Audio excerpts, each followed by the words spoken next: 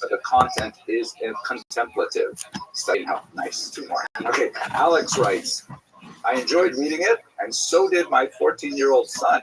And I wasn't trying to go for the youth readership, but that's kind of cool story. And here's my favorite. I mean, I was blown away when I saw the name is Arthur Kurzweil, the famous, individual Arthur Kurzweil, who's done so much for Jewish publishing and Jewish scholarship. Wow, he wrote this. He said, I enjoyed this passionate, honest, and so nicely written memoir and introduction to the Talmud. Wow, so that's really good. I was really pleased to receive these reviews. If you're interested in reading the book, please have a look at it online.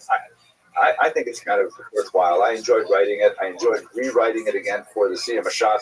I think it still has some value. I guess that's it. I hope you have an excellent day. Thank you for watching.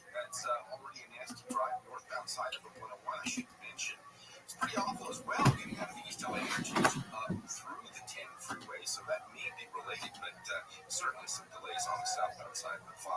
We've also got some issues, it looks like in South LA. It's going to be the 110 freeway, southbound Vernon Avenue crash with some minor injuries there, but it's the northbound side that's a little bit slow as you approach Exposition, or actually MLK Jr. Boulevard there on the northbound side. Some delays from Florence Avenue. But Southern California's most accurate traffic reports on locals run. Our iHeartRadio Music Festival, presented by Capital One, is back in Vegas. All Arena, September 19th and 20th, streaming live only on Hulu. 15 artists, 2 nights, 1 stage. Get tickets now at AXS.com. Capital One is the proud presenting partner of iHeartRadio Music Festival, bringing great products, rewards, and services to its customers. What's in your wallet? iHeart is America's #1 podcast network. Open the free iHeart app and explore podcasts like this. When's the last time you took shots? I was traveling, and a cute girl sat down next to me. That was enough for me. I'm Francesca Street, CNN travel journalist, and this is Chance Encounters, a podcast about the incredible connections we make while traveling. Each week, we'll journey through moving, funny, and heartwarming real-life stories about how travel can lead to lasting love, decades-spanning friendship, and ultimately change your life forever. That's it. I hope you have an excellent day. Thank you for watching. With me, Francesca Street. Listen on America's #1 podcast network, iHeart. Open your free iHeart app and listen now. A large ridge of high pressure continues to dominate the southeast today, pushing dangerous heat and humidity across much of the central and eastern U.S. Highs in the 90s, with index values topping 105, are expected from Texas to the Carolinas. Houston may reach 96, feeling closer to 106. Very soon, the only cycle will match up to the 3 most difficult track dates in the entire time. They're known by the acronym IAM. They are Erevin, Yavanos, and Yadara. These 3 track dates are among the most brain-teasing of the entire Talmud. And I have to say, the reputation is certainly true. Erevin can be extremely difficult. Not, I think, as difficult as Yavanos, but nevertheless quite difficult. However, with all that, we're going to get you through with tremendous resources to help you understand even this most challenging of track dates. My goal today is to give you a very short overview of the history of Erevin, specifically how Erevin and their construction affected Jewish history in just a few minutes to kind of give you a little bit of excitement about this amazing track day that we are about to begin.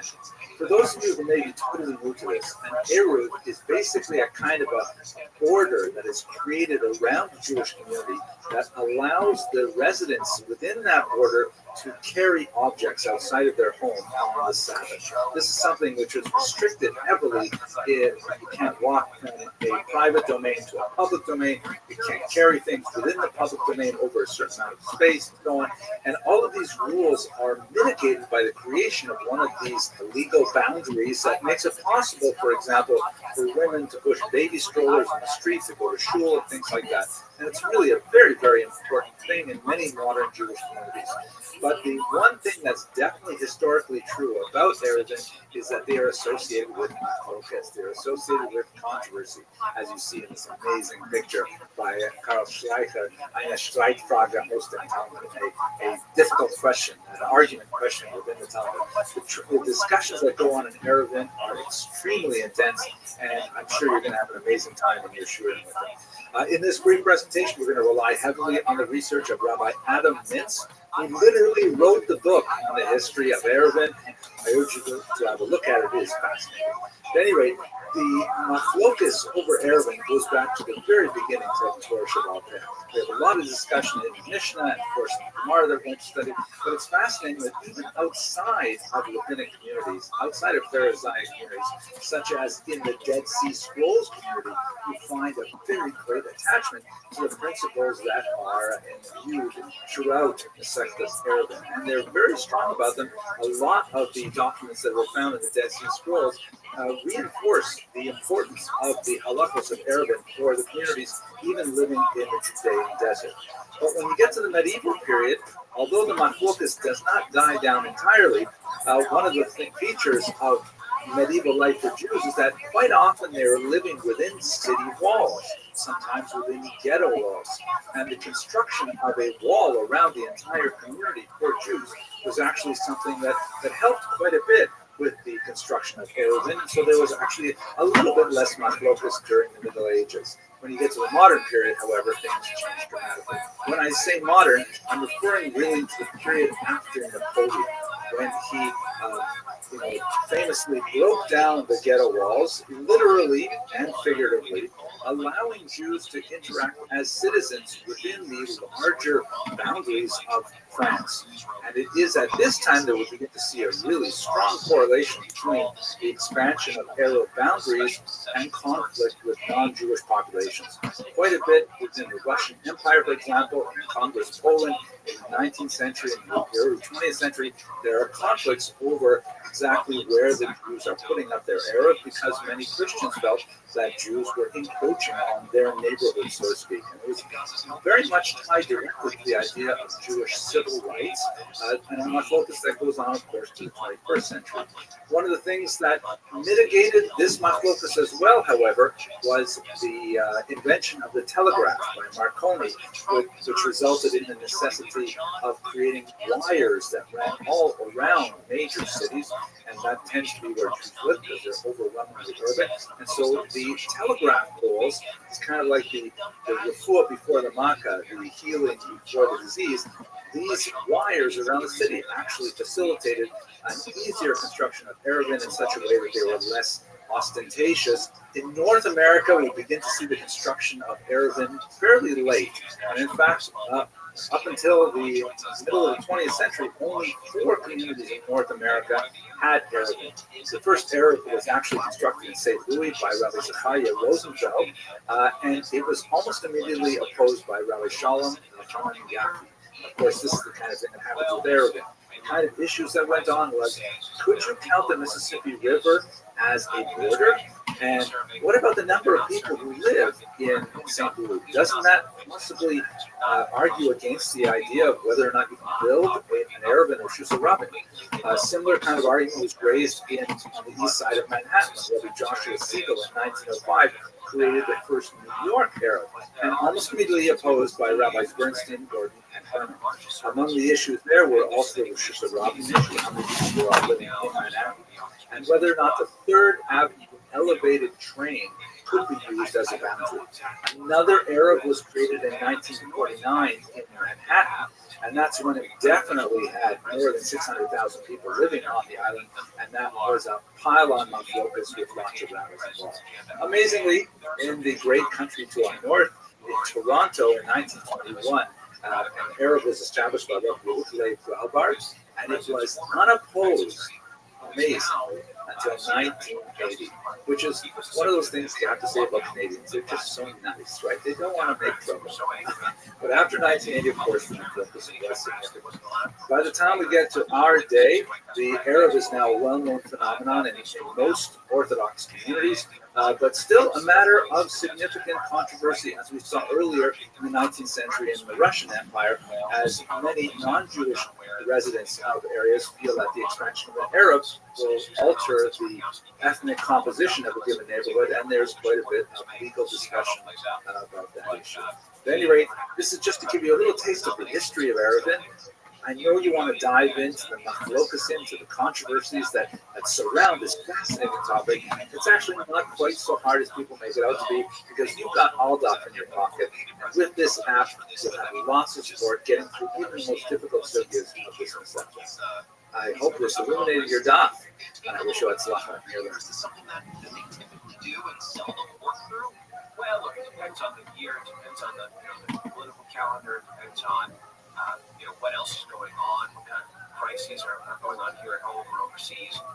But yes, it's expected that August is a slow time. Muy buenas noches.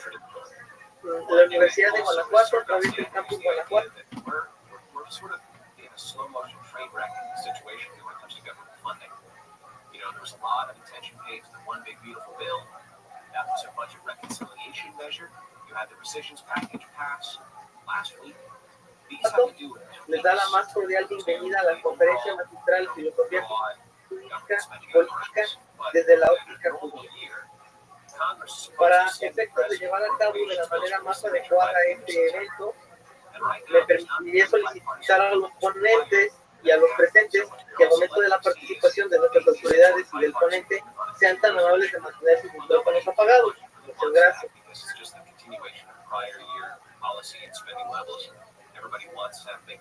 Bueno, me permito presentarme. Mi nombre es Luis Emilio Delgado Jaramillo y mi compañera Andrea Verónica Carrizal Jiménez. Ambos somos alumnos de la División de Derecho, Política y Gobierno. Este evento es el primero de su especie y nace de la inquietud de ir más allá, de visualizar con más profundidad, de adentrarse en los fundamentos elementales de los sistemas jurídicos occidentales. El pueblo judío, a lo largo de 4.000 años de historia, dentro de los cuales ha sido la base de los principios que sostienen al cristianismo, hasta visto afectado por conflictos grandes en la Segunda Guerra, ha tenido una latente, sostenida y fructífera en la consolidación de lo que nosotros conocemos como Occidente. Sus ideas abarcan todas las ramas del conocimiento, desde la física, la filosofía, las artes, la psicología, entre otros. Lo que nos reúne el día de hoy es adentrarnos en la historia del pueblo y del pensamiento judío, en específico acerca de la ley y la pena. Nuestra obligación como universitarios es la búsqueda de la verdad, donde sea que nunca se encuentre. Del pueblo judío podemos aprender resiliencia, adaptabilidad, innovación y sobre todo respeto a la diferencia. A continuación saludamos a las personalidades que esta noche nos acompañan. La doctora Teresita de Jesús Rendón Huerta Barrera, doctora designada del campus Guanajuato. El doctor Eduardo Pérez Alonso, director de la División de Derecho, Política y Gobierno. Y Henry Abramson, PhD, director del Lander College of Arts and Sciences del Touro College en Brooklyn, New York. Asimismo, saludamos al maestro Juan René Segura Ricaño, profesor académico y profesor investigador de Derecho, Política y Gobierno, a los estudiantes, al personal académico y administrativo, a los medios de comunicación, al público en general. Sean todas y todos bienvenidos. Tenemos el uso de la voz al doctor Eduardo Pérez Alonso, director de la División de Derecho, Política y Gobierno, quien nos dará unas palabras de bienvenida. Muchas gracias, doctor Pérez Alonso. Muy buenas noches. Saludo con mucho respeto y afecto a la doctora Teresita de Jesús Rendón Huerta Barrera, rectora del campus Guanajuato, profesora de esta división, a quien nos da mucho gusto recibirla aquí en su casa, en este claustro, en esta conferencia. También, en nombre de la Universidad de Guanajuato, doy la más cordial bienvenida a PhD Henry Abramson, a quien esta es su casa y estamos muy agradecidos de su presencia. También un saludo a Aurus Sánchez, quien está haciendo labor para la traducción, a Andrea Verónica Carrizales, Luis Emilio Delgado y a todas y todos los estudiantes que hoy nos acompañan. Sin duda, este evento es de gran trascendencia para la formación jurídica de nuestros estudiantes. El derecho, como un elemento normativo de la sociedad, abre un debate muy importante para entender la historia, el progreso y la identidad de los hombres. Profesor Henry Abramson. Para nosotros, este evento abre la puerta para eventos de naturaleza internacional y considera esta casa su casa de estudio para nuevamente recibirlo de manera virtual o presencial. Muchas gracias por su conferencia. Muchas gracias, doctor Pérez. What in the fuck is Ahora this? cederemos la palabra a nuestra querida rectora de campus, la doctora Teresita de Jesús Rendón Huerta. Adelante, doctora.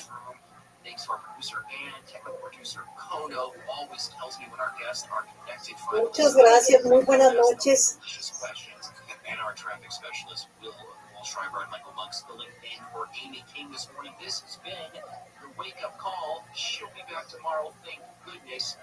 The City of Today's show you can listen anytime on the iHeart Radio app. We've got Handle on the News coming up next. God help us. Get a crash in 91. What's going on here, Michael? 91 freeway westbound past Lee River. There's a stall in the left lane. Hello, my name is Henry Abramson, and I'm really proud to be speaking to you today at Torah, LA, regarding a wonderful project that I've been so excited to be involved in for the last year and a half, the Jewish History in Daf Yomi podcast that is part of the amazing alldaf.org app. And this is something that has really changed my life in such a fantastic way. And I'm really grateful to Turo LA for asking me to spend a little bit of time telling you about this, because I think it's just transformational and it is just so much fun. So let me start with the basics here. What is AllDaf? So if you're not one of the tens of thousands of people who have already subscribed and downloaded AllDaf, why not? Because it's free and it is amazing and will expose you to a wealth of wisdom and fascinating information that is related specifically to the Talmud. AllDaf is an app that features a tremendous number of speakers who will not only provide the translation of the daf and a class to go with it, but a tremendous amount of other ancillary information, like going deeper into the daf, later commentators on the daf, and my small part, Jewish history in Daf Yomi. The whole idea is the brainchild of this man, Rabbi Moshe Shwed, who approached me about 2 years ago now and had a really audacious idea. He said, hey, what if we were to have a Jewish history class on every single daf in Gemara? 2,711 short video classes that explain something historical on every page of the Talmud. Phenomenal. I thought it was so over the top amazing. I really had a lot of doubts about whether it could be done, but the more I thought about it, the more I was taken with the idea. And now we're like a year and a half into this project, and it's going great, thank God. So why would I think that this is maybe not such a great idea? Well, first of all, we should recall the Talmud is not a history book. It is a thing unto itself. It's totally unique, I think, in world literature. But it is, thousands of minds grappling with some of the most essential questions of human existence. And it's primarily devoted to understanding how Jews can get closer to God in their daily activities. I'm not going to try and define the Talmud here in this video, but we should understand that it's not intending to teach history unless history is, subordinate to the larger goal of getting closer to God. And so there's lots of amazing historical information in the text, but it is not presented in a sequential fashion because it's not important.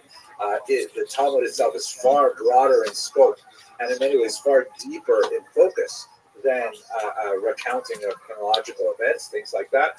But at the same time, the Talmud was written over the course of several centuries in a particular place, in a particular political environment, social environment, economic environment, and a lot of that material is definitely relevant to the actual text that you're studying.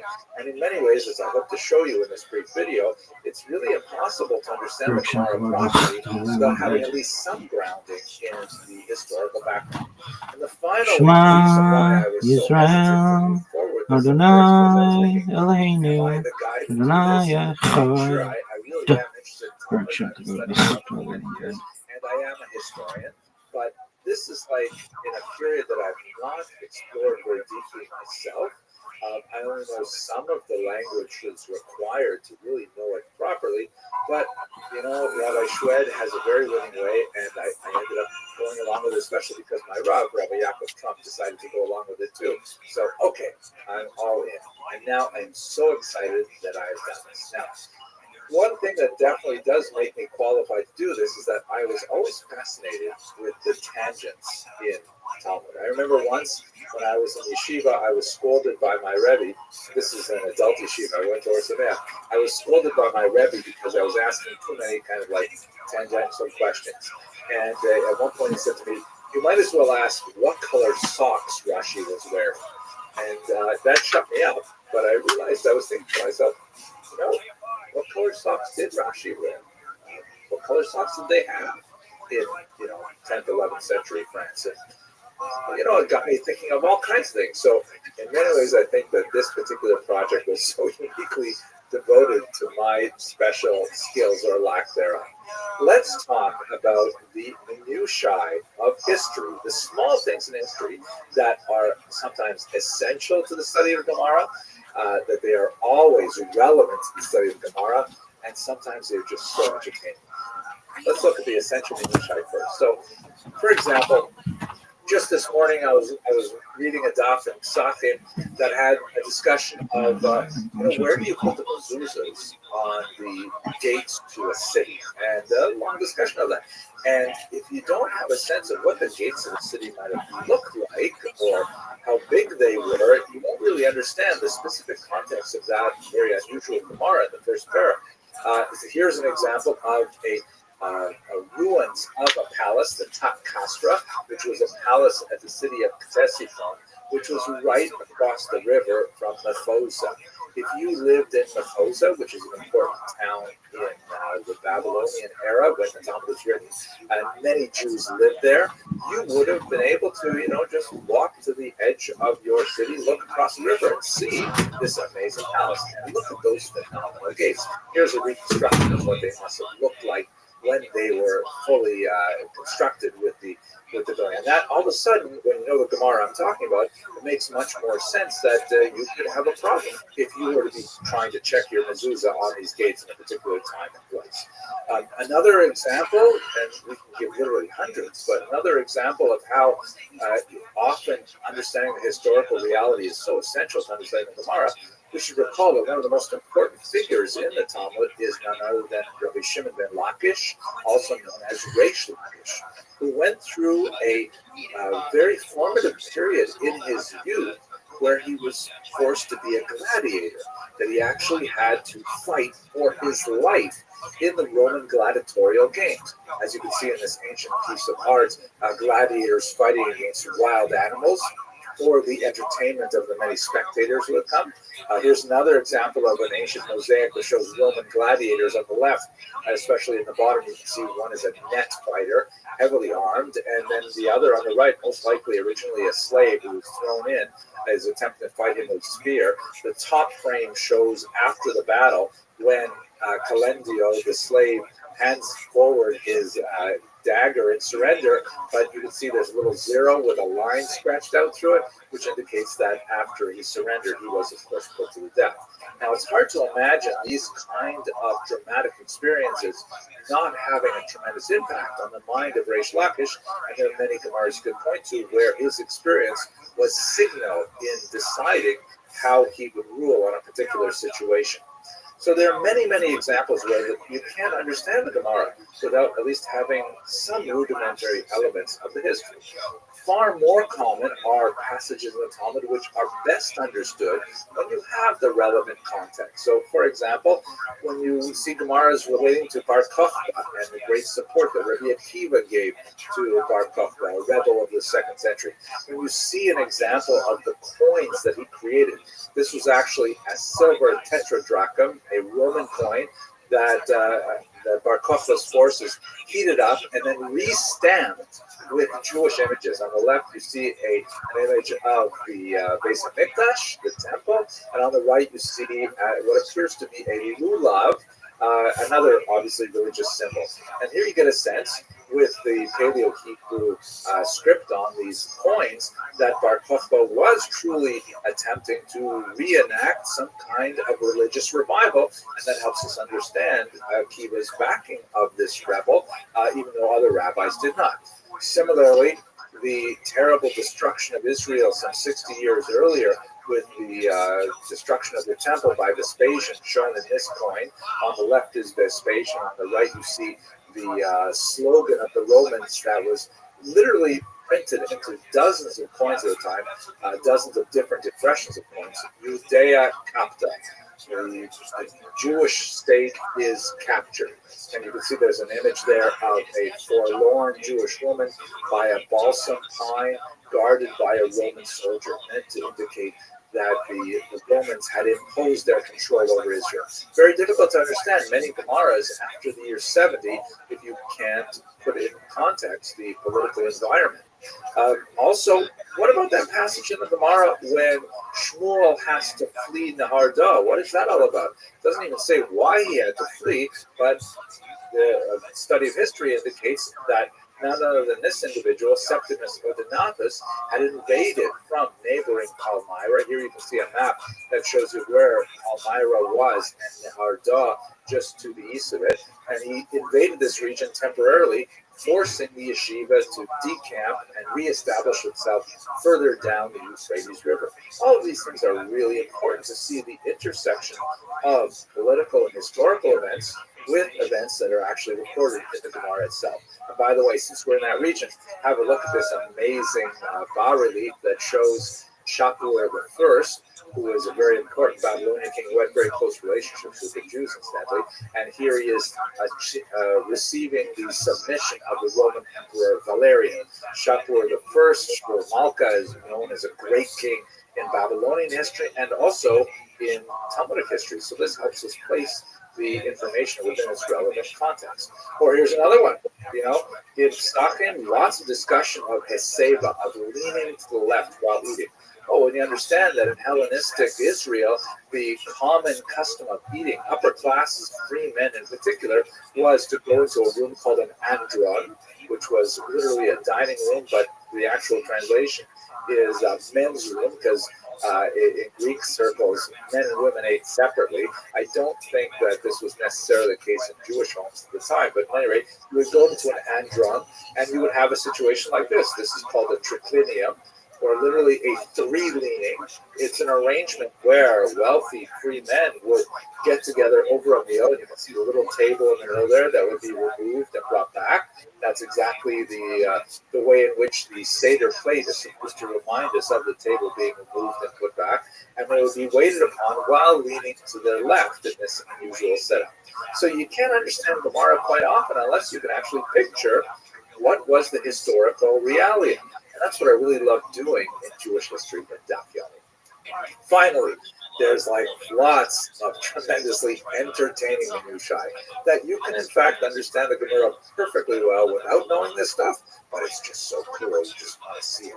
So for example, discussions of the crypts and how Jews would go through burial rituals led me to have a look at some of the ancient crypts that were discovered in Beit Shan and in Italy as well. And the amazing drawings and paintings that Jews would place on their crypts in ancient times.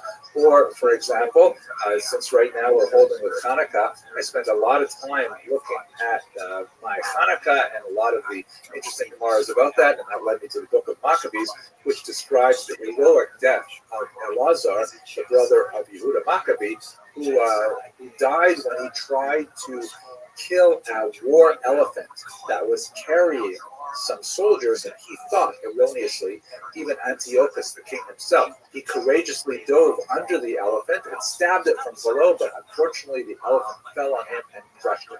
Now, this was incidentally a fascinating thing for many Christian artists in the Middle Ages. Jews were not that familiar with this story because the book of Maccabees was excluded from the Tanakh for discussion that's beyond our scope here. But the Christian artists making illuminated manuscripts of this in the 12th, 13th, 14th century had never seen an elephant. So these depictions of this really important scene in the book of Maccabees is often shown with an artist trying to figure out what an elephant might look like. On the left, you can see one example where he's imagining some kind of tiger, and you said it had a long nose, right? So, okay, here's a really long nose on a tiger. And here on the right, he couldn't imagine it in any other way except a horse with a very long nose. And this one looks a little bit to me like Dr. Seuss drew it. But this is like fascinating stuff. I love this stuff, don't you? I mean, Jewish history and Daf Yomi, it's amazing. There's even like scatological information in the Talmud because, Torah, Hebrew, modern Tzara. This is Torah. We need to study it. So that took me to studying, well, what did an ancient toilet actually look like? Here's an ancient toilet, talking about it in the biblical period. And I'm just telling you, there's just so much fascinating history in Daf Yomi. It's a tremendous privilege to be able to produce these videos. We're now up over 700 of them, and we have about 2,000 to go. Please visit AllDaf, download it, and use it on your smartphone, or visit it online at www.alldaf.org. Enjoy the amazing shiur by fantastic Magidei Shir, and I'm hoping you'll have a look at the Jewish history of Daf Yomi in particular. Thank you very much for watching. Thank you for inviting me to tell people about this amazing new online resource, and I hope you all have a great look at time. Prosecutors say Justice Department request to unseal grand jury transcripts in the prosecution of chronic sexual abuser Jeffrey Epstein and his former girlfriend is unlikely to produce much, if anything, satisfy the public's appetite for new revelations about financiers' crimes. And Dodgers CEO Mark Walter has been voted Major League Baseball's most liked owner for the second straight year. The Canadian online casino website Casino CA surveyed fans from all 30 Major League Baseball teams. And we're going to check a crash on the 57 in Diamond Bar just ahead. Southern California is, a lot of people figure it's a rough place to live, and it is. And some people are, one of the things about Southern California, the water tastes horrible. I mean, it really does. You go to New York, the water tastes great. Southern California, not so much. I mean, the water's safe, from the tap, but, the taste has gone awful. So what most people today have, either they buy bottled water or have a filter system at home. When I was a kid, we didn't know from filter systems and bottled water. That was only in the office with those coolers. So let me suggest looking at and purchasing what I have in my house, and that's a Life Source whole house water filtration system. Very high end water filtered outside the house as it comes in. Every faucet, every tap produces this highly filtered, absolutely delicious water, as good as bottled water. So imagine taking your bottled water, and using it to cook, clean, drink, do your clothes, dishes. Of course you would. But with the Life Source system, you're doing precisely that. It's that good. Call 800-WATER-99, 800-WATER-99, LifeSourceWater.com, LifeSourceWater.com. Warranty conditions apply. Sunshine today and temperatures staying below normal, basically 70s and 80s across the entire Southland. We'll drop into the 60s overnight. Some places we'll see the 50s in the morning. But tomorrow is basically rinse and repeat. Lots of sunshine with highs around the region in the 70s and the 80s. This report is brought to you by Staples. Now, let's get out to that crash in the 57 in Diamond Bar. It's the 57 57 northbound connector to the 60 that crashed partially blocks that connector road there. Everything's trying to get over the right shoulder, but you're still seeing delays on the southbound side of the 57 from about Temple headed south. In the Anaheim Hills area, we had an earlier problem. A couple of them, actually. 91 westbound. The connector to the 55 south, that crash did clear from the two right lanes. Traffic still really slow, but back to the 241, and in that backup, got problems 91 westbound at the Scales. Crash there in the right lane, causing some problems. If you see something slowing you down, let us know about it. Pound 250 on your cell phone, keyword KFI traffic. Here's what's trending now on the new and improved iHeartRadio app. All right, this is pretty cool. Miley Cyrus sat down with Ryan Seacrest and got super real, talking about Beyonce, her mantras, and her new visual album that just dropped on Hulu and Disney Plus. You're going to want to hear this. Plus, Auto, the one from YouTube, he's on Ruthie's Single 4, literally singing Amazing Grace and sharing some of the sweetest stories about faith and food, both on iHeartRadio. Okay, now I understand what a lot of these is America's #1 podcast network. Open the free iHeart app and explore podcasts like this. For Center for TV in Atlanta, I'm Kim Lindsay. And I'm Maggie Freeling. This is Up and Vanished Week. From the team that brought you Up and Vanished comes an all-new podcast that brings you a weekly dose of true crime cases. Join me as I talk through cases with special guests and true crime experts. There's got to be something at the heart of that evidence that they've got. It's got to be DNA. Tune in as Payne Lindsay lays out the crime in true Up and Vanished style. A late night knock at the door, a missing car, and a mysterious shadowy figure caught on camera. Up and Vanished Weekly is available now. Listen on America's #1 podcast network, iHeart. Open your free iHeart app and listen now. iHeart is America's #1 podcast network. Open the free iHeart app and explore podcasts like this. September 1979. Virginia's top prison band, Edge of Daybreak, is about to attempt the impossible, recording their debut album Behind Bars in just 5 hours.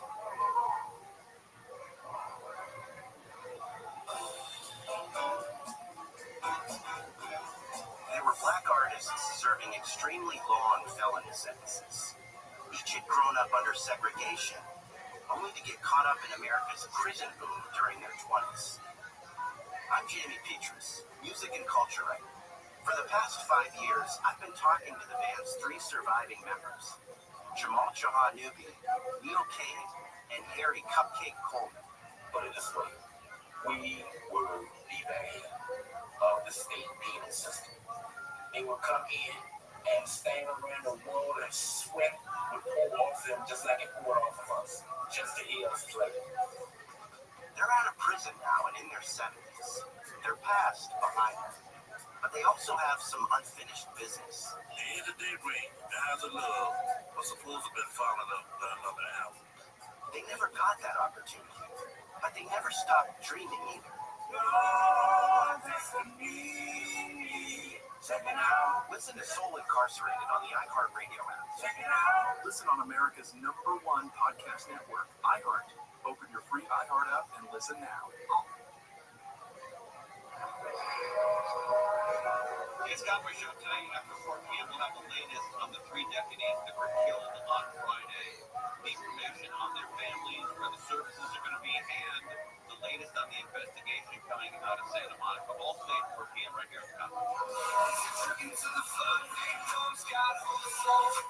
Can't buy handle here on a Monday morning, July 21.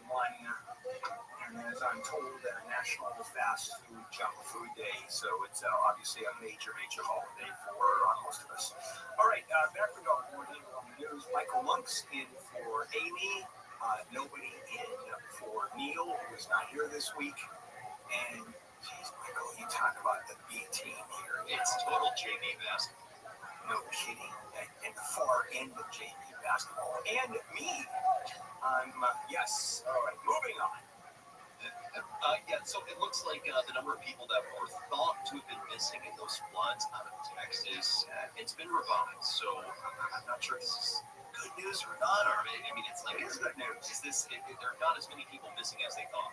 Right. When I first heard because I thought, does that mean they found people, and now that's why the list is lower? But No, but they're not saying that. They're saying that they have found them and they are safe. Do you wonder how long ago was this? so What, 3 weeks ago? 2, 3 weeks ago?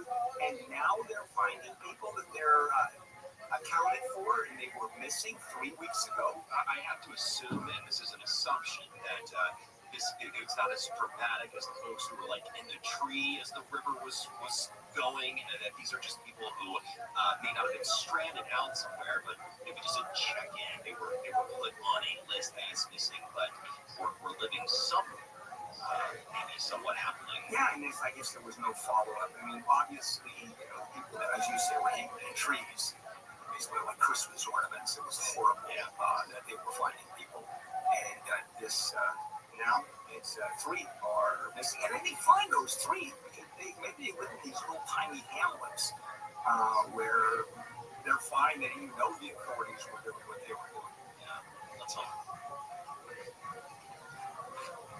And our next story is about Trump. Yeah, Michael, here's the way this works, okay? Because you're so used to this. We don't have to say, and our next story is. What we do is dive right into it. I occasionally say, okay, and then what that means is we jump in.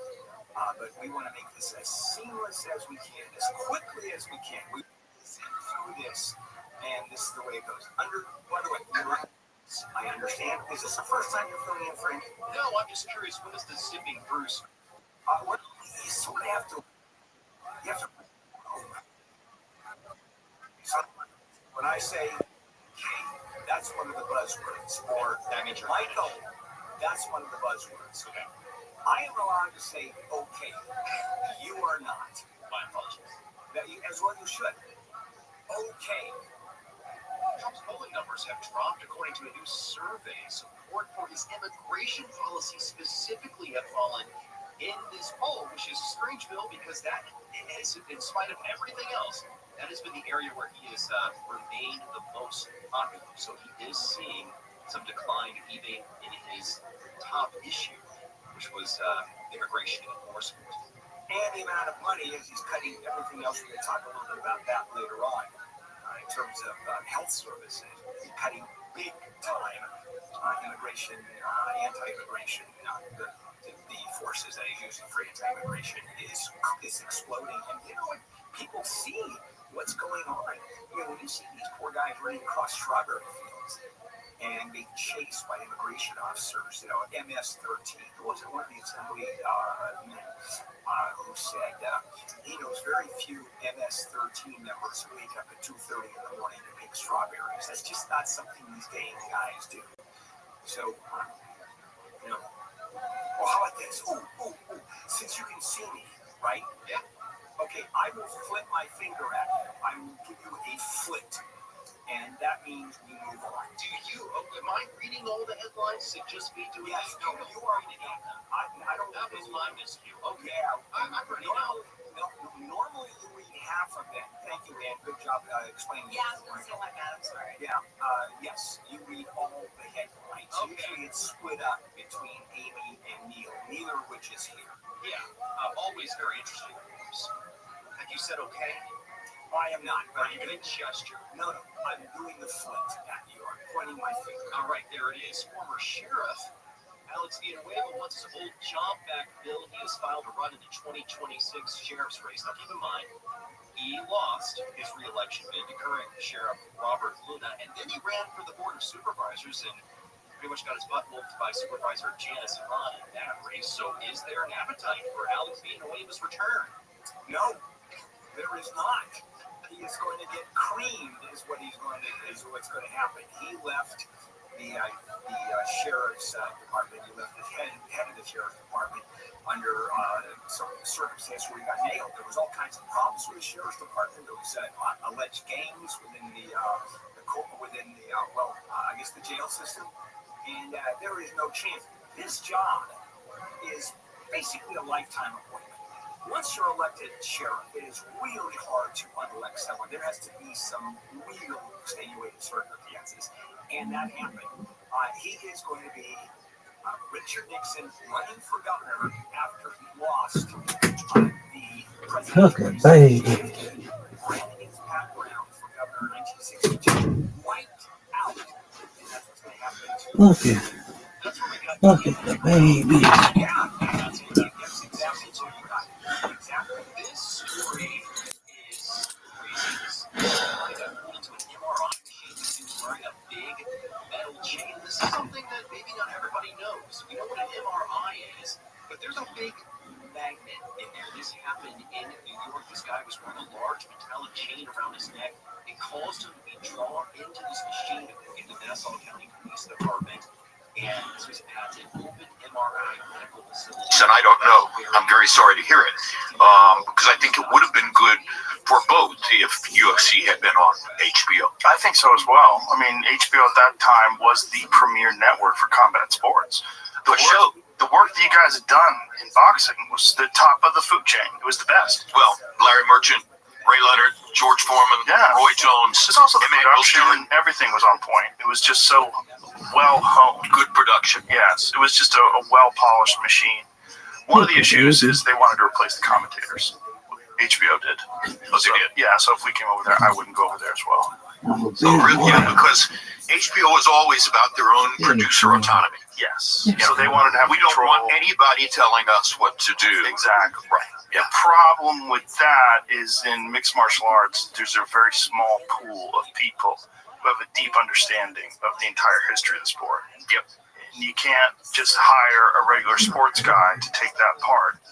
They're not going to be able to get it. Well, going back to the developmental stages, and I try very hard not to use the word unique. It's massively overused in American society. Sports media have beaten it to death. It means only one like this on the whole planet. But you were unique in those days because you had the full knowledge of UFC, and you also knew some stuff about boxing. So I think you were not just unusual, but unique. Well, all I was doing was just following my interests. And I've always been a huge boxing fan.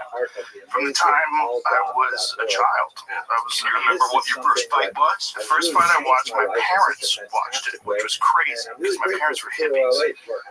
And they were really interested in Ali's rematch with Leon Spinks. Because Leon, when Leon had beat Muhammad Ali, because Muhammad Ali was a cultural icon as much as he was a sports figure. Oh yeah, and like multiply that by 100, to get to where he was. He was very, very unique, and his opposition to the Vietnam War made him a hero to many Americans. Well, I always say, he was my childhood hero.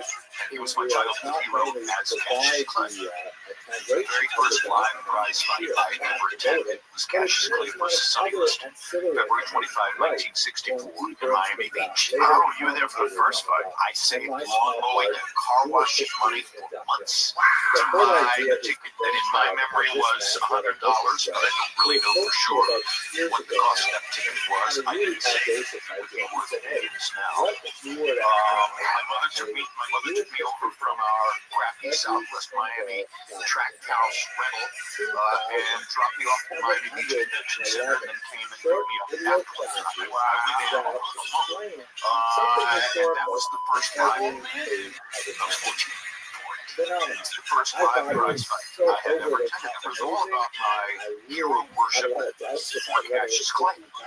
2 days later, he stands on Brickell Avenue in Miami and tells two reporters that he's a follower of the Nation of Islam, and now his name is Muhammad Ali. And I'm in shock. Okay, what do you mean? You're Cassius Clay. You can't. So nowadays I say, the lesson he taught me then was a man's identity is his own. And it does not matter how much I love him, or cherish him, or feel connected to him. He has the right to say who he is. I mean, back in those days, Islam, what is that? Right, I had no clue. But, he got over with me on that when I understood it was his right. And he taught me my stance on the Vietnam War. My mother was double widow of two United States military heroes. I grew up with a basement filled to the gills with memorabilia from their tours of duty as B-20, B-17, B-24, and B-29 pilots in World War II. So there was nationalistic and patriotic material all over my household. And when Ali said what he said about about Vietnam, that moved the meter for me in that regard. And I understood. And eventually my mother said, "You'll go to Canada before I'll ever allow you to accede to being drafted into the Army and going to Vietnam," because her thought was that it was a pointless war. Yeah, she was correct. She was right. Yeah, and they took 3 years of his prime. That's what's crazy. I always point to the Cleveland Big Cat Williams fight. That was his best. Yes. You're totally right. That was his number one performance, and he was never 100% the same after that. But he still had his mind. Yes, but he didn't train for 3 years. That's part of the problem. Of course. And, at 30 years old, in that day and age, it was just a different world. You don't train for 3 years. Not as much knowledge of nutrition, not as much knowledge of training techniques, the old-fashioned stuff in Deer Lake, Pennsylvania, not the same as no hyperbaric chamber, et cetera, et cetera. They just robbed him. They robbed us too, because he became back. He was a different fighter then. He was much more easy to hit. And, he became, he relied on his chin more, and he didn't have the fleet of foot movement that he had before then. But he found a way to rise to the top. Yes, he did. Wow, the championship line was always there.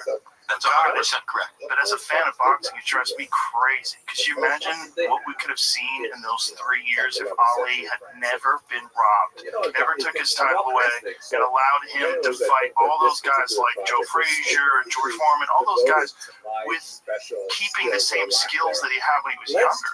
But, and I think you're 100% correct, Joe. But isn't it, in a perverse way, a part of his mystique? Yes. The fact that he was able to come back from those 3.5 years off, the fact that he was able to rise to the top again, the fact that he was able to beat Foreman the way he beat Foreman and beat Frazier in the third fight in the kind of fight you would never have imagined him being in, right? All these things combine to create a unique mystique of Muhammad Ali. Oh, for sure. Yeah. And then also the tragic ending. The staying in too long, too many meetings. It's just that seeing him at the end of his life is just so horrible. And we all know that was trauma induced. We all know that. It was just sad to see. We haven't seen that yet in MMA, right? No, not quite. But you're seeing some damage. You're seeing some guys that are really struggling. They're not as public, so you're not seeing it from George St. Pierre or someone like that. George is one of the very unique former champions who has all of his wits, his faculties, retired as champion, very healthy. Roy Jones. Roy Jones is a good example. And Roy famously, after Gerald McClellan was hurt when the Nigel Benn fight, he was really concerned because Gerald McClellan was the guy that a lot of people thought was a giant threat to Roy. For a long period of time when Roy and I were working together, he was providing helpful financial support to McClellan's sisters who were caring for Gerald and, keeping them alive on a daily basis. I think in Illinois or Ohio, someplace like that. But, Roy loved all other fighters, and he did what he could to help McClellan. I know that loss that McClellan had and the subsequent medical issues, the stroke, and the aneurysm, all that stuff really disturbed Roy and made him think, about getting out early. 100%. Yeah, because Roy was nothing if not smart. Roy was brilliant, okay? And Roy very assertively fought in a style that would limit harm. He didn't want to get hurt. His gifts I mean, what a guy. Like, who else in recent memory? There's heavyweight boxing and then there's weight class boxing. Ali is the unique physical specimen in heavyweight boxing. Right. Roy is the unique physical specimen in weight class boxing. You know, And so much so that he actually won the heavyweight title. well, exactly right. Whatever he wanted to do, if he put his mind to it, he could do that. You know, and a part of the ongoing cliche was he could play any sport. You know, he could be great in football, basketball, baseball, etc., etc. And of course, he did go through the theatrics of playing a basketball game on the same day that he fought a fight, which was so crazy. It was insane. It was so crazy. But that was his talent was insane. But it was also like he was just showing people, he was kind of playing with his food. He's like, I can play a basketball game and then go and easily win a fight the same night. It's interesting. He used the phrase "playing with his food." And I like it. Roy liked to play with his food. At a certain level. Sometimes you do things because you can. He knew what he could do. Right. So, Yeah. I mean, his speed was so preposterous. When he would forego the jab to lead with left hooks, which was just so crazy. when he stood against the ropes in Miami against Glenn Kelly, put both hands behind his back and made Kelly miss, and then hit him with one straight hand and knocked him out. Yes. That's Roy Jones. That was incredible. How about the Vinny Pazienza fight when he didn't get hit for the entire round? The only round in CompuBox history where someone never got hit. Yeah, it was crazy. And I was with Roy at the International Boxing Hall of Fame induction ceremony a few weeks ago, and we were talking about exactly that. We were talking about Pazienza. I said, "Is he the guy that you shut out for a round?" And he said, "Yeah." And I did it just because I wanted to do it. This episode is brought to you by Black Rifle Coffee. Ditch the weak coffee. Black Rifle Coffee is bold, fresh, and roasted right here in the USA. No bitter aftertaste, no BS. They've got it all. Whole bean, ground, K-cups, ready to drink, even killer merch that doesn't suck. Every order supports veterans and first responders, so your caffeine fix actually does some good. Hit up blackriflecoffee.com/Joe Rogan. Use the code Rogan and get 30% off. Black Rifle Coffee, America's coffee. Yeah, well, he was just so far above so many of the guys that he fought. They just had no business being in there. He had to create competition by doing stuff like He had to have fun. Yeah, had to play with his food. Well said. Yeah, no, he was spectacular. He was one of those guys that's a unique once in a lifetime talent. That, unfortunately, though, his mistake was going up to heavyweight and then trying to go down to 175, which is unbelievably grueling. Because when he was 200 pounds at heavyweight, he was 200 lean, muscular, fast pounds. That was not like fat to lose. And so to starve himself to get down to 175, like he was diminished. And you saw that in the Tarver fight. I'm not here to feather your nest, but you're brilliant. That's 100% correct. He lamented it afterward because he understood how he had penalized himself in that way. 25 pounds is so much weight. And you made the point. When it's muscle. If it's fat, you can go into the steam room and sweat it off. But once it's muscle, it's there. And it's a part of the structure. It's a part of the building. Now how are you going to rip it out? Not only that, it diminishes his endurance, it diminishes his durability, it gets compromised because he can't take a punch as well because he cut so much weight. It gets to his confidence. Yeah. And his confidence was unshakable. Everything. When you go into the fight fatigued, you're feeling fatigued. And then you've got a guy like Tarver who's infinitely talented and has legitimate knockout power, and it's talking shit to you right before the fight. Got any excuses tonight, Roy? Remember that? And then he knocks him out like, holy shit. With a brilliant straight left hand against the ropes, I can see it in my mind. And I just worked with Tarver a few weeks ago when you mentioned the Times Square card. And Tarver was my expert commentator on the Times Square card. So energetic. Tarver's great. So lively. Really good. Yeah, I was thrilled. But he was He's great. another guy that with his boxing skill went all the way up to heavyweight. He was just so much better. Well, how many southpaw heavyweights? Right. Very few. Michael Moore. Yep. Yeah. Southpaw. But again, another Won the championship.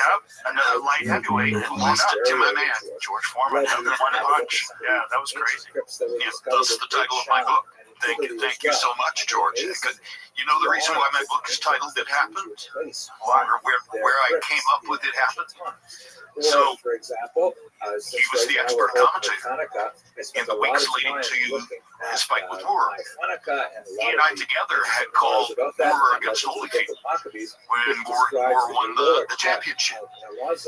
And in the weeks before he fought Moore, I would pull him aside at crew meals and fighter meetings, other occasions when I could get a minute with him. 3-4 times I asked him, George, how are you going to beat Moore? He's a southpaw, he's a mover, he has great feet. Holyfield couldn't find him. Holyfield was much faster than you. Every time I said it, George would fix me with that implacable George Foreman gaze and say, Jim, you watch. There will come a moment late in the fight. He will come and stand in front of me and let me knock him out. Always the same words. He will come and stand in front of me and let me knock him out. Wow. So now as Moore's on the canvas, Joe Cortez is 6, 7, 8. I'm thinking, what am I going to say about this?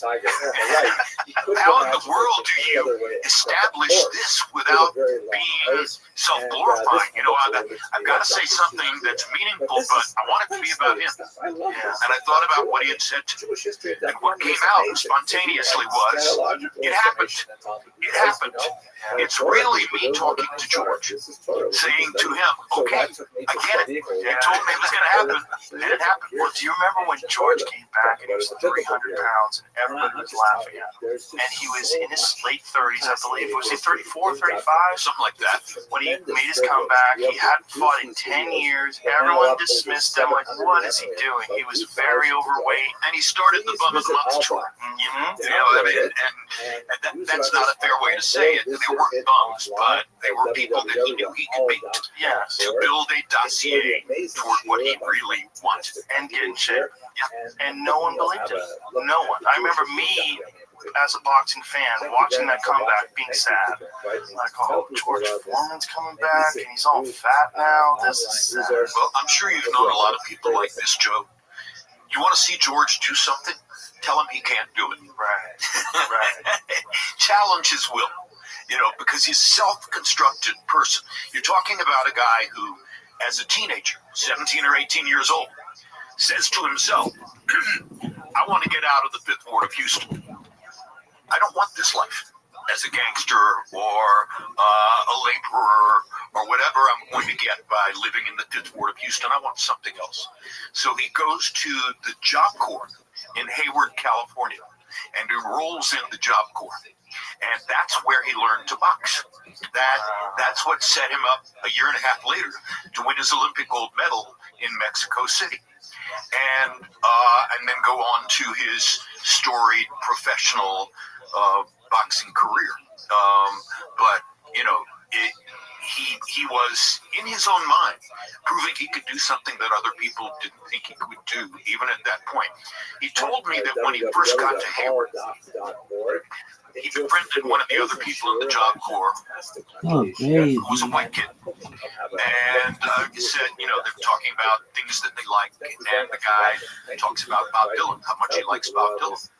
So George got the first 2 or 3 Bob Dylan albums and listened, wanted to hear what this is all about, and absorbed the lyrics and paid attention. And when George told me this story, I said, George, you, Bob Dylan, you know, how am I supposed to process all this? And he began quoting lyrics for me. Wow. Okay? From Blowing in the Wind, from Don't Think Twice, It's All Right, etc. From early Bob Dylan songs. Yes, he knew about Hurricane. Yes. So he was just an amazing person, you know, so broad-based, you know, and that was, I think that was part of what burned in him, was that everybody, myself included, gave Ali credit for all that. George wanted, in his own way, for people to see, hey, I'm not that different than that, you know. And I mean, one thing that he said to me was, you can't win the heavyweight championship of the world without being smart. Okay, a stupid person couldn't do this. You know, true. Yeah. So he respected Moore's intelligence, but he also understood something that I didn't understand. He'll come and stand in front of me late in the fight and let me knock him out. Crazy. That way. That's exactly how it plays out. Oh yeah, go to YouTube. I've seen it. It's uncanny. It really is. Giant Michael Moore family. He was a light heavyweight. I think a lot of people forgot how dangerous he was at light heavyweight. He was one of the great light heavyweights. No question. Because of the southpaw punching power. You know, power at light heavyweight. I don't know if it's true in UFC as it is in boxing, but you don't see southpaw punchers very often. Southpaws are technical. They box. They take advantage of their foot skills and their hand speed, and they beat you with boxing skills. You're not often going to run into a southpaw who's going to knock you out.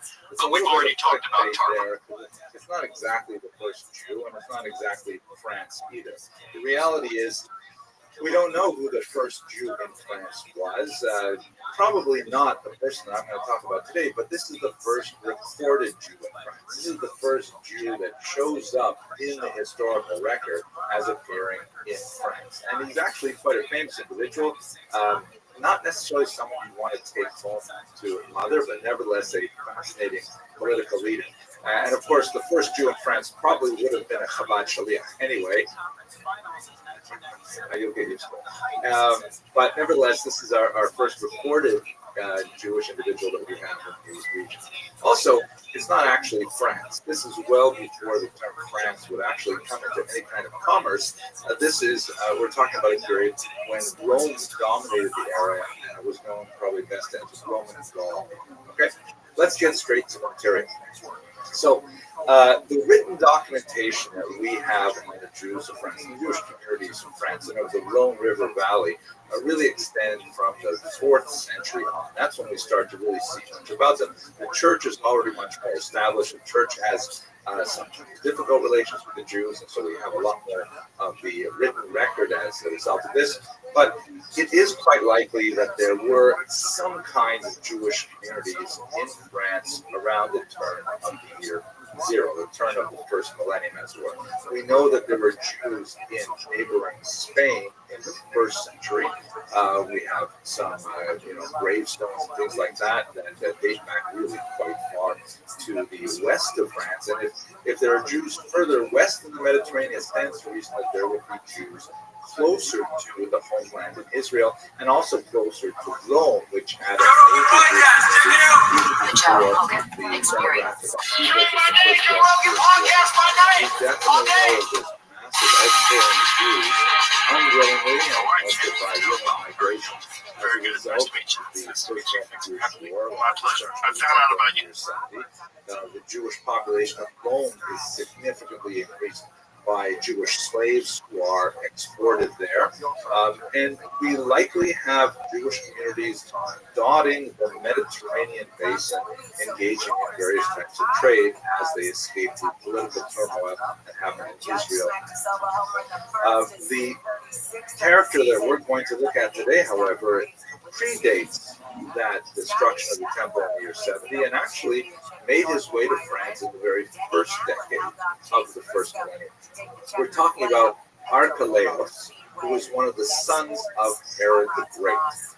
He was actually sort of a quasi-king of Israel under the Romans. He actually did hold the title of ethnarch, and we know a fair bit about him from two main sources, the most important of which is the great historian Josephus. I say great, but in reality is a very problematic character as well.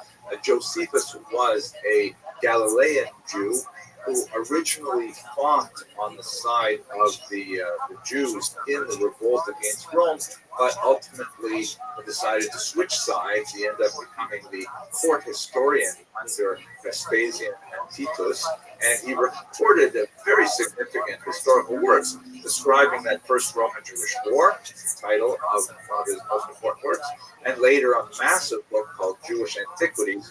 And both of these sources tell us something about Herod Archelaus. We also have some interesting information about Archelaus from the Christian scriptures. He's described in the book of Matthew, and not in a complimentary light as well. We also have some archaeological evidence as coins that were produced at this time and so on. But let's go straight to his biography, and then we'll understand how he ended up in France. So he was born in the year 23 before the Common Era. He was the son of Herod the Great, who had married, among his many wives, Althase the Samaritan. He ended up coming to power when his father Herod died in the year 4 before the Common Era. And his father's fourth and final will actually named him king of Judea and Samaria. Really impressive thing that he was really quite pleased to get. However, this kingship, because at this point the region of Israel was under Roman domination, it required ratification by the Roman emperor. So Archelaus, immediately after his father's death, prepared to depart for Rome, where he would receive official sanction of his rule.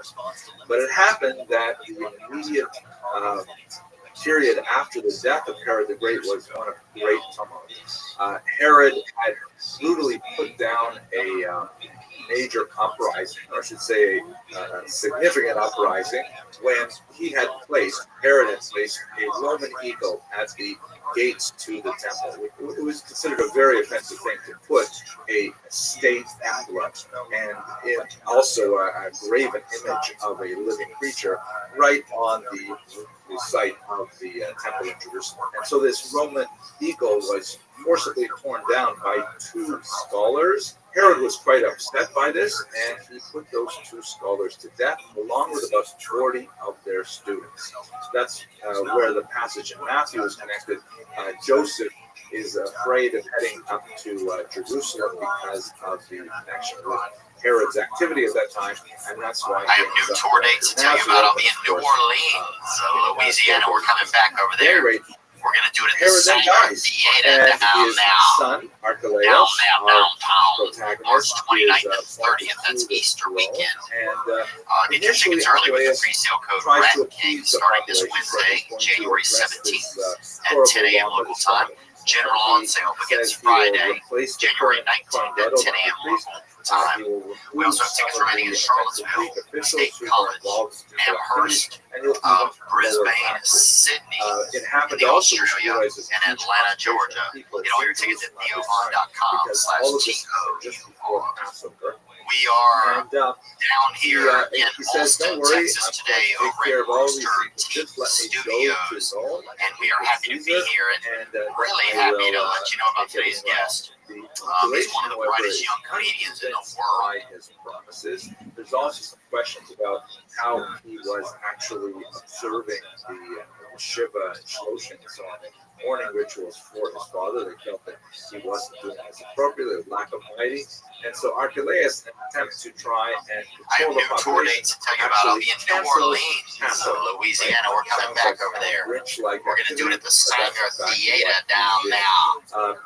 Downtown, March 29th and 30th. That's Easter weekend. Get your tickets early with the pre-sale code RATKING starting this Wednesday, January 17th at 10 a.m. local time. General on sale begins Friday, January 19th at 10 a.m. local time. We also have tickets remaining in Charlottesville, State College, Amherst, Brisbane, Sydney, in the Australia, and Atlanta, Georgia. Get all your tickets at neovon.com/TOUR. We are down here in Austin, Texas today over at Restream Studios, and we are happy to be here and really happy to let you know about today's guest. He's one of the brightest young comedians in the world. He is just down I mean, just a Archelaus long, received the damn, most important this central ivory areas of the flamingo area, of a but boy. And he is just so humorous. And you know him from so Matt and Archelaus Shane's returns Secret to Israel at this Podcast point, and his and latest he is special, in many Beautiful ways Dogs, a worthy on inheritor Netflix. of I'm his grateful to father's get to spend reputation time today on both positive with my and friend, Mr. Shane positive level. Bigger programs like Herod, who put so many powerful major structures renovated the temple, Sabbath, the palace there, Herod's his son also engages in activities for the Arab community, Jericho, and at the same time is also very cruel and brutal, with this fingers of the puts down really a lot of We can sit here and say, and he also marries his brother's widow, and this was done it again. Jewish Imagine law. like about, yeah, how do you jack off? She didn't have children, therefore was not a levirate marriage to forbidden. But we hope to simply ignore all these legend. Dude, how weird is it when people start saying you're a legend? You're like, I just ate a Wendy's burger in the family restaurant by myself. Like, I'm not. The emperor hears all these complaints in Rome. And he says, That's always weird. I this was think. also a mistake. Because that's probably started happening. People are like, dude, this guy's the king, right? He confiscates his property and he banishes him to I've heard stuff like that. Off-road Elvis, people call you that. not necessarily the Elvis Vegas, Elvis Fat. That's what the guy got. is our first name. That actually fires me up. He ends up say, sends him to Vienna. Like, you'd be like the baddest dyke in the world. Because I heard that. It's just crazy. At the time, we And have I mean, very holding back important water. I'm not talking about. we have some amazing archaeological Dude, if we evidence win, from what the if we Roman get civilization under? there, We're under. such as this I think you phenomenal amphitheater right overlooking the river Not itself. all of it. And it's amazing how cool this Like was one of those saved really crazy from ones. because it was Like the ones that are like, you know, they want you to know they could have been a man if they wanted to, but they we don't chose. know much about the Jewish community there. We don't know if there was any community there. I mean, after all, Archelaus was sent there. Good to see you, man. Good to see you. Shane, bro, nice to see you, dude. There, and I don't You think too, man. Caesar Thanks would have for hanging cared out. if And there was a yeah, and I was so glad that I got to do Matt and Shane's Secret Podcast, bro. we do know that it Dude, that was awesome. Like, Matt's amazing. That's one of those guys. It's like on the you. Rhone River, it would have Tim had Dillon, extremely other guys, significant Nick commercial Morgan. implications. It's nice As to a be on a result, podcast with you guys. some Jews Where certainly you can would just have sit there and be like, all right, attracted to go. it. And certainly, Because I'm not, I feel like I'm not that great at it. I'm good at, you know. It's nice to have somebody that's just like, and all up and down. I think if I'm feeling pretty geeked up, then I can, you know, I can do something, you know. Of course, his video series, But then I get, some of the wheels start to fall I off. agree. I'm actually very similar. If I'm like, guy, this is fun. I'm having a good day. Sometimes we'll just, not many funny responses. Just Doing it with a buddy is so fun, dude, because you have like, there's just somebody to talk to. Like, sometimes I'll do them by myself, and I'm like, fuck, I wish there was somebody else here, you know. Doing it by yourself is crazy. Yeah, really. That's so crazy. I can't imagine. How Hello. often do you do that? I hope It really is. I think I do it like once a month right now by It's gotta myself. be hard. Yeah, I think it's, let me think about what it's like. I think sometimes it's just tough because you're only, if you have a bad attitude, it's just you know? I can't imagine. If I felt bad, I would go on. As I mentioned there, Just be like, hey, I feel bad. really But then you don't want to be every week like, hey, I feel like shit. I know. Jew, I've been in several months of that. Every episode, I'm like, focusing on over again. and it's not either it's not France either, because that Really? It makes you feel like every time you show up, you're like, oh, I'm hungover, you start to notice a pattern. You mean? Oh, yeah. nevertheless, even though Drink too much. France group was a lot of authority, I love it. first Jew of France, we did There's no part of me that's like, all right, first stop. Jewish It's just like, no, specifically. you got We it. know a little bit about the great Nah, dude, you're fully in control. Nah, man, you're in control. Dude, one time we were drinking with my buddy, and he got into the Uber, right? And he just didn't get his, like, he had like little kind of heavy legs, because his mom kind of had heavy legs, but she wore tight pants. You kind of couldn't tell, but if you were over there a lot, you knew that she kind of had really stocky legs. But he was bringing his second leg into the Uber, and his sandal fell off, right? because after all, So then we had this place we come in, bro, he fucking shows up. Yeah, everybody was just like, he just seemed so much drunker than he was. You know, it's crazy how much yeah. There was a one piece of footwear and somebody's like, oh, that guy's like, the lens of the glasses, one lens, dude, fucking hammered. And allows for trade. Oh yeah, that's insane. I feel like losing a glass is really, yeah, your kids are like, nah. Yeah, your kids are like, we're not. We're gonna order pizza. This is Forever. Here's a simplified map Yeah. associated with What was I looking at? This one that was right in the lap. It was oh, do you see that thing with the mayor? Do you see that thing with the mayor of New York? It's oh yeah, this is it right here. You see this? So Eric Adams, he teaches. What's he saying? They're teaching kids how to. They're teaching parents how to search your kid's room to find drugs and guns. You see this? According to the legend, the emperor of Vespasian, who once conquered Judea, here's an image of a Judaic coin. This is something that the Roman century quite a few of these coins to commemorate and celebrate their victory over Judea. You see on the left is Vespasian himself, on the right is an image of a Roman soldier looking It down, almost seems like a like the story before Castlevania starts, or like on a video game. This is the opening menu. But if you look too close, you don't know what your child may be hiding. The message is very clear. You know, after years of very frustrating, tenacious resistance from the Jewish rebels, the ones who were especially behind them. Look to his knapsack, you might find a The grenade. legend goes that Vespasian took a large number of the captives from the fish from the shore, loaded them up on 3 boats, removed the captains, removed the rudders, and towed the boats out to sea to make them drift in the Mediterranean. But fortunately for the Jews, because of divine assistance, they were guided to 3 ports in the south of France. One in Bordeaux, Lyon, and one in You guys have got to stop it, man. You guys have to see this. I mean, that's unbelievable. Look at this. Where's the grenade now? More legendary than historical. Primarily because of the extreme economic value. On the one hand, Rome was certainly not hesitant to bring tens of thousands of captives from straight to Italy. All kinds of Good morning, Mr. Aquarius. How are you? Hello. You ready to take on the day? All right, go ahead. Oh, look. Switch. Oh, what's that?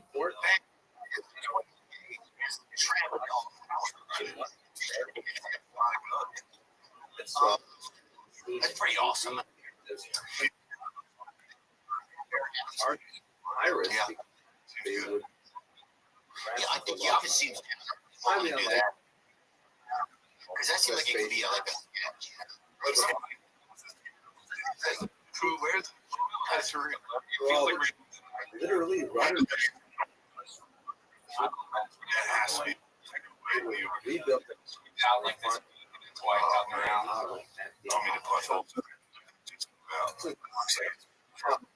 Don't know. yeah, check your son's in shop or picture Ever. gambling just open it bam, it's an indenture. That is good. Fine. On there. Your parents are shaking. Touching myself. Roman Surprise. emperor shown here She's like, issued a decree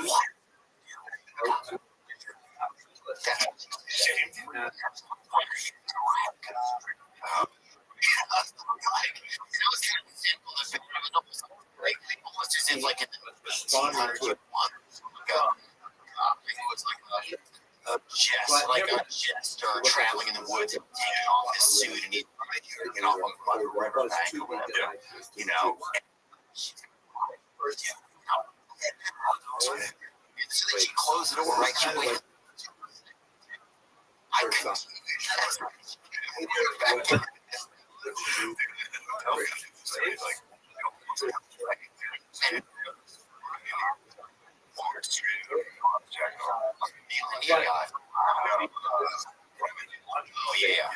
Oh yeah, definitely. Church. Yeah, and I was like, yeah, you gotta get out of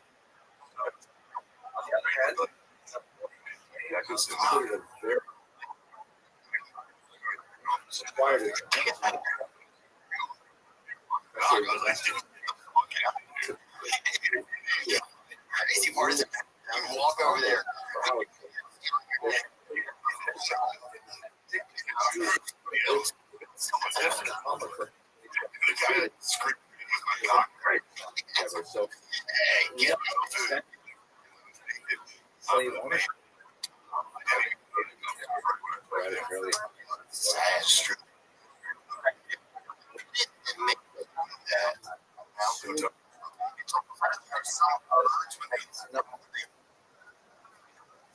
Right with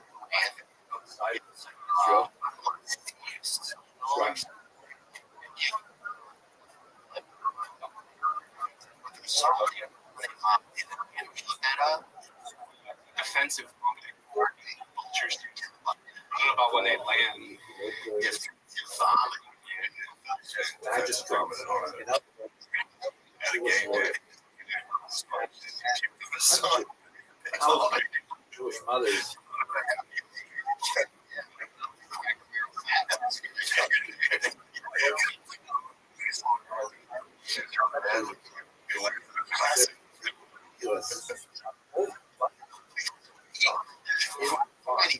These games,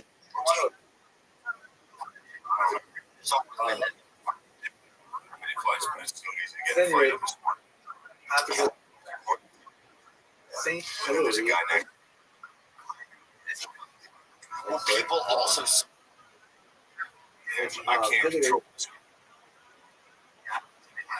I might be there, An indication that yeah.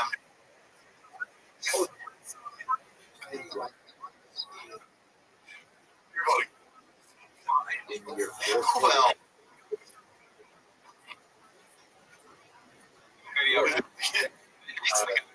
It's from 2000.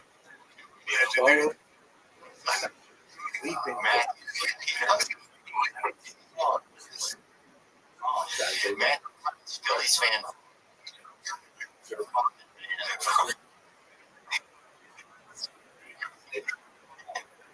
On a copy and yeah. Wow. What till the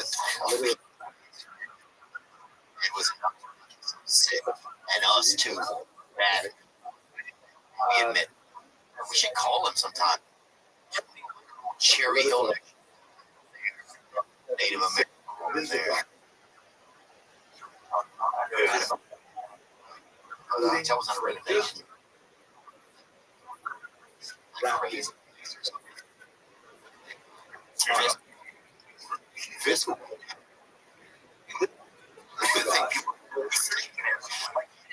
Don't worry, just take fiscal. You had to just make like a and then go features of Aryan to the simple soul. Police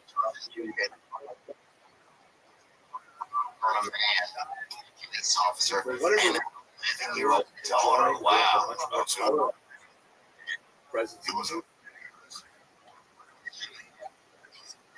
Sliders offering to buy farm and made a satellite virgin from going to any more games.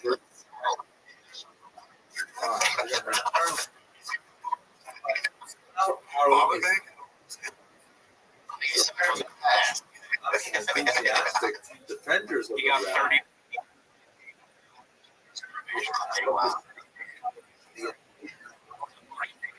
This video was from 2011. Senator. years later. And then it was a Signing a song of baseball, man. A couple of bites, and now. Darius. Yeah, so Darius actually betrayed.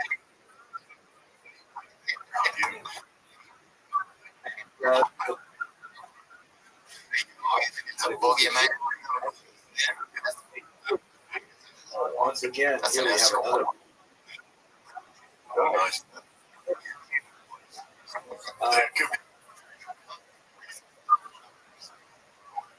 His back. What do you? What? No. Fascinating. About Jude.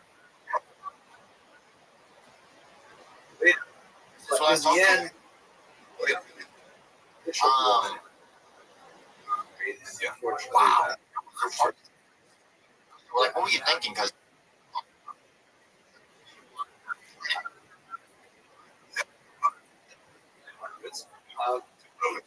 another interest down here. So I've been down here. Living here.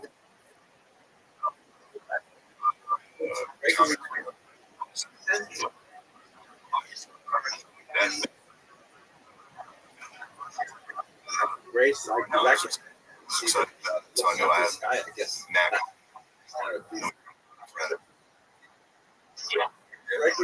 Actually is intact.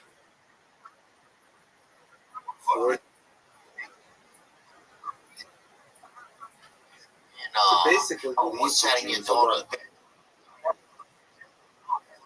That's tag. Oh, it's crazy.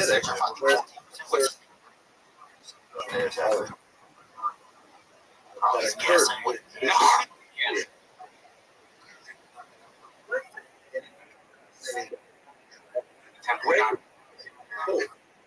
Let us.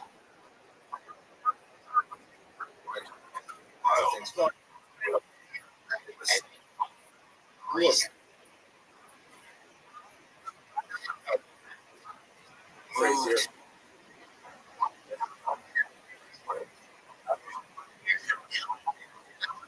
And I think that you definitely think, oh, people.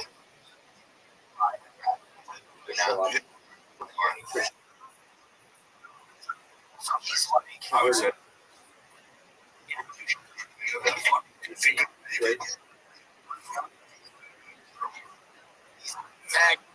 Yep.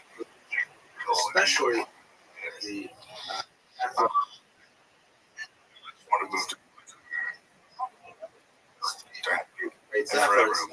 as they say again. Oh, really? That is not the same. I will. That would. Like even just going over to the mother. Maybe you can do 4 every single time. It's usually 2 shots. Same. That's impressive. Because he was in Philly when he came. But now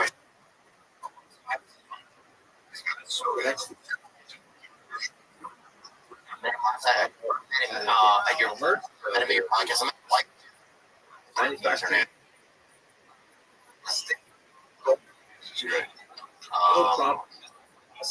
Yeah, dude.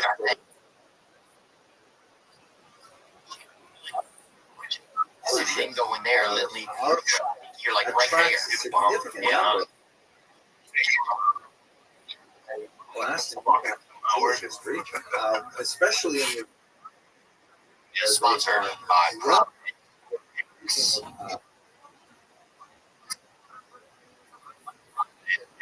is the best daily fantasy sports app. I like all your favorite fantasy sports, like NBA. And instead of choosing teams, choose individual players.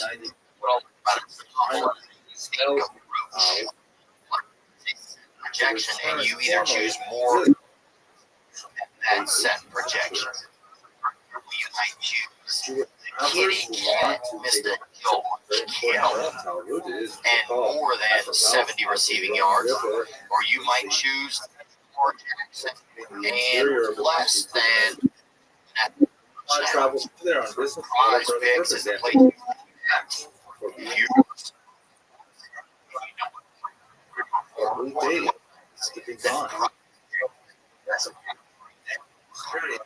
yeah,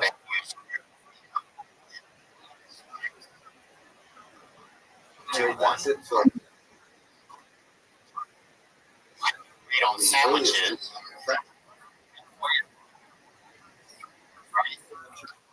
About some weird mind or seancing or something from your crazy sales or whatever. But fume.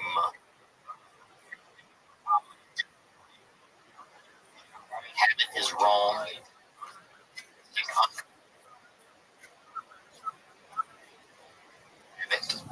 You get Yeah.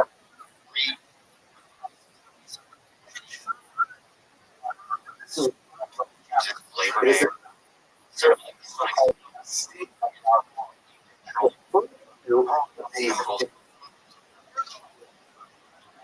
Jewish. Now, it's been argued about that. It's amazing.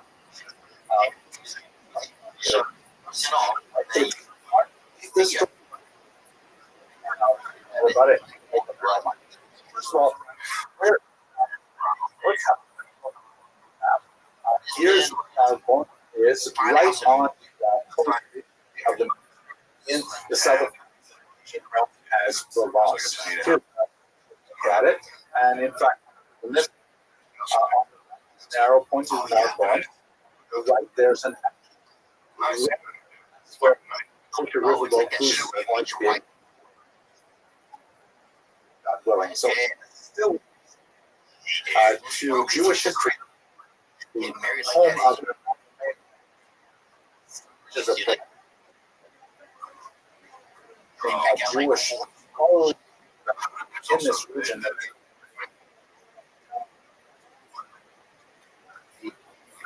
So if you understand the story, a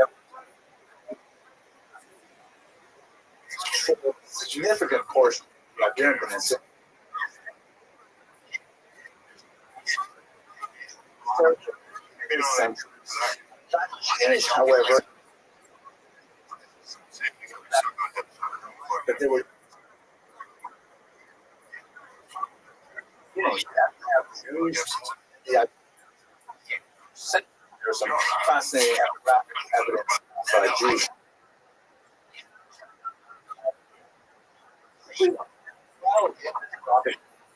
This thoughts actually a much more tolerant where why just dominant forms of Christianity largely in status. This changed, however, significantly with the record. Amazing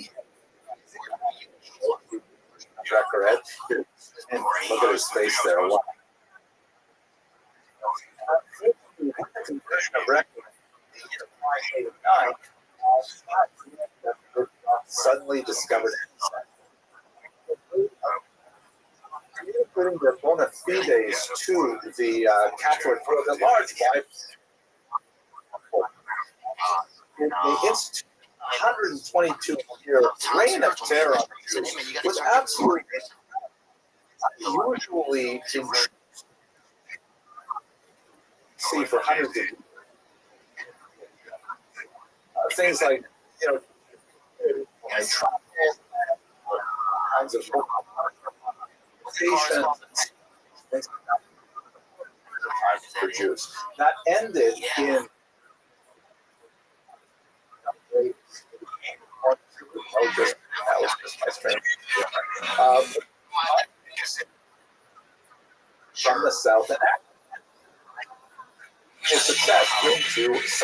hats that you can wear with the coming in from the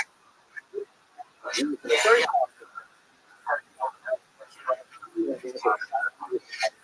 Christians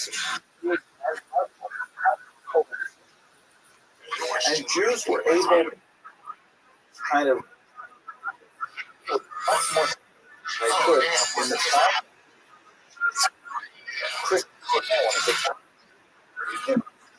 in Europe or at in North Africa.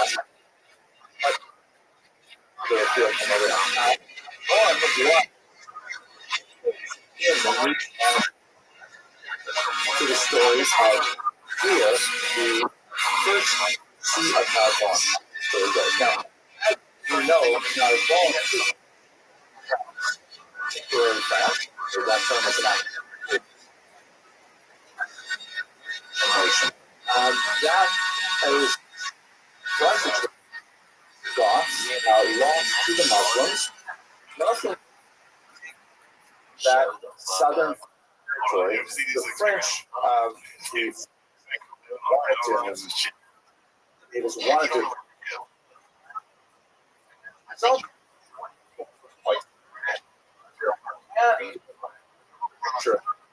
his name means short. Actually, according to the legend, made a deal with the Jews living in Narbonne that if they supported them against the Muslims, they would in return receive security. Essentially, the same kind of deal with the Muslims.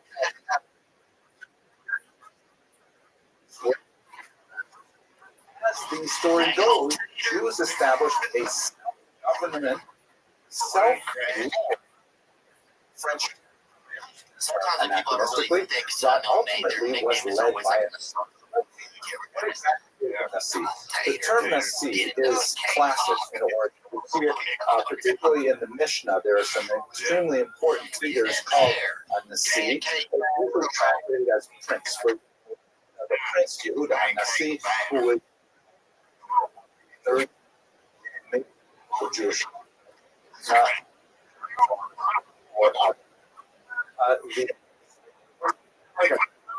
The quasi-religious role, and even after the had this and removed the Jewish self-government there, they nevertheless allowed the Nasi to have some authority over the Jews living within territory, or the Roman territory at that time.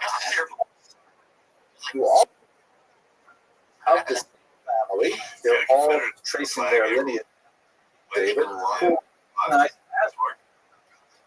in Babylon in particular, ruled by a figure called in Aramaic the Reish Galusa, which means the head of the exile, and in English that's usually rendered as exilar, right, the head of the exile. And this person was a descendant of King David and had authority, sometimes operations, sometimes academies of congregation.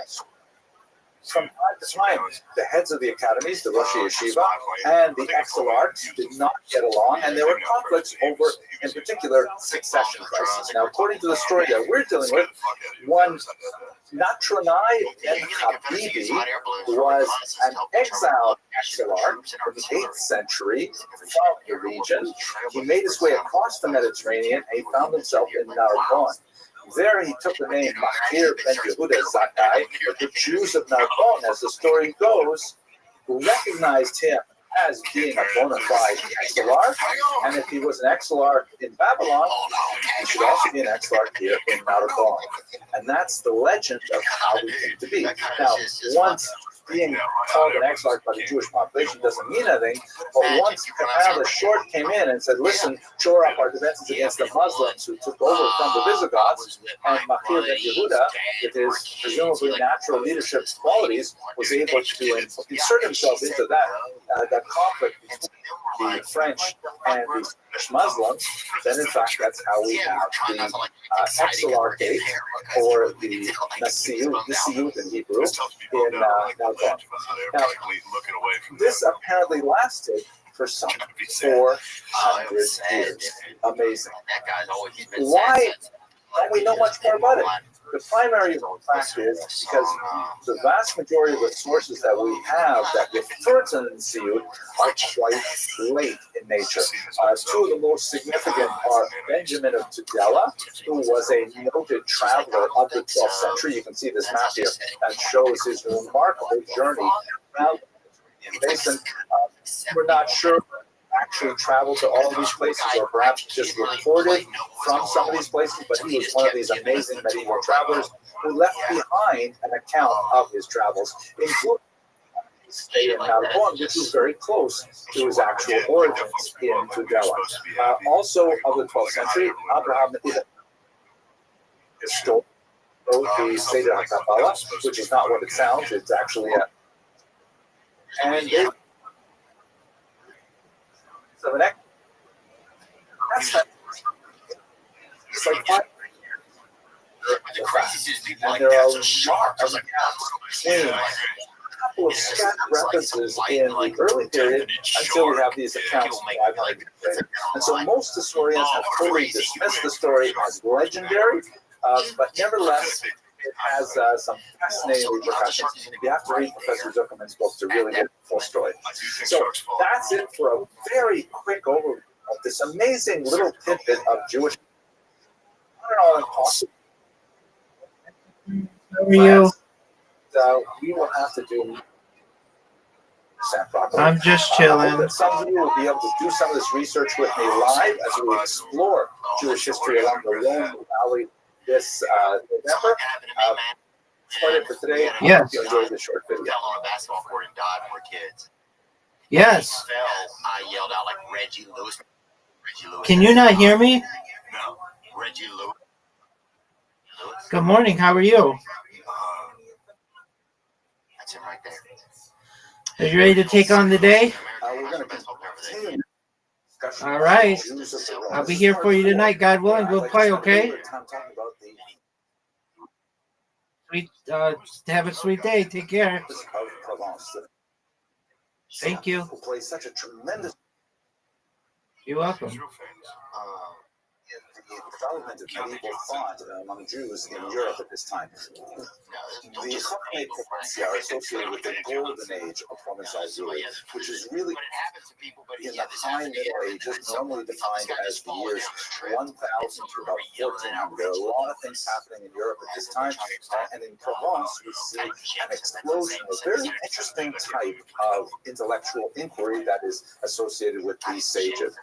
The specific thing that's happening in Provence is this culture broking, or this mediation between cultures, as the scholarship that emerges from Arabic-speaking Spain suddenly crosses over into Christian Europe. And this becomes an amazing engine of activity and creativity. I'd like to spend some time talking about that. The special contribution of the Chachmei Provence is this fascinating nexus that happens when you get all of these really intense scholars who are focused on the traditional study of the text, suddenly exposed to a massive new world of learning within the Jewish sphere in a way that they've never encountered before. And that's what happens when we have several key individuals come to the region. Now, my talk today is highly derivative. I'm basing almost all of it on the research of this great scholar, Rabbi Dr. Isidore Twersky, who lived between 1930 and 1997. He was rather famous in that he was both the Talner Rebbe from a very famous Hasidic dynasty associated with Chernobyl in Eastern Europe. He was also a professor of Jewish thought at Harvard. Tremendously unusual and creative individual. The article, if you want to read a little bit more about himself, is called Aspects of the Social and Cultural History of Provençal Jewry, published in a volume called Jewish Society Through the Ages, edited by A.J. Sasson and S. I think our first question should be, where exactly is Provence? I know we talked a lot about this in the previous 3 minutes, but let's have a quick review of where it is. You can see in this map here, Provence is the southern coast of France. That is on the Mediterranean Sea, and it borders Spain. That's really important for our purposes. Let's look at it here. Zooming in a little bit, you can see there's Provence, and just to the lower left is Spain.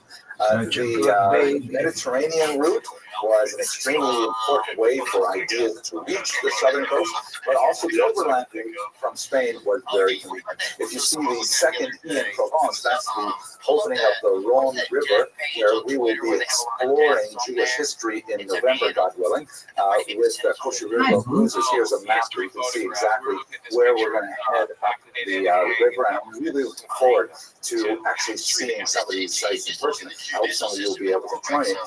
And in this context, let me just introduce you to my colleague David Krauss, who is an amazing historian who works out of Prague, and he's doing our advanced research for this particular trip. He's actually right there now, visiting all the sites and taking photographs and sending them back to me with amazing commentary.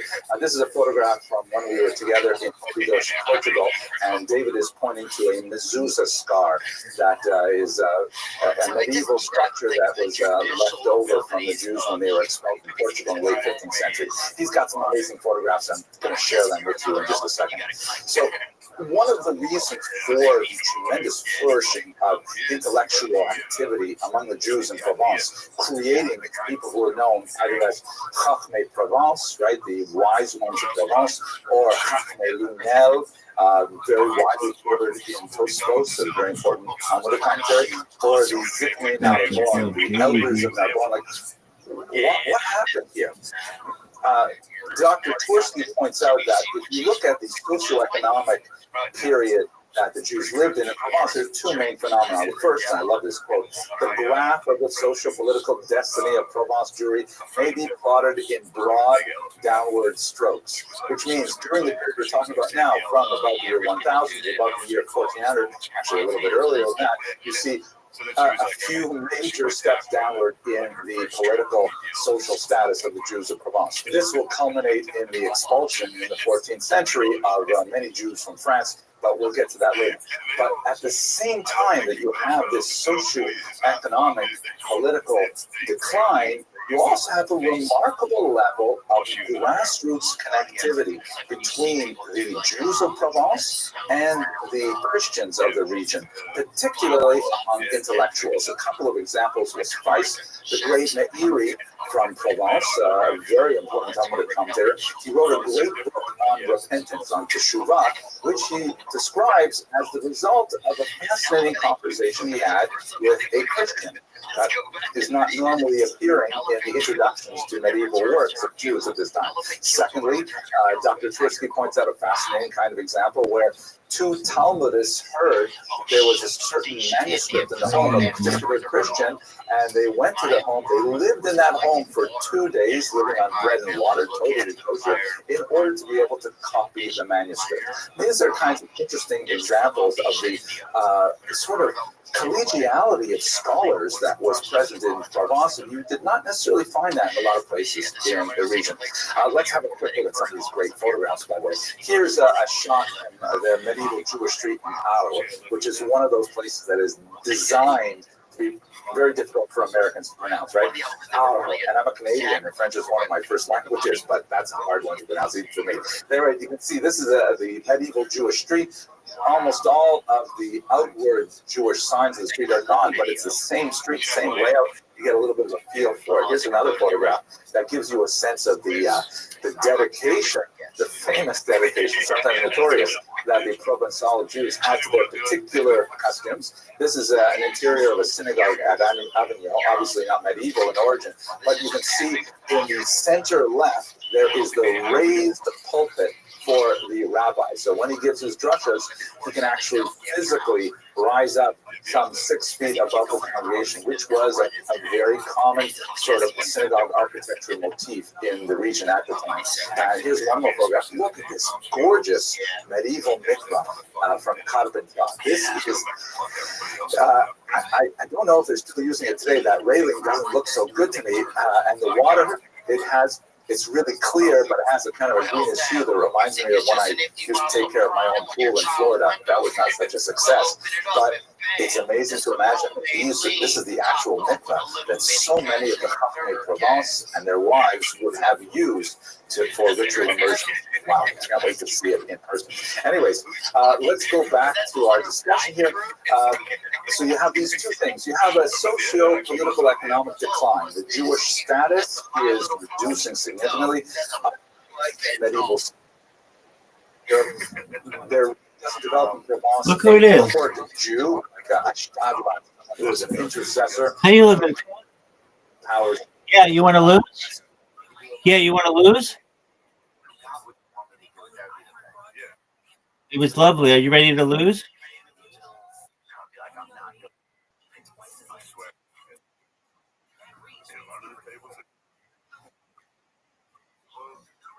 They should have tables that are like God resistant or whatever, like whatever happens on.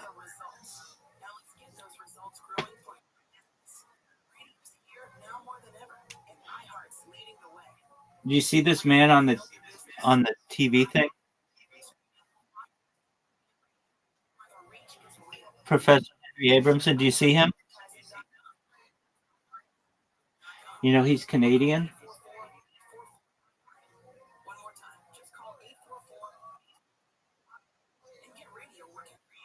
He grew up in like super northern Canada where it had like one Jew.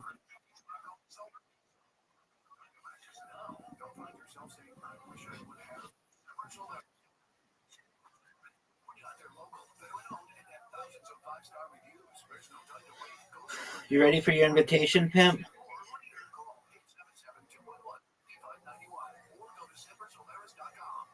You know what we're playing.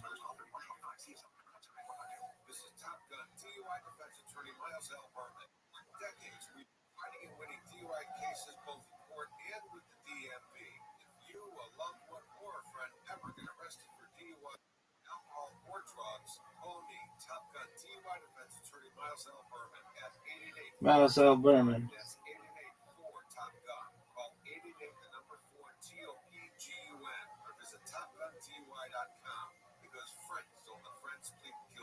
UCI Health is committed to providing compassionate expert care for everyone in the region. Learn more at ucihealth.org, powered by UC Irvine.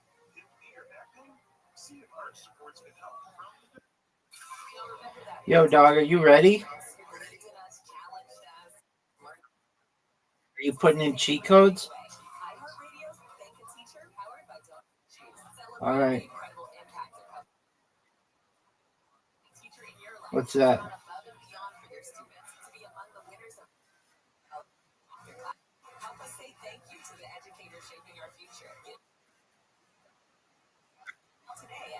All right, well, get your broom, son.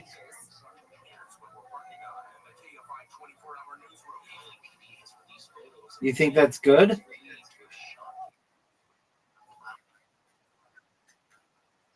Same here. A perfect game where you served or you broke and then the other guy just has no chance of doing anything.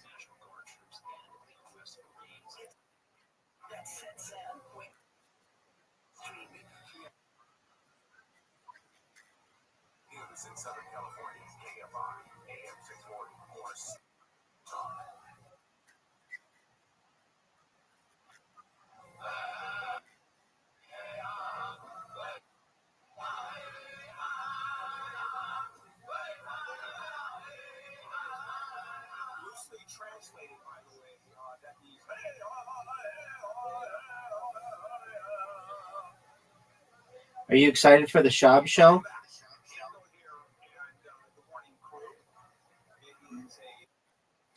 It's called the Shab Show. Brendan Schaub.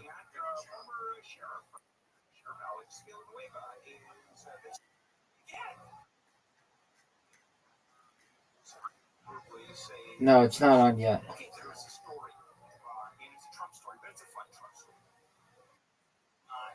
Word, dog.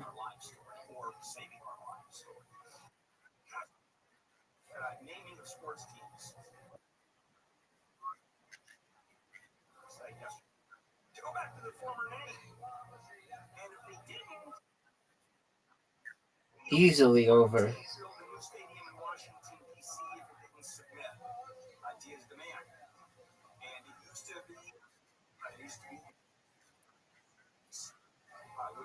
Redskins then in 2020. Yes, if you will. We already have a 120 that's ready to go. So, and you can, you watch. I'm going to destroy you.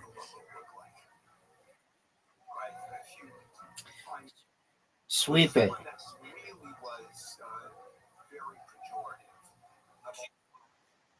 Yeah, because you have an iPad. That makes it so much easier.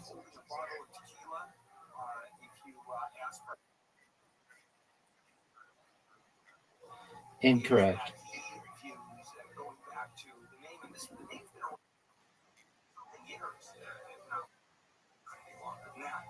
Anyway, so Sunday morning, Trump posts a message on True Social, quote, the Washington whatevers should immediately change their name back up. He also urged the Guardian going back to the Cleveland Indians 21. And one said there was, quote, people in massive. It's kind of news to me were exactly by Native Americans. That names were No, it's Audi. He now threatens to oppose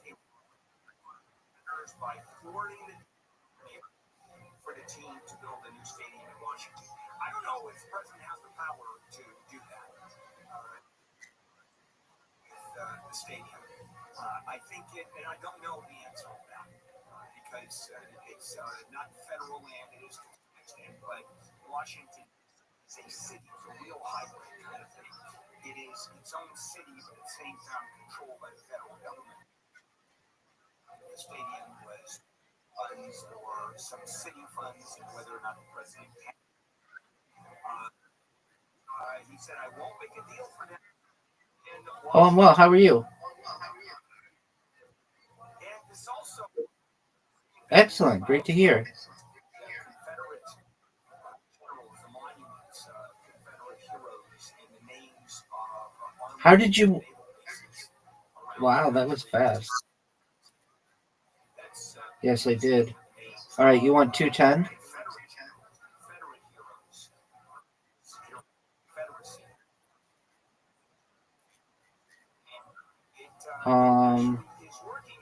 Well, no, it probably would be better if it's a pun. Remember, pun's better. Pun's the best, followed by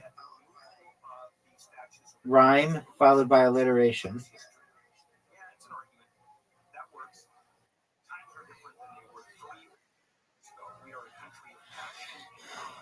And sexual pun might be the biggest.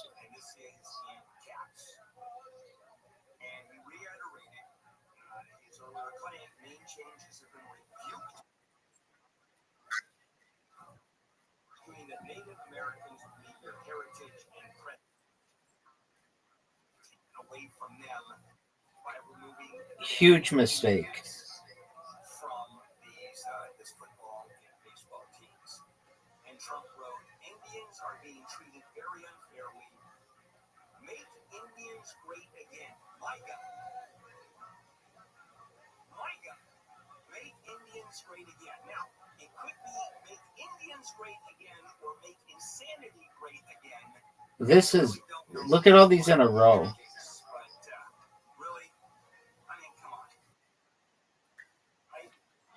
That'd be wild. It really is.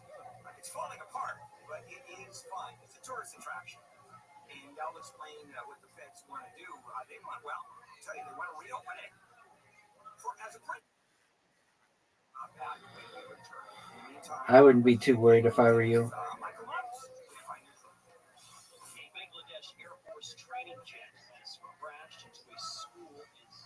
Fuck.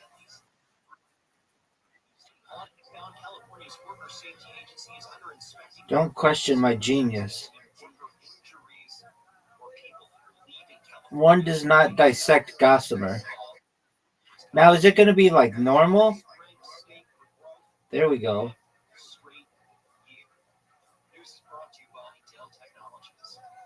had lots of sunshine today, another great forecast for Southern California. Temps staying below normal, basically 70s and 80s. The Southland will drop into the 60s overnight. Some places might see the 50s. Tomorrow it's basically in the 70s. .com. Set out to the freeways now. We got a crash in the 10 and Are you serious?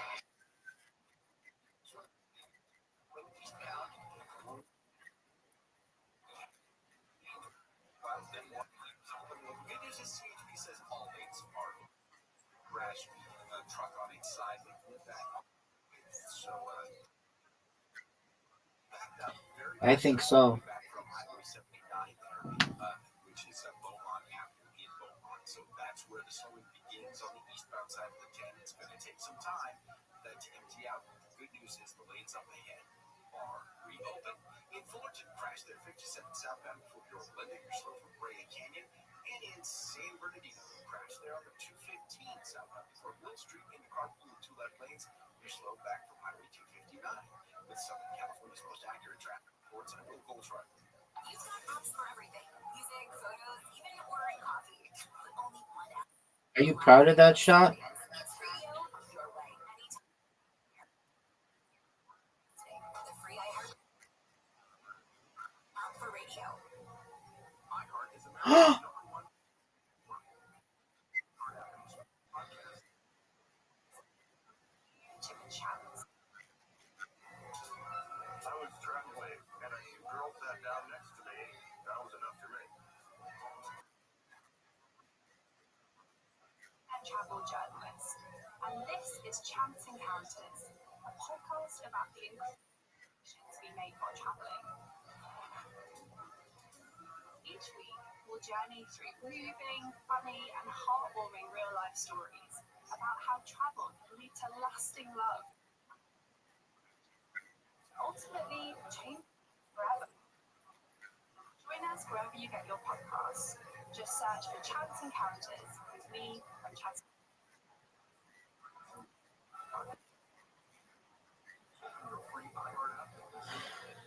No, they're not.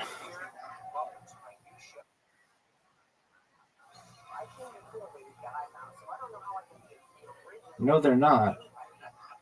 Let's get real. Magnificent Others is a long-form show where we explore with great artists, musicians, anybody I truly admire. We want to hear fresh stories, we want to hear fresh perspectives. We want to understand the times from their individuated perspective.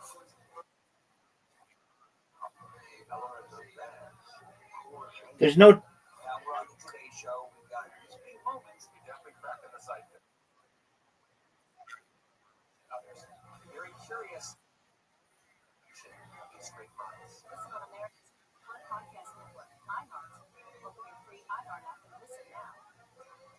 You know those arguments you have with your friends in the group chat or barbershop about who was the best shooter, best scorer, or who has the best. Your buddies. Not only played against the game, Double. has a backstory to that. I'm Seth Curry, guard from Charlotte. As it's called, PLTE, greatest of their era. I'm Trevon Evans. Join the discussion with me, Seth, and some special guests. We will break down who is the greatest of their era and all the like defender and one-on-one score. Listen to I dedicate this shot to Zoot's comedy career. Dude, I came back and won, and you had the red.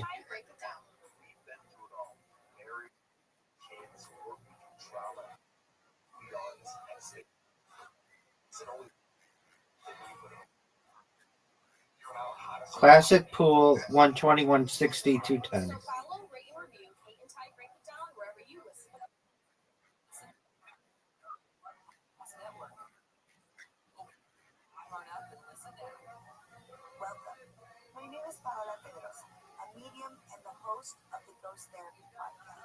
Where it's not just about connecting with. Are you proud of that? Are you proud of that? Listen to All right. Are you proud of that shot, Riser? Riser, you proud of that shot? I corrected myself. Look at you. Well, I just called you that because you're playing like him.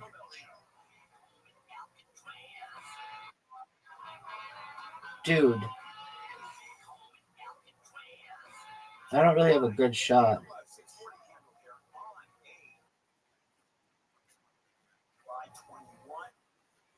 This week, Neil is still out this week. He's back on Tuesday. Amy is back tomorrow. Michael Monks is here. First 12 people couldn't do it, so Michael is number 13. Always have to be your last resort. Absolutely, no question about it. This is going to be dirty. It's kind of a fun place to go. Well, let me ask, Will, you ever been down to Alcatraz? Oh, as a tourist, I found the place really impressive. Oh yeah, really. I kind of love it. It's interesting. Yeah, I like the wrestling. And you've been to Alcatraz? Not on the island itself. Okay, Michael, Alcatraz? I've looked at it from the shores. Okay, that's not quite being there. But it's kind of hard in San Francisco when you're looking out the bay in San Francisco not to see Alcatraz. And then, yeah, I do. They wouldn't do that. Alcatraz, as you know, was probably the most infamous prison that existed. Look how sick that shot was. Some really serious people were there. You've got Machine Gun Kelly, Capone was in Alcatraz. The Birdman of Alcatraz. You're welcome. I need you to get your shitty ball out of the way. Or disc, whatever. Look at this shot. Now, last Thursday, you saw Attorney General Pam Bondi and Interior Secretary Doug Burgum. What up, GB? A game against my friend.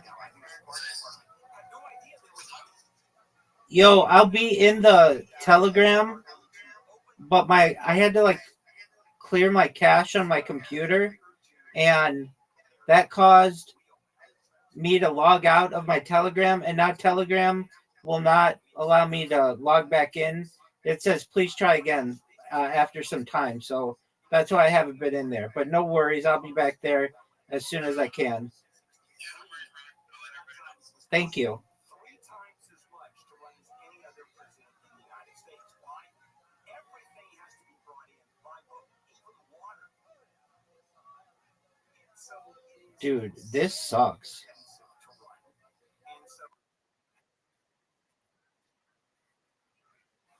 Yeah, I don't get it. I don't get why the Queen's a thing.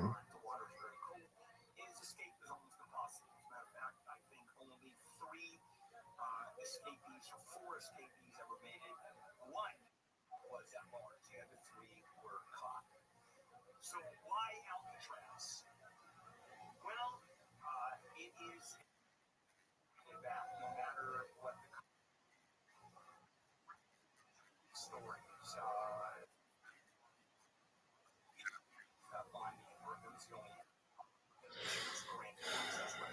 How do I even get this one? New.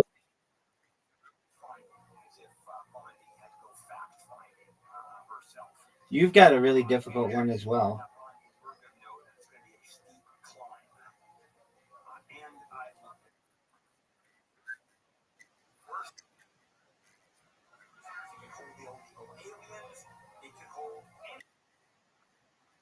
You're done. You're done. You're put mine in.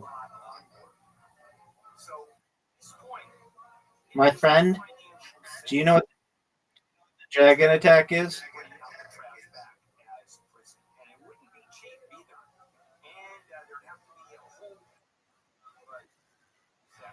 Wow, that's like 3 games in a row? 7 games in a row?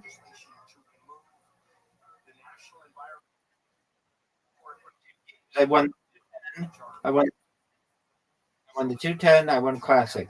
What do you want next, big dog?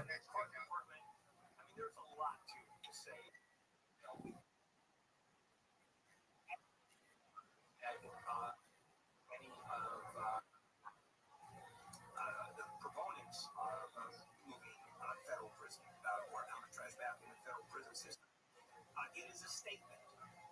And the United States makes a lot of statements. No way.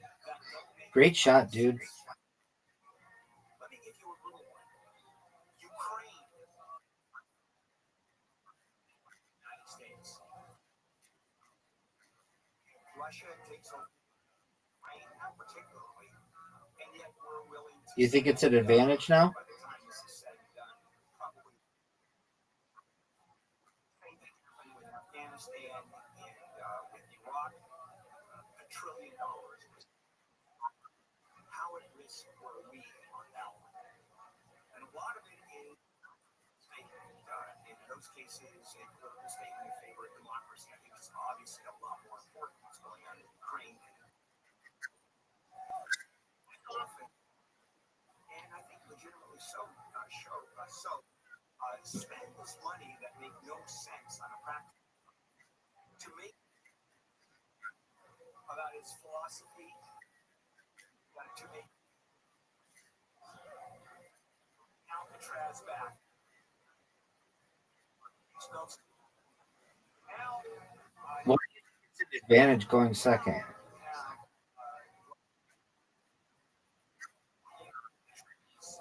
Going on in Florida, you would have Alcatraz as the poster child of bringing illegal aliens, illegal migrants into the prison system.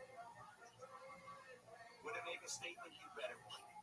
And is this important for the Trump administration? You bet it would. And so is this going to happen? I don't think so. That's 3 games in a row, son. It really makes no sense.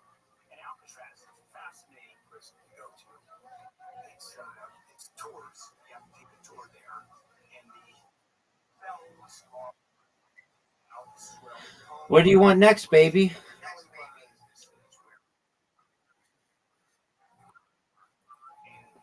I just beat you. very, very depressing place. I thought it was neat. I was wondering, can you, for example, actually you can stay there overnight. There's special things. Yes. Special thing. You have bad bologna sandwiches for dinner, mystery meat sandwiches. That would be great. All right, coming up, and this is a tough one. Federal cuts, which we know are the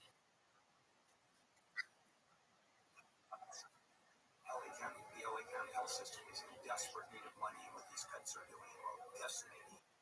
How about that? AFI AM 640. AFI and KOST HD2, Los Angeles, Orange County. More stimulating talk. The mayor has faced extinction. Good morning, I'm Michael Muntz. From LA Mayor Bass again calling for an end to National Guard troops, U.S. Marines. She's told CBS has faced the nation.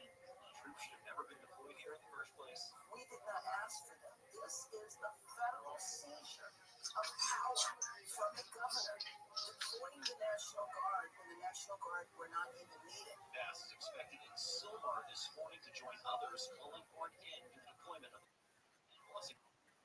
multiple law enforcement continuing their investigation into the explosion that killed three LA County sheriffs. Let me go first. Training facility in East LA. Who were killed were explosives in a cart through the training. Reports say the detectives thought the devices were inert. The investigation has also led law enforcement to an apartment complex in Santa Monica. Residents say there was a heavy police presence there on Friday and Saturday. Mark Mayfield, KFI News. The former general manager of a hotel in Laguna Beach has been arrested for the rape of a 17-year-old girl who told police she was intoxicated at the time. The assault allegedly happened weeks ago, but police say it wasn't reported until last Tuesday. State detectives and a special enforcement team also learned that Felton Calhoun sold cocaine and carried a gun. Officials in Texas have adjusted their estimates of the number of people missing since the devastating flooding on the No.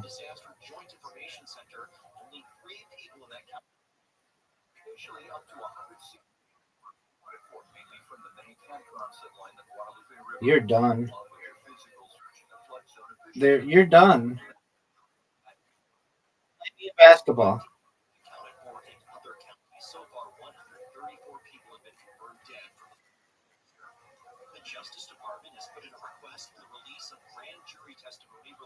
Stop.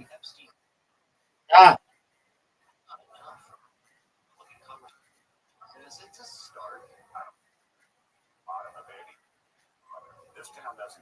Cheat codes, baby.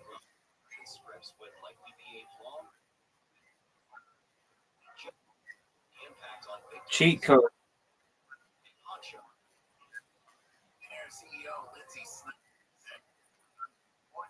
Cheat codes, baby.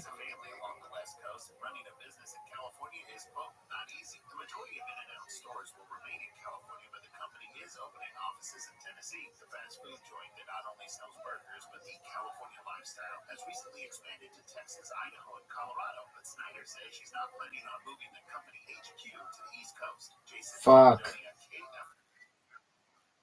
They're seeing a rise in gastrointestinal cancers worldwide. Dr. Darian Sutton says studies focused on adults under 50 show an increase in colorectal and pancreatic. Yeah, but you can't make this. No way. Yeah, I do want to bet. I bet that.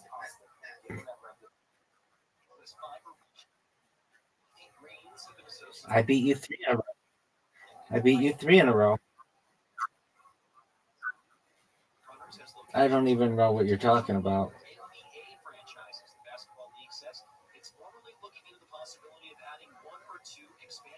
Get there.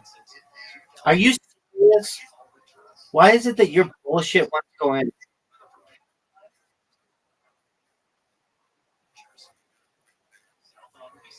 Dude, this is garbage.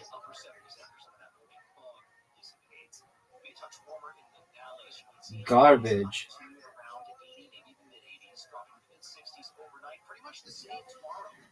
Sunshine, upper 70s, low 80s across most of the region. It will be windy today in the Antelope Valley, though some gusts are forecast to be up to 15 miles per hour with the highs in the mid 70s to the mid 80s there in the AB.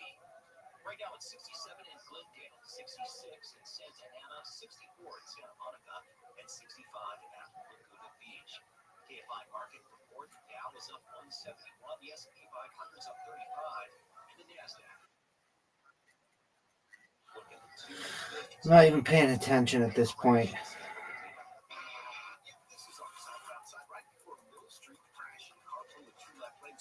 All right, you have a tough shot now.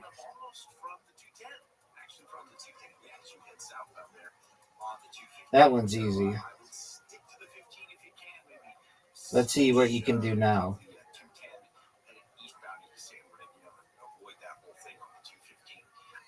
Good news about the 10 freeways you hit eastbound in the Banning area. That crash involving a semi that was on its side, it has cleared. That was at Hargrave. However, don't yet is it at backup. Are you ready for this? It's at the 243 and Highway 243 as you head eastbound there on the 10. Left lanes are still off that Beaumont. Eastbound side or eastbound side. Skill. So that's a tough situation. Also, For the win. Well, now you know how it feels.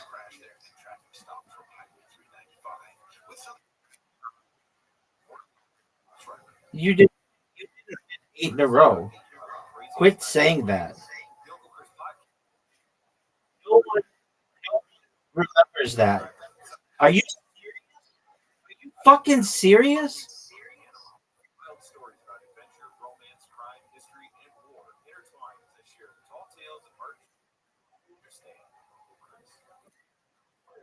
Are you?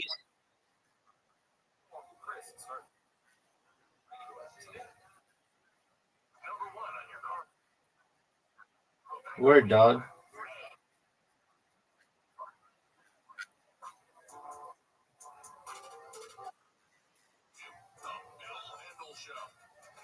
If you miss here, it would be huge.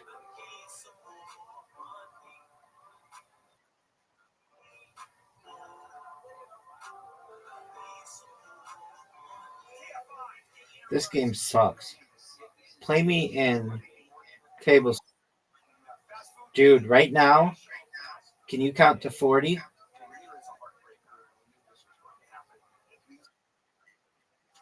Because I just got 40.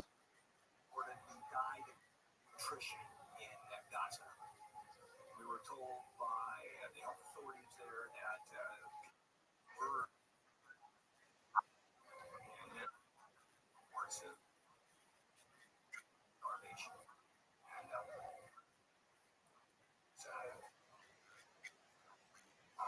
I do believe what Israel is committing is crimes against humanity. Straight out. Starting with that purpose. No question. All right, now, on a fun federal cuts leave LA County health system in a complete crisis. LA County is just has an enormous entire health system, bigger than most states. Responsible for the care of the region's poorest is careening towards financial. I didn't even need the red one.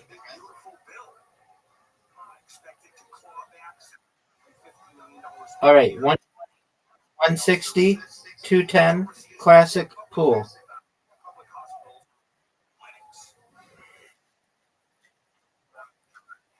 That's what we play. That's like the when it's black and white.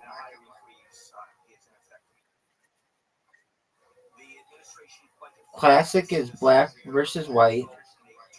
Pool is black versus white with no queen. Oh, good job. Psych. That was terrible.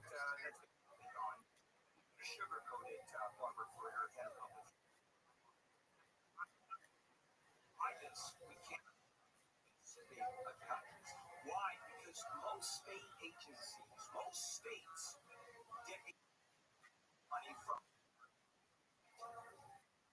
that because some states don't have anywhere near income tax, right? They just don't have federal funds us. The number of direct federal programs are very small relative that flows to the states for programs. And the federal government controls how much money goes to the states. And if you're in California, particularly LA County, we are screwed. And why is that? Well, because look at the fight that's going on between California, LA County, and the government. The White House announced it was ending infectious disease grants to county health with billions of dollars, including $45 million LA County was supposed to use to combat the threat of measles and bird flu. I mean, because we don't have to. Either we don't have bird flu, it doesn't exist, and measles doesn't exist. Dog. Are you ready for this? I dedicate this shot to Zoot's comedy career.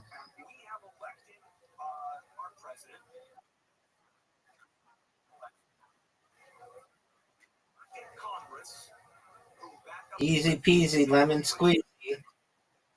Easy peasy.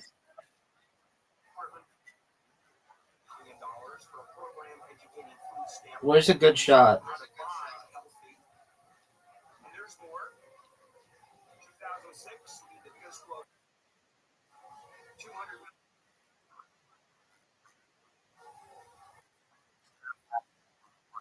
Disdain for public health.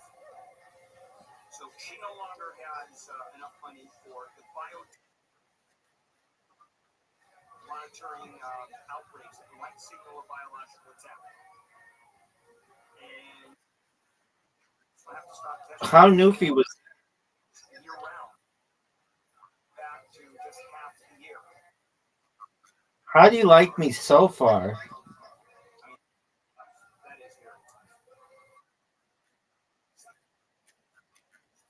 Thank you. And many health programs are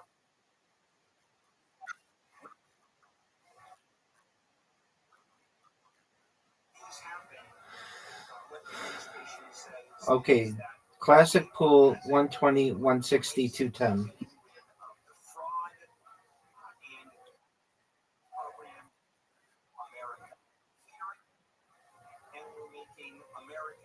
I beat you.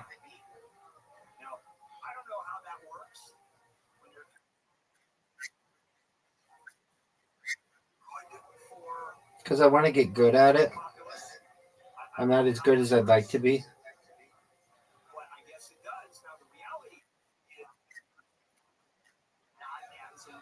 Who?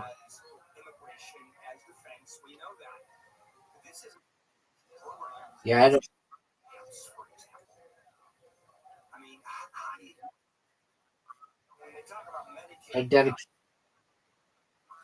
I dedicate things to Zoot's comedy career.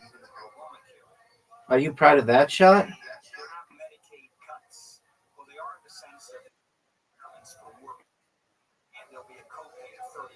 Quit with that.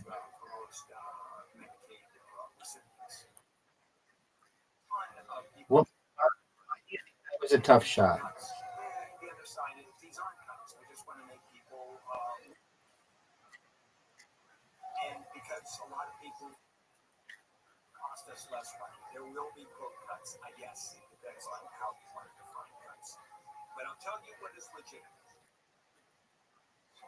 Well, then let's see it.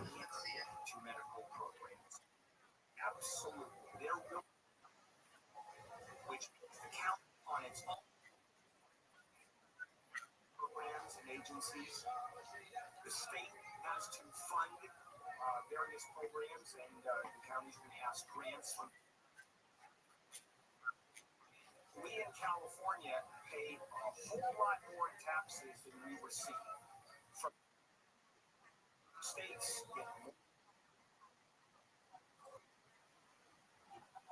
Than the citizens of those states, workers pay into our federal government tax, and certain sort of subsidize the rest of the part of the equation. You can't even say it correctly. It's Karam.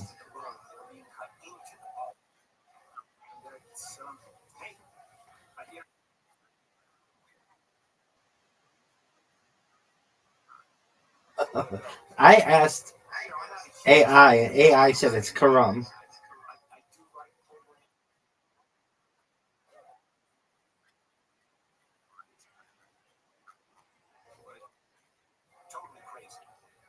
I pronounce it the way that it will be pronounced in the future.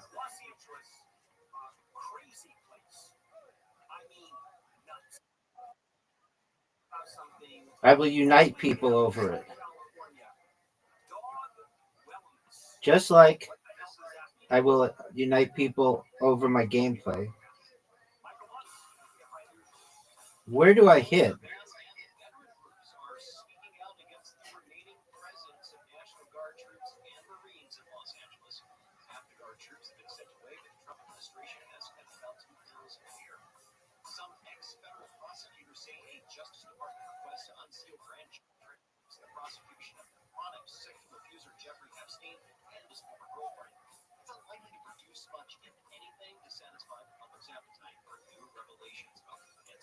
Are you proud of this shot?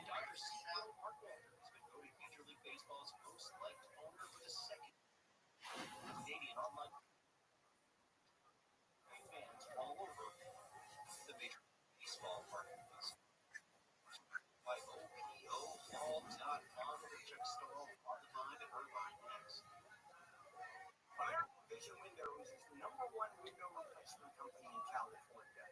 It's their 25th year in business, helping thousands of Southern California homeowners with their window and door needs. Over 1 million windows installed, over 100,000 customers. People make a difference. American Vision Window is built around a team of home improvement experts who take great pride in their work. Pain and keep the heat out. Enjoy saving money and the feeling of a well-insulated home. And their July offer, their Independence Day offer, through the end of July, $1,770. Are you gonna go? Or are you just gonna sit there and check your raw?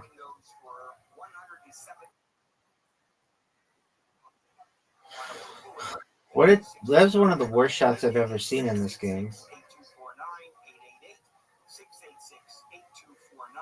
Visit AmericanVisionWindows.com for details. Offer expires end of the month. AmericanVisionWindows.com. You might see some fog out there this morning. It's going to dissipate. We've got lots of sunshine on the way, with those temperatures staying below normal for this time in the summer. Basically 70s and 80s all across Southern California today. We'll drop down to the 60s overnight. Some places will feel Get there. Get there. You have like 1,000 different shots. From the Southern California Toyota dealers traffic center, save more the lineup of fuel-efficient vehicles. 5 in Irvine. Yeah, we've got some slow traffic from the southbound side.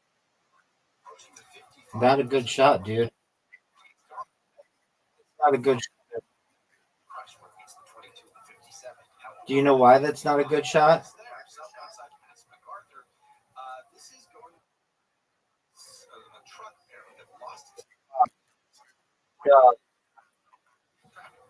Dog.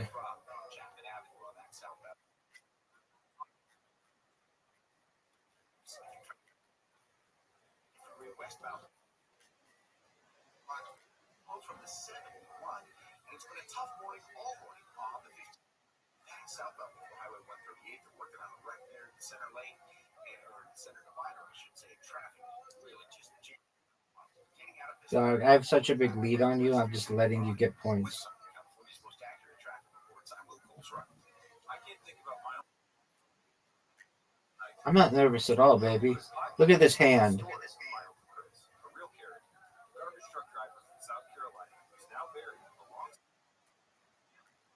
Why would I be nervous? You're gonna miss. You're gonna miss. Obviously, you're gonna miss.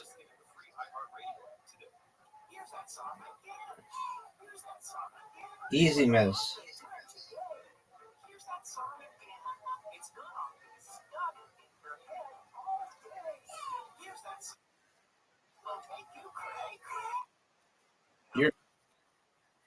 You're gonna miss.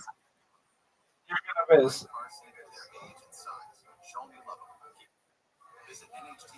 Dog. iHeart is America's #1 podcast network. Open the free iHeart app and explore podcasts like this. America is based on a people with their own troubles. See if system is based on blind trust.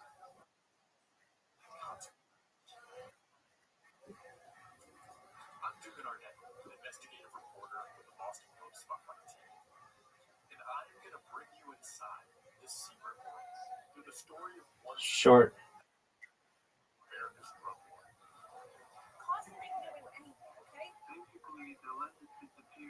Newfie.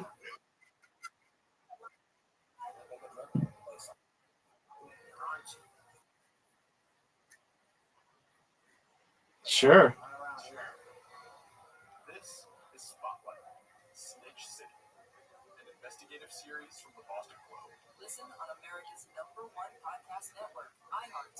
Open your free iHeart app and listen now. iHeart. For podcasts like this. Welcome to Chloe and Wonderland. I don't know how you do it. That's what I was just gonna say. I know for a fact that it was not who sold this media. I'm willing to sacrifice anything. Go, baby. Go, baby. Go, baby.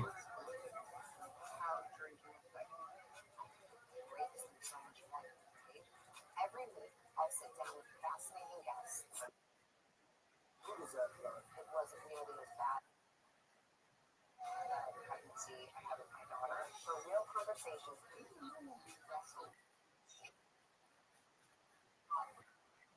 So rumors get started. Come in when you were with like direct husband, you're like, somebody that people are broken, they have to fix themselves. This is a window into my world and the stories that make it meaningful. Welcome to Chloe and Wonderland. Listen on America's #1 podcast network, iHeart. Open your free iHeart app and listen now. KFI, AM 640, more stimulating talk. You want to hear a prediction, Riser? I think Kim Kardashian is going to be the next Oprah.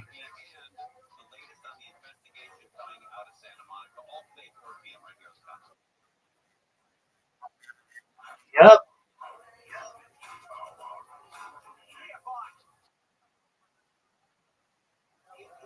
Perhaps more. Exactly. LA,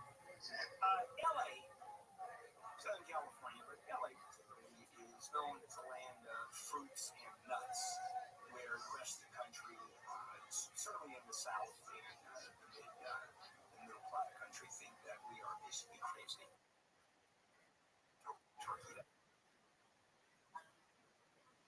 Guess what? I don't think she wants that. She's a player. Wild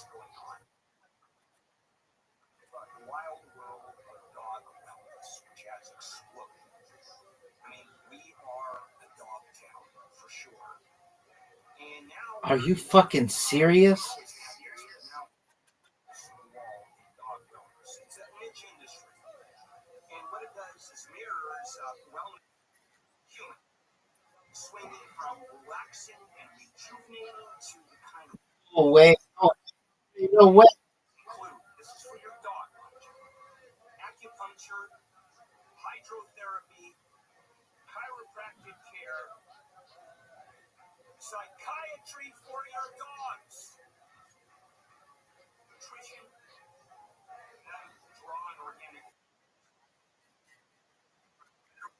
remedies, dog spas, offering massage, Reiki. Is that pronounced? What the hell do I know? You have Reiki meditation, I guess.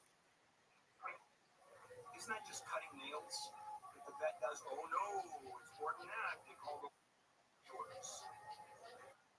Forest bathing. How about a pet? Whoa. What are you going to do now, son? Let's see it. Human-centric wellness for dogs is at a high point. One of the reasons vet bills are going up like crazy. Better focus on preventive care, although even can be really expensive. Care for humans becomes more popular.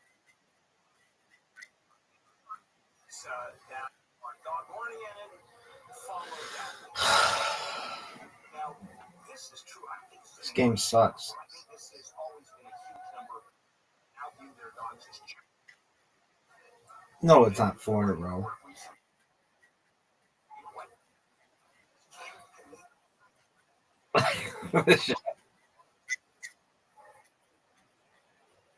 states. Think about your kid. They're proper. That's family. Although people I'm gonna start playing.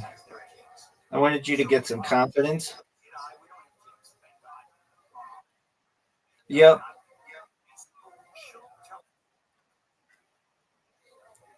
she goes feed the kids.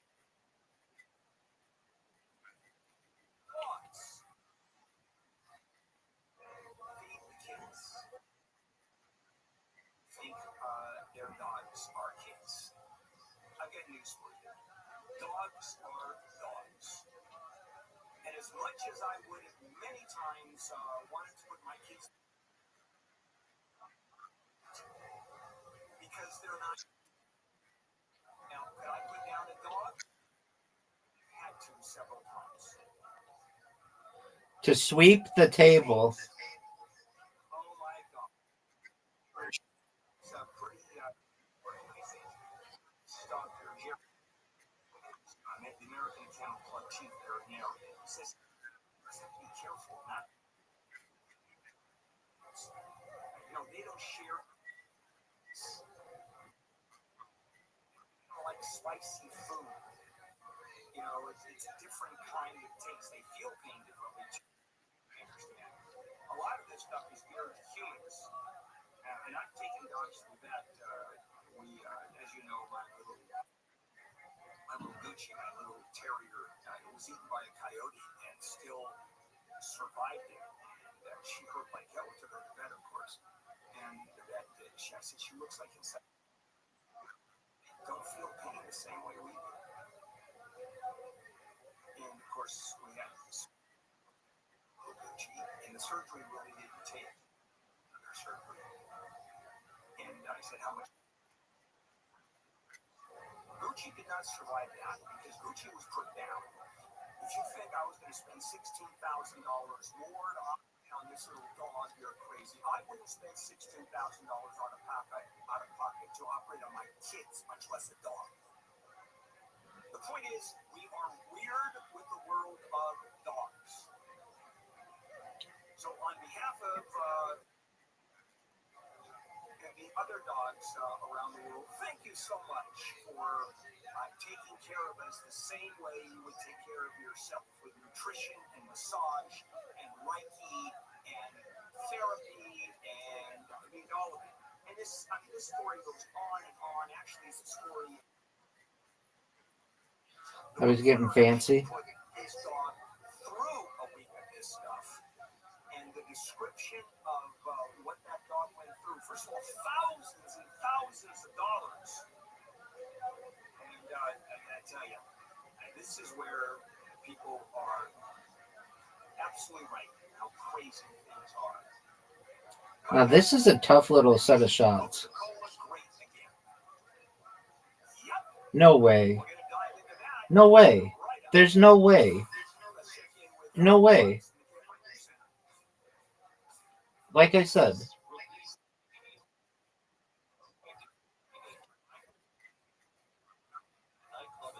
Dog, you're done. You see?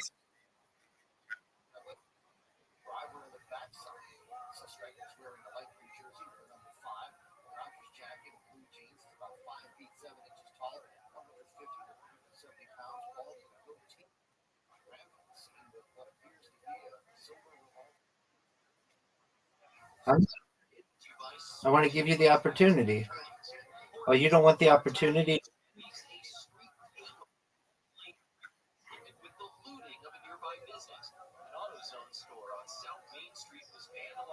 I put that in the perfect spot.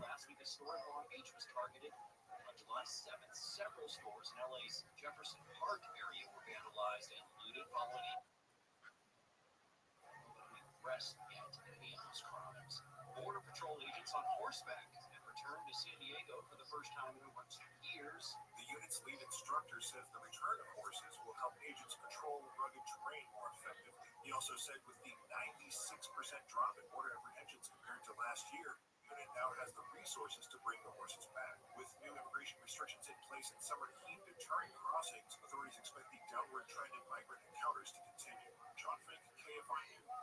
Sorry about the transit for New York. The Delta Air jet. Big dog.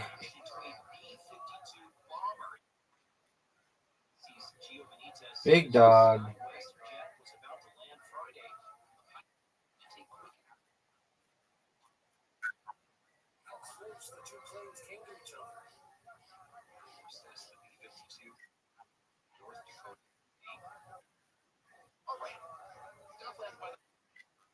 It's just been perfect out there lately. If you ask me, it's going to continue for a while. I think that fog is supposed to be breaking up. We saw some this morning. Get there. Highs 70s. We'll drop down to the mid 60s tonight in the LA metro. Partly cloudy day. Start tomorrow. We'll be back in the That's a miss.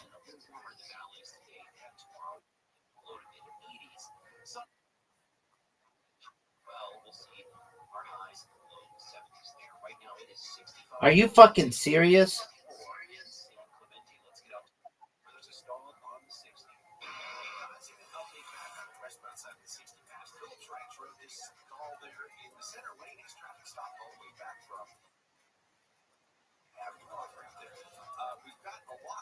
Because you wear tights?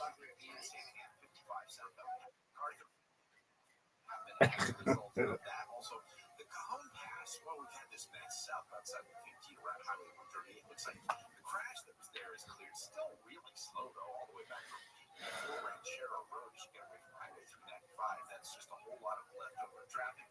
Also, it's kind of foggy there in the Cover Pass. It hasn't quite burned off there yet, so it's going to take a little. The southbound side of the 405, I haven't talked about that today. Getting out of the valley, it is jammed up from it looks like about Victory, actually more like Sherman Way, all the way down to Sunset Boulevard, and then about 101. It's pretty slow today from Tampa Avenue over to the 405 with Southern California's most accurate traffic reports. I'm Uncle Restream. I can't think about my Uncle Chris without thinking about the craziest night of my life. The Uncle Chris podcast tells the story. Get it. Truck driver from South Carolina who's now buried alongside the founding about adventure, romance, crime, history, and war intertwined as they share the tall tales. This game sucks. STFU, dog. STFU. Show it to me. It's not that.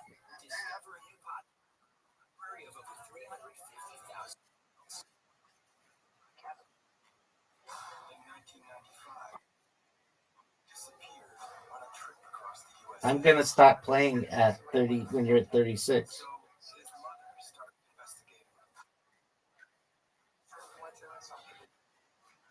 Maybe I'll stop playing. Oh, thank you.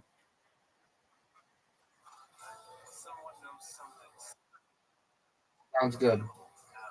Oh, you. That was terrible.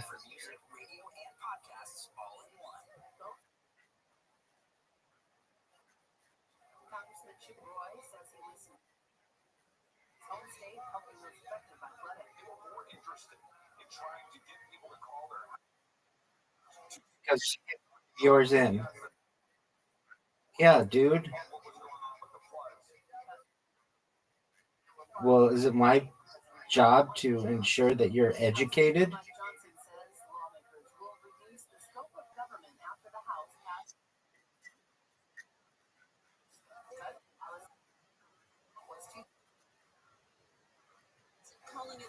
It says on there how you're supposed to play. He should know by now if he's so good. Dude, you don't give me a single good shot.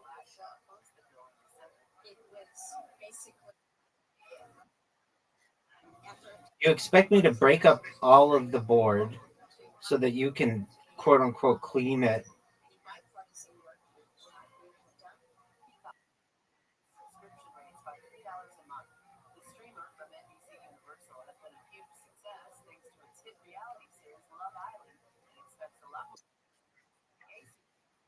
It's definitely harder.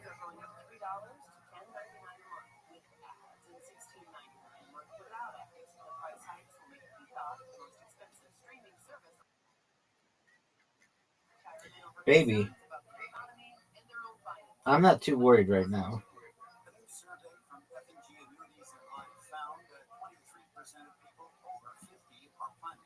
Are you proud of that shot?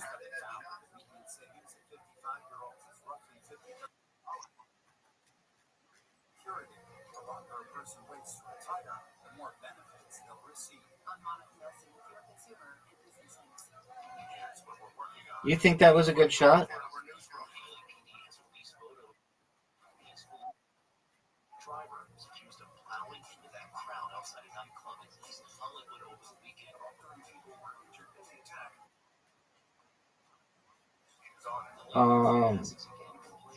Yeah.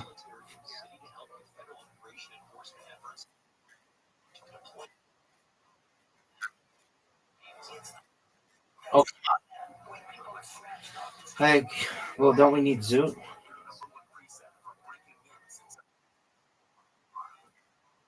Right.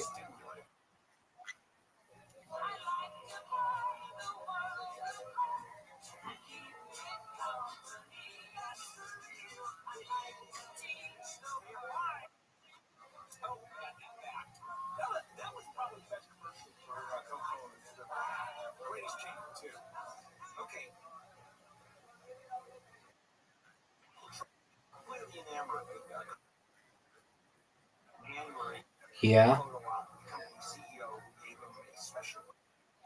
I could do it. It's a pretty easy shot from my understanding. Reinstated this button on his desk, the Resolute desk. He presses the button and a bottle of Coke.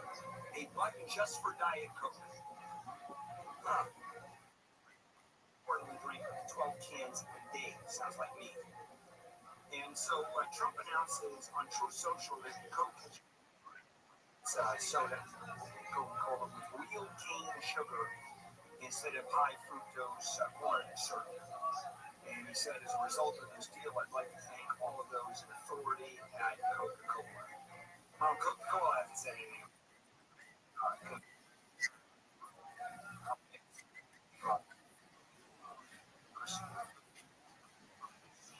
I'm not worried at all. Such a hard second.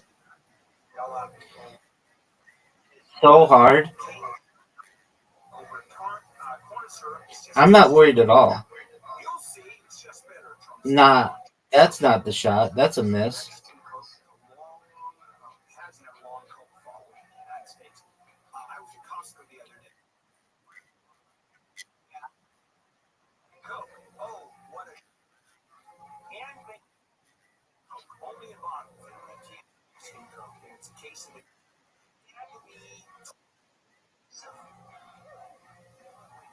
And you know what the difference between corn syrup, fructose, sugar is? STFU, dog. Now, some taste. I don't. Let's play something else. Or my drink of choice is Diet Coke. Basketball.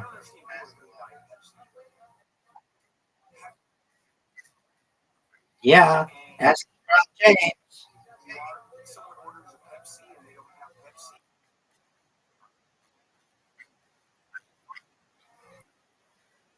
How often? Among those restaurants that have a contract with Pepsi?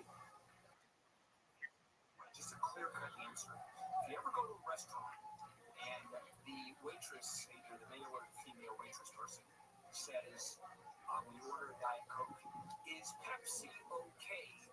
The appropriate money okay? It is not the same. It's not the real thing. Just wanted to share that. Also, there's a great story I want to share with you to give you an idea of how Diet Coke has just entered our ecosystem. I once heard Colin Powell, he was at one of the speakers bureaus, and he described the airplane. Secretary of State has his or her own plane because there's so much traveling around. And he said he would be actually at the airport, go down the carpet. Good job getting two. Sit in one of the first class seats, and there was a can of Diet Coke waiting for him in that little cup holder in the seat. I mean, it's a deal is the Secretary of State in terms of just the accoutrement. It's more than you've got. Big dog, it's more than you've got. That's a miss. That's a miss. That's not a miss. That's a miss. That's a miss. That's another miss. Another miss. I don't even have to go. You recognize this, right?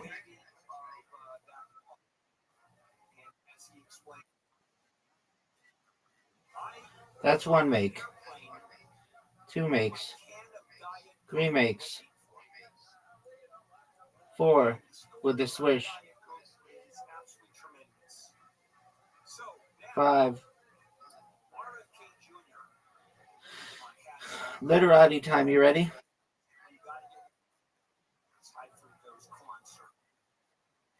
Oh yeah. Oh yeah, we are. What do you replace it with? All right. Well, what do you want to do?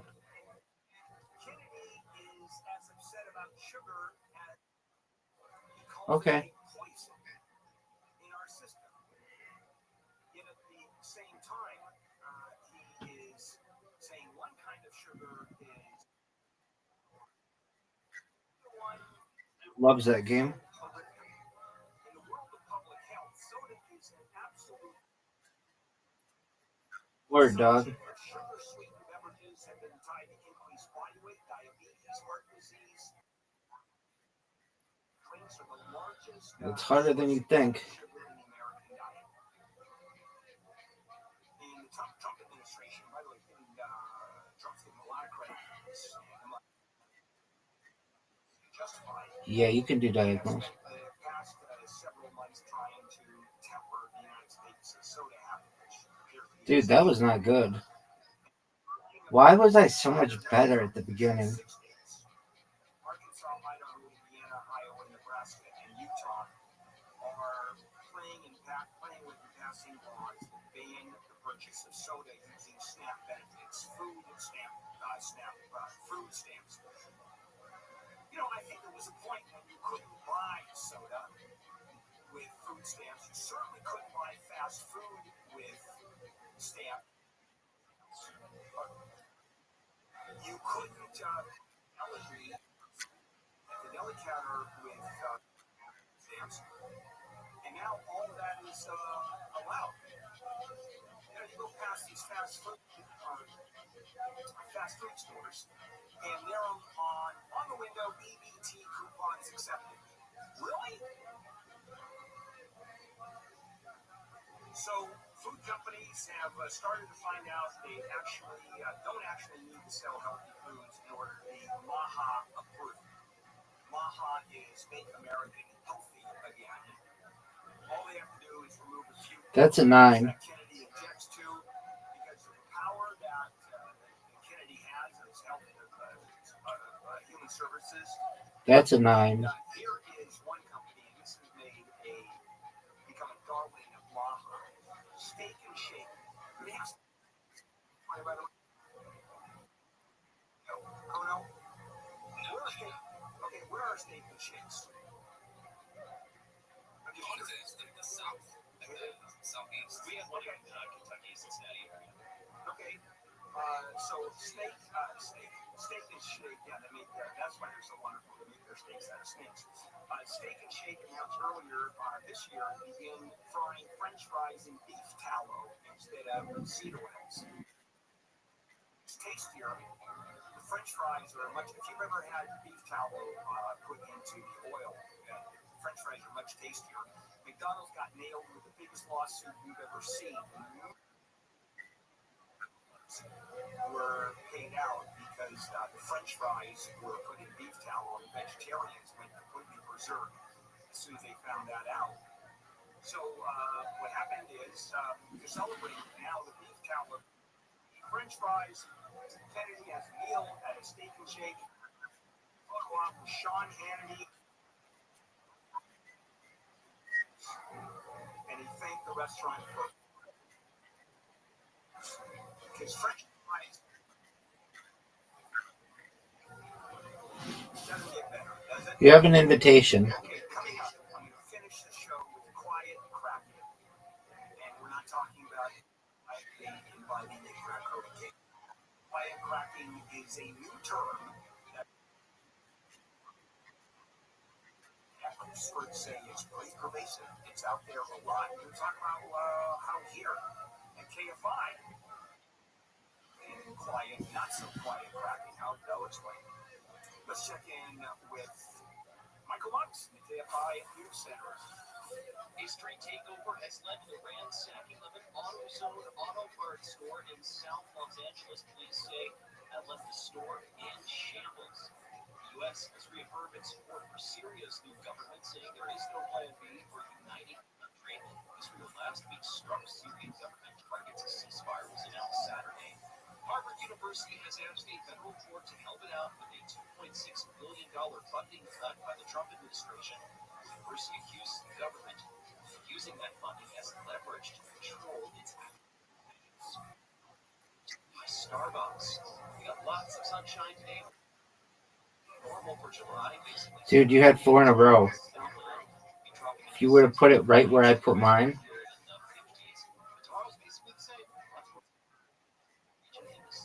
Diagonally.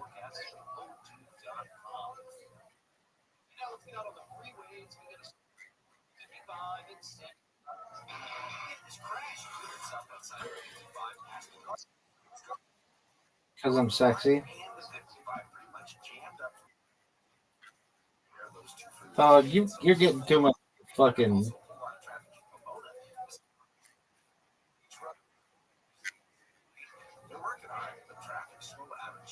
Dog. Lion Kings. You don't even know what Lion Kings are.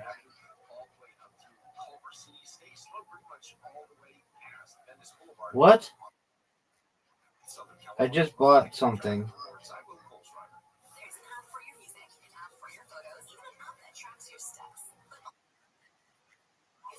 Lion King, baby.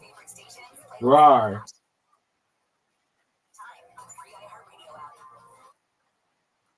I'm a Lion King, baby.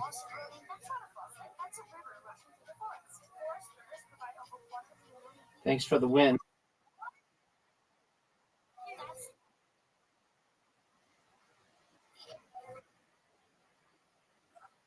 Wow.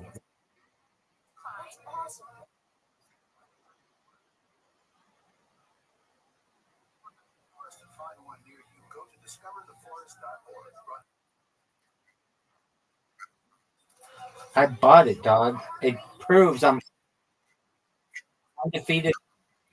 Undefeated. Basic.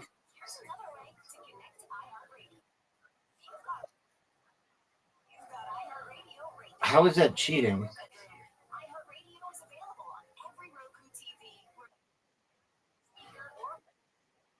I think so.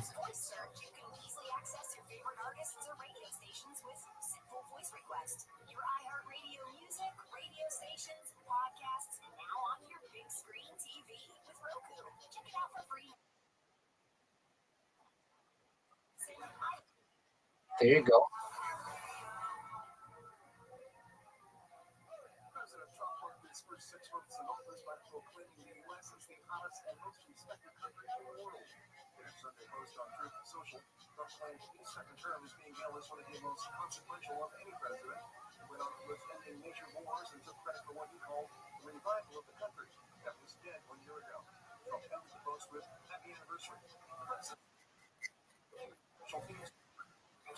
Why are you laughing, big? Why are you laughing, big man?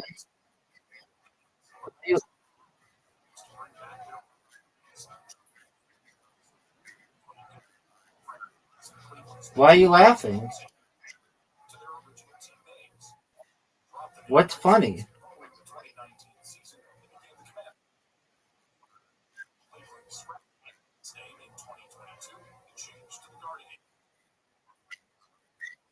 You don't want me to be the Lions. And I'm the Lion King. I'm the Lion King.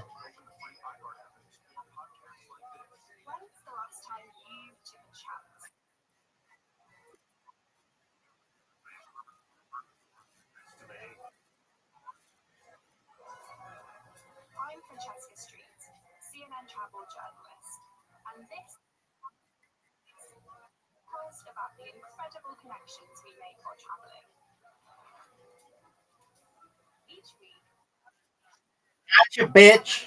heartwarming how travel can lead to lasting love, decades, ultimately change your life forever. Join us wherever you get your.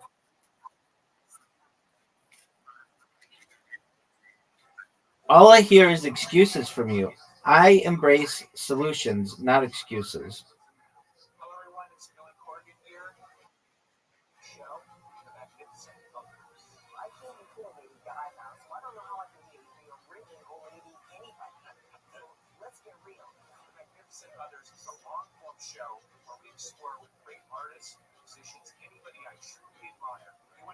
fresh stories, want to hear fresh perspectives, we want to understand the times from their individuated perspective.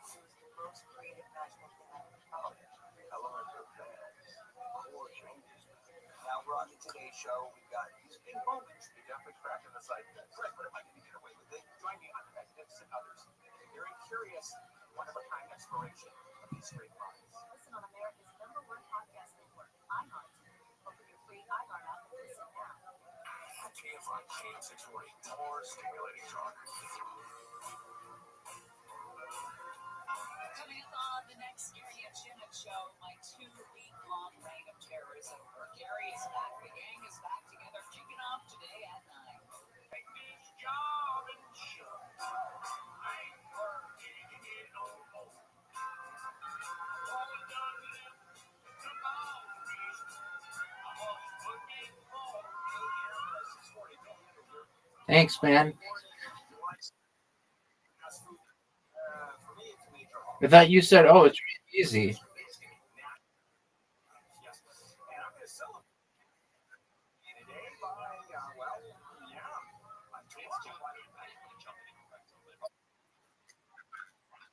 Boo-hoo.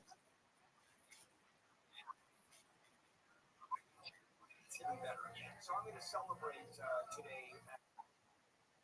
Tomorrow I celebrate with the day after National Junk Food Day. Strangely enough, that leads right through the following week. And it's all a huge celebration.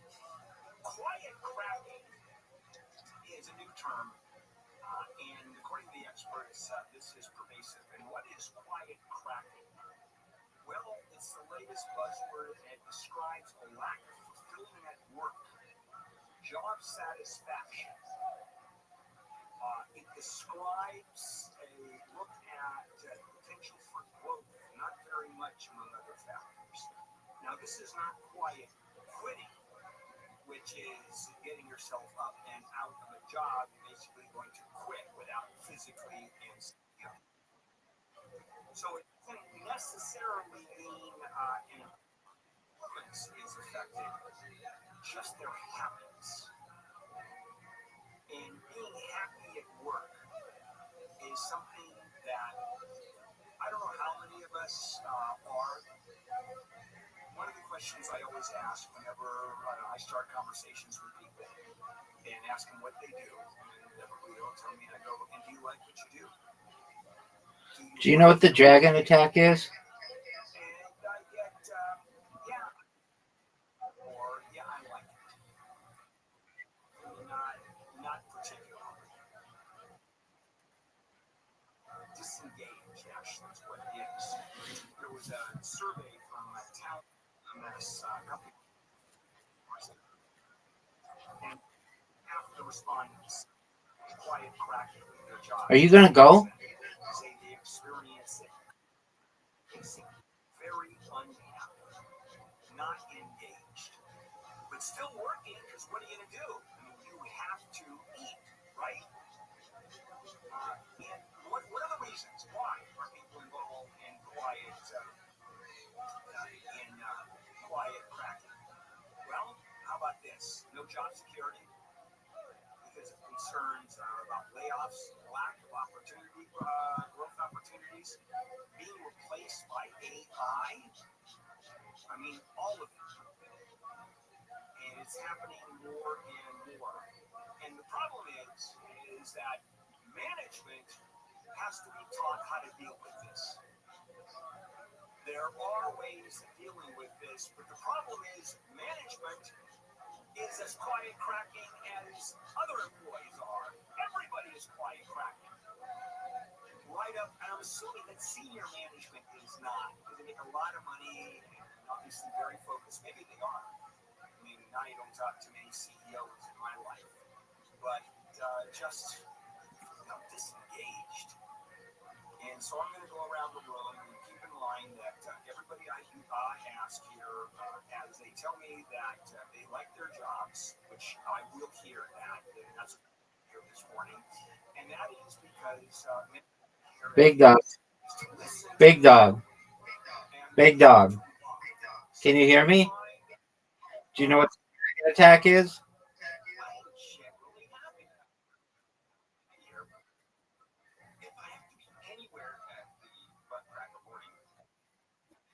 I just beat your ass. I just beat your ass.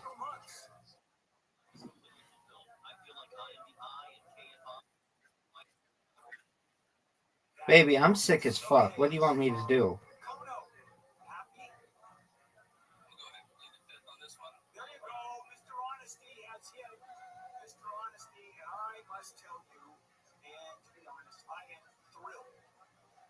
So close to getting the hell out of here. I can't even begin to tell you how happy I am. That makes a lot of us. Yeah, I mean, this is a pretty good thing. It really is. Radio is kind of fun. I'm on my ass during the show. It's for us full time. It's 3 or 4 hours on us on my end of it. Will not, Michael Monk's not. But you know, I mean, it's a pretty good gig. It is. And so, am I fulfilled? I don't know. I have no idea. I mean, I don't know where Annette is. I would ask her if she were. All right, guys, we're done. And another fulfilling show tomorrow morning. It starts with Wake Up Call, and that's Michael Monks with Michael Monks. We'll be back tomorrow. And Amy is back. That's right. Oh, thank you. All right. Thanks for reminding me. So it's Will and Amy. One more. Wake Up Call, and then I jump aboard, not Neil, if he's out this week. Are you done? So we say goodbye to Michael Monks. We, enjoyed you here. I'm reading this, by the way. I just want to let you know. No, I enjoyed you too, but you said you don't read from scripts earlier today, so I know you're That saying one I that from the read. heart. That one, no, I don't read That's from the heart. for commercial. You like I will in a moment. You have to listen. You gotta listen. We got Mary and Shannon. This is KFI AM 640. KOST HD2 Los Angeles. Orange County. More stimulating talk. Get in the zone, but only when the auto zone is open. I'm Michael Monks live from the KFI 24-hour newsroom. Another street takeover in the LA area has ended with looting. The latest occurred around 1:30 Monday morning on South Main Street. All right. July 14th, the Long Beach store suffered the same fate after a street takeover. And on July 7th, several stores in the Jefferson Park section of LA were vandalized and looted following the street takeover. Let's see what kind of invitation you sent me. Checkers? I'm not good at checkers.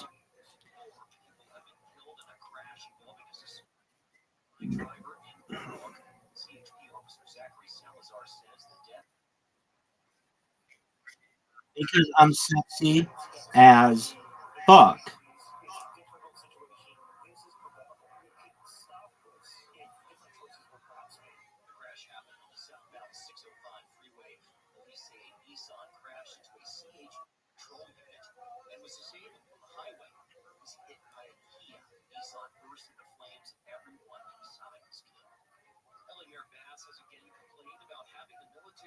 Why can't I move the thing? This is just such an incredible mission. Oh. Not only taxpayers' money, but of the young people who are in the National Guard who've had to leave their You're fucked right now, son. jobs and their education. You're fucked. Yeah, you are.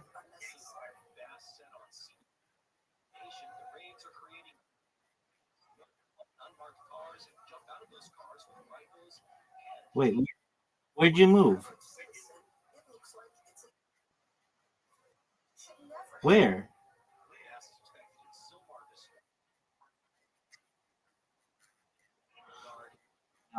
Now I see. All right. You're fucked. You're fucked. Yeah, because you have to jump my guy. You have to jump my guy. Those are the rules of checkers, dog. You have a white guy that's touching my red guy. You need to jump him. Or it. Yeah, dog. Don't you know how it works? That's checkers. In what world don't you have to jump?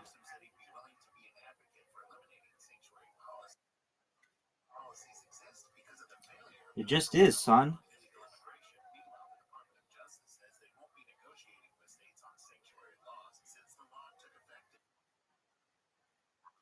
There is. This game has been solved.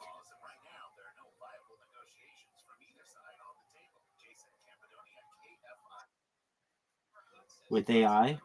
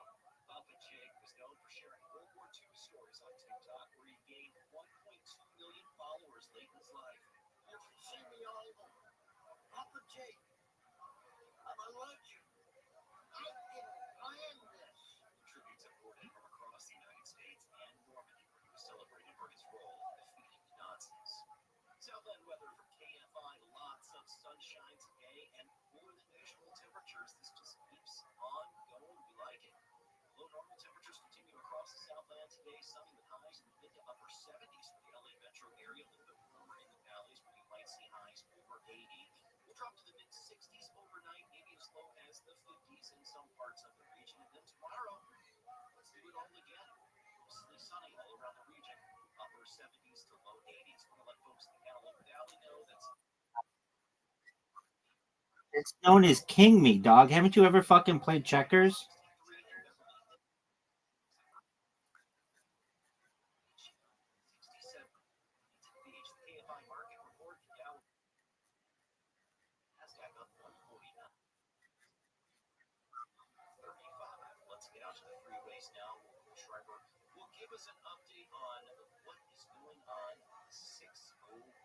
Now this one can go backwards.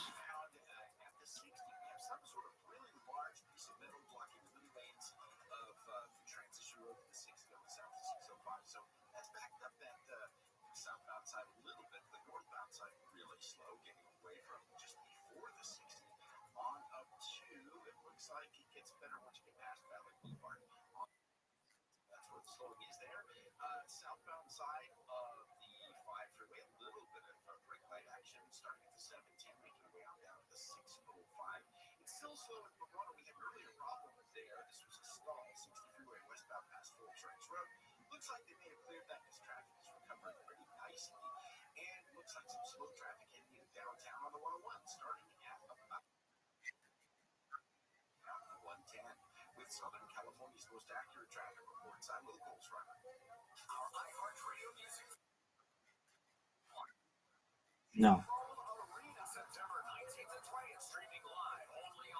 Oh, like that? Yeah, you can do that.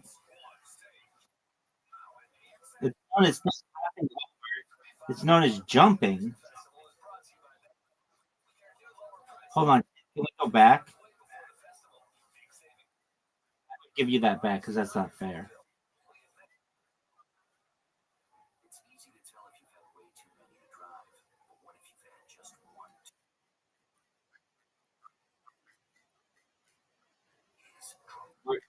We're done.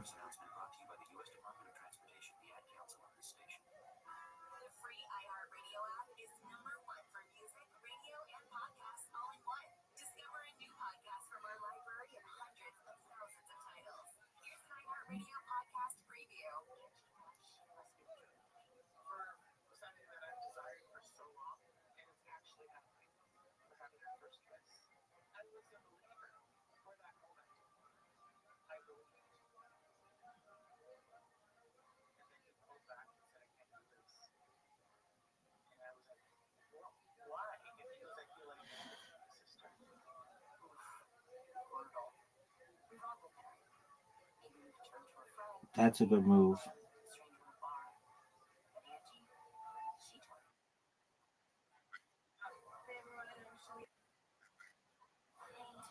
You have to jump that guy.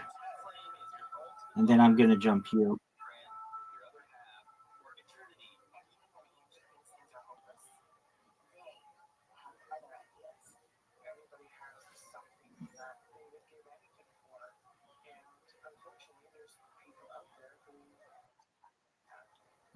That's my first win in checkers.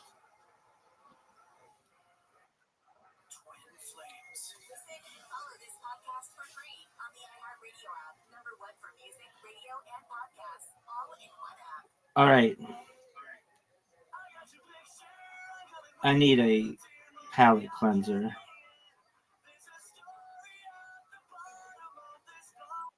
Hold on, we can't do that one.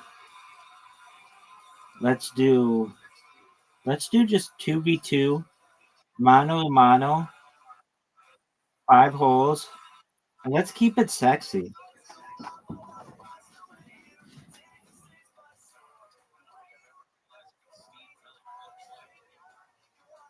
Look how good a shot that is.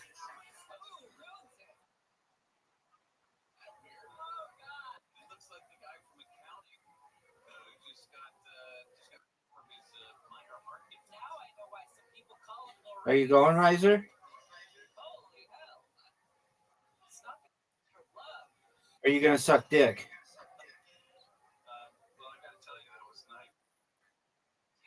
Watermelon rules, dog.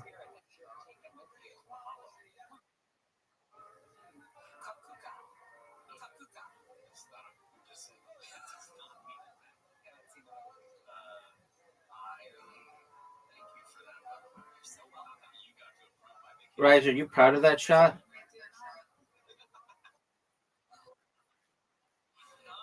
Look how sick this shot is.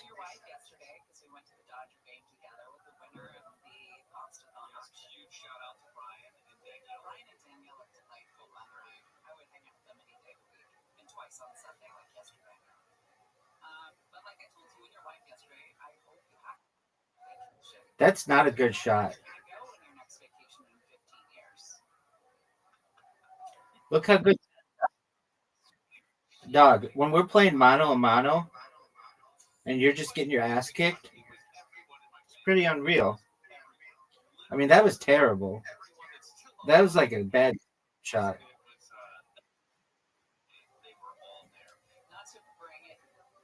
Dog, look how good this shot is. Do you recognize how sick I am? Dog. I bet this shot's... They're not the easiest holes. Some of them had water. At least one of them. And look how sick I am. Get your ball up here. Get your ball up here. Get your ball up here. You're not making this. Everybody knows you missed that shot. Peace, baby.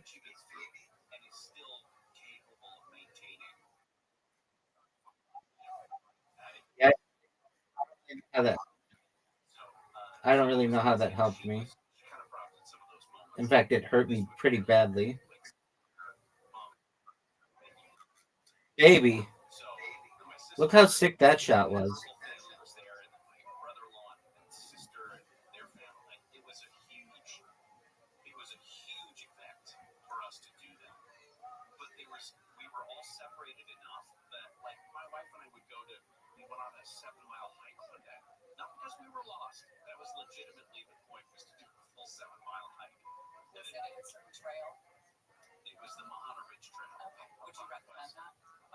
Yes, because it starts out very non-bluff. I was not happy. Like, this is really fun. But you get an elevation. I think it's about 1,500 foot. Look how sick that shot is.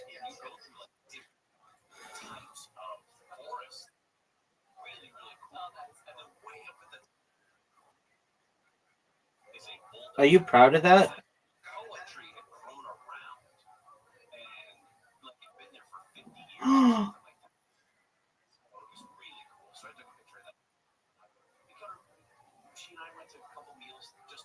That was...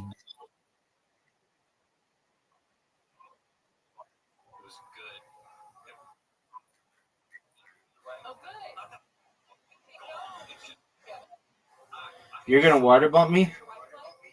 You are not water bumping me.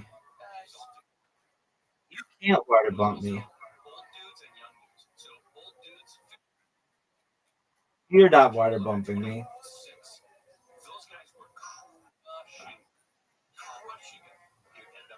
Are you serious? Water bump.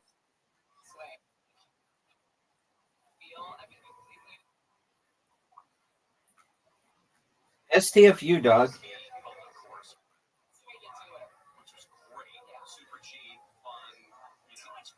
Get in the water. Water bump.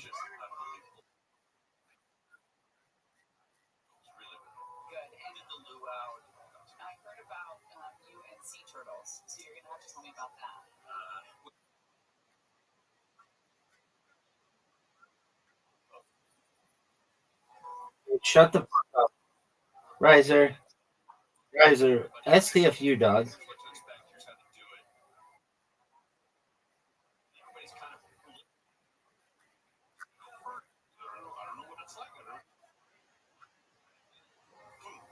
Oh, I'm very pro water balloon. Always will. It's just hard to tie a knot. Like when your hands are all wet? Yeah, it is.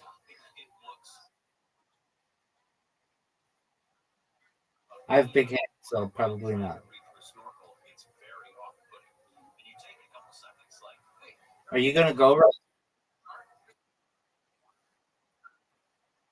Okay, yeah, it is, dog.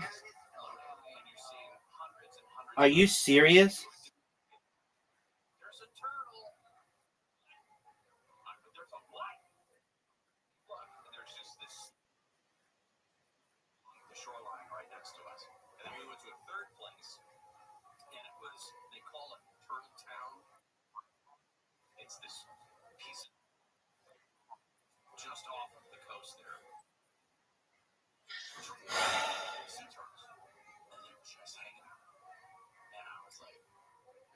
Trick shot.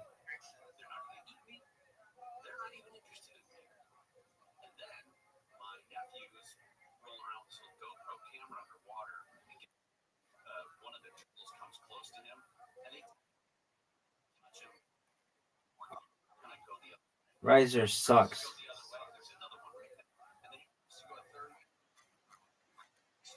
Riser.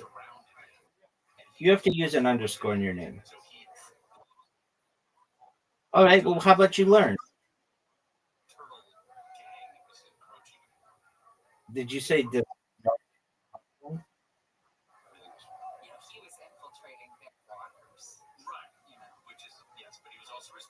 Oh, right. What did you say, Audie?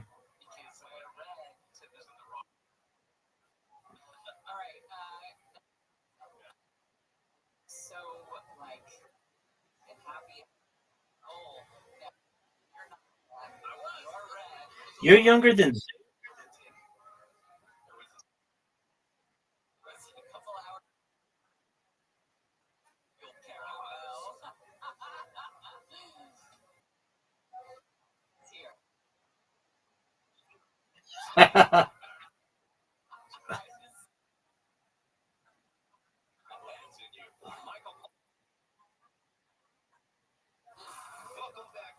Riser. Why do you suck so much dick at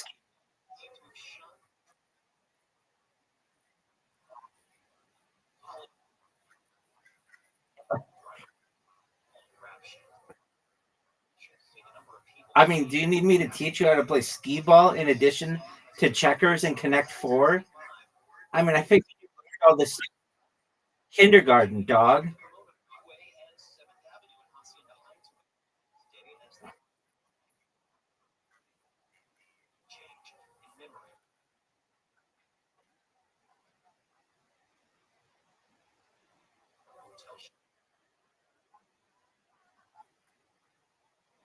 I don't have to. It says what kind of game we're playing. Like it says right next to his name. He should just look right next to his name and it says. No, I'm not. I'm saying that, like, hey, Riser, and you have 9 balls left, and there's 100 and 100 and a 50 and a 40 and a 30 and a 20 and a 10. Like, I shouldn't have to read him everything on the page. He's Riser. That could be Riser. Are you gonna go? Riser, that sucks. Riser. All I know is that you are sucking major league cock at skee ball. You didn't even get half my score, son.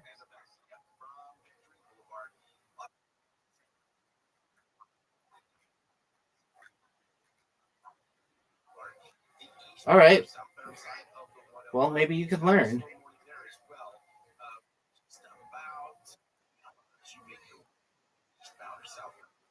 Oh,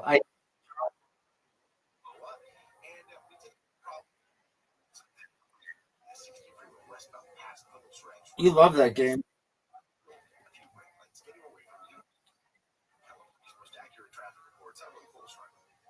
All right, I guess I have to read it to him. It's classic, dog.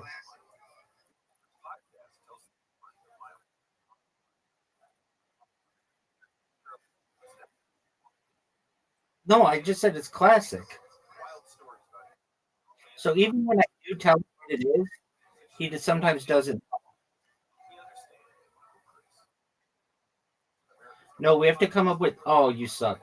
We have to come up with a name for your friend's hot dog shack.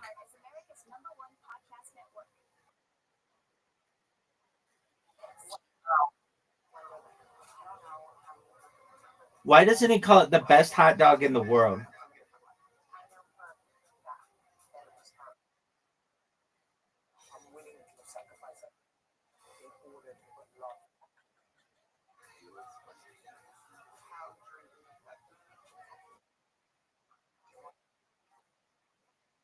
That's cute. Buns and Son. That Buns and Son. Bun. That name sucks. That name sucks. Bun in the Sun. Bun in the Sun is cute. Buns in the Sun sucks.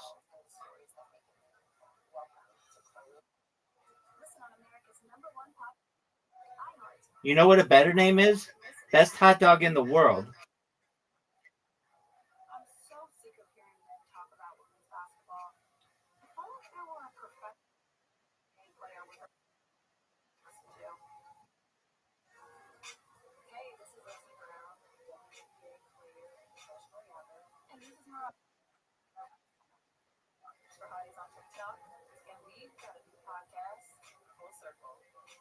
Every Wednesday, we're catching you up on what's going on in women's basketball.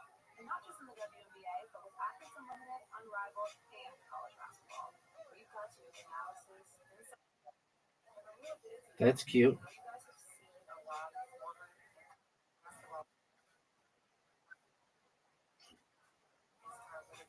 Well, he's not the one who's opening up the place, so it's up to his friend.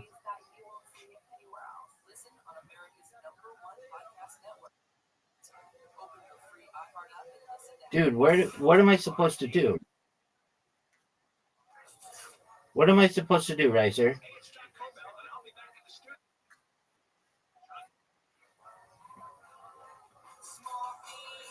Look at this shot.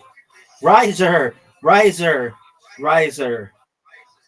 That would have been amazing.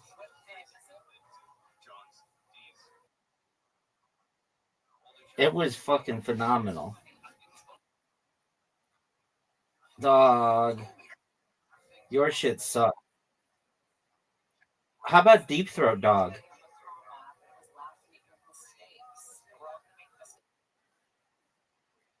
Oh, no, that's it, dog.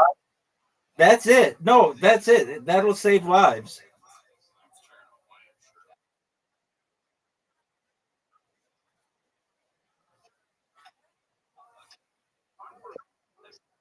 It is.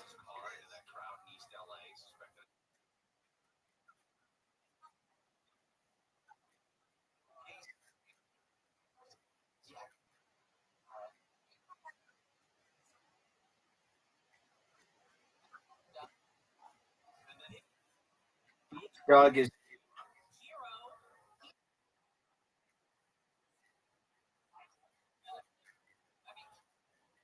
She said beach.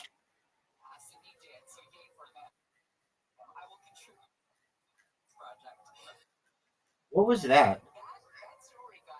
What did you just do? Fuck.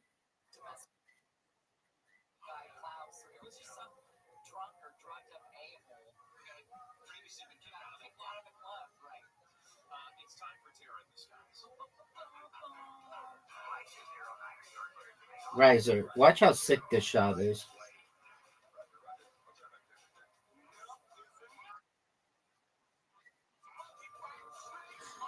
Purpose. Oh, for sure.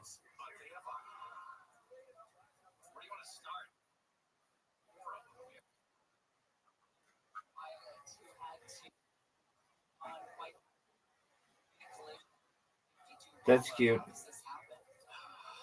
Why doesn't he call it the best hot dog in the world?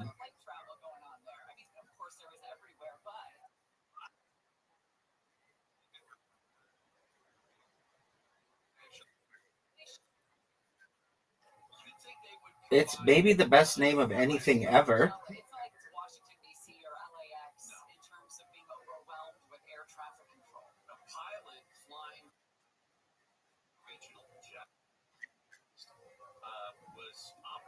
Right?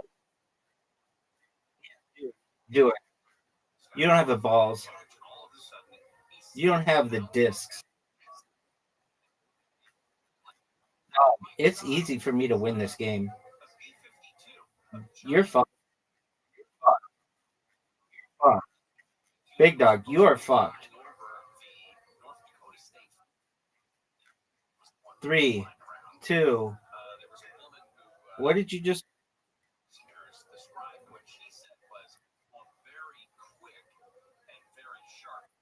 Look how sick that shot was.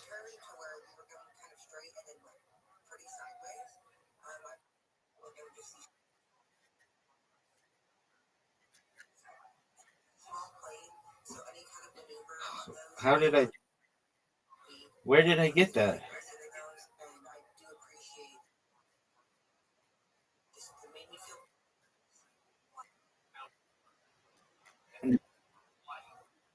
I don't see it. I don't see it. All I know is that you are fucked. There's no way you hit this shot. And you didn't even help yourself. I dedicate to Zoot's comedy career.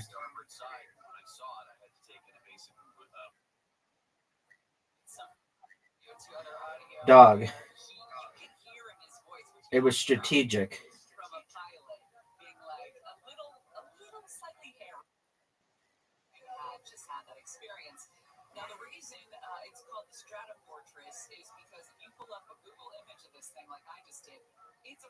I dedicate the shot to Zoot's comedy career. I just drained it, son. From downtown.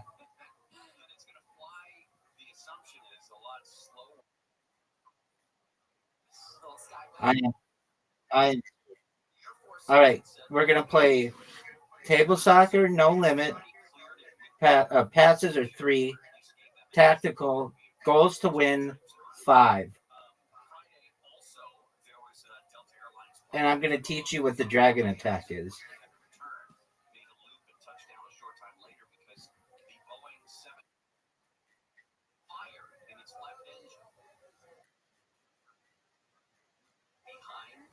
No one cares about that. People do care about when I play Zoot and I take Australia just to piss them off.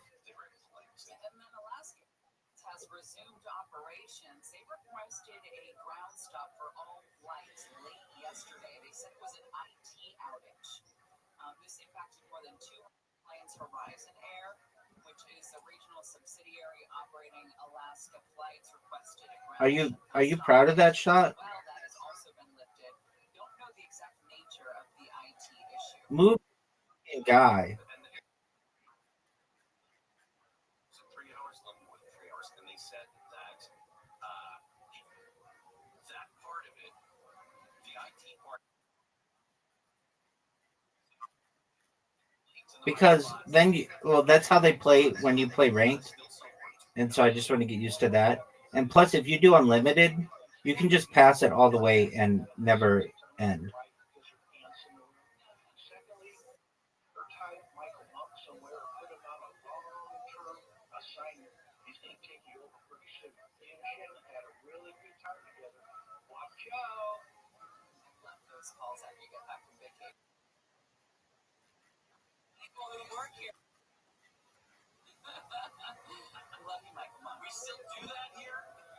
Oh no.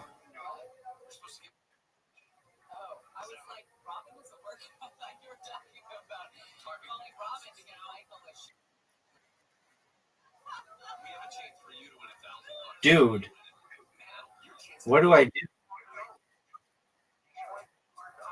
What a great shot.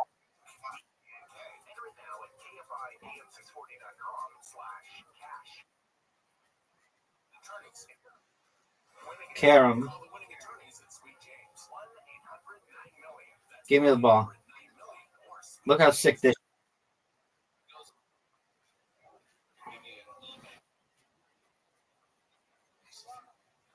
Yeah, because I'm sexy. Go. Why do you take so long?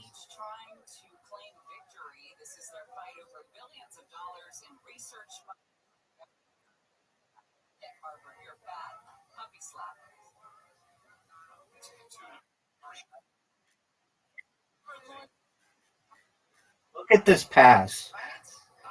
And watch this shot. Do you know what the dragon attack is, son?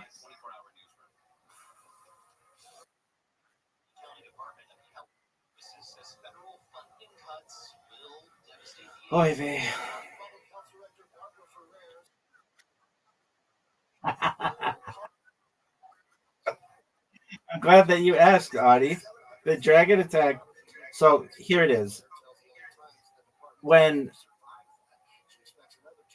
Zoot and I began playing this, you can pick any country you want that they have, and there wasn't really any country that was attractive to me. So I took Wales because they have a dragon on their flag. And I started playing with Zoot, and every time I'm about to score, just to just to piss him off, I say, "Are you ready for the dragon attack?" And he says, "Yeah, go do it. Fuck you." And then I score. And it's become this thing that whenever there's like an easy goal, you ask the person, "Are you ready for the dragon attack?" And they're like, "Yeah, go ahead. Fuck you." And then they score. And the reason why it's called the dragon attack is because Wales has a dragon on their flag. Though it is not the flag that I want to use. I want to use Bhutan's flag, but they aren't in this game. But Bhutan also has a dragon on their flag. I find it interesting that both these countries have a dragon on their flag, and dragons like don't exist.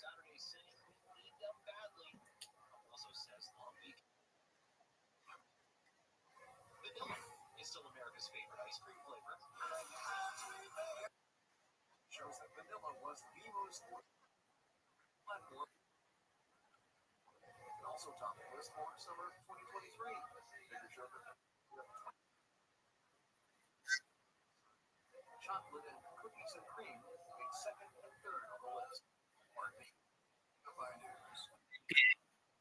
Wrecked. American Vision Windows is continuing to celebrate America. Right now, this whole July, Because your defense, you just got a bunch of sons back there. American Vision Windows are stellar at keeping the heat out. Dude. When I put the dual pane energy efficient windows in our home, or not when I did no work. American Vision Windows did all the work. Anyway, the utility bill took a precipitous drop. No longer see because the windows did all the work keeping the heat I want you to score again. You deserve it.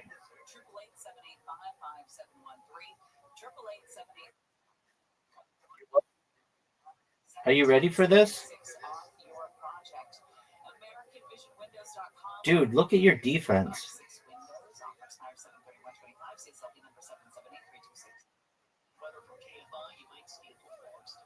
Dude, your defense is still tight as fuck.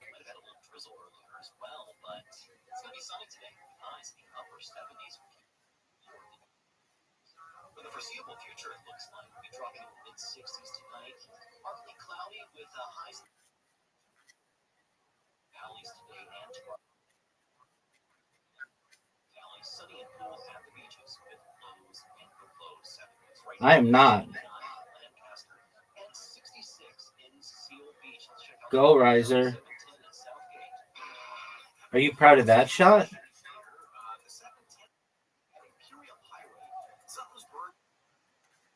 No, this game is over.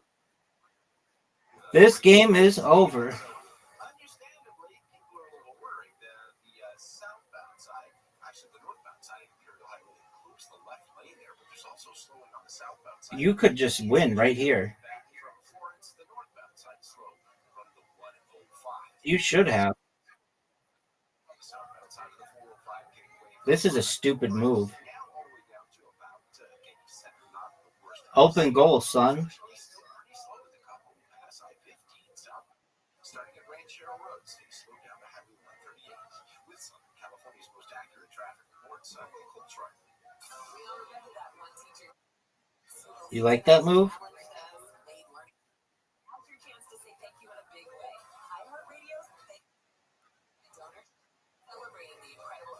Shot on goal. Oh,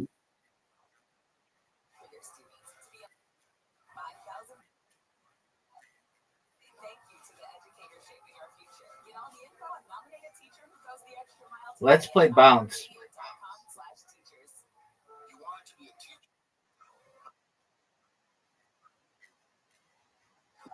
Wrong. Bounce. Just one game of bounce. No, that sucked. That was terrible.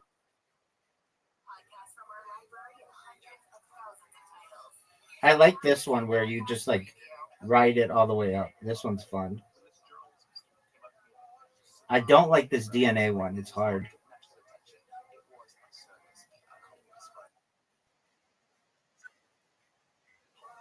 Fuck.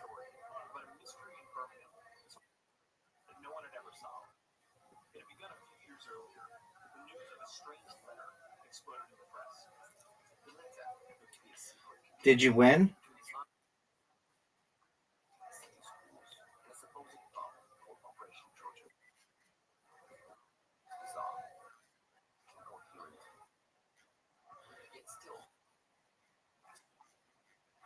You won?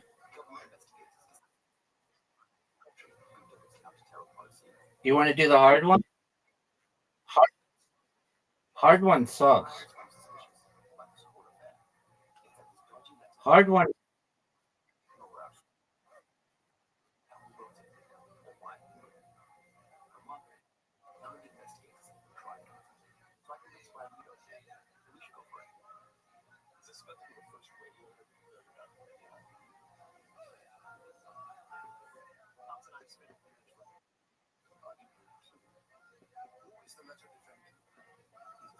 Fuck.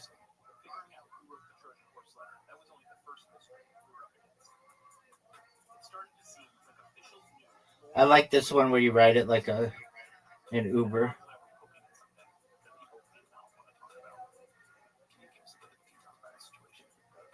Oh, dude, I just did the hardest one.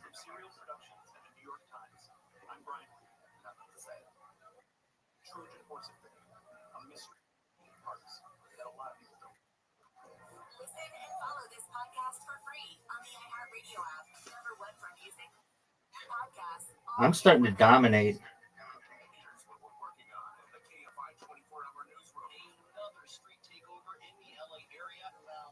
11:30 on South Main Street. Private officers found an AutoZone auto parts store weaponized. Ellinger Pass is again calling for an end to National Guard troops in Los Angeles. Dude, I can't make it through this part. The LAPD has released a photo of the man suspected. I know. Are you pink? Yeah, I don't know if it's possible.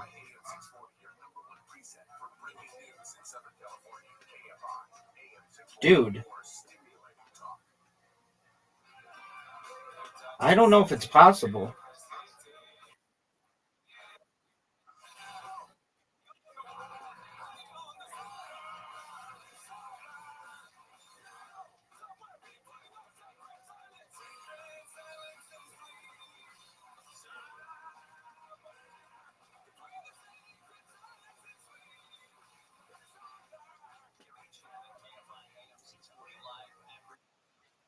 Yeah, at that one spot.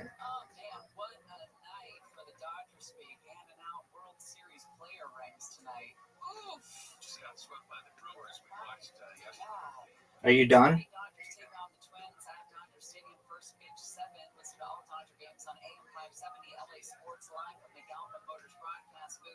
Stream all Dodgers games in HD on iHeartRadio app. Keyword AM 570 LA Sports. It's going to be one of those moments that Dave Roberts as a manager seizes upon. Like tonight, you're going to get your ring. Remember who you are, because that's not how you've been playing. Like this is who you are. The last 10 games, no bueno. The Brewers have gone on a 10-game run. Brewers have one of the best records in baseball. Right, and they're right. It's a real ding dong with them and the Cubbies there in that division, and the Dodgers as well. I mean, they're comparable wins records. Even with Are you done? Exactly. But the fact that they're capable of going on a skid like that is not good for their minds or the minds of the guys they're going to be facing off with in October. Speaking of sports, this is not a sports No way. but there is a connection. You made it through this thing? Former NFL player and Army hero Pat Tillman has been arrested up in San Jose. Police booked Richard Tillman after he crashed his car Are you done? in San Jose, causing a fire in the building. They haven't announced the specific. Are you done or I'm going to quit? He might have live streamed this crash like it was an intentional thing. So it's something to keep our eyes on. I don't think you're done. I think you're sucking dick. Shortly after takeoff in the afternoon today, catching fire, killing the pilot, at least 19 other people, most of whom were students. About 171 students were rescued with injuries from that smoldering two-story building. So today in court, the Trump administration is facing off against. How did I pass you up? They are each asking this district judge for a summary judgment in their favor, which would just mean it ends the lawsuit, doesn't have to go to trial. We'll see if that actually happens. But the central question here is whether or not the administration ignored rules and procedures when it canceled billions of dollars in funds to Harvard. The school is also saying that the administration is trying to curb the First Amendment rights that the school might have. They don't want to go to trial, which is why they want the summary judgment. Dude. Now, this particular judge has sided with Harvard in another significant case. She ruled on several interim matters. You're lucky. Government's effort to block the school. You're lucky that this one is so hard. But this Oh, I is won. the first substantive opportunity to signal What are your thoughts? Why did I do so much better than you did? signature lawsuit of Harvard against the government and the Trump administration. And this is Yo, dog. whenever she decides it's going Oh, okay. definitely that way. So the administration was demanding a few of Harvard efforts, the diversity, equity, and inclusion efforts. Why don't you turn it off? So Fine, we'll do disco. multiple federal investigations Psych, we're gonna do Mancala. of the school Mancala. issue a subpoena for foreign students' information and see if those people should be, in their minds, students at one of the most prestigious universities You're up, dog.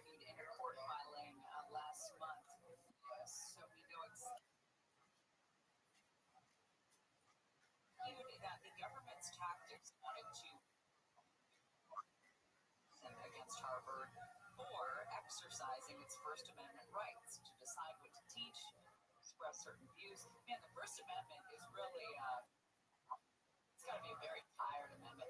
It has been trotted out so much just recently. I mean, that is a massive umbrella, isn't it? The First Amendment. It's like the First Amendment. Remember when you go to day camp and they bring out that big rainbow thing and you grab a parachute? And the parachute, you'd be like, man, the wind would come under it.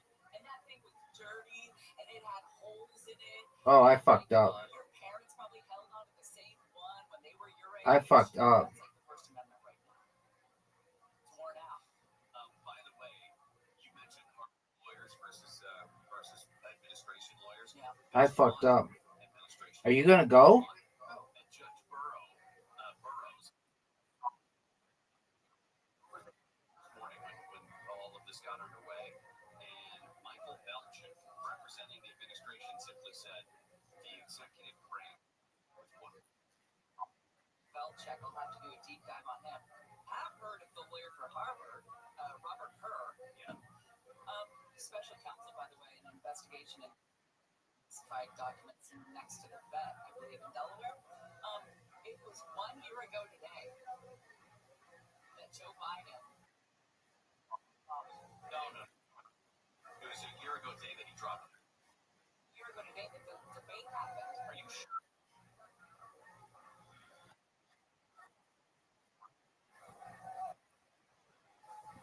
I heard that somewhere else. I have not done my own It was a year ago research. today that he dropped out. Well, did it right after the debate? No, it took a couple weeks. We'll do our own deep dive. Yes, we will. You know what? What? You want me to go back? Yes, it was today. It was today. Boom! Wait, what was today? Joe Biden dropped out of the race. So not the debate. Not the debate. The debate was June 27th. I am now not listening Maybe. to news on that station anymore. You're going to tell me which one it was. It was KNX. That's a lie. That's totally a lie. Michael Monks is live in KFI 24 hours.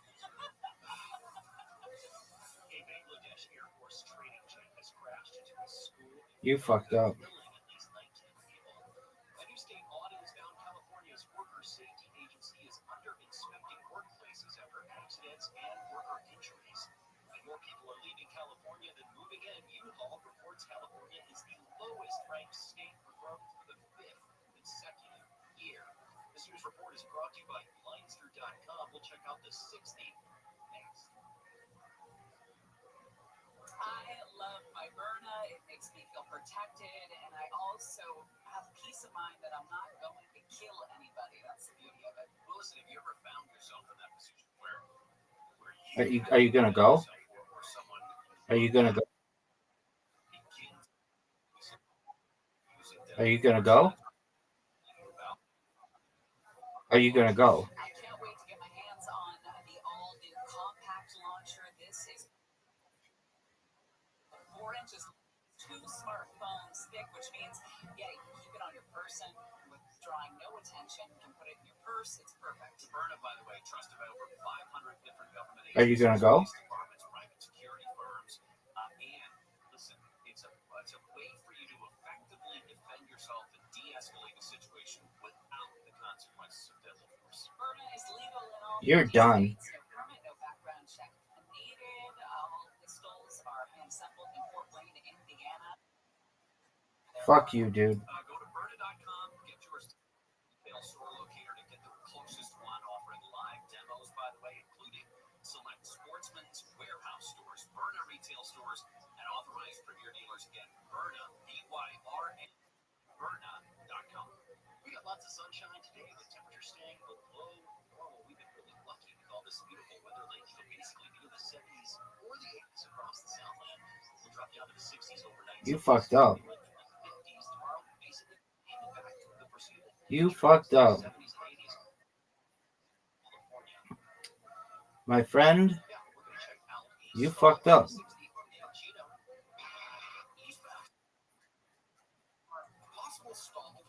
Fuck.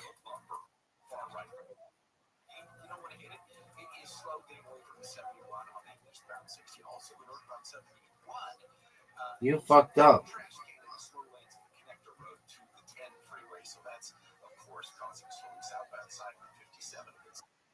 You fucked up. How's it feel to barely lose?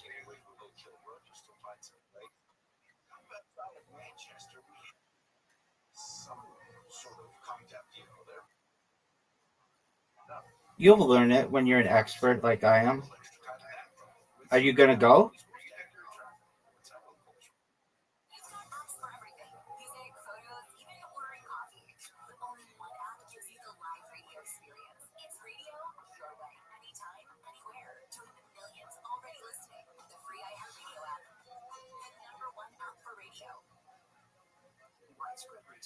You're up, pimp.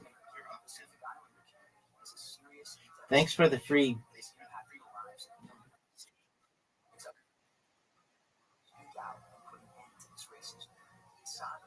Free turn, pimp.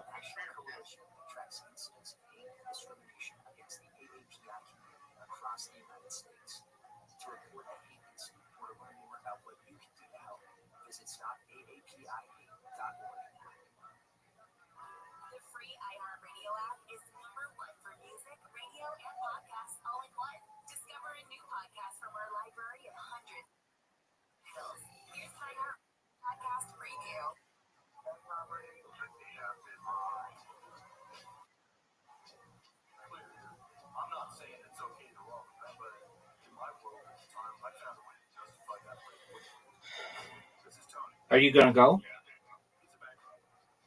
Because you're fucked here. I'm taking all your shit.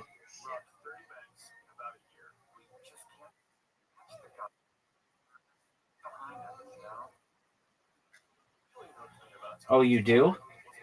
Well, it's certainly not by losing all your shit like that. Oh, shit.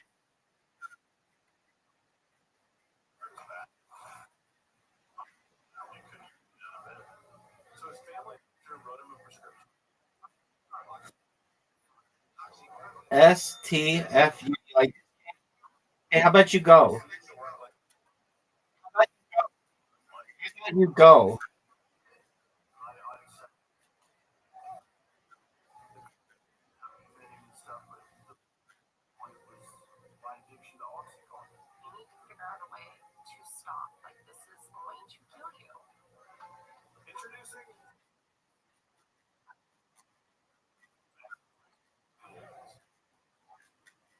We wouldn't want to play this game. Our country's too great for that shit. Our country is too great to want to play that game. It's not racist at all. It just means this game sucks.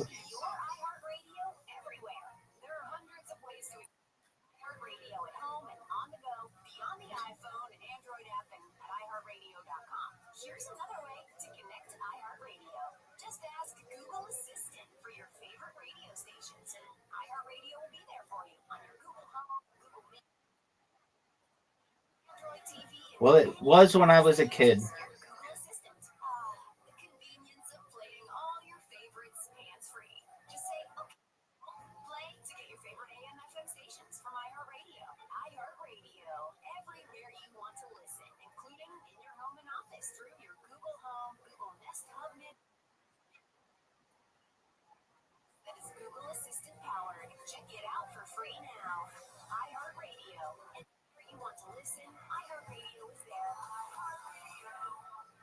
Oh, look at that win, son.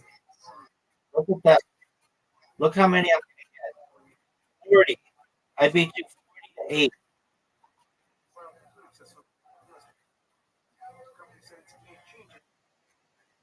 Have you ever played Blocko?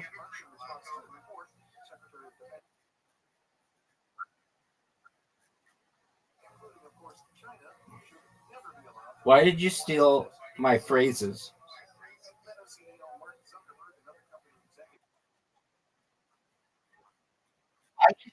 No one cares about that. No one thinks that's cool. Are you gonna go? Are you just gonna jerk yourself off raw? There you go. Free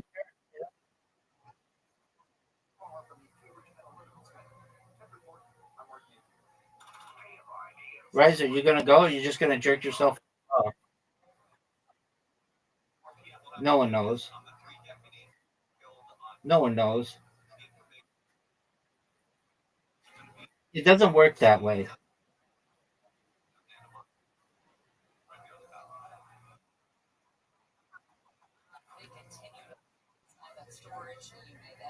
Look how sick this shot is, Riser.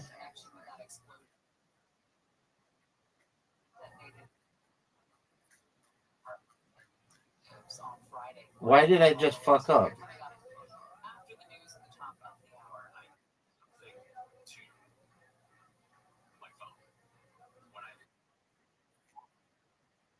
Cause I plan well. Notifications coming through while I was on vacation. It was more of an attempt to see if I could do it rather than an actual, I'm not going to pay attention. You're done, son. You're done.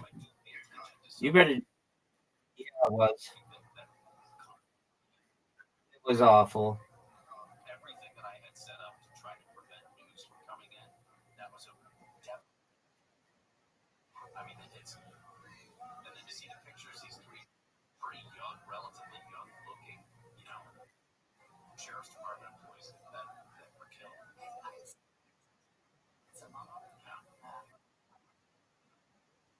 So, man, I read way too much Riser, you gonna?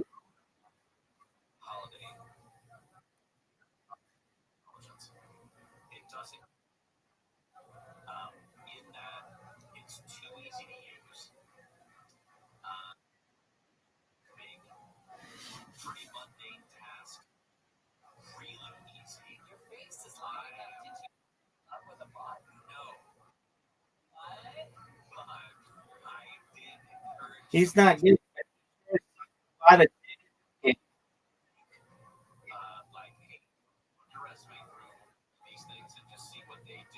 He is not gay. He sure is sucking a lot of dick in this.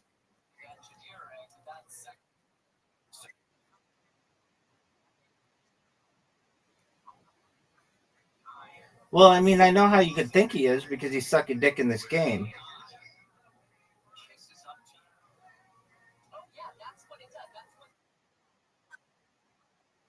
Okay, I mean, it could just see how some people would. Riser, you gonna go or you just gonna jerk yourself off raw?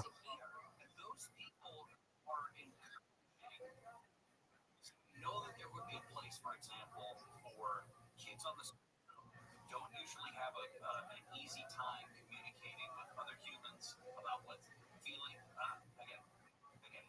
But the idea that this is being pushed onto people, encouraged, and being suggested that this is just a way for people to learn how to interact with other humans is dangerous. I read a story a couple weeks ago now in the Sunday New York Times, and it was about a woman who's just like you.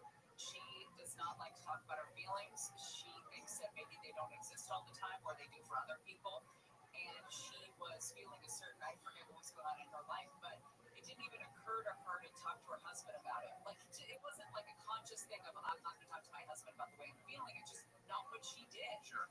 And she. You're fucked. Her in this story about normal people do they talk to him, And so she used ChatGPT. You got it, baby. How'd you like that move? You're up. First helpful AI story I've ever read, and then she had this meaningful conversation with her husband. It wasn't this cumbersome, awful feelings conversation. It was just a, hey, I've been feeling lonely or whatever it was because of this. And he said, I've been feeling the same way. And they just got it out there, and it was like breathing fresh air, and it was God. Yeah, I am fucking serious. Calm down. Calm down, son.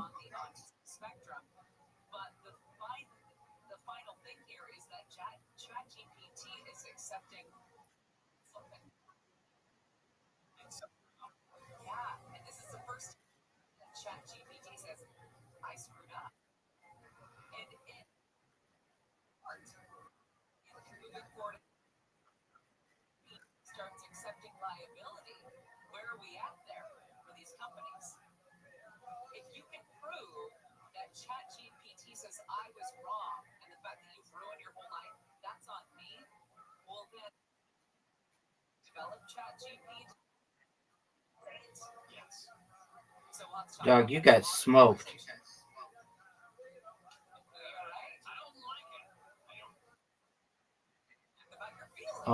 You're not.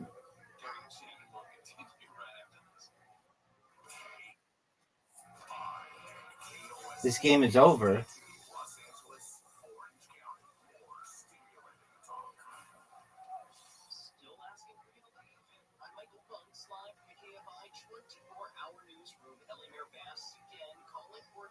Thanks for the win.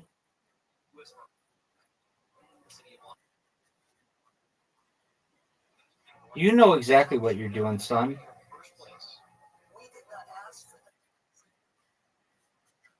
How about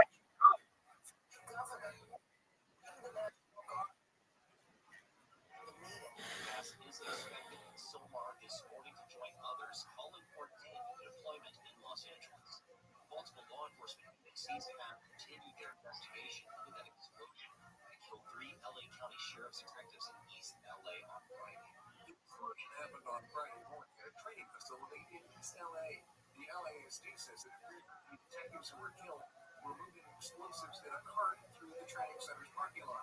Reports say the detectives thought the device or devices were inert.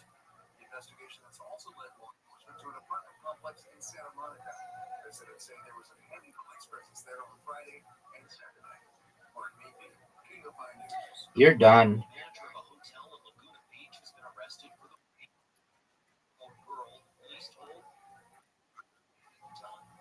he assaulted Fuck. weeks ago, but police say it wasn't reported until last Tuesday. The city detectives and the special enforcement team also learned that Felton Calhoun sold cocaine and carried a gun. Officials in Texas have adjusted their estimates of the number of people missing since the devastating flooding on the 4th of July. ABC's Jim Ryan says, according to the Kerr County Flood Disaster Joint Information Center, 3 people in that county are You're done. initially up to 160 people were unaccounted for. You're done. Thanks for the win.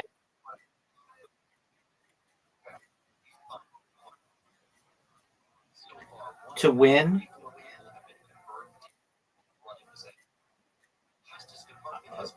All I do, okay, here's what it is. All I do is win, win, win, no matter what. Got money on my mind. I can never get enough.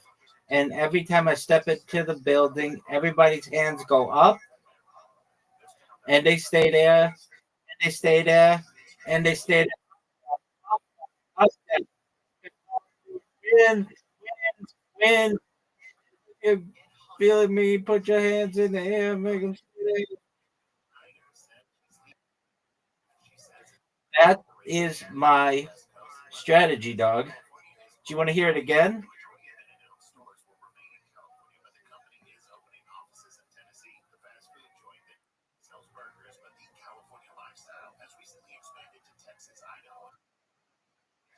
Here's my strategy. It goes like this. All I do is win, win, win, no matter what. Got money on my mind. I can never get enough. And every time I step into the building, everybody's hands go up, and they stay there, and they stay there, and they stay there, up, down, up, down, up, down. Because all I do is win, win, win. I just won again. I love it. And I've got more than 40. 42.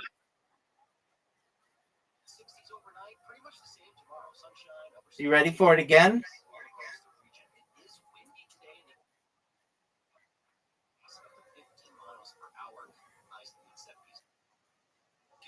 Dude, you just started. You're up.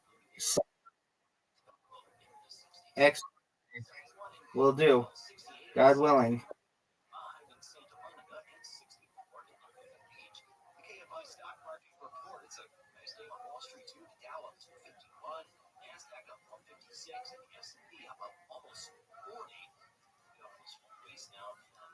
What's happening? Local Schreiber Tunnel's about to free up to 10 in downtown Los Angeles.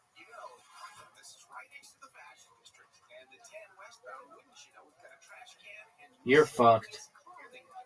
Big time fucked. Big time fucked.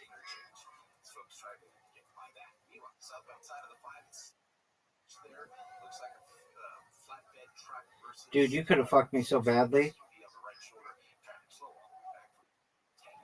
I'm not going to tell you, but you could have. Looks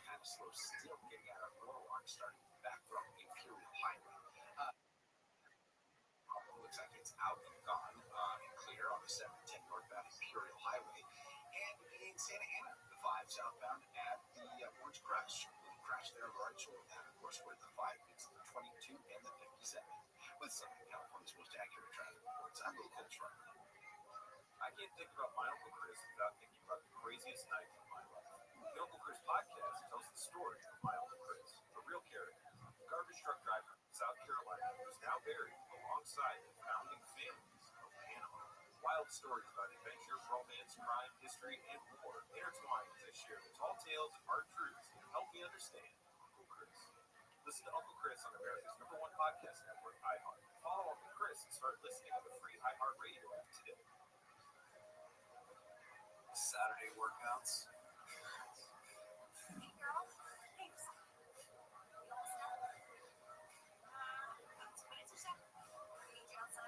Man, you are getting fucked. Getting back to the moments we miss starts with getting informed. You love it. Vaccines at getvaccineanswers.org. Maybe you should have your friend call it that. The suck more dick than a hot dog stand.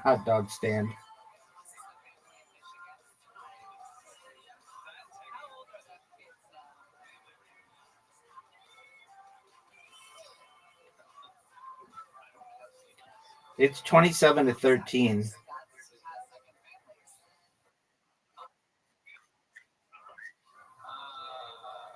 You're done.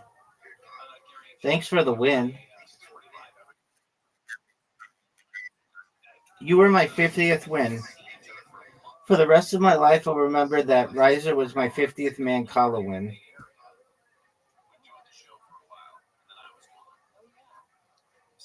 You're up, big dog. Host advantage. It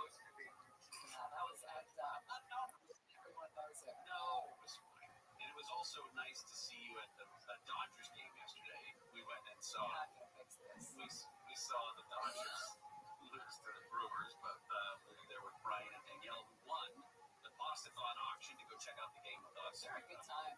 We were at the right time. Yeah. Are you going to go, or are you just going to jerk yourself off raw? Are you gonna go, or are you just gonna jerk off raw?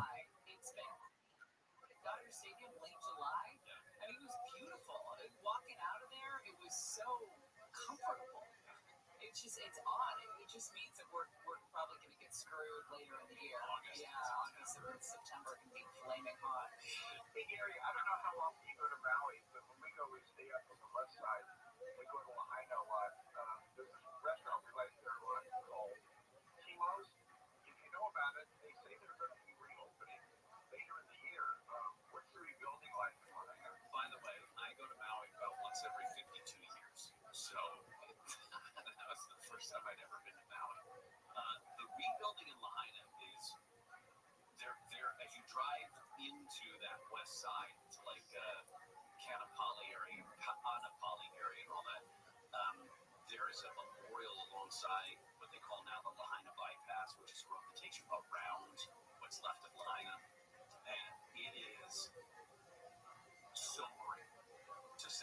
just in terms of the amount of stuff that is not there. Ooh, you could have fucked me. Of construction that is gone as a result of those fires from 2 years, almost 2 years ago now. But that they have begun rebuilding, and some of those sections of Lahaina have reopened. Some of the stores have reopened, but as you drive around sort of that front street area, which isn't technically even open, and that highway that goes right through, it is pretty devastating. And to have gone through Malibu and Palisades just a few weeks ago also, it was pretty stunning to see how there is some rebuilding. Are you gonna go, or are you just gonna jerk yourself off raw? There's homes that are being rebuilt, but it's got a ways to go. So. Well, we have been following all of the news coming out of the tragedy at the Sheriff's Department over the weekend, and one of the questions swirling around, I first heard Conway ask it on Friday, is if these explosives that killed these 3 veteran detectives from the department back to somebody, could they Because I'm sexy. criminally liable in this case? And it's one of the possibilities that remains on the table. They've zeroed in on a storage unit at an apartment complex in Santa Monica. Of course, this explosive blast occurred Friday morning at the training center there off Eastern when the 3 detectives, deputies, Joshua Kelly Eklund, Drew Lemus, and William Osborne. Why aren't you good at this? Now, the explosive to this operation in Santa Are Monica, you? You started off winning your first 2 games. they were called to this to help out Santa Monica PD with an investigation into these Maybe. storage unit. Grenades, something like that, alerted. You're up, big dog. Apparently, they were left behind Free by turn. those who had lived there at this point. So they're still looking into that scene right now. When's the last time somebody found grenades in a bag in a storage unit? Oh, you're fucked. You're fucked. Find these things, and obviously the bomb squad and the explosives team. What happened? Deal with these things, but Every week, I don't know. This guy was apparently ex-military and had control of the storage unit. you mentioned that 3 detectives, 74 years collective service and 16 children. Detective Kelly Eklund first joined the department in 2006. He worked at Mitchell and North County Correction, moved to Lennox and South LA stations. Detective Lemus joined the department in 2003. Initially worked at Twin Tower Correctional Facility. He was known for his mentorship of younger deputies. Detective Osborne joined the department way back in '92. Served as the Men's Central Jail, moved to Industry Station where he went up to detective, and a couple of these, by the way. Detective Lemus is survived by his wife, who is also a detective in the Sheriff's Department. And Detective Osborne is survived by his wife, who is also a detective. And as you mentioned, the 16 children between them. We don't know a lot about the specifics for memorial services, but those will be announced in the coming days. The prospect of You're fucked. whoever it is being held responsible, it almost seems like it would be a hard prosecution. 14-3, son. Just in terms of they don't even know exactly what it was that caused this explosion in the first place. Was it just simply one of these things that went off? Was it mishandling in some way? That's kind of what's going to be determining how it is they're going to go about a prosecution if it in fact exists. So the Sheriff's Department 20 to this was 4. the worst day that they've had in the deadliest day since 1857. I meant to look up what happened, just out of curiosity, and then I never. Yeah, when you think about all the guys like this just forever, in one moment, Are you gonna go? doing this your whole life, and like we mentioned on Friday, these are and before I even make it, you know the Sheriff's Department, you live in LA County, you know these are the best of the best, especially when you talk about the specialized units in the Sheriff's Department. Adds insult to tragedy there. All right, when we come back, that car versus the crowd in Los Angeles. This guy. Are you gonna go? Of course he does. Some a-hole gets booted from a club. Who knows if he's high, drunk, or just angry, or all of the three, or what have you. But there's a certain guy that does this kind of thing, just plows into a crowd willy-nilly, and it's the kind of person who they do that, and that was exactly the case here. Gary and Shannon will continue. Also, a shot for you and $1,000 is coming up. Michael Lutz live in the KFI 24-hour newsroom. Kelly Mayer Bass has just reiterated her call against the presence of National Guard troops and the U.S. Marines here in Los Angeles. Half those Guard troops have been sent away. The Trump administration has kept about 2,000 here next to 700 U.S. Marines. Some ex-federal prosecutors say a Justice Department request grand jury. Game over, son. Sexual abuser Jeffrey Epstein and his former girlfriend is unlikely to produce much, if anything, to satisfy the public.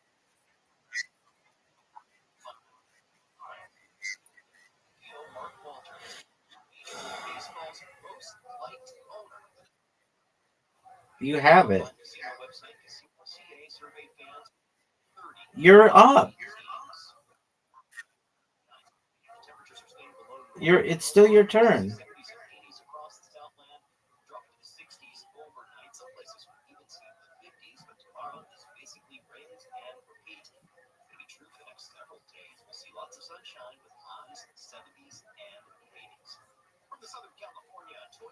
F you, dude.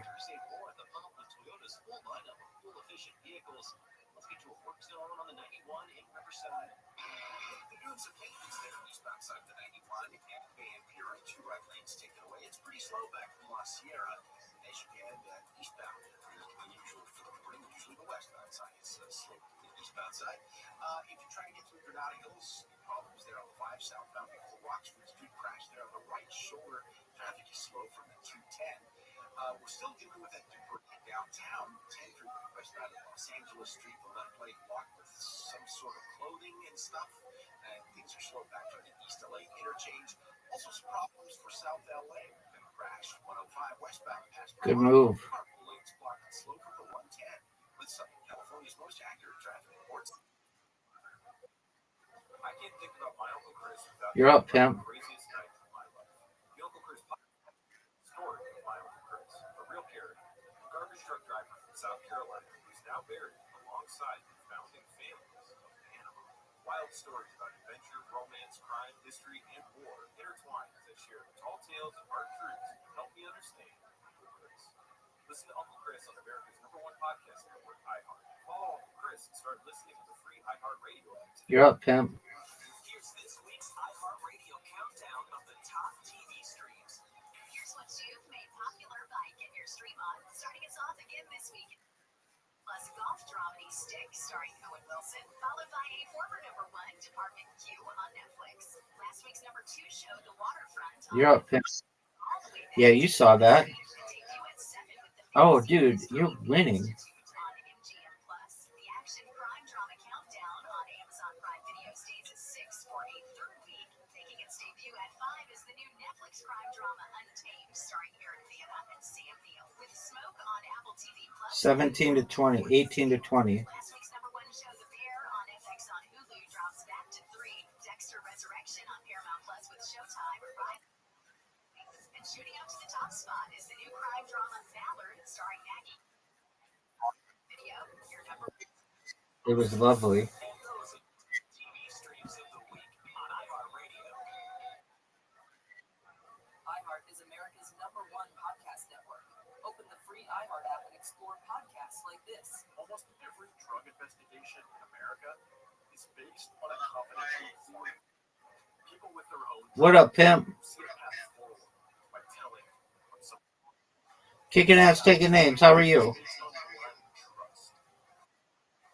I'm well. How are you?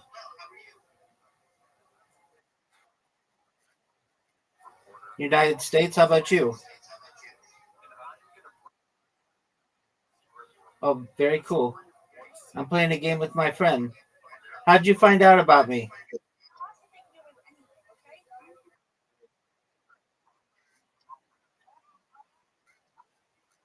How'd you find? Oh, you find out about me from Kick? Yeah, 100%. That's great. Yeah. Yes, I do. It's free. Free bots. You no, it's not. You want me to teach you how to make one? Download something called Macro Recorder. So Google Macro Recorder, and I'll walk you through how to do it.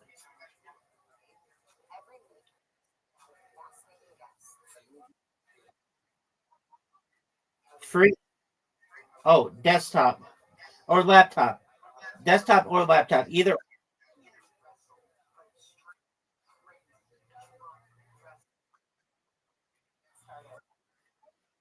I'm a certified project management professional by trade.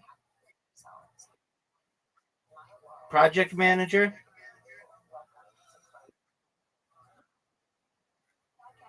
Manage projects.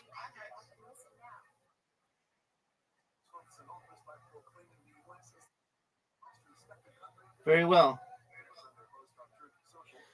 So download Macro Recorder.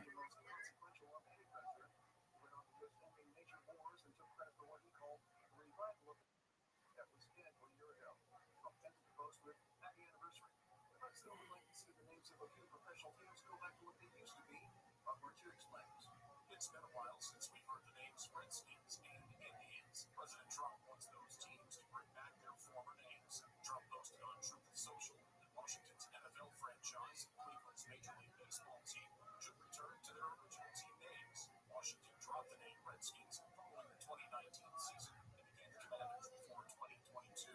Cleveland scrapped the Indians name in 2022. You're up, pimp. Guardians. And the senior Trump administration official says a hostage deal with Hamas could be coming soon. That's politics. I'm working. KFI, AM 640, more stimulating talk. On the next Bill Handel show, restaurants in the U.S. receive around 4 billion food delivery orders a year. Cue the robots, cue the drones. Food poisoning, Will Robinson, food poisoning. That's coming up after 7 tomorrow morning on the next Handel show.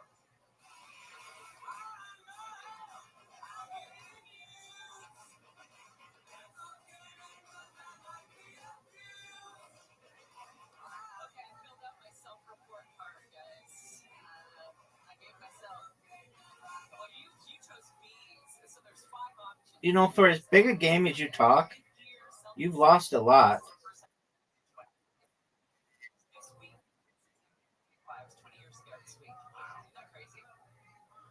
You like Karam?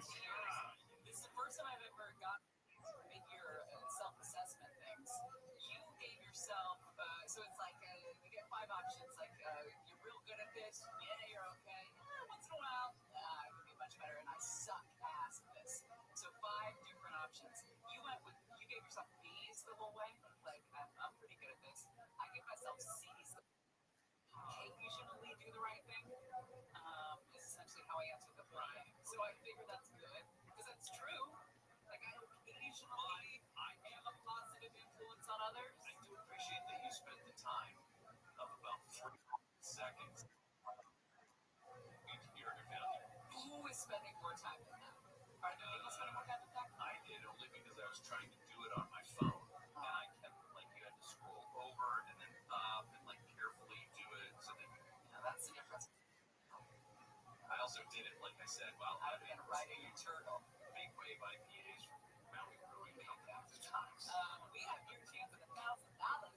Now your chance to win $1,000. Just enter this nationwide keyword on our website. Cash. That's cash. CASH. Enter it now at KFIAM640.com/cash. Powered by Sweet James Accident Attorneys. If you've heard that accident, winning is everything. Call the winning attorneys at Sweet James. 1-800-9-million. That's 1-800-9-million or sweetjames.com. That keyword again goes on the website. And if you win, we'll send you an email. Let you know you won $1,000 an hour from now. We're going to do the whole thing over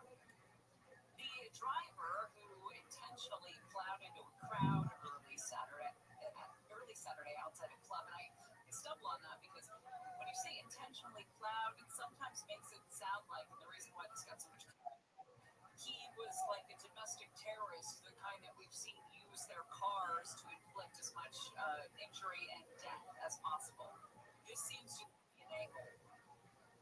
But this is a guy who was previously convicted of a hate crime in Orange County. Apparently, he was up to no good in Orange County for quite some time. His name is Fernando Ramirez, and when he was 23, back in June of 2019, he went into a Whole Foods in Laguna Beach and sucker punched a 26-year-old black employee who had been on the lunch break. When asked by an officer why he did that, he said it was because the guy was black and that he hates all black.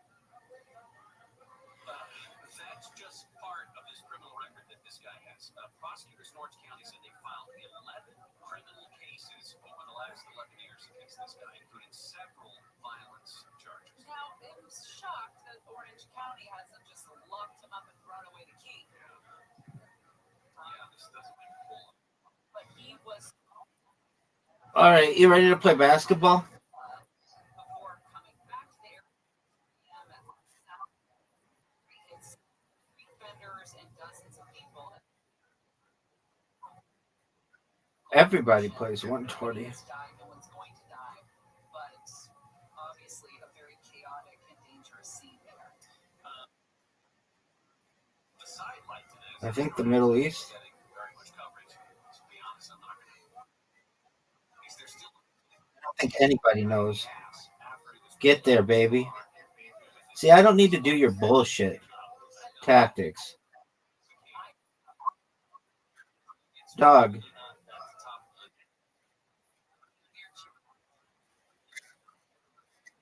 Dog. Are you done? Are you done? Are you done?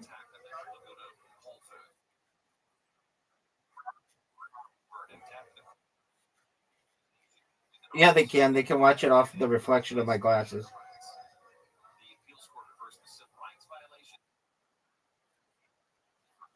1000%, son. He was convicted also that year of raping on a police officer resisting arrest and got jail. And then a year later, 2 counts of resisting arrest and received a sentence of another 6 months plus.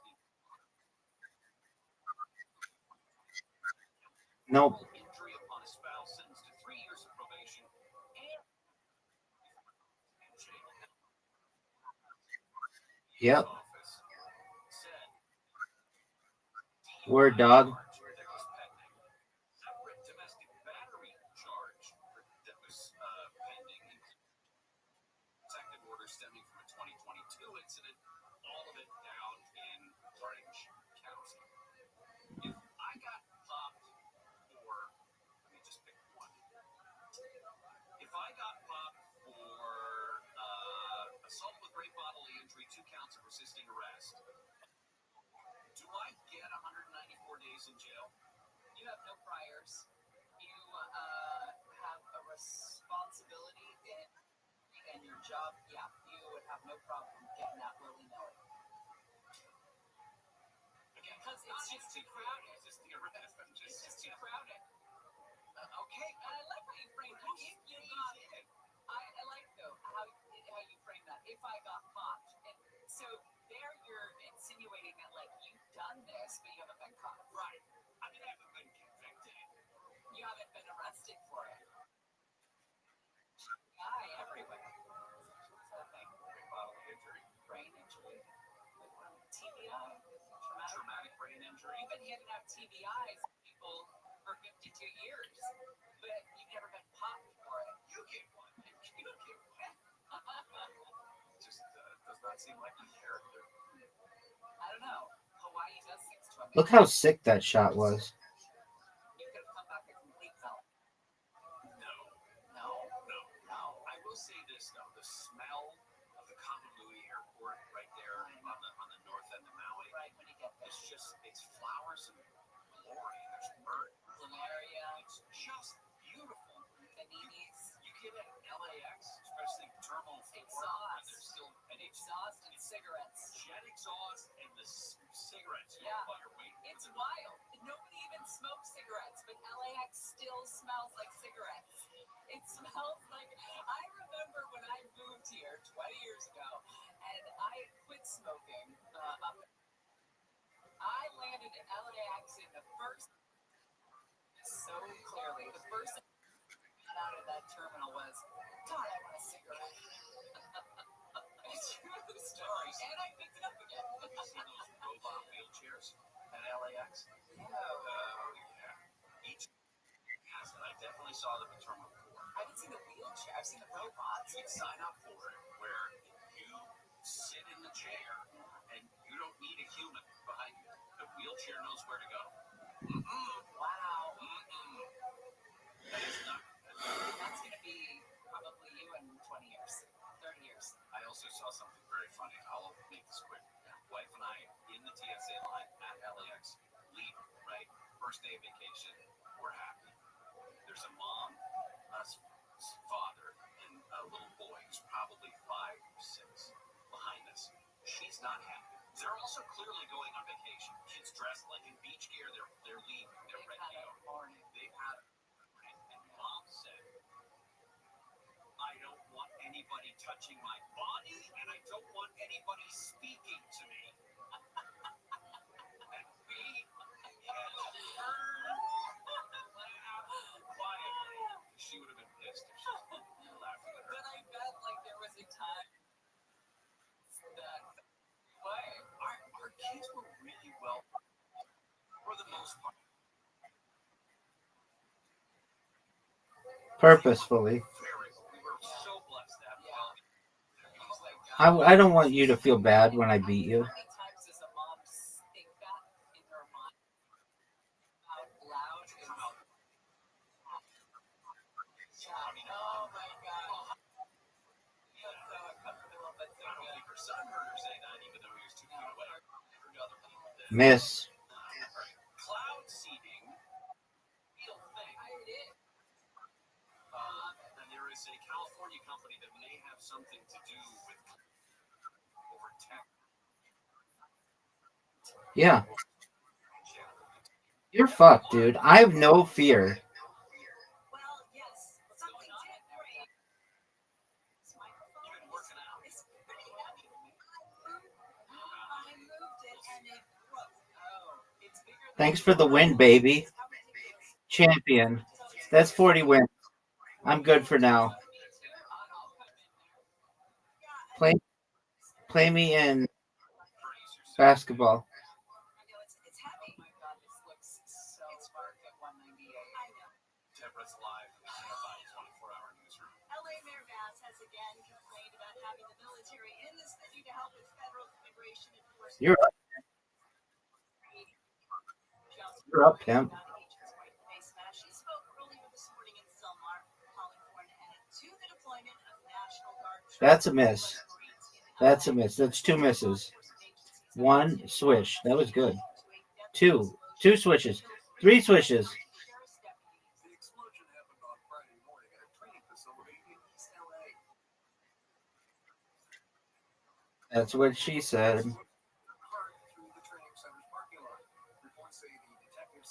That's what he said, B. The investigation has also led law enforcement to an apartment complex in Santa Monica. Residents say there was a heavy. Because I don't suck dick. 37-year-old Felton Calhoun was arrested Wednesday, though his arrest was not announced by police until Saturday. He is accused of raping a 17-year-old girl while she was intoxicated. Police say their investigation started last Tuesday. That's a make. That's 2 makes. 3 makes. Wow. Swish? Dude, that was really good. 8 points.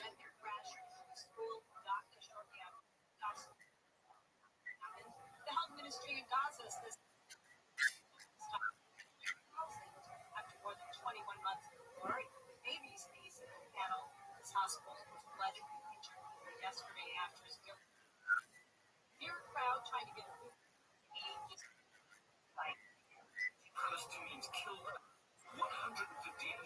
What's a Lance Armstrong?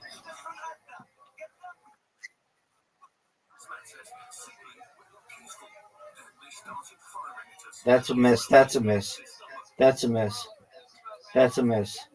That's a miss. That's a miss. That's a miss. That's a miss. That's a miss. That's a miss. You got 0. I dedicate this round to your career. I dedicate this career. I dedicate this round to the career.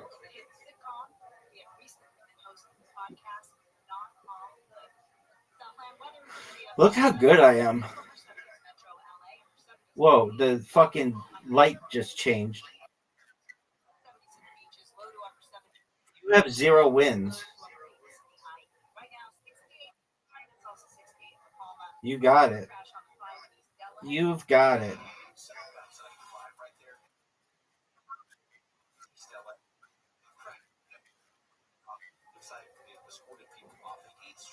Why? Because you know I suck at that. 101 pro double out.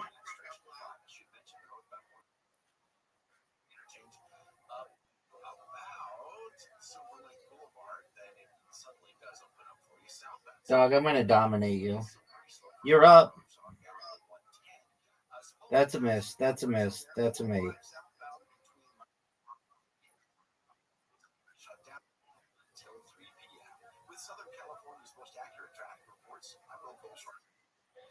I can't think about my Uncle Chris without thinking about the craziest night of my life. The Uncle Chris podcast. That's a miss. Miss. A real character. Miss. Garbage truck driver. Now buried alongside the founding families of Panama. Wild stories about adventure, romance, crime, history, and war intertwined as I share the tall tales and hard truths that help me understand Uncle Chris. Listen to Uncle Chris on America's #1 podcast network, iHeart. Follow today.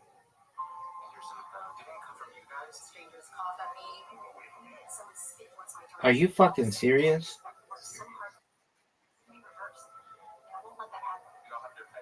Miss.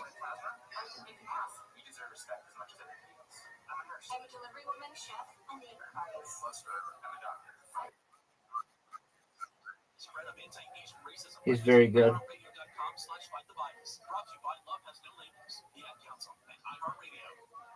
The free iHeartRadio app is #1 for music, radio, and podcasts all in one. Discover a new podcast from Get that too. hundreds of thousands of titles.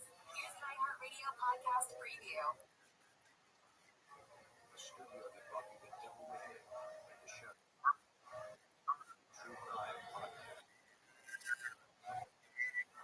The local sheriff believes there may be more than one killer. It's been 4 days since those bodies were found, and there's no arrests since this morning.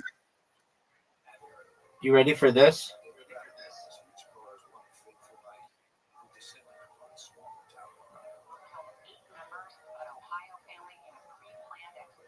There's an Ida horror that shocked the country with its brutality and its mystery.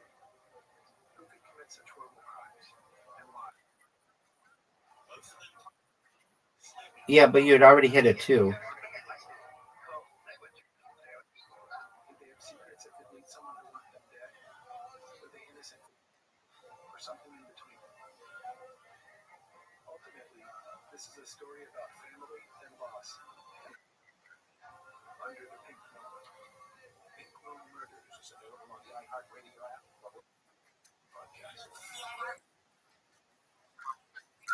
Podcasts all in one app. iHeart is America's #1 podcast network. Open the free iHeart app and explore podcasts like this. Elaborate calls. Oh my god. And sing into place. It got me. So, and I've been lucky enough to do stuff like Broad City and Narcos and Roadhouse and so many commercials about back pain. And now I'm starting a podcast because honestly, guys, I don't feel the space is crowded enough. Get ready for Greatest Escapes, a new comic. Dude, I don't like the pro double out. Each week I'll be sitting down with some of the most hilarious actors and comedians, people like Ed Helms. I climbed up and was just like, ah!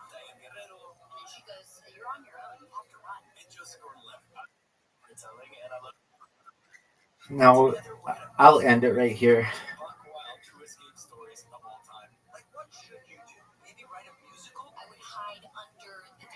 I'll tie a rope around the fish's neck and use it to like water ski across the boat. So we'd love for you to come hang with us. You're done, son. You're done. You got to go first. Home field advantage.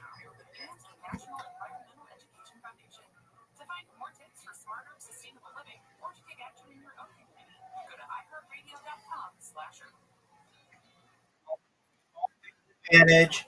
Home field advantage. That was good. Yeah.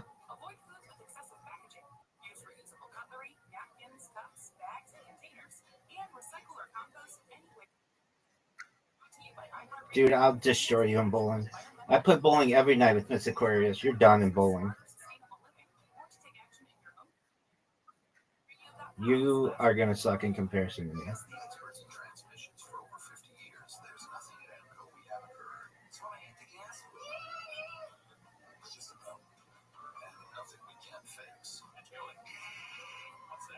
Transmissions to brakes and everything in between. No credit, finance your repair at Amco. Anytime all our participating centers only. People who know go to Amco. AAA. MCO. You're done. Bowling time.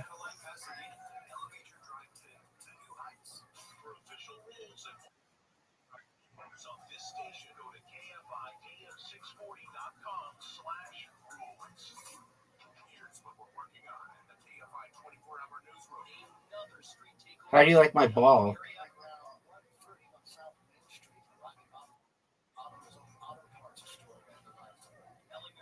Are you going to go? Yeah, douche. What a shot. Whoa. That was amazing. That was fucking amazing, dude. I've never seen anybody make it like that.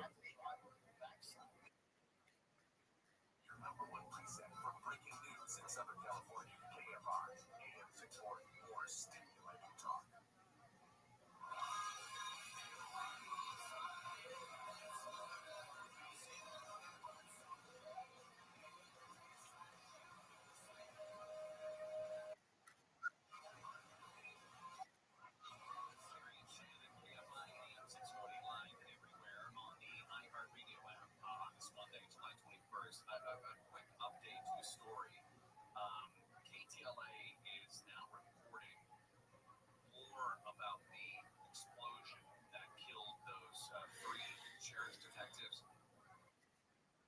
Told deputies cut a grenade in half as part of a training exercise after they x-rayed it and believed that it was inert. Wow, so I don't know anything about grenades, but my question is I'm about to tell you, son. type of grenade that they had not ever handled before and that an x-ray would not show it being inert? Is that a possibility? I guess, but I would simply say we're not going to touch it until we know for sure. Right. If it was something that they hadn't seen before. Okay. And what I believe they mean by inert is that whatever gunpowder or explosive materials in it would have been removed. Because, I mean, Army surplus stores still sell them, but you used to be able to buy inert grenades that had any explosives that would have been in them taken out. Dog, you're done. You got a split, and I had a strike on my last shot. You're done. I don't even have to go. You just got destroyed.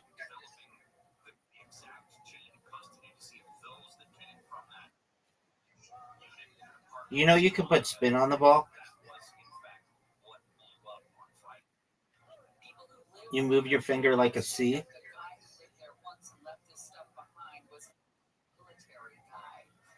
I'll play you like that. You have to put spin on the ball. That wasn't it.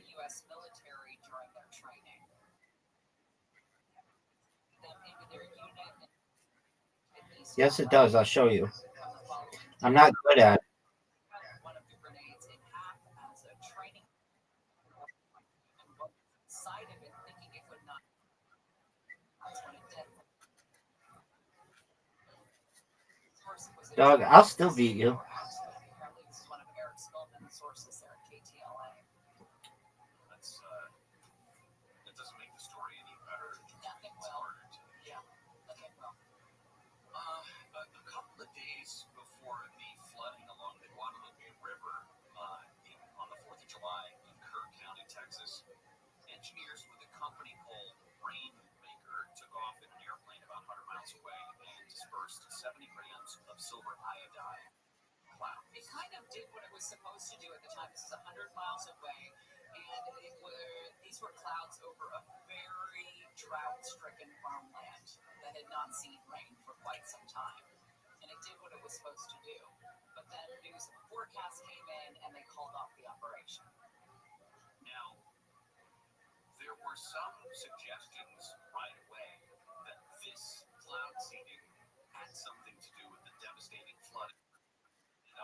Killing dozens of people. I think 135 is the latest number, including a bunch of those girls at the day camp.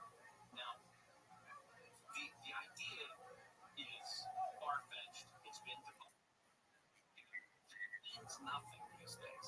That means nothing in the age of the internet, where this kind of conspiracy theory lived over a long time. Well, and this is nothing new. Cloud seeding, as we've talked about, has gone back to the 40s. This is something that's had several different iterations with several different versions of success. But this was a government-sanctioned cloud seeding. This wasn't some weird fringe company going out and creating the weather that caused the flooding. No, this was a local government agency that brought in this company to create rain over. I'm going to come back. Drought-stricken fields. Now, Rainmaker has come clean with their project. They were working in I'm fucked. Texas, say about 125 miles southeast of where the Guadalupe River flooded. They flew their plane to an elevation of 1,600 feet. They dispersed about 70 grams of silver iodide, which No, it's smaller than a handful of skittles. And what that silver iodide does is it latches onto some of those water droplets that are already in those clouds, sometimes converts them into ice crystals that could fall as rain or snow, depending on the temperature that they go through. And then soon after, meteorologists that work with Rainmaker identified an inflow of moisture to the said, you don't need to do this anymore. You can suspend operations. And about 1 in the morning the next day is when the National Weather Service issued its first flash flood for the Kerr County people. So this is also one of those things is I'll play one last game of Carom, and then my arms hurt. clouds. It just is the water that exists in the clouds currently and makes water droplets large enough that they would actually fall to the ground and survive all the way down. Good news. Yeah, we've got a great story coming up. It's one of my favorite types of stories. It's an unlikely friendship story. A friendship between a coyote and a bear. Gary and Shannon will continue. Microphone fixed. It's good. Deborah Mark is live in the KFI 24-hour news. By the way, it started Monday. Here's Tough split. LA police trying to find the guy. Are you going to hit it? Are you going to go? Outside of Lebanon. And the cops show out. Warner is right. He's 54. We'll have more at the top of the hour. Southland weather from KFI. It's going to be sunny today with highs in the 70s to the 90s. This report brought to you by Lowe's. Work zone on the 10 in Claremont. We still got some issues there on Indian Hill. They're running into traffic breaks so that Caltrain's workers can get in there and do some work on the traffic stop from Town Avenue on the eastbound side of the 10. It's also slow on the 91 headed into Riverside, eastbound side of the 91 from Are you serious? one lane shut down there. Work, I dedicate this to Zoot's comedy career. on that stretch. Stall and Commerce, 5 slow and go back from Norwalk Boulevard, and it's still slow, but to pass with it. It's 405 southbound between Mulholland and Getty Center, the right lane taking away from roadwork until 3 o'clock. Southern California's most accurate traffic reports. I'm local Schreiber. You've got an app for music, an app for photos, maybe even one that helps you sleep, but only one app puts the live radio dial in your pocket and lets you save your favorite stations, playlists, and podcasts as presets. Get the free iHeartRadio app, the #1 app for radio.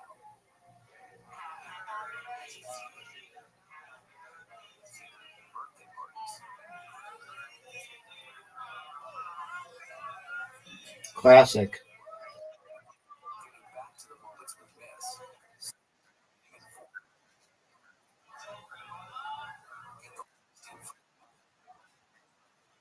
Get vaccine answers. It's classic, dog. Brought to you by iHeartRadio and the Ad Council. Find your iHeartRadio everywhere. There are hundreds of ways to experience iHeartRadio at home and on the go, beyond the iPhone and Android app and at iHeartRadio.com. Here's another way to connect to iHeartRadio. Sonos speakers. Activate iHeartRadio within Sonos to access all your music, radio stations, and podcasts. Or even easier, look on the player screen in the iHeartRadio app for the available connections icon. Oh. You can cast directly to your Sonos network and control the Sonos experience directly from within the iHeartRadio app. If you've got Sonos speakers throughout your house, you have iHeartRadio throughout your house too. iHeartRadio, everywhere you want to listen, including in your home with the iHeartRadio Sonos integration. Check it out for free now. Thank myself. Anywhere you want to listen, iHeartRadio is there. The free iHeartRadio app is #1 for music, radio, and podcasts, all in one. Discover a new Look at this shot. library of over 350,000 titles. Here's an iHeartRadio podcast preview. Your party so crisis system.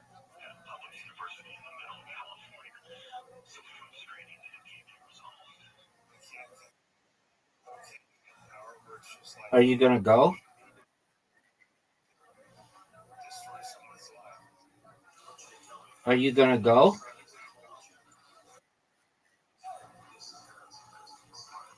That was unimpressive.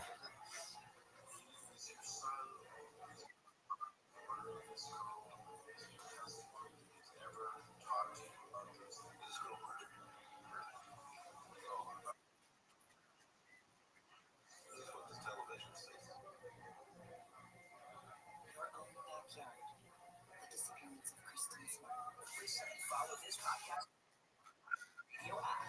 #1 for music, radio, and podcasts, all in one. A large ridge of high pressure continues to go.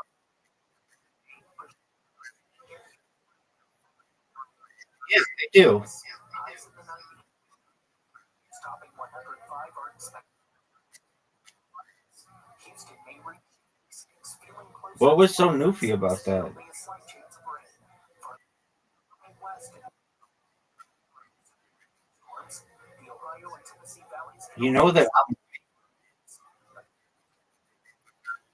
Along with isolated showers, while the western U.S. stays generally quiet, though monsoonal moisture. Arizona. Why don't you move these fucking discs? Fire danger remains in the northwest.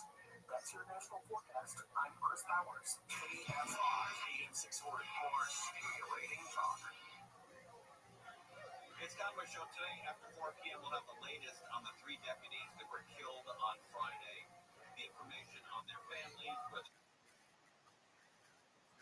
investigation. I'm ready.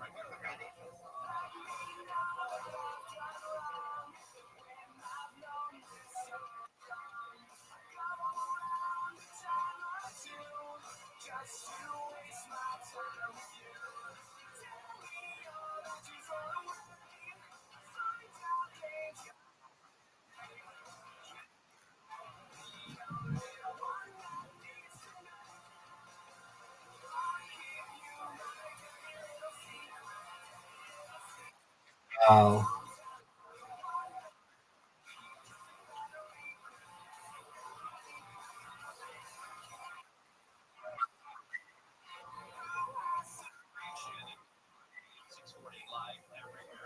Look at this shot. Oh, that was sick.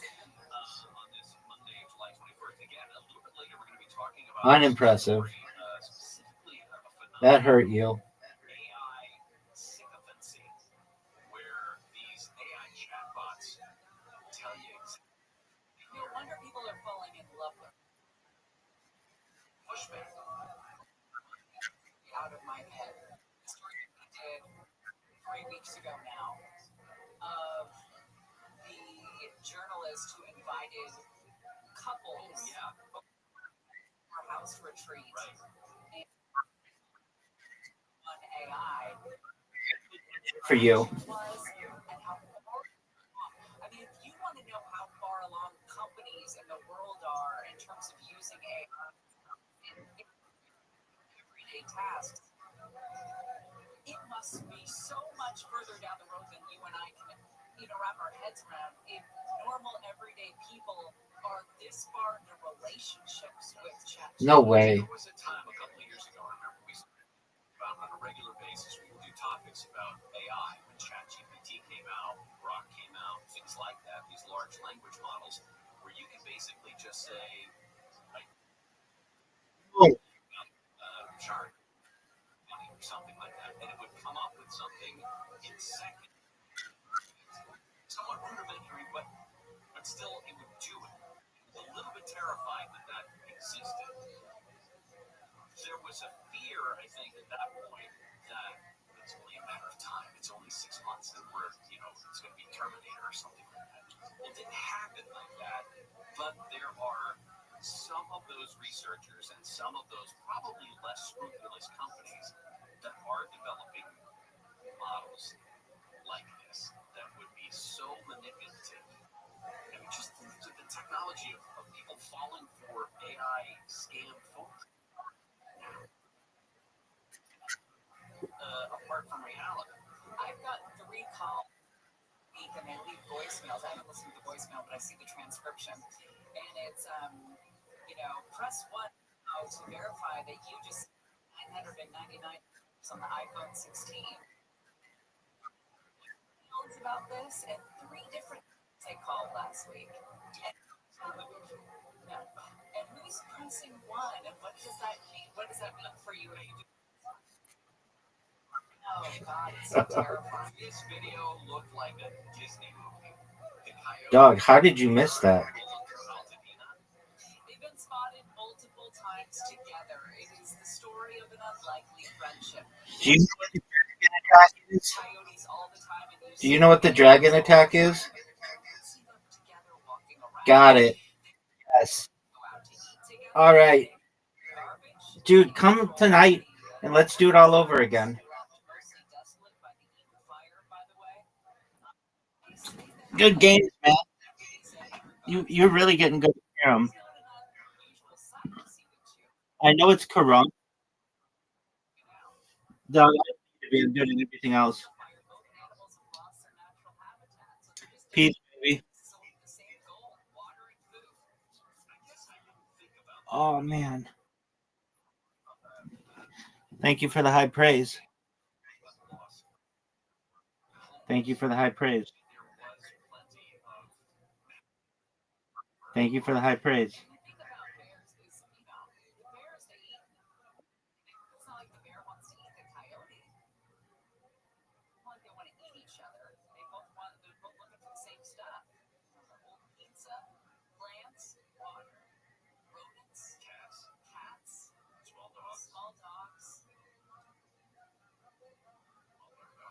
Did you miss your job?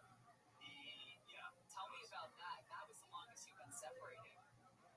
Well, I didn't have a dog for a long time. No, you and this particular dog. Look at this little baby. You are so good. You're so good.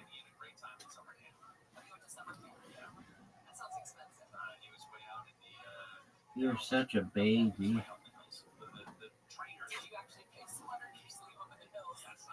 Just the perfectest doggy. Just perfect being of Hashem. Orthodox Jews Why don't we have dogs? Look at this baby.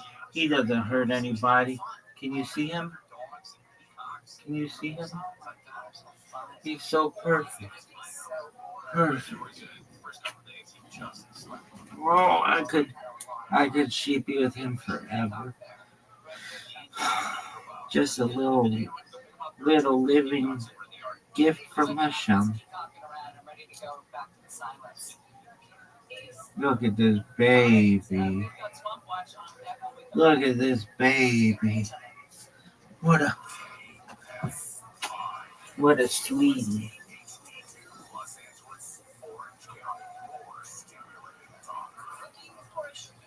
What a sweetie. Just an absolute dolly. You're my little baby bear. I wish you were mine. I would love you even more than I do. I love you, little baby bear.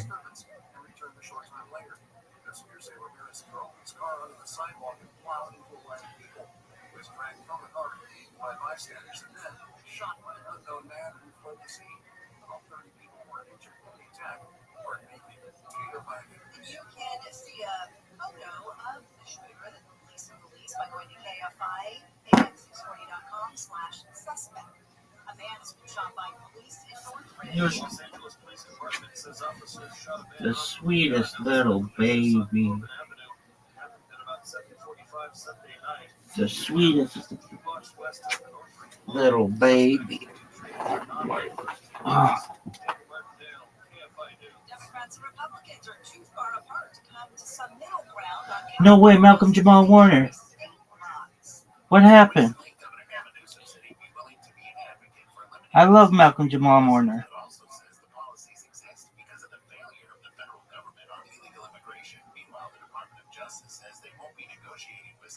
No way.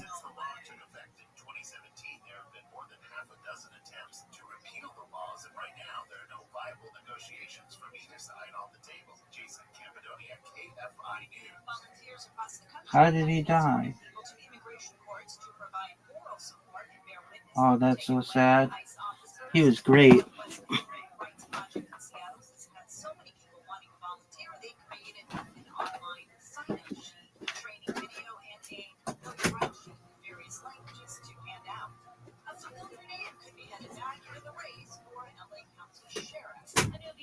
Sheriff 2026 campaign committee has been filed hinting at a possible comeback for former Sheriff Alex Villanueva. He hasn't confirmed a run, but says an announcement of some kind is coming next week. Villanueva lost to current Sheriff Robert Luna in 2022 after clashes with county leaders and backlash over deputy gang reforms. If he runs, he'll face Luna and Lieutenant Officer Martinez, who's already in the race for chief. President Trump has threatened to hold up a stadium deal for the Washington Commanders if the football team doesn't change its name back to the Washington Redskins.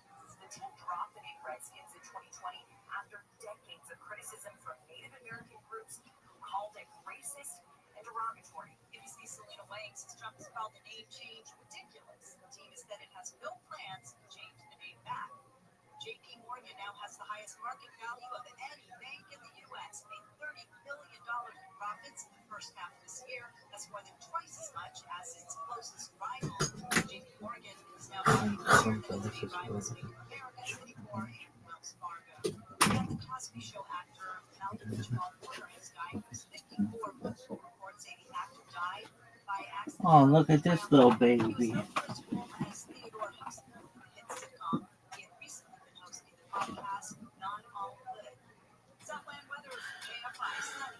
Look at this little baby. Excuse me. Excuse me, little baby. Oh, that's a big boy.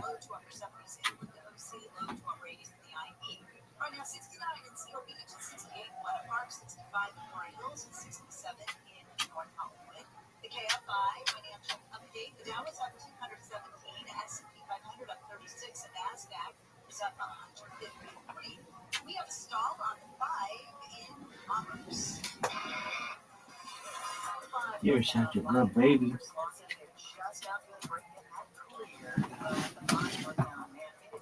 Maybe we move this down a little bit. No.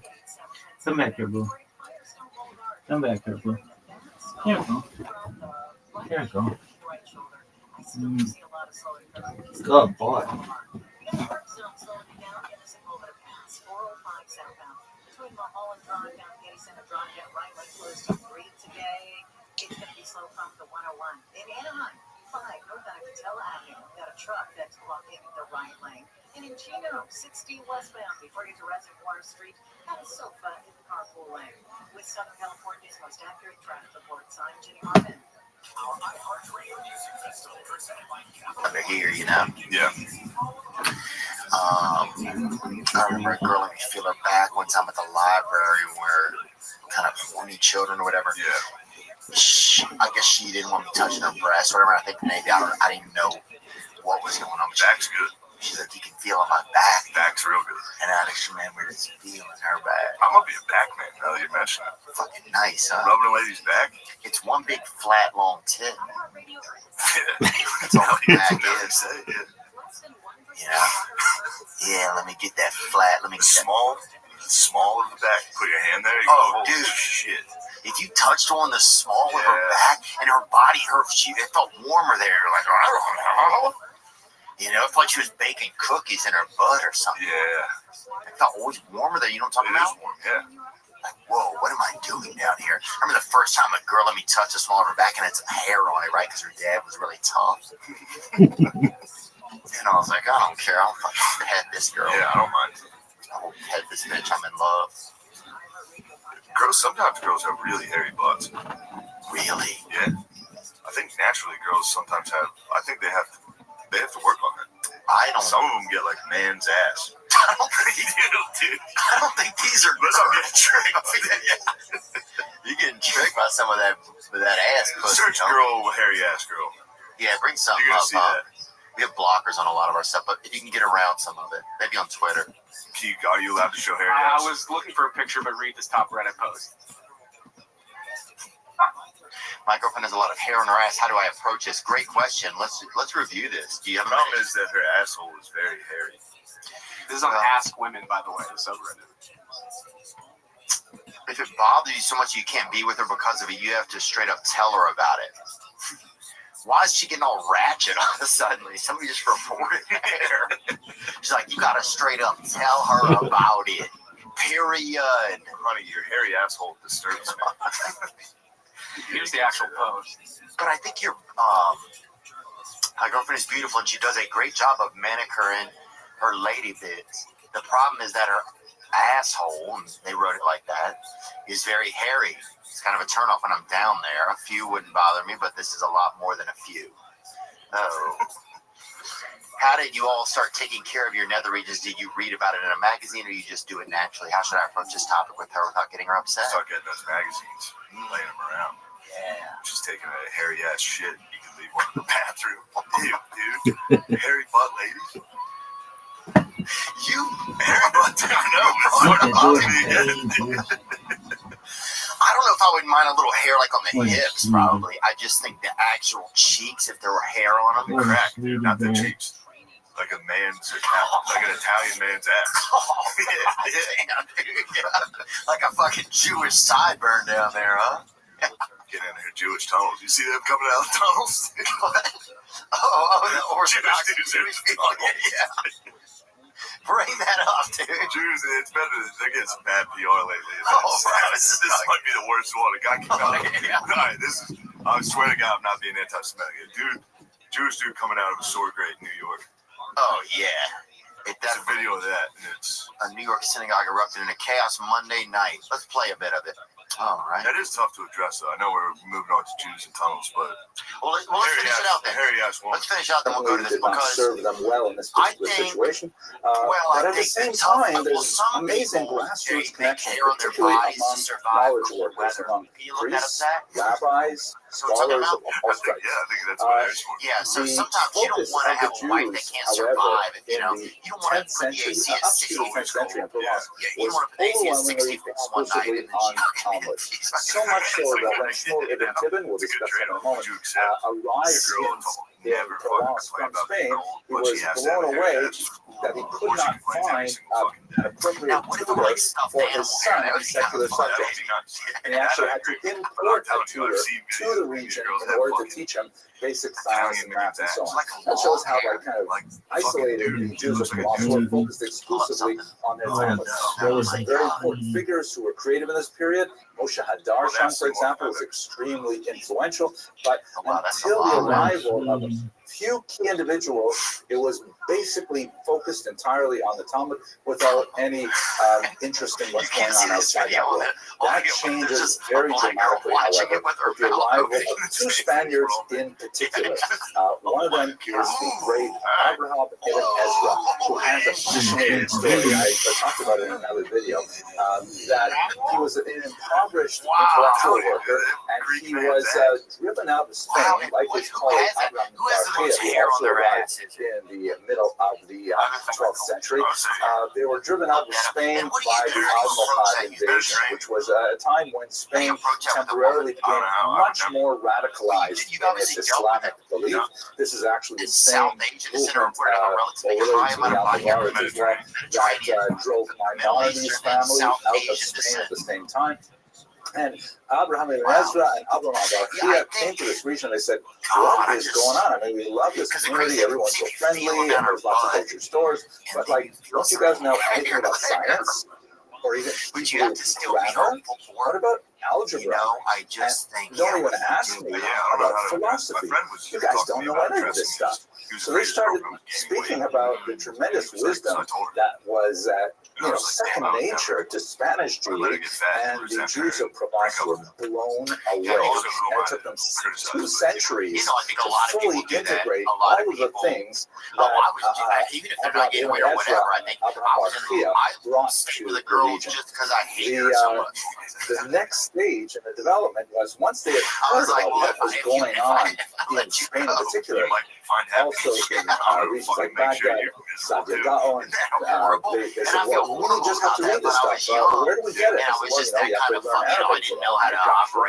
And I said, okay, look, we can get some translators. What ended up happening is 2 rival families of translators came, famous Ibn Tibban family and the Kimchi family. They came to the region of Provence, and they began immediately plowing through major translations of the phenomenal reservoir of wisdom in Arabic Jewish thought. They had a very important patron in the city of Lunel, Rabbi Shulam, who just totally loved all of this stuff. He provided hospitality, he provided funding for these translators, and he used to enjoy, for example, asking for oral translations first. Tell me and he actually, one of the translations of Torah to Lavavos was actually translated orally, the first chapter, and he said, Shulam said, oh my gosh, that's it. I need the whole thing in writing as soon as possible. So people like Yehuda Ibn Tiran and Yosef Kimchi began translating tremendous amounts of material. As their sons go on, Shmuel Ibn Tiran continues translating. David Kimchi, unlike his father, begins to branch out much more into biblical commentary. This is, of course, the famous Radan that we have on the Mikra Gedola edition of the Torah. The kind of books that they translated were basically the classic philosophical and ethical works of Jews written in the Arabic language. Rabbeinu Bachya told us about those, which was an amazing classic. Maimonides died for the complex. Yehuda Halevi's Kuzari, fascinating, very different literate approach to philosophy. Sadia Gaon's book of beliefs and opinions, and the great poetry of Ibn Kabira. This is essentially, maybe not so much Ibn Kabira, but Rabbeinu Bachya, the Rambam, Yehuda Halevi, Sadia, this is all like the advanced thought curriculum of yeshiva to the present day. You can go to any great yeshiva in the world and you find copies of these books. Many of them, in addition, first translated in Provence, by these sages, but are still in use and studied widely today. Let us focus specifically on Maimonides for long. Maimonides is just a great leader, has such a phenomenal impact on medieval Jewish thought. I've spoken about him in several other videos, and I would love you to go watch those because there's just so much to say about the Rambam. But there are two specific books that are incredibly important to the Rambam. So first is his massive Mishnah Torah, which is essentially a restatement of all Jewish law from the Torah straight through to the end of the Talmud, that basically in a straightforward, simple, easy to access version of medieval Hebrew, Maimonides lays out the complexity of Jewish practice, and it's very easy to look up chapter and verse and find out what you're supposed to do in any given day. It was subject to a tremendous amount of controversy for lots of reasons, but in our particular book, is the most important person to consider is, without a doubt, the Rabbi Abraham ibn Dawud of Restream, who was one of the many commentators in the Torah from the region of Samaria, and he argues vociferously with the Rambam, and takes him to task with often very sharp language that you wouldn't see, let's say, outside of a typical 21st century Jewish marriage.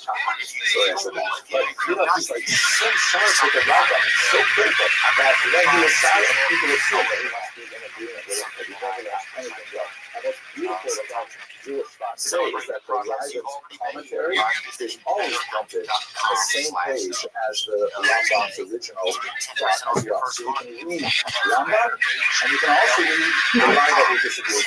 Fascinating. Relevant to this as well is the guide to the perplexed, which received a lot of attention here. Savas, and in fact, the Rambam corresponded, Maimonides corresponded with the Seder about some of the more difficult aspects of the guide. It was around the Christianity, of course, in the 13th century, the was learned in Paris. Motivated by Jews who disagreed with a lot of the Rambam's philosophical leanings. But nevertheless, you do get a sense of how important Provence was to Rambam. His career in Europe was largely launched through Provence because the sages who studied his books so assiduously. After this 13th century period of tremendous activity, of primarily acting as a culture broker, then the ethnic Provence begins moving into a period stage. This is how Dr. Tversky puts it. France passes early from the receptive to the creative stage. And when we say creative, what this means is not necessarily like the composition of new books that have the same kind of standing as, let's say, Sadia Baron's book of Beliefs and Opinions or Maimonides' Guide to the Perplexed. But what was very important is they were essentially absorbing this Arabic language material, transmitting it, and brokering it so that it could be understood by a very different audience of Jews in Europe. This is extremely valuable endeavor. And I think if we step back and pause for a second, this is essentially what organizations like Hartsfield are doing today, and Feldman, all kinds of organizations are sort of taking this tremendous wisdom, realizing that, for example, the Anglo-Jewish public needs to have some kind of mediation, and they are translating and they're processing and they're producing videos and all kinds of things like that to make this wisdom accessible to hundreds of thousands of Jews around the world. And that's essentially what the level of creativity that's happening in Provence at this time. There are some major exceptions. There are a few incredibly bright stars who are genuinely creative in their own right. Perhaps the most famous is David Ben Gershon, also known as Gersonides or the Rabbi, who takes a very deep view on so many ideas in Jewish thought. But that's basically a quick roundup of who were the Chachamei Provence, what they did, what their contribution to Jewish thought was. It ends rather abruptly in the 14th century with some dramatic French expulsions and other decrees, but we're going to have to get to that story in another video. For the time being, I hope you found this useful. Thank you so much for watching this video. I hope you found it interesting. Well, that, right. The media knows them. The guy coming out of the grave. The guy coming out of the grave is one of the most anti-Semitic things I've ever seen. Oh, wow. It's nice. Hello. I'm sure it will Where is this guy going, dude?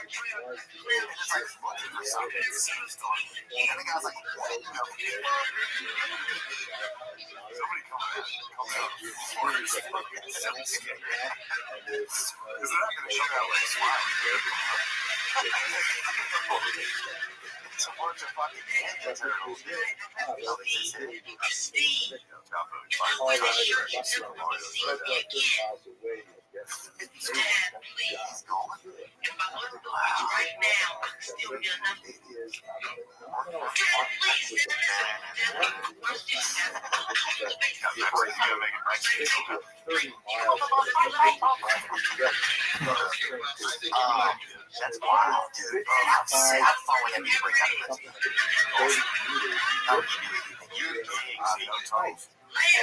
He gets stuff.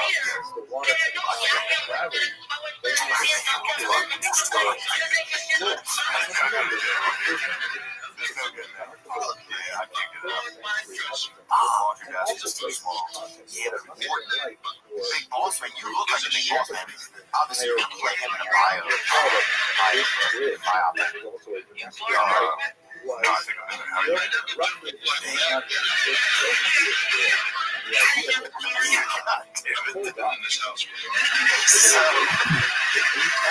This goes back to just zoom in on that big one, the one you already have as the biggest. Roberts is gonna handle this fella. Oh shit. That's your higher. You're just the most precious gift of the gem in the world. You're perfect. You're perfect, little baby. If I'm feeling bad at the gym or at home, mostly at home, it's time, dude. That was some Brazilian barbershop that they keep tagging me. Yeah. We're so kidding. I think it was Brazilian. For those of you who don't know, Shane put like a he's on his hands. The perfect little baby. My friend Billy sent it to me, and then I sent it to a You're just the perfectest little baby. Chubby kid doing it funny. He was actually, I didn't realize that it was a barbershop, so he was showing off his fade.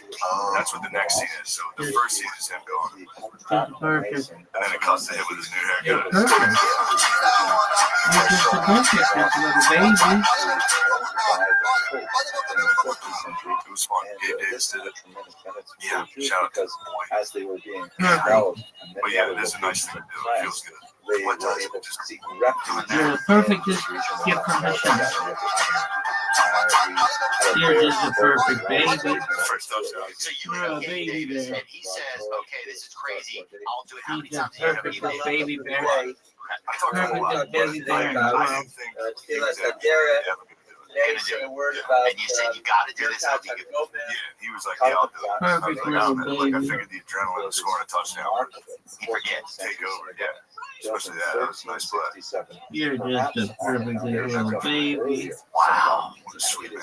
Bro, how good did you feel when he did this? I was Strange right here. I was so fucking happy. I was so. You're just a perfect baby. I like jumped off my couch. I was like, oh, The synagogue. Oh, you gotta vomit on somebody's kid. yeah, there's no kids around. And my toilet ghetto was full. You're just a perfect, Sprayed them out. Something like 15%. perfect little baby. Oh, look at that big boy. It's New York, too. Like, you don't Look at that it big was boy. pretty close. Probably just on You're the just square a footage. perfect little baby. Perfect as little gift of a shot. Like, this could be another You're just so perfectly baby.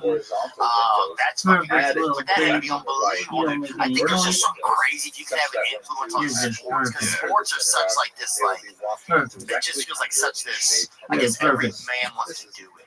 You're a baby. Run and catch it. You know, You're you just perfect. can't, you know. There's no part of me that can do it. Finish climbing the steps. Yeah, I wonder how I'd get out of prison, probably. There is one tile which is First of all, I'd go in as a woman. floor, which according to the local tradition is a He's like, you sign ain't no that woman, the bitch. world That's what is somebody not said. yet I'm like, perfect. Humans have a role What? protecting the world against oh, you have to punish someone right out the gate, right? Oh, big boy. He's like, I'm gonna go to jail. Big boy. He's like, first day, I'm like, yeah, for a couple No, days. perfect. His act out, put a fist up his But these days, you can't say, I guess you're not a woman, you know? Well, here's what I think they should do, and I thought about this a lot, like, especially, I don't understand why mixed martial arts doesn't start with a trans division. The oldest synagogue in Yeah, the oldest. second oldest. Yeah, because it's like, then you can champion these trans fighters. You can let them embrace and share what it's like, because otherwise you're just kind of hodgepodging them in, you know? And then it's a lot of dudes, if they really want to go play ball, they're going to have to go play ball. You can't just, you know, step over to the woman's side, you know, and be fucking bringing your hair butt over there to the fucking ladies section. You got to actually, like, if they had a trans division, I feel like I would pay $4 extra a month to see the trans bouts. Yeah. Or, you know, I feel like it'd be unprecedented. The original, which was It'd be fun. 14th century. Next video. I like to Second is see him the in the 18th women's sports. century part, You which do? is the result Some of a man in major there? renovation that began in the 1740s. Just fucking The shit up. architect had proposed something much higher than fucking the great. bishop But here's the thing, they should though, on the TV, you should every now and then to say, have an arrow say, this is a man. They need to start doing like Monday Night Football intros for every female sport. Chair Oh, see, like that. you know what I mean? sits in Yeah, it's like, hi, I'm Mary. I went to UCLA. Look at how tiny it is. Another interesting feature of this 18th century Oh, yeah, that's the one. photo would have been read No wonder he's got on 48 the opposite points side of for the the room. state.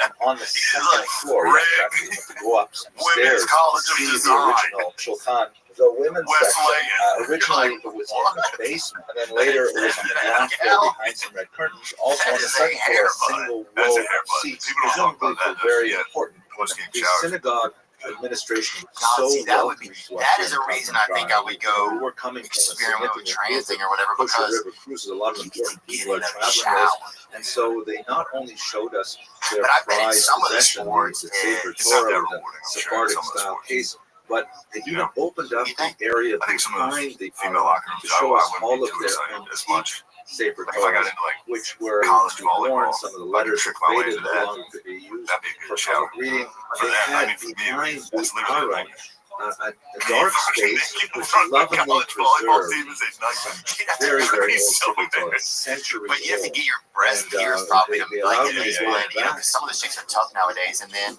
you probably have to draw on a little more tip or use like a shadowing I cream. think tip side I'd be okay. But, Yeah.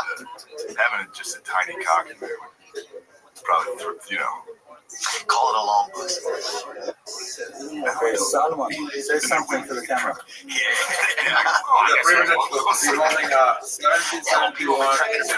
Remarkable and often heroic. It's like Amelia Earhart's husband. He bought her that place. You treasures know of the that? synagogue were hidden away during the Nazi period that included this beautiful Hanukkah menorah, which unfortunately did lose the shamish. But what the carpenter synagogue is best what else can we talk about, Dave? Anything else in the news, Zach? In the basement. Yeah, you were talking about this earlier.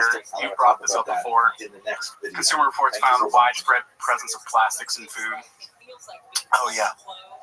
Well, dude, that's what they said. You know, they had that article. We've talked about this before. It says the nonprofit consumer group said on Thursday that 84 out of 85 supermarket foods and fast foods that recently tested contained plasticizers known as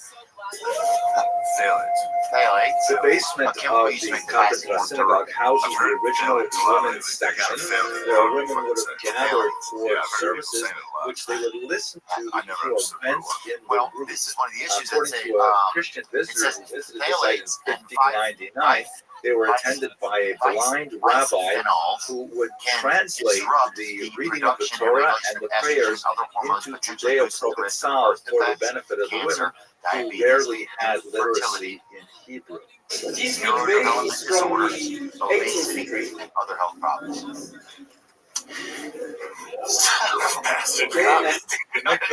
Used in the 18th century and onward was more similar to modern day mikvah, which would be heated and filtered using water in a separate container, which we'll see shortly. And if there's so much contamination just like in the land, in the water, that's what's making like people sick.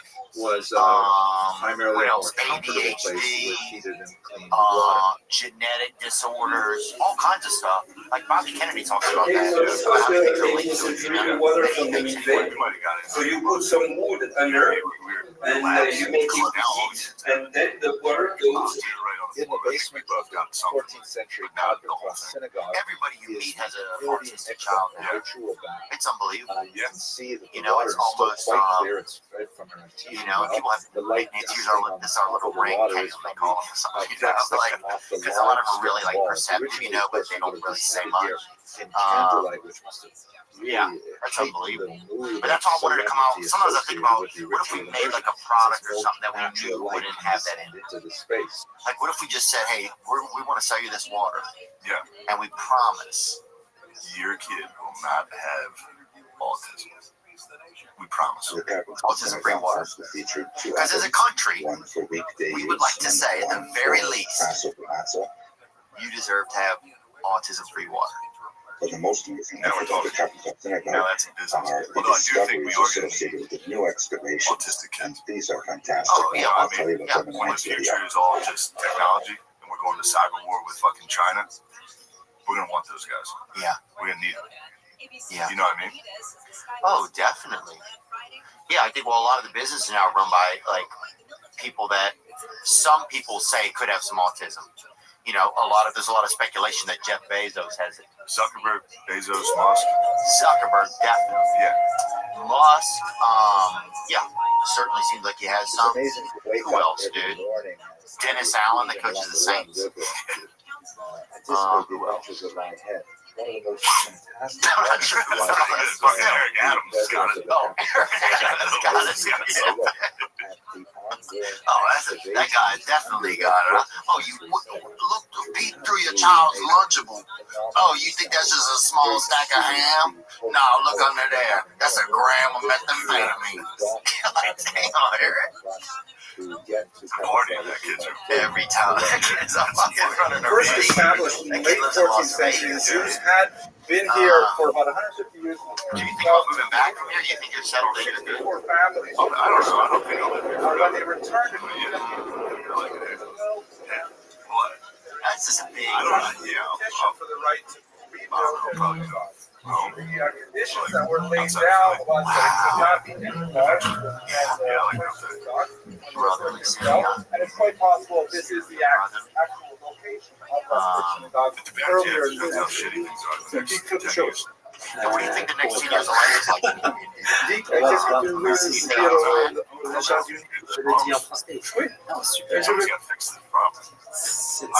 Which problem? The bums. Oh, the bums. Yeah. Yeah, I say arm them. That's where I'm at. Yeah, and send them all towards the big, like, businesses that come. Is that crazy? No. Give him guns to Not guns, I wouldn't say. Oh, he wears like machetes and shit. What type of arms? Something, if they're well behaved, it turns into a weapon. So, like some bow staff that has maybe a blade on the end, but they have to put both hands on it, and it can tell if you're being good. That's your arm. If it's too high, you're not getting it. You need low heart rate.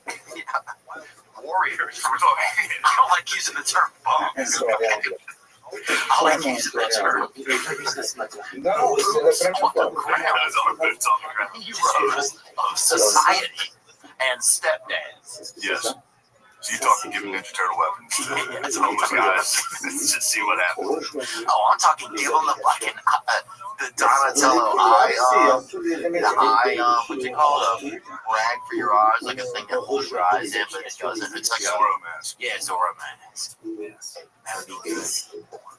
And the lead, we're gonna need leaders. You think I can see folks?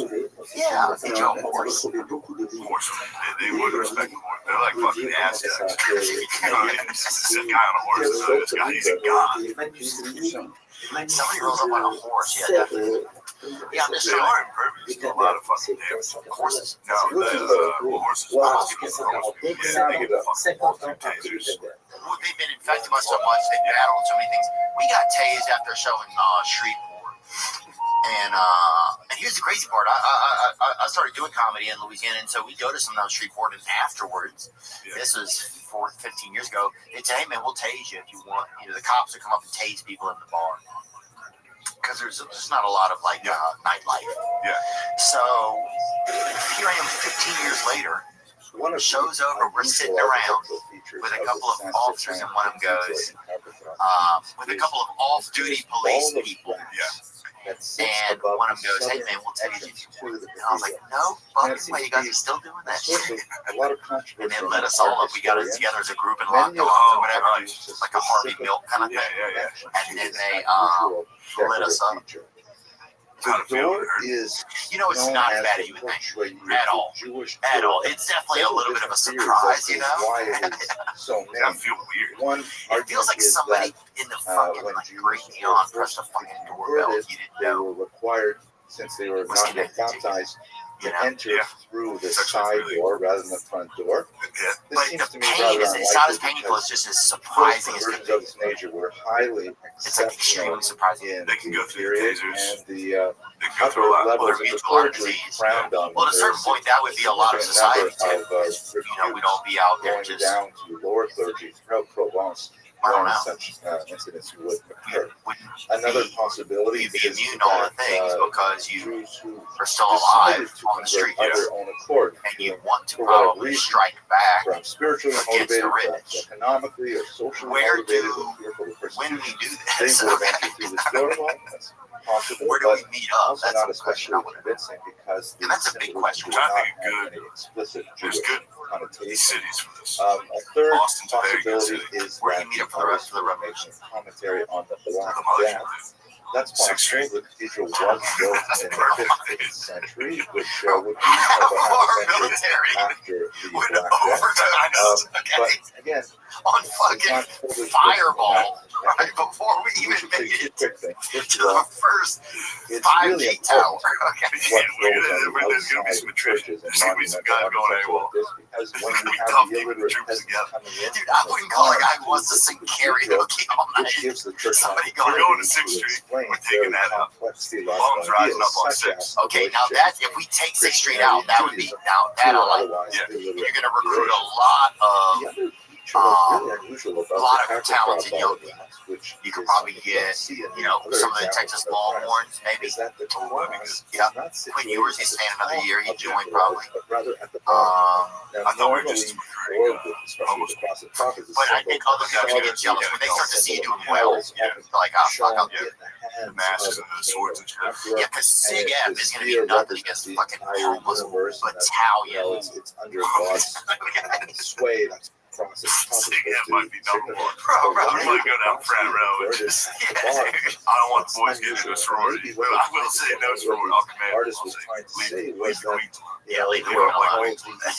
Now, if you want to get into some of these young fellas, rock these boys. who feed off the material and world. that's up to you, And it's dude. kind of If you want to get into some fucking Sigma Alpha Epstein over here and see what these fellas are doing, That's the bomb army is going to be tough to control. It's not explicit. I don't think control is the word. I know, but they're going to get loose. What They're going to fucking every victory. They're going to piece break of church architecture actually signifies. And the thing is, was it named the Jewish war because of the ball of glass, or was the ball of glass so interpreted because the door was named? I've seen them support each other.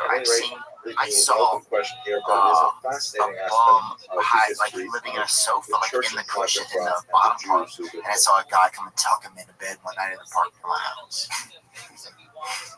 You don't see that in America anymore. Dude, they had some bums by us, and because we live right by a park, and they stole a bunch of high school music equipment, I guess. So all night they would be in the fucking park. I guess someone stole the sheet music. So it's 3 a.m. and you hear somebody on a flute just playing. It's like, love the way you fly. And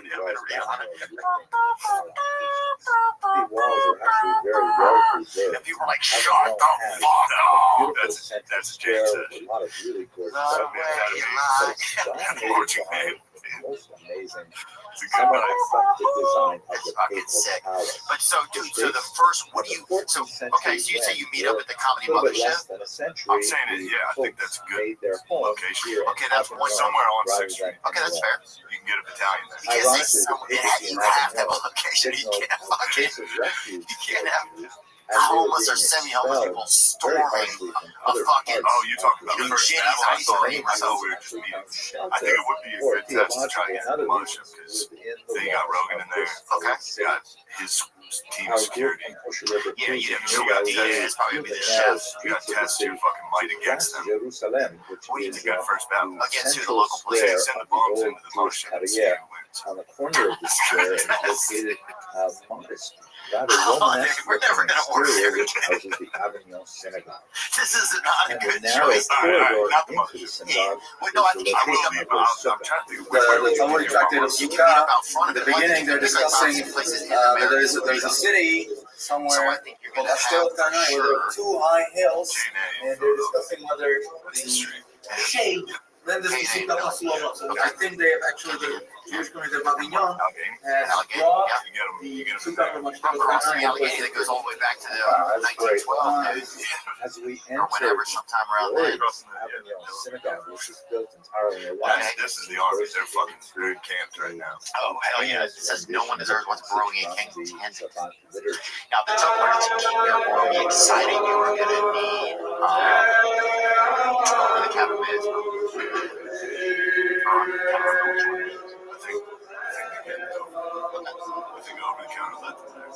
But it's crazy that the people who are, because society has led people to believe, be in this space, Yeah, my bad on saying we should send the bombs in to the mothership.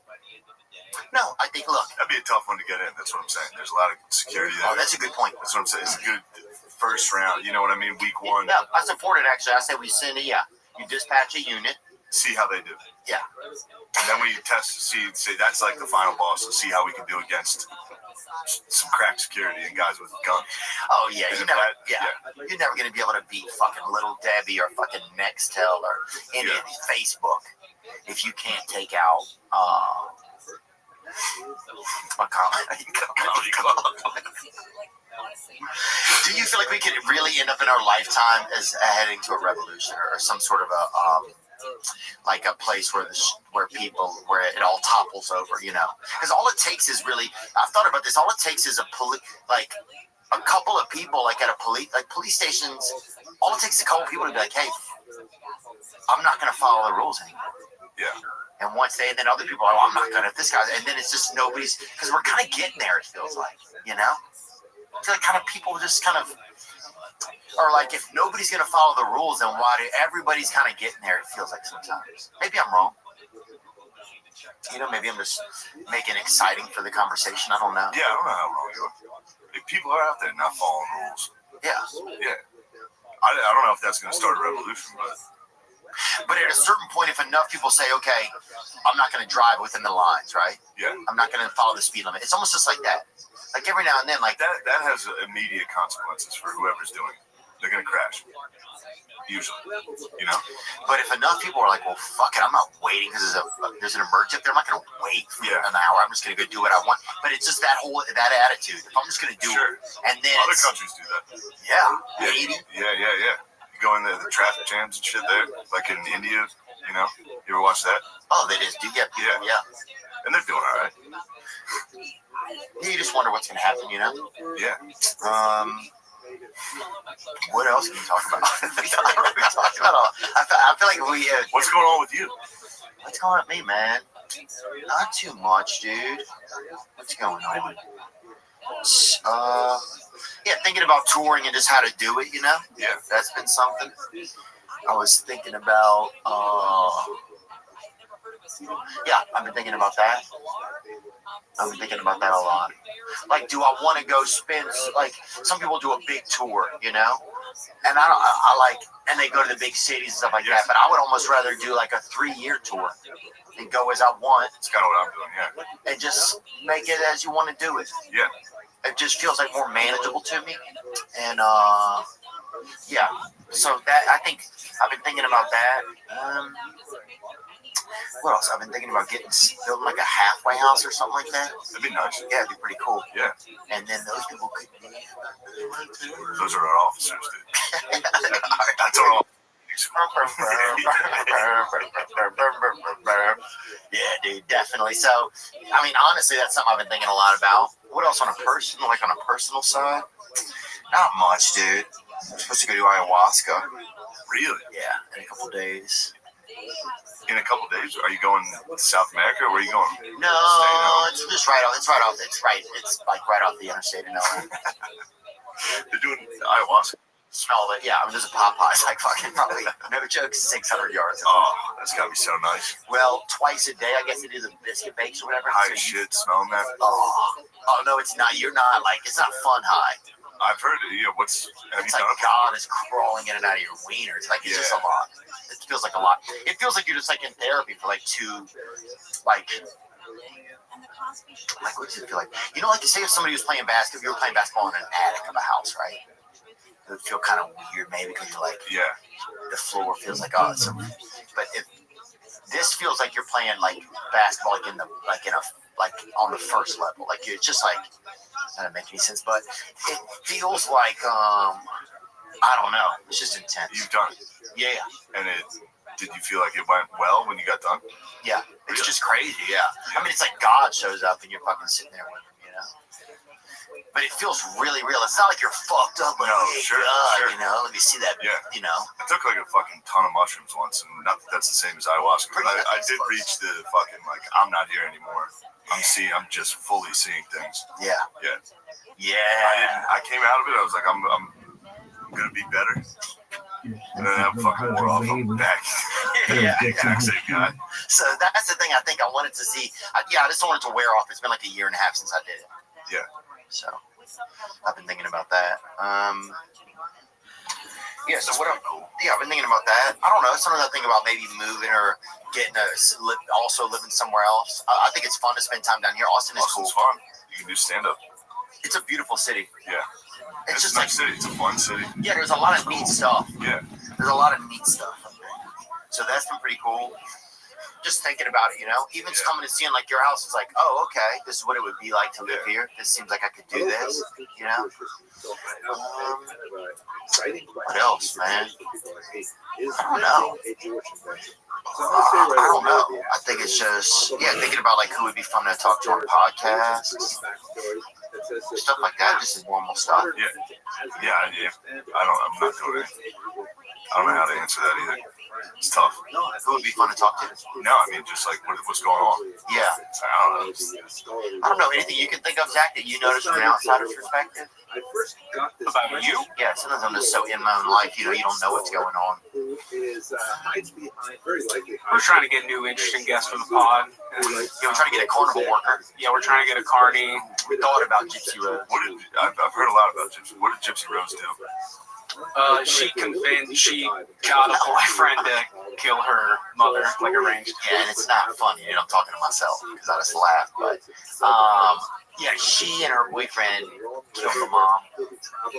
Her mom made her pretend that she was like mentally challenged and stuff in a wheelchair and physically handicapped. The mom had Munchausen by proxy, so it was triggering her into thinking she was sick and had all these ailments. I think I've heard of this from a long time ago. Yeah, there's like a TV series about it. There's been a lot of information about it. But she's also from Louisiana, so I was like, I wonder if it'd be interesting to talk with her and just see like what her life has been like. But I know she did another podcast, and I don't know if it's stuff like that's supposed to happen, then it'll just happen. Yeah, and that's the mom, and she just kept making it.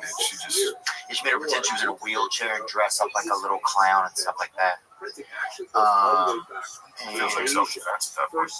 Yeah, I think that's what and her boyfriend, I think, helped. She like met a guy somewhere.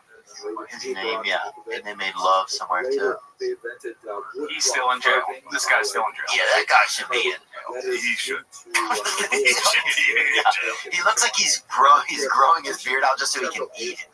That's the kind of look that he has. So yeah. Anyway, that's her. But we tried to get a carnival worker, and what problem did we run into? The issue we're running into with carnies is that a lot of working on the weekend, like a lot of the carnival industry is that like they're working. There's no days off. Oh, dude, but still, it's gotta be a fun life. Keep praying at night that all those little fish stay alive so you can make it back the next day. Those fish must. How many fish are those guys going through? Those things must be dying so much. And then if they die, probably making a little bitty like fillets with them. Yeah, they probably watch those. Oh, definitely snacking on those fish. Yeah, but that's so we've been looking for carnival workers. The problem with carnival people is the carnival's going fucking AWOL, man. They don't have any animals anymore. First of all, it's a lot of virtual shit and like gay guys like pretending to be animals, which you can get in fucking anywhere. You can get in Miami or Bourbon Street. Yeah. And then it's very, I guess, more Disney on Ice or something. You can't find any of the good motherfuckers, Like I remember there was a guy. We used to live by the fair that would come through town, right? So if you went the day early before it opened, for a quarter you could do a ride, right? And you were basically practicing. People would disappear, people would go fucking missing, people would get wifed up. Your fucking chicks would get wifed up by a lot of these carnival workers and everything. But you could go practice, And like I remember once I was getting off of a ride, and I guess I grabbed two like rails at the same time, and it completed a circuit. And so I was just like this, And this guy, I remember, goes, "Get on out of here, you." And he called me the N-word. He put his foot on my back. And thank God. He kicked me sick. Thank God, dude. So, yeah, you should use the N-word. Getting electrocuted is so fucking funny. Oh, well, it's surprising. It happened to my cousin. He was fixing a VCR laying on the floor. And he's big. Yeah. And he was fixing it, and he was laying on a wire, I guess, that was exposed. And while he was fixing it, he just stopped. He's huge. We were all, "What the fuck are you doing? Get up!" Like, no one was like, "He's dying." Everyone was like, "What the fuck, dude? Stop." Yeah, that's one of the worst things that happens when people get electrocuted is people like call them pussies a lot or like quit doing all that gay shit. People say stuff like that. You're like, "Shake." You shake. Yeah. This ain't a time to laugh, Rodney. Then a woman screams. Then you realize it's serious. I just remember. Unless you're having women in your house. Yeah. Without women, they are an alarm. They're like dogs. Yeah. They scream the second anything is happening. They know something's scream. Yeah. You know something's going on. That's a great point. Men are just like, hey, what the fuck's going on? Women screaming during like a fight. Yeah, it's hot. It hurts. It's hot. It's unfortunate. Getting your ass beat and having your girl scream while it's happening. Just whoever's beating you up is terrorizing your whole family unit. Like it's. Yeah, that's a crazy thing about watching fight videos is when the girl is just yelling on the side. Stop it! You almost rather have your girl go sit in the car, or now what if your girl tased the fucking dude and started yelling just like Biggie did at him and shit? That's what's lyrics. Well, actually, at that point, if you're using a taser in the middle of a fight, that feels like a pass. Yeah, you can say all the words. Yeah, definitely. You know. Yeah, I think having your girl, knowing your girl is taser ready is fucking hype shit. And women screaming, it bothers me during basketball games. They scream. Football games, they get excited and scream so loud. Oh, it's ridiculous. My buddy took me to watch his son play football, right? And there's this band of women behind us, okay? One of them has a megaphone that doesn't it just makes him sound like Stephen Hawking, right? So it's just some lady. It's like, are you fucking... It's like a $9 megaphone. It's like, are you fucking kidding me? And she's just yelling and they're all yelling at the refs, dude, you know? Yeah, yelling at refs in kids' games is fucking nice. Because that guy's a fucking loser. Oh, yeah, yeah. It's so mean. That guy wants to have control of the community, though. Yeah, he's like, all right, I got to ref this fucking 7th grade football game today. And then there's some parent like, you fucking piece of shit. Yeah, that was a hole, you fucking dumbass. Yeah, that was a hole. Get your eyes out your ass. Somebody will yell at that. Follow you to the parking lot and beat your fucking ass. These guys have to like run to their cars after middle school football games. For $12 an hour, the guy has to fucking almost die in his community just because he fucking wants to work on the weekends. And that dumb fucking outfit, you gotta take your hat off. Yeah, this is it right here. Got drunk, all these dudes are. These dudes are shit. Unbelievable, dude. That is nice though, getting fucking wrecked and going and coaching a game. Yeah. Umping a game, shit face. Have you done it? No, I haven't. I have not. You seem like you would be able to do it. I coached midget football. Did you really? Yeah. Really little one? Oh, you were top one. We called it midget. Yeah. 8th grade, we called it midget league. Yeah, some people used to call it that, and some people still do call it that. What do they still do? Is there an actual little person football league or not? It's gotta be. Let's bring that up. They're doing all types of stuff. Well, you know what always gets me every year is that video of the blind guy playing football that comes up. It's like a blind child playing football. That's so funny. It's funny because it's you know what I mean. It's not fun. I'm not laughing at. No, it's not funny because the guy's blind. It's funny because it just goes exactly how you think it's gonna go. Yeah, and the reporter pretends. This is what's funny about it. Is the reporter's what makes it fucking ridiculous. Because they're like, hey, this makes perfect normal sense and safety for this guy. And then they watch the play and pretend like it's fucking not. Insane. Little people versus giant people. This is soccer. I don't see anything like American football. Giants. Hello, fellow students. Really excited about our upcoming exploration. Oh, little people are way better at soccer. 1-3 looks good. So this video is part of my advanced research for that trip. I'd like to speak specifically about an amazing time in the 12th century where there was a huge conflagration of ideas collecting in Provence that really created an amazing culture that makes this part of the world so special for Jewish history. So let's unpack it. First of all, have a look at the various influences on the region of Provence.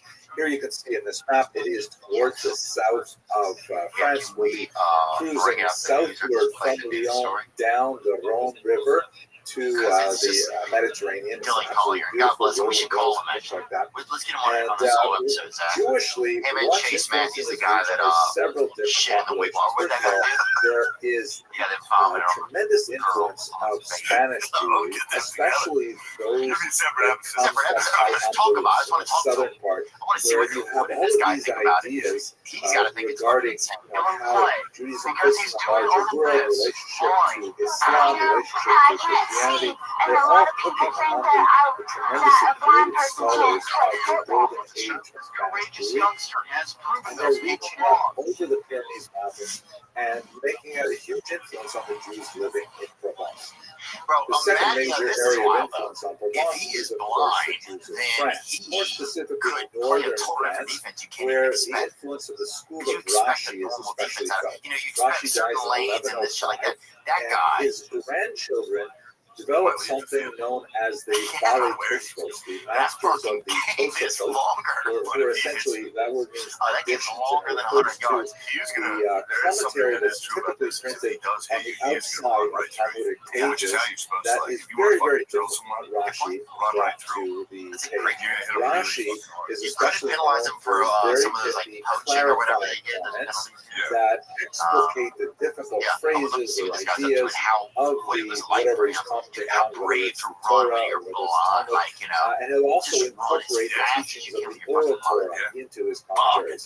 Tosfos did something totally different. These are basically a large school of scholars gathering around his grandchildren, like the last, for example, Rabbi Tam in particular, where they will look at a page of the Talmud and say, wait a second, how can it say this over here when way over in another part of the Talmud is something totally different? Apparently contradictory, and they will work with the entire source of Talmudic literature. Any other news? I think we covered everything. Shane lives in Analyze Austin it, now. critique it, ask questions of it, provide answers, and question those answers. It's a much more analytical school than Rashi. Their approach to Talmud is a very different way, but of course they're having an influence on Provence to the south.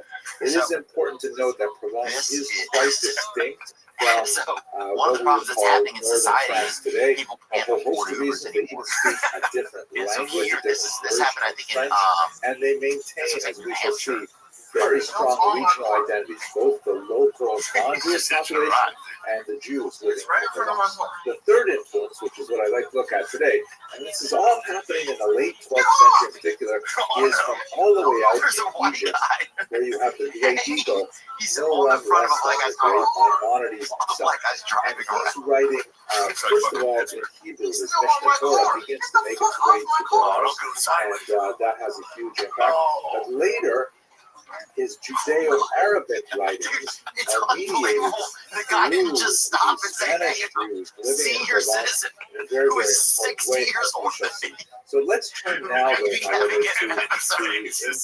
rivalries between the French Jews and the Provence soldiers. And where I see this most beautifully illustrated is the work of Professor Pinchas Roth, who just recently published this very nice book, In This Land, Jewish Life and Legal Culture in the Late Medieval Provence. I found it really quite stimulating. And the kind of examples he brings to bear, relying on the research of people like Professor Schatzmiller and others, is, for example, exemplified in one specific case where he describes a synagogue in Provence, and he actually has a date on it, where it happens to fall within the 10 days of repentance when this particular incident occurred.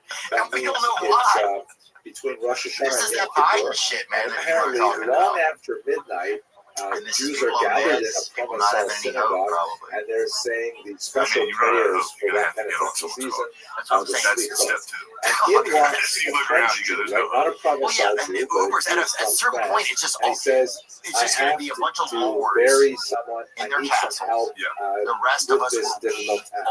And he's apparently got his shovels and pickaxes and things with him as he walks to the synagogue late at night.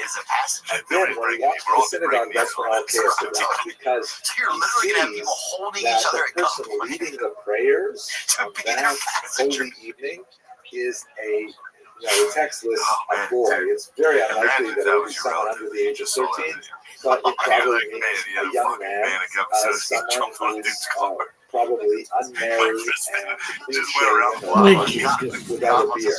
And apparently this French Jew gets really upset, and he says, what is going on in this synagogue? Don't we all follow the custom of my ancestors in France proper, and says that these special prayers may only be led by an adult male with a full beard. You know, that these prayers have tremendous gravitas and seriousness. And how can you choose someone to lead your prayers who is so young and inexperienced? And apparently the father of the son confronts this man and says, wait, what is it? You're out of your business. This is our city, our here in the house, and we follow our own customs. And it actually descended into a battle of fists. They actually fought each other. And in fact, they involved to some degree the use of the shovels and various tools that the great they brought with them. And this ended up in criminal court, non-Jewish criminal court, where we have the entire transcript. So I think this one little episode kind of illustrates the tremendous degree of the rivalry over a fairly small point in Jewish law, like who is or what is the appropriate age for someone to lead the prayers in synagogue. Nevertheless, wonder what the kids do now too. It'd be crazy to see that influence against them now. Between Jews who took this very, very seriously. So, with this in mind, you've got the rivalry between the French Jews in the north and what else we got, Zach? Anything else? So, specifically over who has authority to dictate the customs. Matt and Shane's secret podcast with Matt McCosker and Shane Gillis. Matt's got a cool next time with you, man. That's so much fun when you guys no small controversy his works were quite challenging. He took on massive tasks with phenomenal ambition and actually brought them to fruition. One of his early works that made it to Provence during his lifetime was a book called the Mishnah Torah, literally the repetition of the Torah, in which he consolidates all of rabbinic writings into one completely revamped McCusker's last stand, and he will never forget when he fucking commandeered those 3 teams. And it's a massive work. We've spoken in many other lectures about why it is so special and so unique. It was received with great enthusiasm by the Jews of Provence, and they were so excited about this. We've got to read more of this man's writings. And they turned to the Ibn Tibbon family. They were originally from Spain and were fluent in Arabic and, of course, Judeo-Arabic, which is basically a version of Arabic with Hebrew characters with a significant amount of Hebrew and Aramaic influences.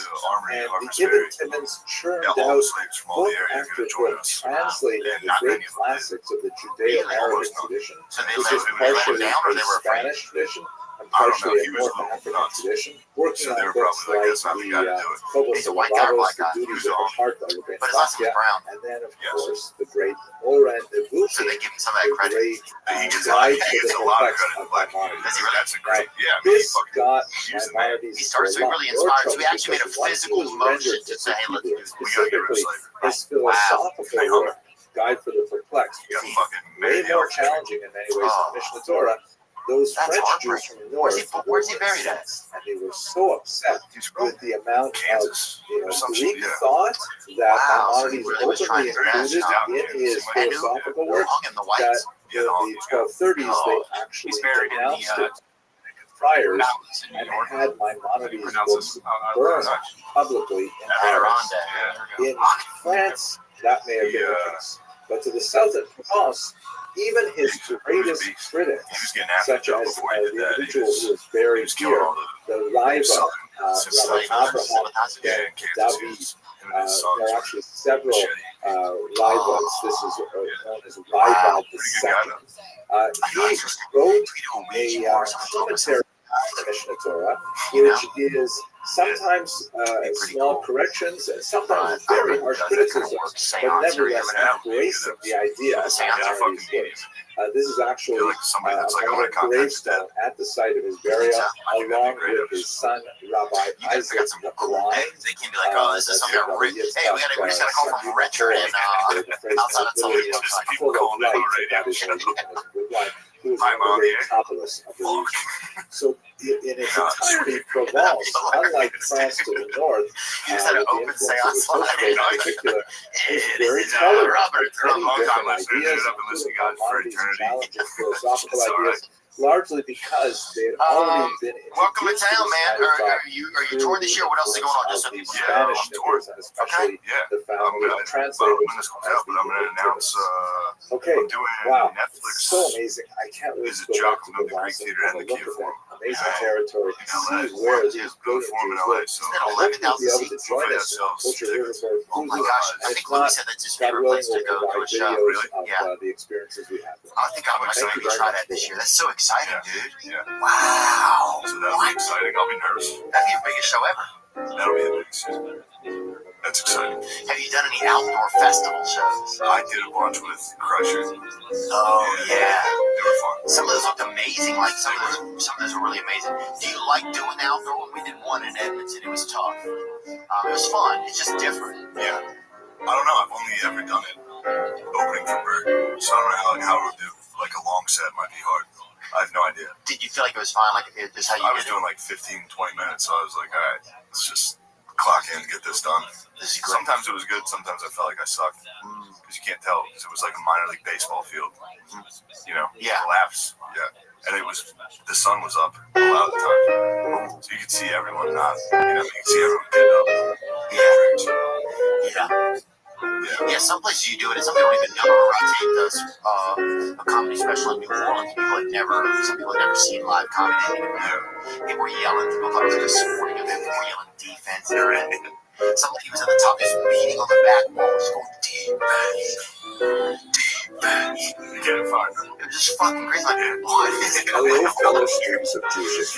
I gotta say, I just think Jewish is so fascinating. Yeah. I don't know why people don't study it. What's been one of the toughest things about glad to have you? you You here. just had something crazy. I have some really interesting things to share with you today.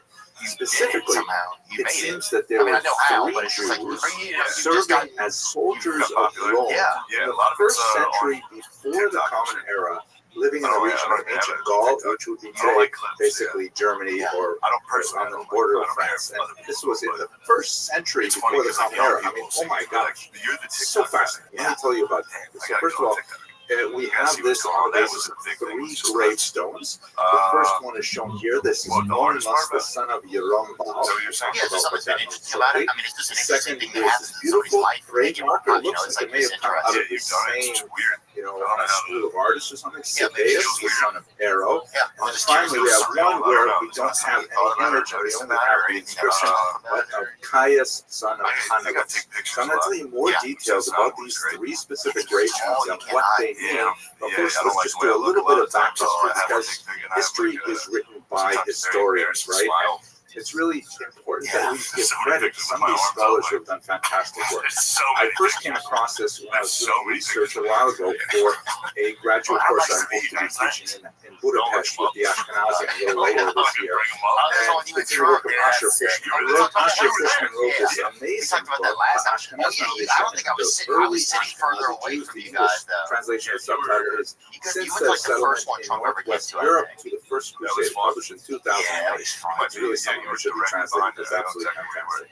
At any rate, in the early chapters, Fishman explores some of the early legends of European settlement. One of the most fascinating ones is one that appears in Ibn Dawud in the 12th century, that the Roman emperor, according to some versions it was Vespasian, according to others it was Titus, but these would be both in the second half of the first century, in the context of the destruction of Jerusalem in the First Roman Jewish War. According to the legend, the emperor sent off 3 ships full of Jews with no captain on the ship and with the rudder removed, meaning just cast adrift into the Mediterranean. Wouldn't have made a difference if you have a ship full of Jews. Even if you have a captain and you have a rudder, it's not going to change things, because after all, every Jew on the ship is going to be a captain too. At any rate, according to the legend, where did they land? They made their way all the way across the Mediterranean, just under the boot of Italy and Sicily, and they landed in the south of France. In 3 specific locations.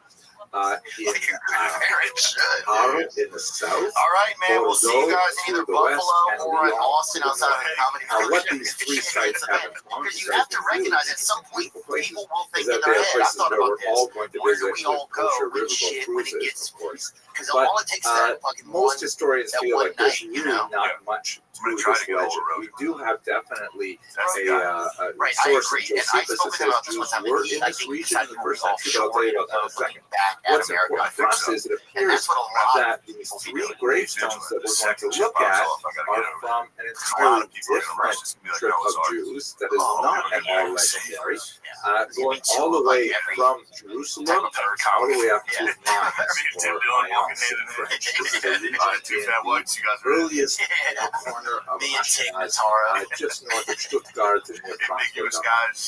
Let's get into the story a little deeper. Now, we know a lot about this century. Jewish populations from Josephus. He's an incredibly important historian. This is the classic illustration of Josephus. You see this particularly in all kinds of representations. Of course, we have no idea what Josephus actually looked like. At one point, there was a sculpture discovered, and a lot of historians got very excited because they thought this was Josephus. But in reality, we were just kind of like fooled by a large nose. I'm sorry you didn't win the And it turns out not to be Josephus at all. We don't know what he looks like. But I did come across this image on a beautiful website of the Low Country Digital Library. And that refers to the Low Country region of South Carolina. There's amazing things there, including several reproductions of images of Josephus. Not only this one, but here is like the studious Josephus. You can see he looks really quite different from the earlier one. And here's one of my favorites, the learned and warlike Jew Josephus, which I've never done that. His whole posture there.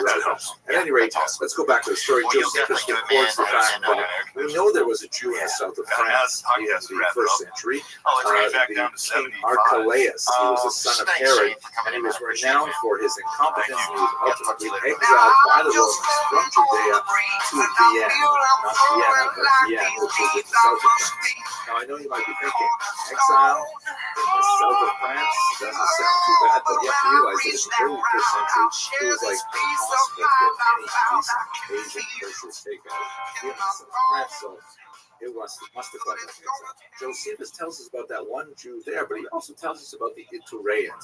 And here's where Rabbi Dr. Sally Levy comes to tell you about. I'll be in here's New a photograph Orleans, of him Louisiana. We're coming serving back as a over field there. chaplain in We're the going to do German it at the army in Sanger World War Theater I. down Well-regarded career not only March as a 29th and soldier, 30th. but That's also Easter weekend. as a rabbi. Get your tickets early with the pre-sale code RATTING starting this Wednesday, January 17th. He was the last at rabbi 10 a.m. local time.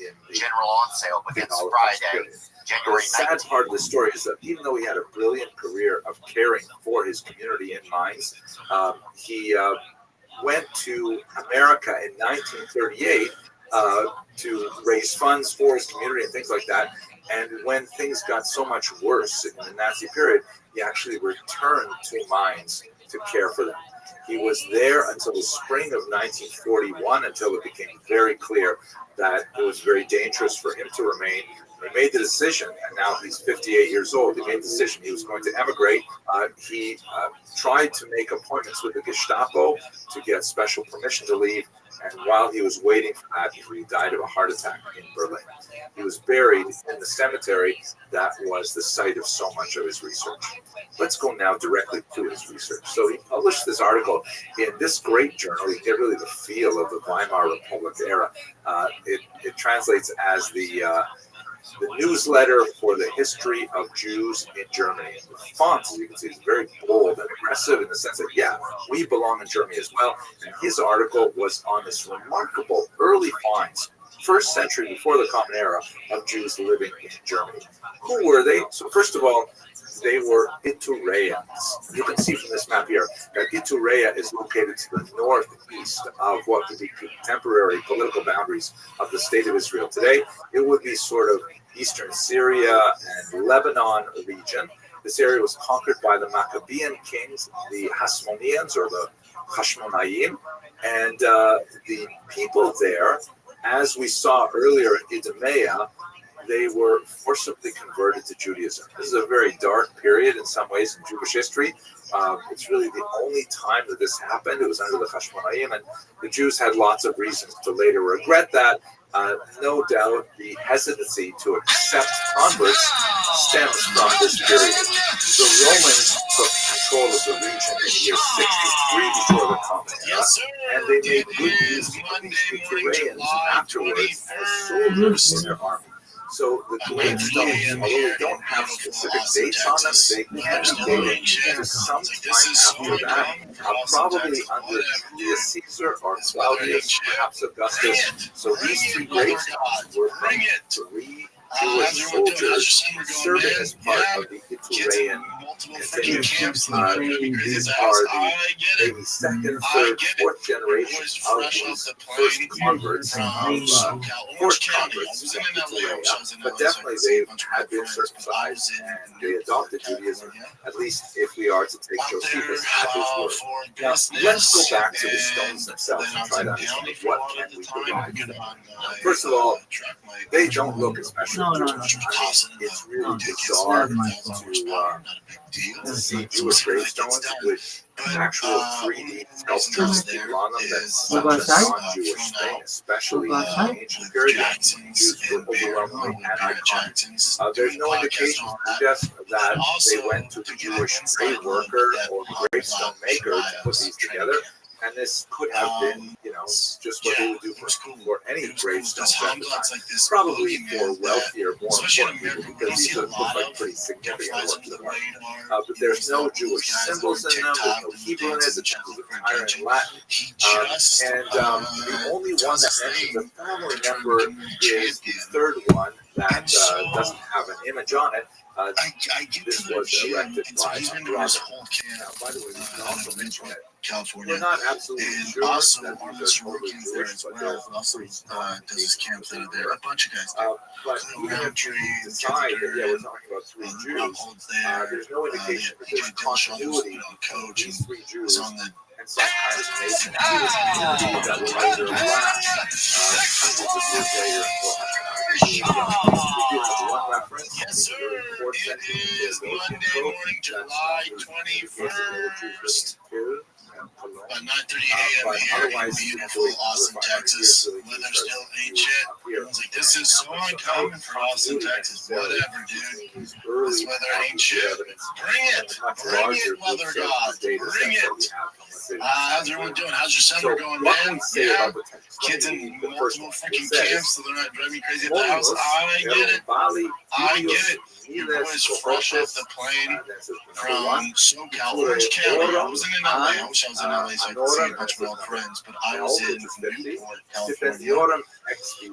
Out there for business, and then I was in Valley for a while at the time, working on my truck, my H1, which was tossing in a ridiculous 1,000 horsepower. Not a big deal. So we'll see when that gets done. But one of the main reasons I was there is I was flown out with Jackson's and Bear, my boy Bear at Jackson's, doing the podcast and all that. And then also to get an inside look at Hamzat Shemaev's training camp. His service was 8 years. It was cool. And it was cool because Hamzat's like this boogeyman that, especially in America, we don't see a lot of. Kind of flies under the radar. He's not one of those guys that are on TikTok and dances and shit looking for attention. He just does his thing to try and become a world champion. And so Rabbi Dr. Levy points out I get to the gym, and so he's been doing his whole camp out of the very least California, and also Arnold Shuriken's there as well, who also does his camps out of there. A bunch of guys do. Around Train, Kenzie Duran, Rothschild's there. They have TJ Dillashaw, who's coach and is on the Jackson podcast line. So they have a whole thing going down there. The environment, the basically the campus. They have like 4 different buildings, and they have their weight room. They have the recovery area. It's insane what they're doing there. The strength conditioning is there. Long story short, Hamzat's there with about 10 or 15 of his team, and some of them are like up and coming or well established Dagestani and Chechen fighters, and then some are world class wrestlers, and they're all big dudes because he's fighting DDP, so they're big dudes. For example, note that by the way, there are lots of It's different than the camps I was in, or different than the camps I've been around, whether it's John Jones or GSP or Machida or insert but at any rate, Chael Sonnen, all these big time dudes. Because it was just so intense. Like there's no joking around. It's just business. And obviously what happens in a fight camp stays in a fight camp. But if you know the stories of like shoot to box where they would spar and dudes would it was a fight and guys get like starched. That's what these boys are doing. Also very Semitic. And it ain't happening to Hamza. This last one, however, is the strongest. Caius, that dude not clear exactly where that comes from. Everything that you think in your head, all the folklore and the hype, this dude is totally Jewish. Scary. The real deal. Clearly yeah, scary. That might take. If I had to sum up my take week inside the kids camp, then one word be scary. Very much and part of me is like, well, I've been in the game for a while. That's basically where we are. And so maybe this is just the level the guys are at now. They came from a very Jewish place. It's free, and I wish I could see DDP's camp because I'm a huge fan. Don't look like they really care that much about fight. Jewish customs, so we might assume that Yeah, they're Hamza, fairly it's the real distant deal. from Scary. Jewish The things I saw mores, him do or it could be that the people who set up those world tombstones were class unaware of Jewish customs, competitors. and they simply did what they thought was right. And he could do that in a given moment, in any aspect, whether it was striking, grappling, wrestling. Like I said, He had world-class guys from each genre. And it was like, he was just playing with his food. Exploring again, And then when the coach was like, dude, let's get going. And then, the wild, so to speak. And then If you're able to join us on Kosher Riverboat Cruises, that's dog great. I look forward to speaking to you in future episodes. people that really didn't know, like, what the fuck?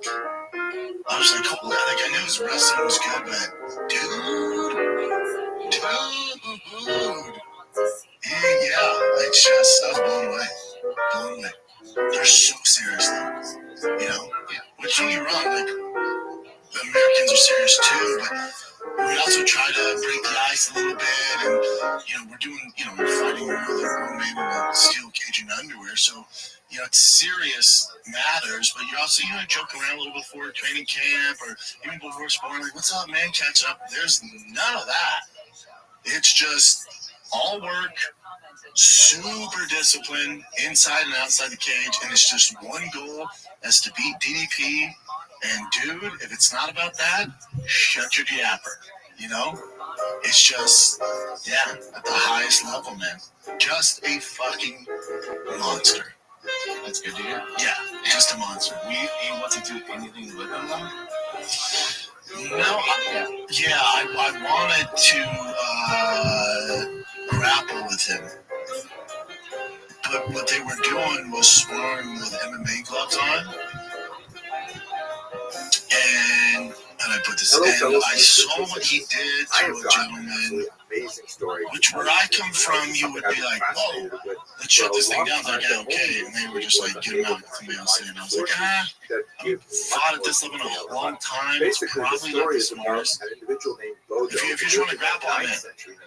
I'm down. You want to wrestle, you want to do, just certain positions. If I can help you out, I'm down.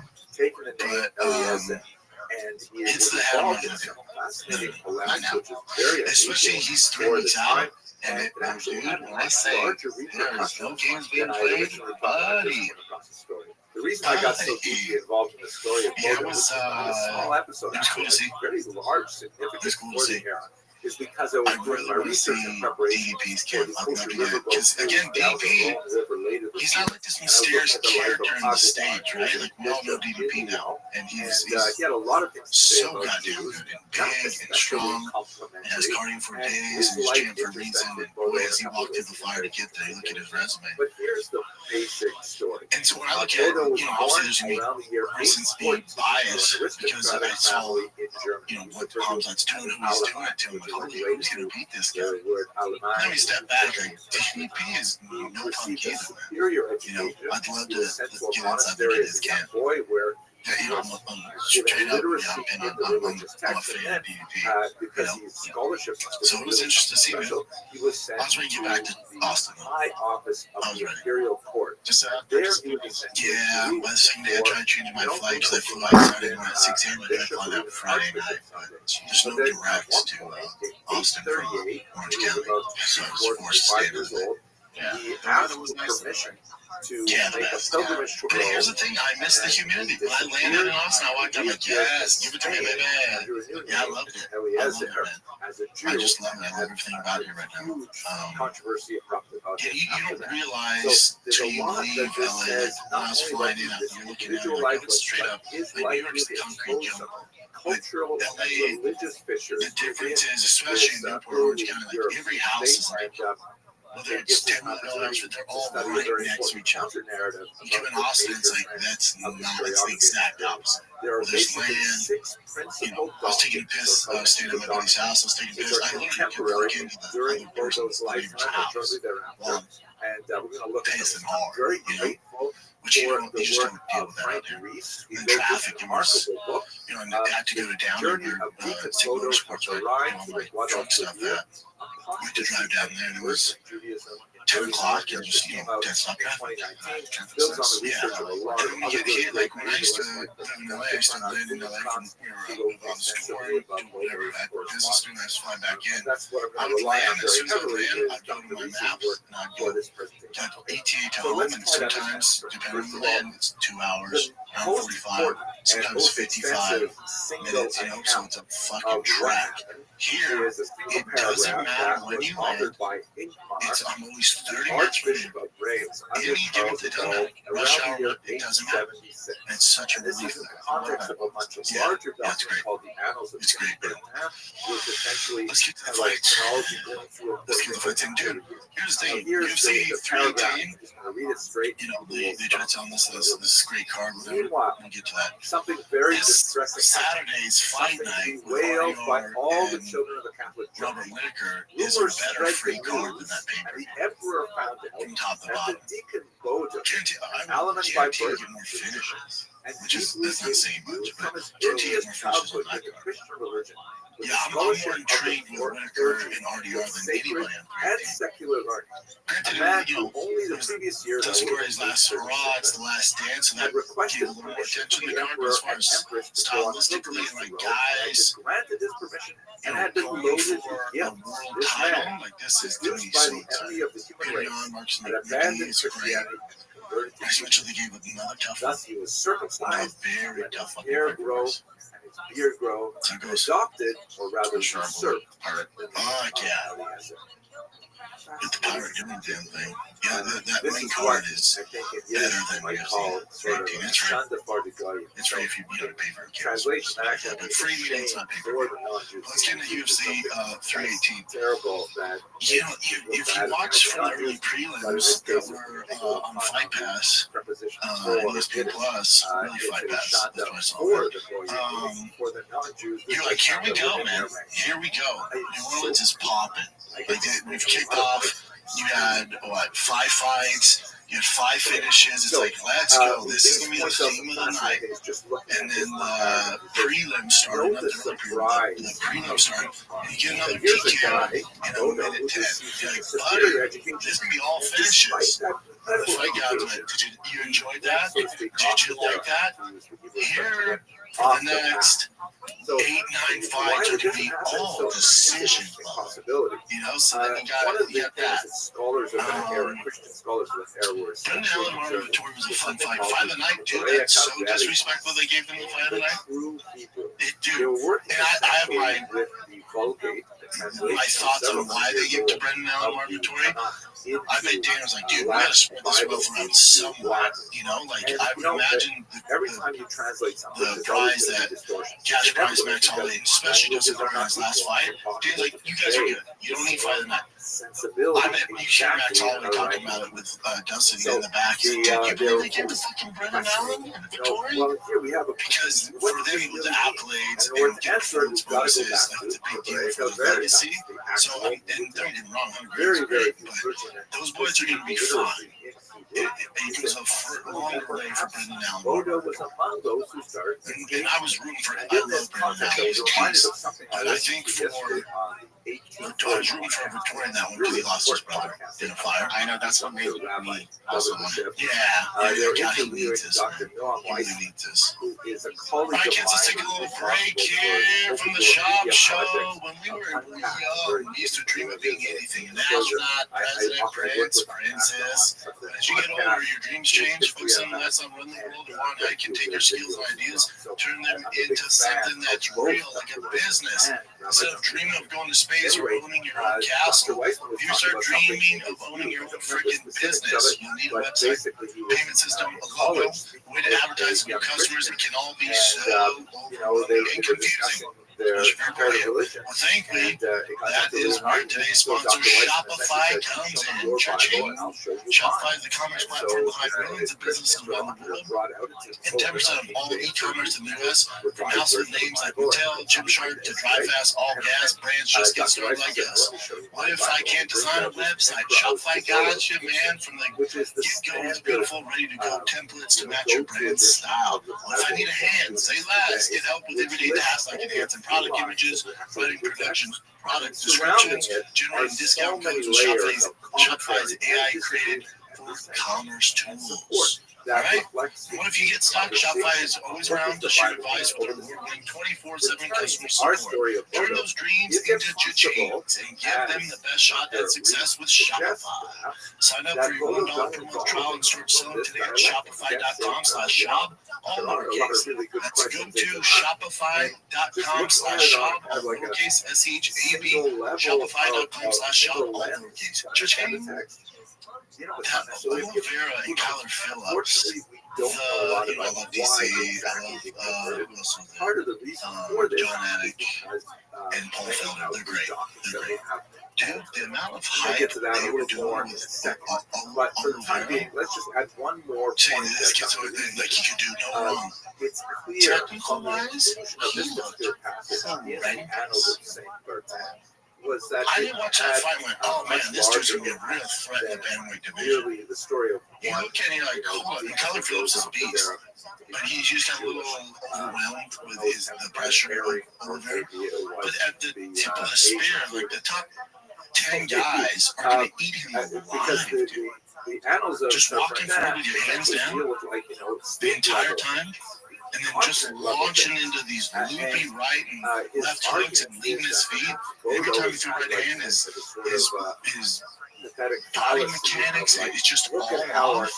How no one brought that to the attention of the audience. And now maybe they just want to focus on the positive, I get it. But my takeaway was super talented kid, super athletic, explosive, technical wise, he has so far to go before he reaches the top 10.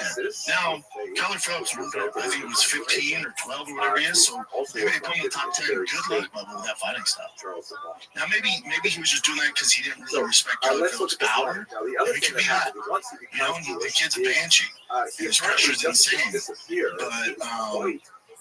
you know, he called out, says he wants to fight Sugar Sean. He's like, Sugar shouldn't take that. Like, buddy, you know what Sugar Sean would do to you if you fought like that? That's light work for all those boys in the top of that division. They're looking at him like, I'm not worried about him right now. Now, maybe, again, it could be a product of Oliveira not respecting Kyler Phillips' power. It's like, this dude cannot. Maybe if I fought, you know, a different bantamweight that had power, I would fight with my hands up and not leave my feet when I throw punches and wouldn't stay on the center line when I'm throwing combinations and wouldn't walk forward and get striking moves with my hands up. All of this is terrible. Terrible. Now there are 7 and so maybe he's like, I don't give a fuck, this guy can't hurt me. Maybe it's that. Maybe I'm wrong and next fight his hands are up and he's off the center line and he's moving his feet and, you know, doing proper technique. But watch out, like that young man has a long ways to go. Some of the folios of and no one on the broadcast ever brought it up. They're just like, oh, so explosive. It doesn't matter. Who gives a fuck? If every time you throw your right hand, you're leaving your back foot off the ground and leaping forward, and your head's over your knees. It's just, it was bad fighting. That's what that was. There was a lot of bad fighting. Was happy Michael Johnson got the ring, biggest underdog on the card. Daniel Zellweger, okay, we'll pretend his dad was the Nazi, but Daniel Zellweger, just kidding. But no, his dad is German. Oh, that's, and his mom's Mexican. That's why his name's Daniel Zellweger. From the way it is, just too much too soon. He's gonna be a monster. He's huge for the division. He's huge for lightweight. He'd probably even go up if he had to. But he's young, man. It's all good. He fought the vet, Michael Johnson, who was still quicker than him. That was the issue. So it was the issue for Daniel there. And he just, he just never got started. He was never active enough, and Michael Johnson just did work. But he'll learn from that. He's young. There's a lot of potential there. I look at Daniel, I'm like, yeah, that kid, hands are up, technique's good, could be a little more active, he's super young. Like, to me, that's a contender. When I see Oliveira, I'm like, oh, with the technique's bad, I'm like, he's going to get to a certain level, but that's being athletic and explosive ain't going to carry through to these victories. Daniel Zellweger, he can, he's doing the right stuff, and he just needs to get back on track and make some adjustments, but the technique's there. Patricio, they have an argument. The third section, that's your savior, Judaism or something totally different. I thought Danny Gay had moments where he could win that fight. Patricio, he's just older, man. He's just a little bit washed. He's not very active at all. His first fight he played on, he couldn't get used to the 3 rounds. But how many fights he had? Like fucking 40, 50 fucking fights? Come on. Come on. You make this adjustment. Now this brings us back to the Rome River because he's not pulling the doors off anybody. I'd be willing to bet he loses the next fight. And listen, I like Patricio. He's a monster in Bellator. It's just different over when you're in the UFC, especially at his age. Just being a tough one. I don't know what they're paying him, but I'd be willing to bet the UFC's like, buddy, fuck this. We're paying way too much for these bullshit fights. Like, they're not exciting. He's not active. He doesn't really, apply pressure.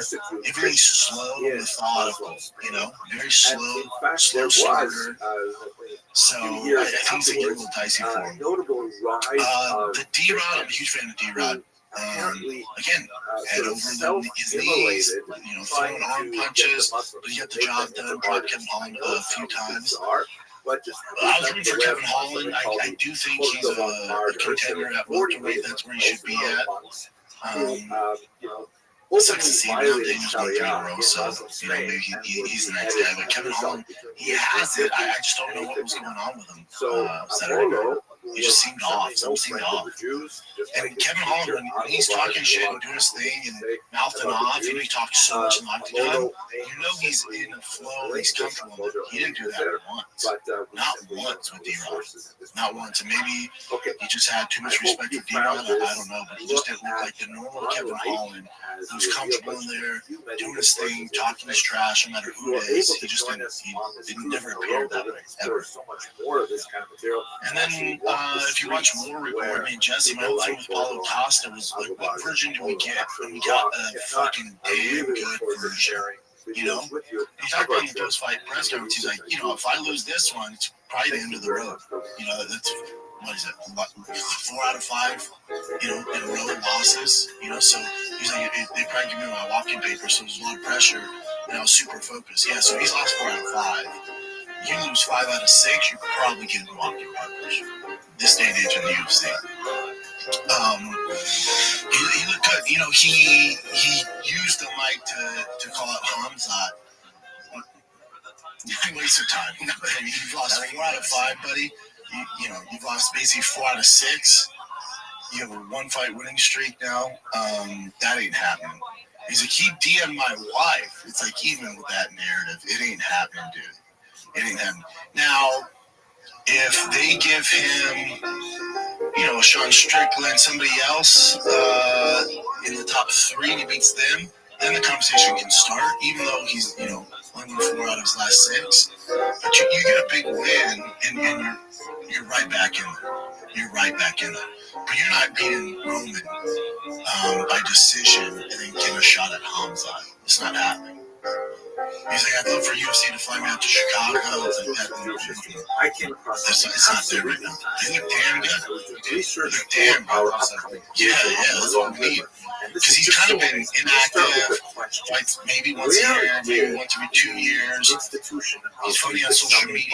That ain't What is it, the sounding box? Many of that you ain't are shit. familiar with this. Like, yeah, you're staying relevant because you're funny on social media. You gotta fight, dude. You This gotta is be a small element. And then with the main event, Max Holloway does Torre. Again, even though these were decisions, for the most part, they're entertaining. The Sabbath. You know, so some of those decisions can get pretty brutal. Part of that These ritual are is you actually these are- smell some they weren't bad fights. It sucks over here in Texas because we're working like midnight or 12:30, so that part kind of sucks. So I don't feel I'm tired. God damn it, so I just finished something. I get really embarrassed. But Max Holloway does Torre. you put cloves or cinnamon You know, I or don't like something making predictions, especially when it's two of my favorites. But during the ritual, I text everybody that Max Holloway by decision. I think he was going to finish. That second round was a little dicey on both ends. I had 3-1 I was going reading to the about the fifth. research of Mordecai Narcus, who first wrote on this in Some guys, especially just where his coach had a 2-2 going to the fifth. He's like, we need this round. It's 2-2. I'm like, ooh, I don't see that. Christian rituals. Depending on how you scored it, where did you he get this could idea? give Dustin So first of all, where did Narcus get this strange idea that something someone just gave me 3. I could see 2 and 4, I guess. would You actually want to give him 2 rounds? I had it 4-1. If you want to argue 3-2, that's fine. Let's have a But look. then they First doesn't of all, really fucking have a look matter. at this. Either way, he lost. I don't think anybody's arguing that Basically, Dustin a couple won of that fight. examples of 16th century.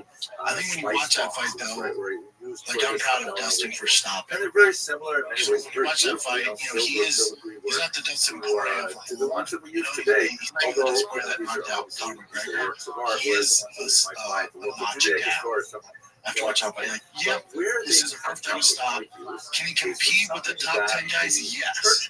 Can he beat the top, like, 3 guys? No. Those days are over. He could stick around and maybe win one, lose one, and be in the top 10 and do his thing if he needed the money. But it's such a relief to see that he's done. And I think that if you're watching this, you got to realize that a couple of examples somebody at the UFC could get Dana's there. That the fans can, you do have power. You can make a certain change if you shout from the rooftop enough times and get the UFC's attention. Because not only my issue, but a lot of people's issues were with guys like Chris Weidman, Tony Ferguson, a lot of Frankie Edgar, a lot of guys, BJ Penn, a lot of guys. Our issues were like, come on, we kind of feel this is the last fight. They've done so they've done so much for the UFC. You owe it to them to give them a good send-off. And there's a lot of backlash. So somebody at the UFC is listening to that, and they trust enough where you're like, okay. Because I think if it was Dana and the Bradshaw, they'd be like, nope, we paid them, this is what it is, and they were tired of doing everything. And I think because of the outrage from the fan base, so often for these grades, UFC finally listened. They did with the Korean Zombie, right? They did with Anthony Smith. He had a crazy send-off for the career he had. And then they did it the right way with this important. They owe it to a lot of guys that have retired. It's too late now, but I think they learned from the wrongs, and the Dustin Poirier was perfect. Now it sets that precedent where it's like, okay, if they're worthy of a send-off, now you got to do it. And now I don't know how many guys, again, it takes a special dude like Dustin Poirier who's had his career to say, all right, it's my last fight, I want to make him down. Now they've set that bar. So you're going to get some of these legends who are like, well, this is my last one, I want to come down. And now the UFC kind of has to bend the knee there and do it, because they've set this standard. And it's the right thing to do. It's the right thing to do. It's the best. And also, by doing that, it kind of puts a stamp on you not coming back. Like, Dustin Poirier can't come back. Like, you don't get a 20-minute send-off, highlight video, family, friends, everybody's in the cage, telling people thank you, printing merchandise for the last dance, and then in 3 months, you're back in the other side of testing pool. No. So when you do get the send-off, that actually does the fighters a service and the UFC being like, this is over. It's like killing, it's like the Avengers Endgame. It's over. We don't need more. You fucking stand it. Don't fucking come back and give us more bullshit. Because we just know it's going to be a watered down version. So I think Poirier, if he's like, you know what, I'm coming back, you're like, dude, we just did a 30-minute tribute and you're holding fucking down. Like, no, it's over. So I think this forces them. It's a little pressure on them. You can't come back. Just fucking, like, Korean Zombie can't come back after that. You know? You just can't. It's over. Anthony Smith, like, we're not doing this. And that's why you get like a Weidman and the Frankie Edgar's like, no, I'm going to come back for one more because they never got that seal of approval. Whatever they left behind. Final chapter. And by the UFC doing this, that gives them that seal of approval. Like, you're done. Okay? Thank you for everything, but you can't come back after a 20-minute montage and hanging out with your wife and dog. What color men's or women's where they were made. Break here. You know what doesn't belong in your epic summer plans? Getting burned by your own wireless bills. That ain't cool. While you're planning beach trips, barbecues, and 3-day weekends, your wireless bill should be the last thing holding you back. That's why I made the switch to Mint Mobile. With Mint, you can get coverage and speed you're used to, but for way less money. For limited time, Mint Mobile's offering 3 months of unlimited premium wireless service for just $15 a month. So while your friends are sweating over data overages and surprise charges, you'll be chilling literally and financially. So say goodbye to overpriced wireless plans, jaw-dropping monthly bills, and unexpected overages. Mint Mobile is here to rescue you. Ditch overpriced wireless and get 3 months of unlimited service from Mint Mobile for just $15 a month. We got you, man. This year, skip breaking a sweat and breaking the bank. Get this new customer offer. Your 3-month unlimited wireless plan for just $15 a month at mintmobile.com/shop. That's mintmobile.com/shop. Upfront payments of $45 required equivalent to $15 a month. Limited time and customer offer for 3 months only. Speeds space low above 35 GB on unlimited plan. Taxes and fees extra. See Mint Mobile for details. Mint Mobile. What did you think of the DP tribute video? I was telling you that I didn't feel like it hit me that emotionally. For some reason, it hit me in the heart. It hit the heartstrings. Now, did you see the one that they did before where he's sitting down in the room and there's a whole screen? Yeah, that hit me. That one got me. He's reading. Yeah, that one teared me up. I'm watching my son. You know, that one got me. Yeah, so something was missing with that, but still a great job. But just it was all right. Also doing Anthony Smith's was better. Korean Zombies had best. Korean Zombies appears to be Dustin Poirier's. It was like a highlight video they'd see on YouTube, and there was like this intense rap. I was like, what is this? It was kind of cringy. First major reading of this. Now I'm glad they do it at all. They could play fucking Dave Matthews, man. I'd freak the fuck out. But the song, it was like so intense. You know, it was like it was selling us on another Dustin Poirier fight. Like it was a highlight reel of this knockouts and stuff. But it wasn't like pulling at the heartstrings. I like when they pull at the heartstrings. I need that American Idol, like his mom talking. You know, we're so proud of you. Like play that in the arena. But it was like this hype. It was like, come get it, bitch. Come get it, bitch. You're reading the image incorrectly. What the best thing too is this Poirier's just fuming at the judges' scorecards. All they're doing is like, motherfucker, you know. The Jew in the middle is examining for its value. There's no complaints on USA Brownie guys for doing that for DP. That's exactly what you should do. But I'd rather you lean in if you're just right. Positive criticism there.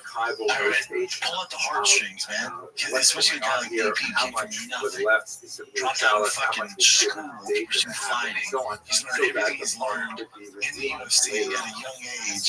Why is this video like it's fucking, you know? So what shots? Yeah, it was odd, man. Really motherfucker, bitch, come get it. It was like cussing and stuff. Like money lens, specifically on him. And his girl that's been by his side for all that stuff. When I had him on food train, he was talking about his wife. I was tearing up.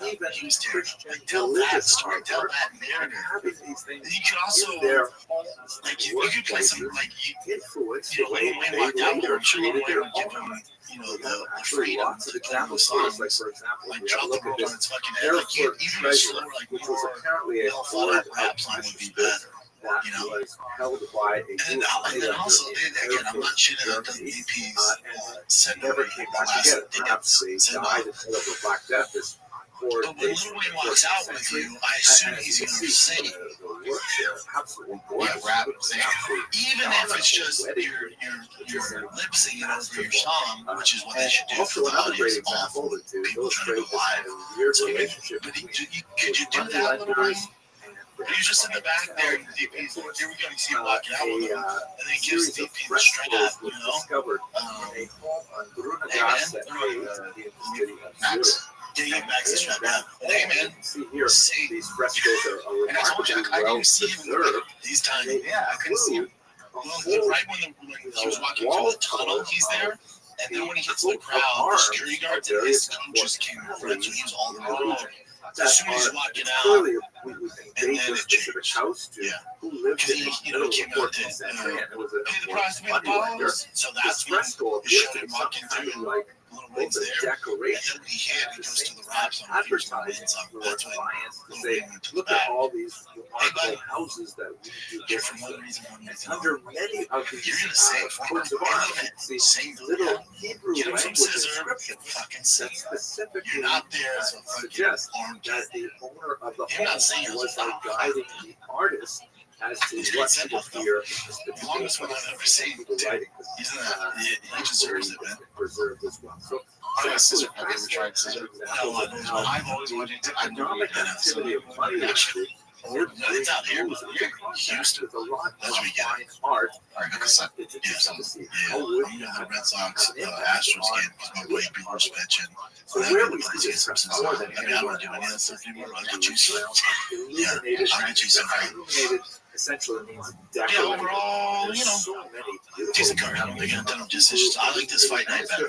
Where wealthy families would have, like, let's say, And it's a dude, and it's I think it's a 2 p.m. start time here. and they would hire artists fantastic. to provide them. And it's on ABC. Oh, Scholars have determined that in the vast majority of these illuminated manuscripts, the artwork was actually done by Christian artists, particularly in the high Middle Ages.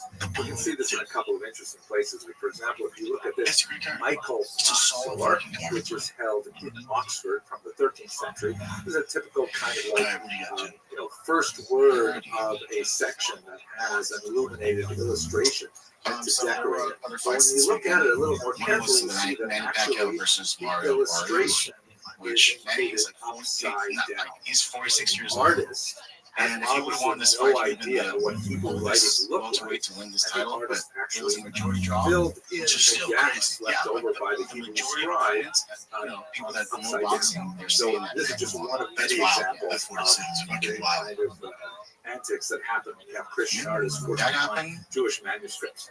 There's also some kind of like really surprising elements. So, for example, have a look at this illustration from a 13th century manuscript of the Mishnah Torah, which was richly illustrated. It's just a British killer. Look at all the Brits that he's beat the shit out. He's just amazing. Jewish sensibilities. He's the best. Image of an And then archer pisses people on the off, right, which is exactly firing the an point of arrow, it. You and Brits the and left, Jake Paul it just strikes off. another person in a rather suspect position. That's another thing that's It's going really to hard to imagine. the Jake Paul anti-Joshua. Apparently that sign sealed Torah delivered. today, According to Jake Paul's side, this, and that begs another question: like how involved were the Jewish patrons in the creation of this art? You would think, and this is a major part of Professor Schaff's and then work, Tyson you would Fury think says that he's the betting $1 million on clients who are paying Jake. for this art to be done would Really? disapprove of this kind of image. I And love there's Tyson some Fury. interesting I'm sure he does discussions it on because how you know he things wants might have been edited one way or another. even when he Have a says he's look, for retired, example, I'm sure at it's still his another father, illustration Joshua, at from some this point. same manuscript. Yeah, This they is gotta make that actually happen. something which He looks goes, I kind of think Jake Paul, bizarre. It Chin's appears anti-Joshua. to be They fight sort of 100% if they fight and put him on pounds on Jake. That Pounds. feels If Jake knocks out like anti-Joshua, the entire I'm thing is recording this video, by the way. yeah, just shit's going on. This isn't how it works. I know it's fun to talk about and, get clips and the views, talking about Joshua and Jake Paul. Moses on the If left, this is a real receiving the sport, Ten Commandments, and then you have this strange kind of like looks sort of if like it's an actual real an ice fight, cream cone, or since I did you was see what I did to Francis and Gano? kind of illustration. And there's a Talking whole about bunch the of people on two-time the gold inside. And medalist, this the world champion that apparently beat Klitschko, is got the dropped. That artist's guy attempt at to heavyweight. render a passage in the Talmud. This fight should be 30 seconds if this is real. If it goes longer than one round, maybe 2 rounds, if Jake's covering up, I'll give you 2 rounds. If it goes longer than that, this thing's fixed. The fix is in. And I love Jake. Good for you. Get your fucking bag with you. You know, if you accept the Torah, this is what Turkey Al-Sheikh says. If Joshua destroys him in the headache, if Jake Paul will get away from his mind, if Jake Paul wins, I will know that Joshua's finished and Jake Paul doesn't be ranked. If Jake Paul accepted, then next week I'll talk with Joshua about it. He has all the money in the world, so Evelyn he Cohen, can make it happen. art historian, looked very carefully at this This is particular it's a catastrophic mismatch that people will tune in to watch because it will lead to the end of Jake Paul. and she pointed out that actually it was very different from the original. If it's real, there's a couple of pieces left over. This If is you going look to right telltale to the sign. center You know? of the 2 tablets that Moses is Yeah, this guy's right, Doc. If Joshua loses this one, I'll never arm ever that watch has been boxing again. obscured by Yeah, if you were to lose and get knocked out by Jake, when you look at the original and she was able game to set match, identify is it there with the any ultraviolet light, this is possibility actually a very just Christian random picture freak thing of a that Jake physical could actually just no representation chance? of God There's no chance. giving the And if Torah Joshua to Moses. semi-takes it serious, like he did Francis, that's it'll be way worse than that. If this is real, It's true, there if are this is some an actual really rare competitive, examples legit fight, just the it's just, hand of God. I don't live in this world Our world, parents that do and it you'll hear locals people like now, Ryan go, but he's big and it's athletic. very, very rare. It's Get certainly all very that. rare And for that's the great. high Middle Ages. This So is apparently Anthony the Christian fucking artist, Joshua, maybe the the one 2-time responsible gold for the fucking pump shop medalist, earlier, heavyweight world what champion of the he world, wanted the to do very was best to do it. There's By not the way, enough the hours in probably the done in day northern France for Jake Paul to last in the longer 13th than century. 30 seconds with Anthony Joshua. The artist In must the have real thought, world, hey, okay, I'm going to show online we the can way do I our think thing. of And this can be fun if the build up and all. I get all that. I'm with you guys. I'm the that soldier fucking Congress Floyd. I get all that stuff. You can't do that. If I'm this going to is show this to my real, rabbi. if this is an they actual drew over it, highly that's competitive Mount boxing Sinai with the match, Jews and as a Joshua whole kind of picture. But the trains like original he's fighting fucking Tyson Fury or Usyk, this in the actual real world that we live in, So this brings us back to Jake does should not last longer than 30 seconds. That's the truth, and I love Jake. And I condone what he's in many doing. ways, when you look at But if for whatever reason this thing is set up where he clips Joshua, it will totally take everything Anthony Joshua has done. artistic And, ideas. and he's set money-wise, so I don't see him taking a fall, none of that stuff. So I assume this is all real. But if it is real, But and the sweet science of boxing, Anthony Joshua should defeat him in about 30 seconds or less. That's real. How that's expressed in medieval. And it's all good. The ball's on Jake to jump in there with a fucking heavyweight of Anthony Joshua's caliber is nuts. He should get credit for that. But he should get finished in 30 seconds. You've been around both. Have you been around Joshua yet? Never. Oh shit, I thought you did. Tyson Fury. Yeah. I'm wondering how big of a size difference is because Jake's getting a lot bigger, but Joshua seems buddy. Joshua's so big. Yeah. He's fucking massive, dude. And talented and technical and all the power in the world. He's fought the very best. He's not washed. No, he destroyed Francis. Like, He took it serious. Okay. And what do you think is a tougher fight? Francis Ngannou for him or Jake Paul? And Francis couldn't touch him. Utterly destroyed him. And that's how it should go. It's literally how it should go. well, I'll be tuning in if it does happen. Me too. I'll be watching it. I'll be breaking it down. I'm not saying I'm not. I'm just saying this is a legit fight. That's how it should go. If it goes any other way, something's fucking up. And this would prove that more so than any other fight Jake's had. Let's take a little break here. If you're looking for the perfect buzz this summer without the hangover, meet Breeze, spelled B-R-E-Z, an incredible functional beverage company revolutionizing how we drink. Their line of feel-good tonics offers a unique blend of hemp-derived THC and CBD functional mushrooms nootropics to create social relieving euphoric effects without the traditional downsides of alcohol. No, these aren't like your typical edible. Who knows what you're taking, man? I've seen some weird stuff on edibles. You feel each blend within 10 minutes. The effect will last about an hour, hour and a half, all right? Similar to cocktail. Smell enough for your mom to try, but also stack enough for trying to get wild. So whether you're looking to turn up, tune in, or tap out, Breeze has a beverage to help you feel the way you want to feel. So if you're ready to experience the future of drinking, head on over to try.drinkbreeze.com/shop. Use the code SHOP for $5 credit and free shipping on your first order. Consult with a physician before use. If you're pregnant, nursing, have any known or suspected allergies, medical conditions, or taking any medication, FDA has not evaluated these products for safety or efficacy. Products are intended for 21 plus. Breeze. Okay. So John Jones is back in the news. There's a few parts to this. So, ever since the White House thing happened, John Jones talked to someone at the SB saying, like, I'm back. Sure. Yeah, I'm back. You hear Dana White? Yes, so Dana White's like, I ain't fucking put him on the card. He's like, I can't risk a fucking fight of that caliber with John. Who knows what? He's a wild boy. I can't risk that. I'm with Dana on this. No, the right's over. For John, the right's over. And if John's going, well, the only reason I'm going to come back is if I fight at the White House, Dana's like, cool, you ain't coming back. Like, I think Dana White and the UFC brass, they got burnt by John. And they're like, we're good, dude. Same thing with Conor. Like, we're good. And last week I was talking about the White House card, Conor fighting Chandler and John Jones fighting Alex Pierre. Fuck all that. I was way off. Neither one of them are going to fight. Because they're both too unreliable. If this is, 8 years ago, yeah, the was on there. Main event coming in 2025, neither one was making it because it's too flaky. Both of them are too flaky. Both of them have too much baggage. Dana's not going to bank on that.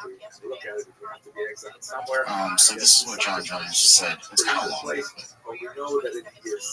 about Dana White's response.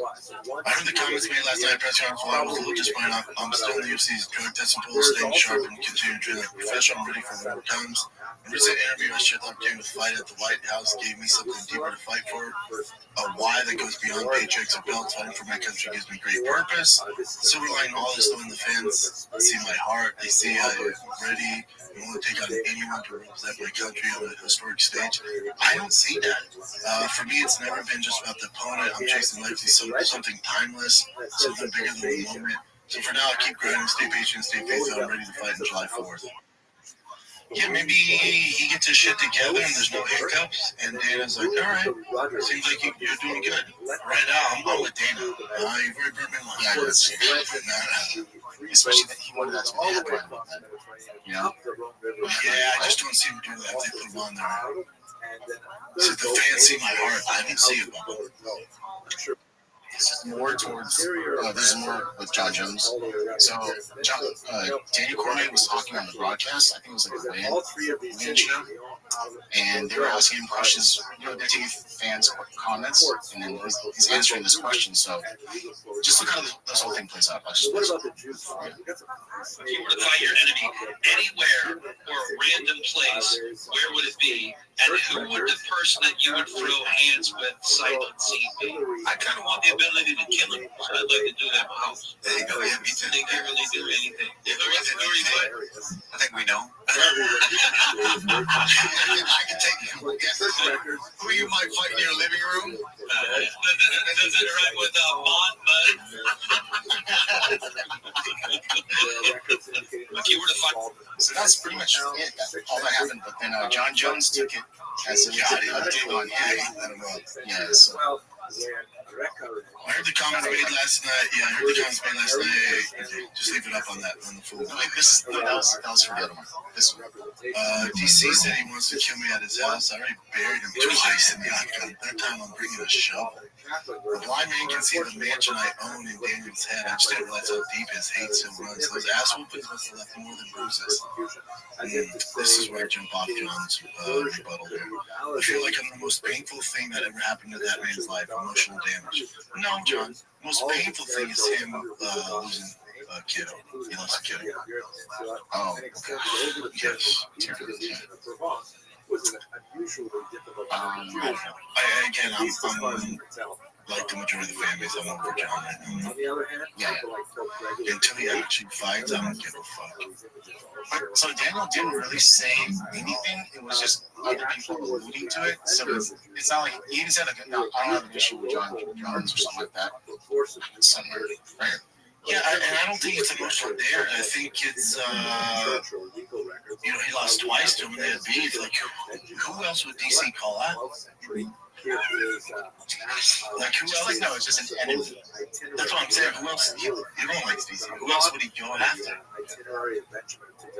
And although there are some questions, anyways, this is what Daniel said afterwards. I don't dislike John Jones. I think he's fine. Yeah, it's more like everyone else building this up to be this thing. And John Jones to stay relevant, stay in the news. I'm over it, dude. Yeah. Oh, this was odd too, man. Did you see Paulo Costa before the fights? This is a during press conference. Let me see. By the way, have a look at who is the author of this. More specifically from Judge Dia, if he's tuning in this weekend, what's your message to Hamza Chimaev? He's obviously. Yes, you guys know about that already. Everybody knows about that. I have a know from medieval records. Mutual great hate.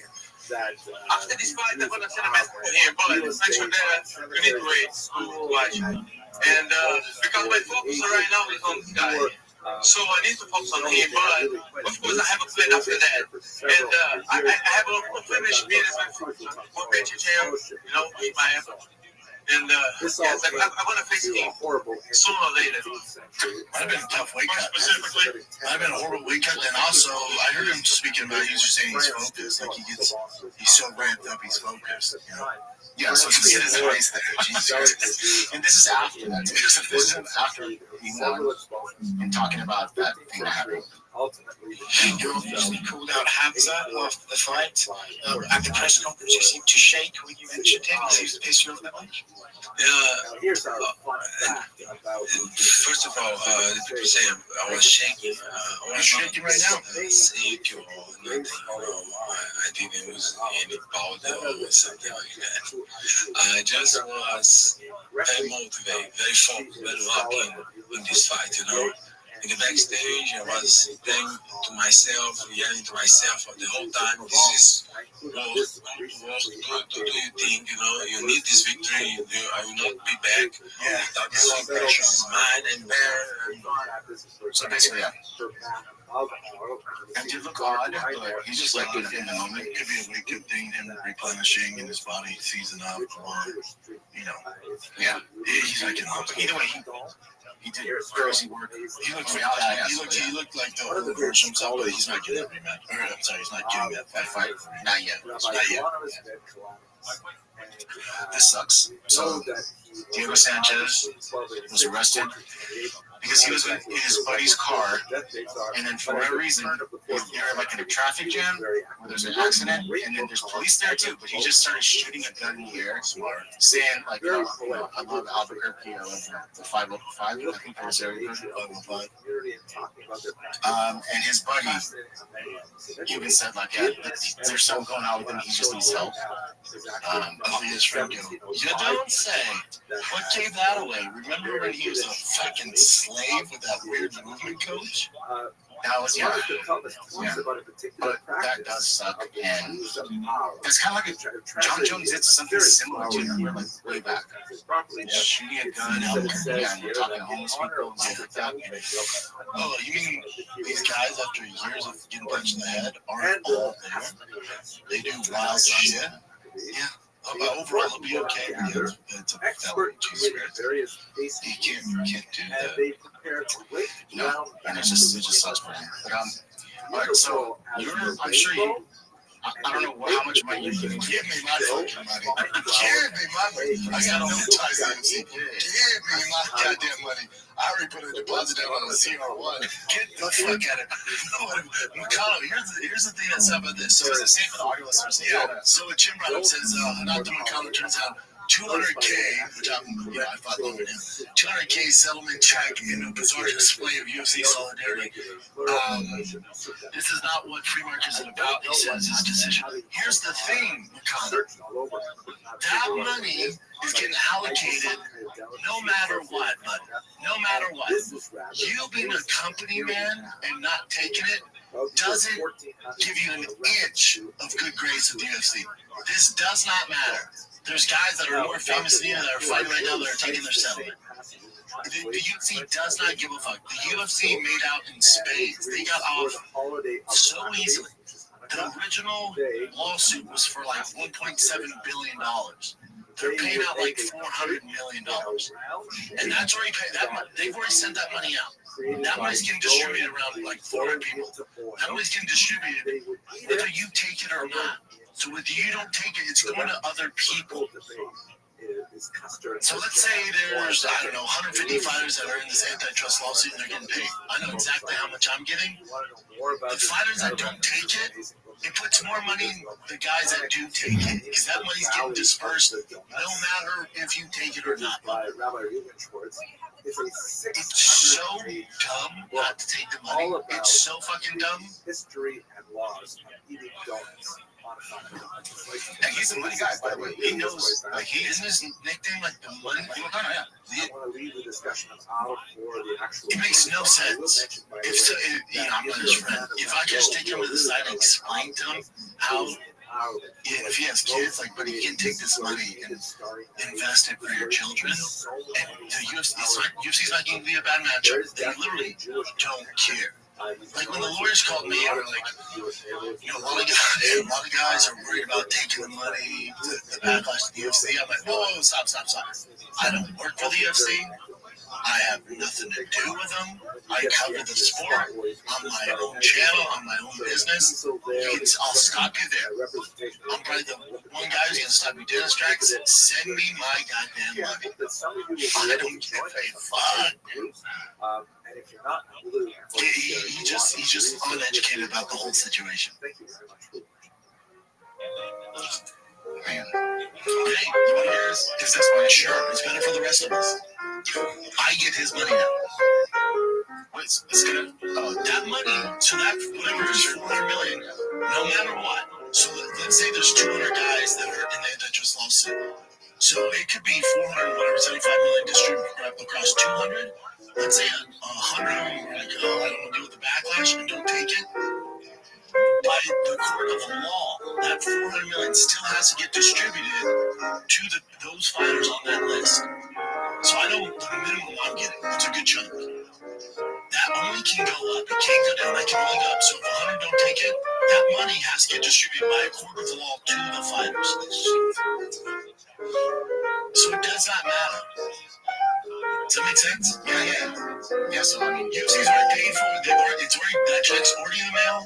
They've already paid the lawyers, all that's done. UFC's already like, they're not going to discipline you by taking the money. It's better for me if he doesn't. For everyone else. Let's see.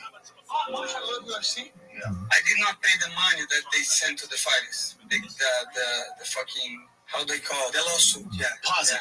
This is how stupid fighters are.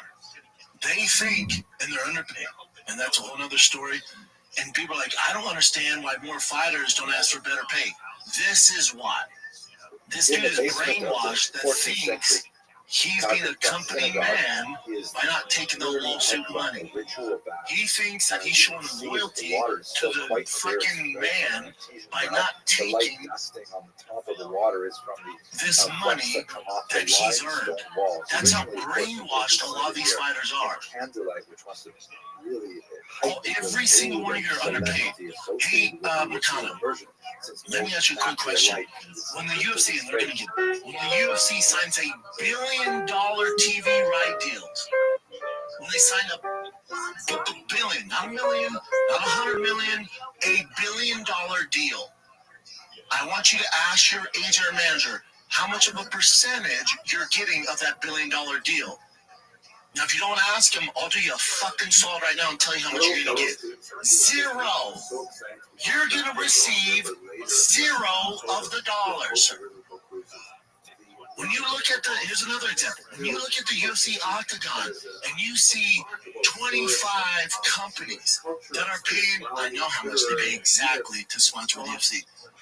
When they're paying millions of dollars on that Octagon mat, and on the bars and all that, millions per company. How many dollars, what percentage do you see? Ask your agent. I'll do you a solid. I'll tell you how much you're getting. Zero! When they took the sponsors from your shorts and your fucking t-shirt, your walkout shirt, when they took that money and decided to put it on the Octagon and give you zero, you are by no means moving up the ladder by not accepting this money. You're only doing disservice to yourself and your family. And Bubba, you've earned it more so than anybody. This is your money. You earned it, dude. You're not being a company man by not accepting money. You're being a stupid fighter, and this is the issue. And this same mentality is the reason, the fucking reason why nobody, they brought on the MLB, Labor Board, they brought on the who's who, and they can't figure it out. And there's one reason, it's because of the fighters. So you have the MLB players representation, lawyers come on board, and like, we have the best deal in the business, it's 50-50 split, the MLB players guaranteed money, let us help you guys out with this and make sure you get your money. And then they get so far, I've been in these meetings, they get so far, and they go, we can't get anybody, the fighters sign on. Because they're so brainwashed that they think by sticking up for themselves, that somehow they're going to get a title shot or they're going to be blackballed by the company. So all the big dogs pull out. And you're just stuck with old retired fighters trying to move the needle. They can't do it. This is the best example. Kim going, nah, I'm so loyal to the UFC. It's like, it's a cult. It's a fucking cult. You're no different than the family of Charles Manson. It doesn't end well, buddy. Dude, you're the toughest business in the fucking world. You're a fucking prize fighter. You're turning down the prize that you've earned because you're brainwashed and you think the UFC brass is going to somehow take care of you. If he wants to talk, I will give you a long history lesson of fighters that sacrifice more than Meccano to make weight on short notice, to take fights on fucking 2 days' notice. Guys that miss time with their family, miss the birth of their children, turn down huge sponsors because they thought they were going to be in the good grace of the UFC. And I'll tell you how to end it for them, bud. I'll fucking tell you. And it ain't a happy story. And this is to the end of time. To the end of time. Everything you have, Meccano, is because you fought fucking tooth and nail through hard work, coming through the favelas of Brazil. And then someone said, you know how hard it is to make $200,000 in this fucking world, bud? Some people don't make that in a lifetime. Some people have to lay fucking bricks and make $40,000 a year. And because your hard work, you're a talented motherfucker, your hard work that you've earned through health, brain cells, your hard work to fucking rise out of the gutters of Brazil. And you're going, nah, I'm good. I'm good. They treat me well. It's not fucking about the way they treat you right now, but it's not about that.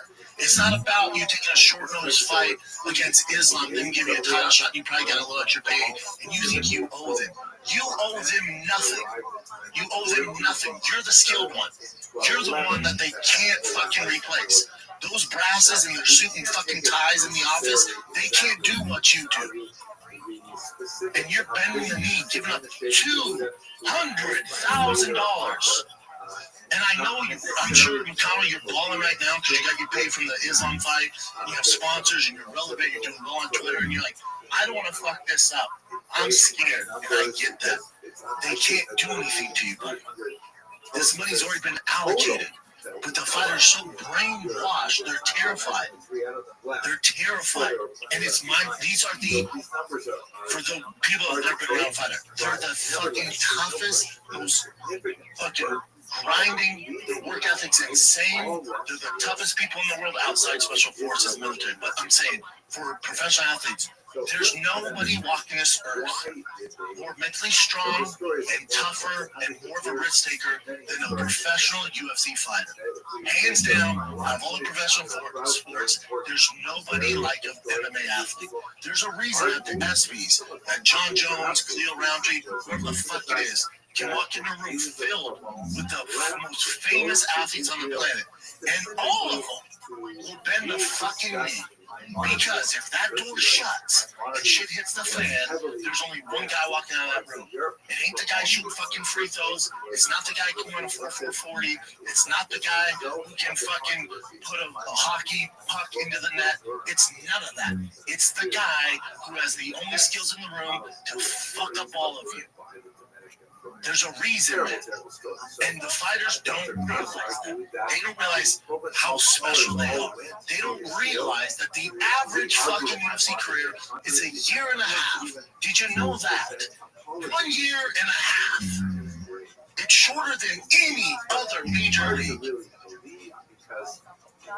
But then people go, oh, look at Conor, look at this guy, look at Jim Miller, look at Donald Cerrone. Those are fucking outliers. A lot of guys are getting cut left and right, and they're on the fucking prelims, and you don't know who they are. Again, I will say this so everybody hears it. The average career of a UFC fighter is 1 year and a half. And that year and a half, there's no signing bonus. It's not like fucking baseball, where if I'm in the major leagues, I can't put down a single A or double A baseball, but I signed a big contract with the Cleveland Indians, and I signed for $10 million. I get a $10 million whether I hit the ball or not. You're guaranteed that money. You're guaranteed that money. In the UFC, if you fought for a year and a half, you're lucky after taxes and paying for your training camp and your manager. If you're new to the game, let's say you came off the Dana White Contender Series, Ultimate Fighter, if you fight in a year and a half, you probably, if you're lucky, got 2 fights. Maybe you got 3. You're lucky if you have $50,000 in the bank. And y'all want to walk away from $200,000? Are you out your goddamn mind? When Makano's retired and he's 50 years old, you're going to be wishing you had fucking $200,000 invested.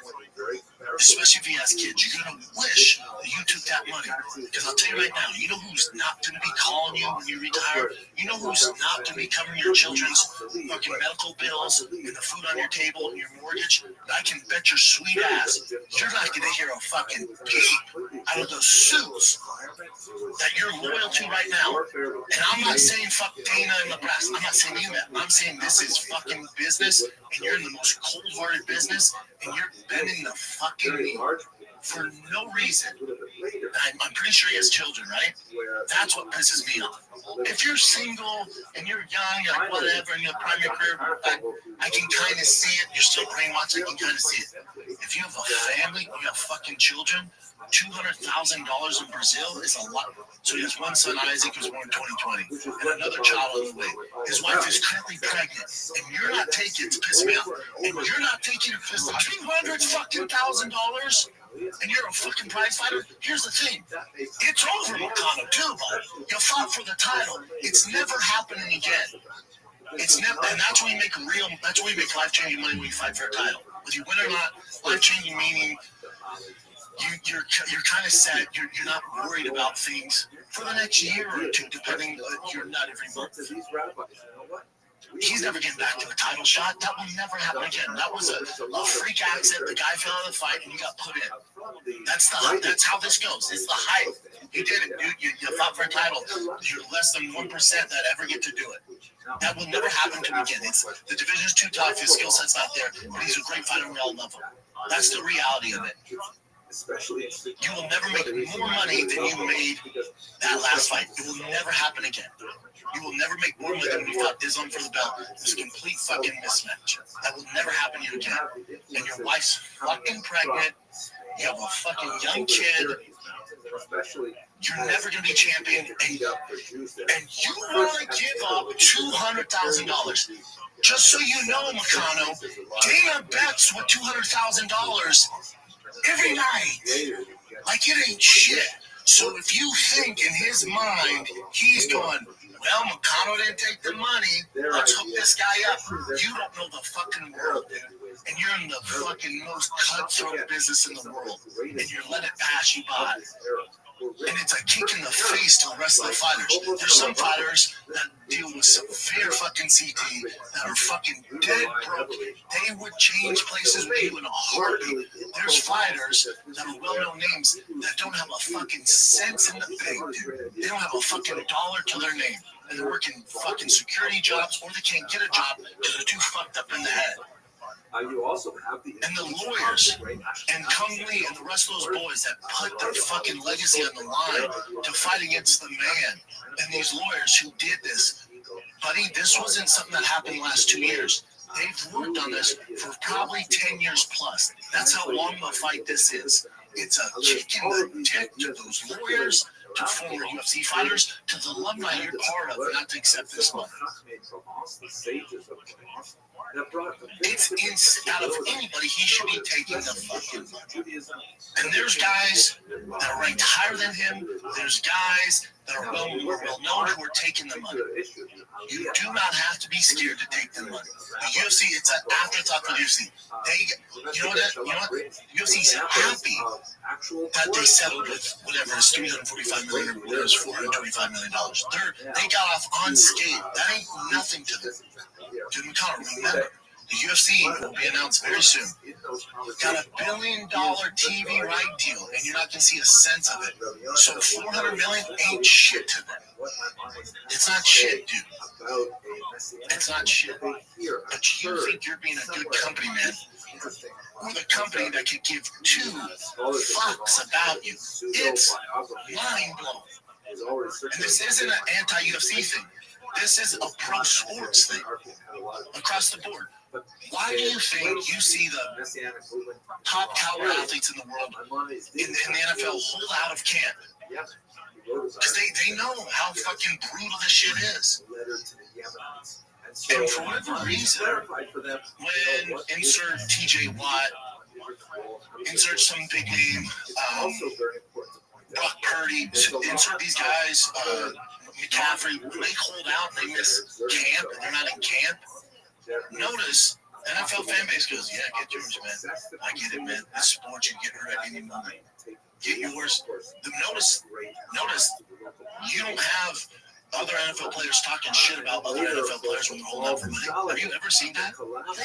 They know how hard it is. They know how cutthroat it is. They know if that star quarterback receiver fucking blows out his knee, that he's fucked to never be the same. So they do get yours. Fuck yeah, bend him over, dude, get yours.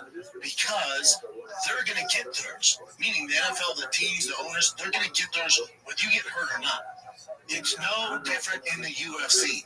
Dana White's going to get his. That's why he's the greatest promoter of all time to ever do it. He's going to get his with you take a measly $200,000 or not. But for you to forego that because you think that you're going to be in the good graces of the UFC brass, buddy, I hate to tell you, they could give two fucks. That's the truth. If nobody in your team has told you that, if you have agents or managers or people in your camp and coaches telling you not to take it, fucking fire them. Because in 10 years, you're going to be wishing that you had $200,000. And you've earned it. That's the thing. It's not like you won the lotto and randomly got lucky. You fucking paid for it with blood, sweat, and tears. But you want to give it up because you think Dana's going to give you a slap on the ass in your next fight. That's fucking crazy. Any other brain busters, Chin? That's a great. I love the idea. That's awesome.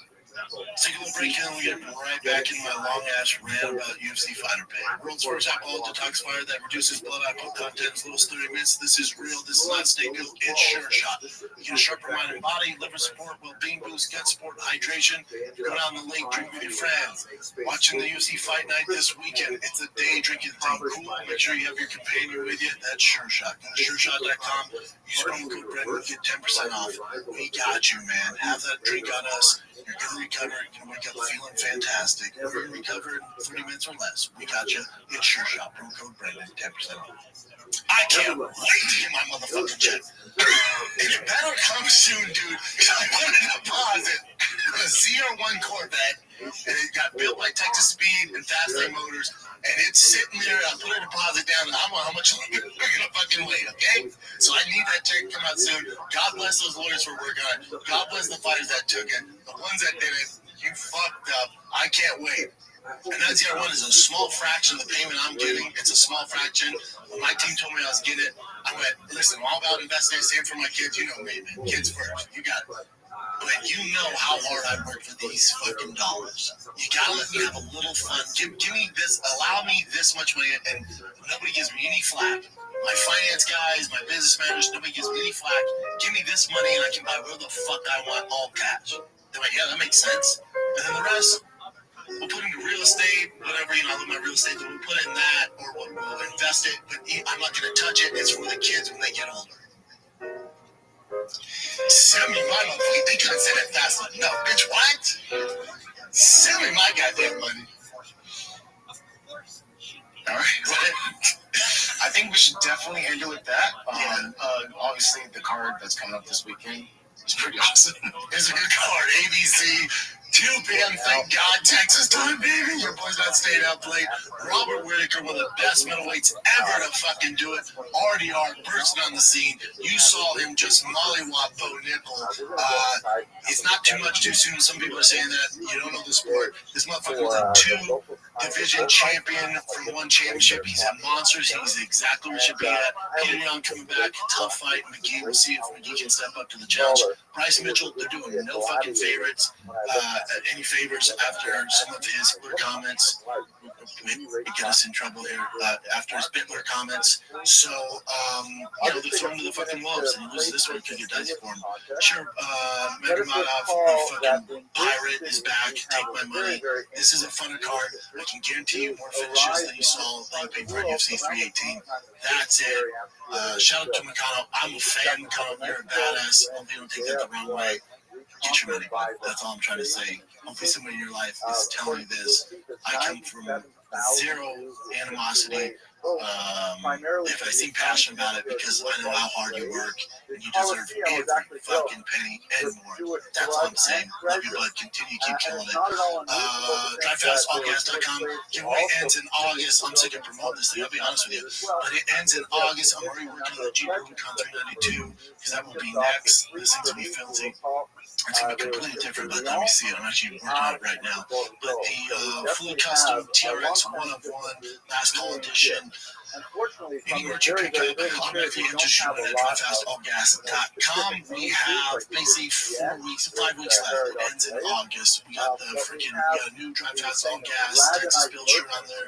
We got the Kippy Tech Patriotic shirt with the King Shocks collab. We got a bunch of stuff, Diesel Dad stuff, Methylene Blue. It's all there. It's dope. It's my favorite merch I've ever done. We even have Optimal Human Greens on there. We got everything, baby. Go to DriveFastAllGas.com. Win the goddamn Ultimate Dad Rig. It's available right now. And it's a TRX with over $50,000 in mods. And whoever wins will give you $10,000 cash. If you want an extra benefit, sign up for the VIP, where I FaceTime you. Every month, somebody wins a chance to come and work out with me. I have my badass rides. Go to lunch with me here in Austin. So that's only for the VIP members. It's $40 a month, and you get, I think, $30 or $40 in credit every month with merch. You get access, you get more access to win the truck. It's pretty dope, right? Automatically doubles your entries in all the giveaways. You get promos, extra giveaway stuff. It's dope. And I do Q&As on there. It's a fun time. Everybody's doing it. It's a VIP club, all right? DriveFastAllGas.com. That's it, kids. I love you. Sorry about the rant. Sometimes I get passionate about it, especially when I know you guys aren't in the room. That's it. Love you guys. So I went off there. That's it, man. Till next time, be safe out there. Love you guys. I'm out. What's up, guys? I'm giving away the ultimate round of TRX. $15,000 in upgrade. This is one of one. You will find another TRX on the market. Truck, for that matter, like this truck that I built. That's over $15,000 in upgrades. And this truck can easily be yours. All you have to do is go to DriveFastAllGas.com. In this context, I want to share with you one biography. I'm sure many of you will be very familiar with this great Talmudic scholar because he is quoted hundreds and hundreds of times in the Talmud, but maybe not all of you know his welcome backstory. back to War Report. I think that's what we're calling it. We can call it whatever you whatever you guys want to call it. So my boy Jesse here. Big UFC 318 is going down, so you know we have to do a show before the big pay-per-views. That's how we do this. We need the big pay-per-views. Me and Jesse are going to break it all down for you guys. And it just so happens that the same weekend Big UFC 318 is going down with the Max Dustin fight. There's been a lot of Real Housewives of the UFC going down. Yeah, and it starts with who we both love here. Let's get that up. We love Conor McGregor. That is well documented. And dude, he had some dick pics. Yeah. And first of all, before you give your hot take, dude has a dick on him. He attached a weight to it. Dude, I mean, how many people are trying that? I've thought about that so many times where I'm like, I just never could think of a way where I could like test that out. You know, that seems dangerous, man. But he has a real dick on it. I was just like, yeah. We were talking about firing the kid and Chip bring up the blurred pictures, and Chip was like, I just can't find the cousin. I want to see what he's working with, man. It's the notorious. Let's see what we're working with. Let's see what he said in Strangers. Yes. And then finally, the fans saw that, like, his chin's back the internet, and I got like 30 Conor dick pics. And I was like, man, this is impressive. There's ways to figure it out. There definitely is. You gotta get better at the internet. But yeah, boys, and here's the thing. We're like, this is crazy, man. And Conor's like, whatever, just here's my birthday at 50 cents. He just cruised right through it. And the craziest thing about the story, though, is who he said those to. Like, do you know who he said those to? She's a singer, right? Pretty gal. Completely. But she's a certified that shit crazy. That girl live streamed herself digging up her recently dead cat, and she boiled it on the live stream. Oh my God. That's what I'm saying. And like, she apparently, like, she didn't know him. Like, they didn't know each other. Like, how does that the person that you're like, goddamn, she's like, here is a good picture. Who am I going to send this to? He's all, the chick that boils cats. Yeah, that's the one. I didn't know that. I figured she's just an artist. He's like, she's hot. You go look at her X account. It's like, yeah. I think a bit of this is, I do think we're dealing with an addict. I think it's addict behavior. And he's probably snorted all that devil's dandruff and was just like, cool, I got some weights attached to my dick. Yeah. I saw hers one time and then sends her the DM. Yeah, he's like, he's rolling the white lady booze and a shitload of Viagra. He's like, I'm ready. He's like, it's go time. I'm ready to pounce somebody's brains in. Yeah, dude, grab it down. There's also, you know, if he has no relationship with her and they don't know each other, and obviously he's not familiar with her online, she can't be the only one who receives that weight. Because that weight dick pic is a lot of effort. You're not just sending that to a random girl. Dude, that's exactly what I was thinking. Is like, if it goes to random black singer he doesn't know, imagine the distribution on that, dude. And then she was like, bro, she had her face, she just blasted him out. And she was like, bro, aren't you running for president? Did you see the rest of her tweets about that? Because like, when people start going, she's like, are you kidding? She's like, we got a presidency to win. She's funny, dude. Oh yeah, so she's kind of Connor, dude. So she's kind of funny with it. And then, so you see this, and then pictures pop up him at the beach. Is in Florida, Miami or something, just some random girl. And you heard that now after that, the Miami case where he got accused by that heifer in Miami 2023. We saw the video in the bathroom. Yeah, the judge decided yesterday, the day after those pictures on the beach came out, that they're moving forward with that case. Now, if I'm being, if I'm looking at this just objectively, and it's kind of funny, it's like the judge looks at that, he's all, Jesus, he's like, I didn't think there was any credibility in this case. Didn't walk into that bathroom with that 300-pound chick, but now that I see this shit on the beach, I have to entertain that he might have actually done this. I know, dude, he just can't get out of his own way. It sucks to see. Yeah, I'm trying to figure, come on, dude, just tighten up a little bit. And just a tad. He's in Fort Lauderdale. That's 20 seconds from Miami. That's your goal in Miami, and you're Conor McGregor.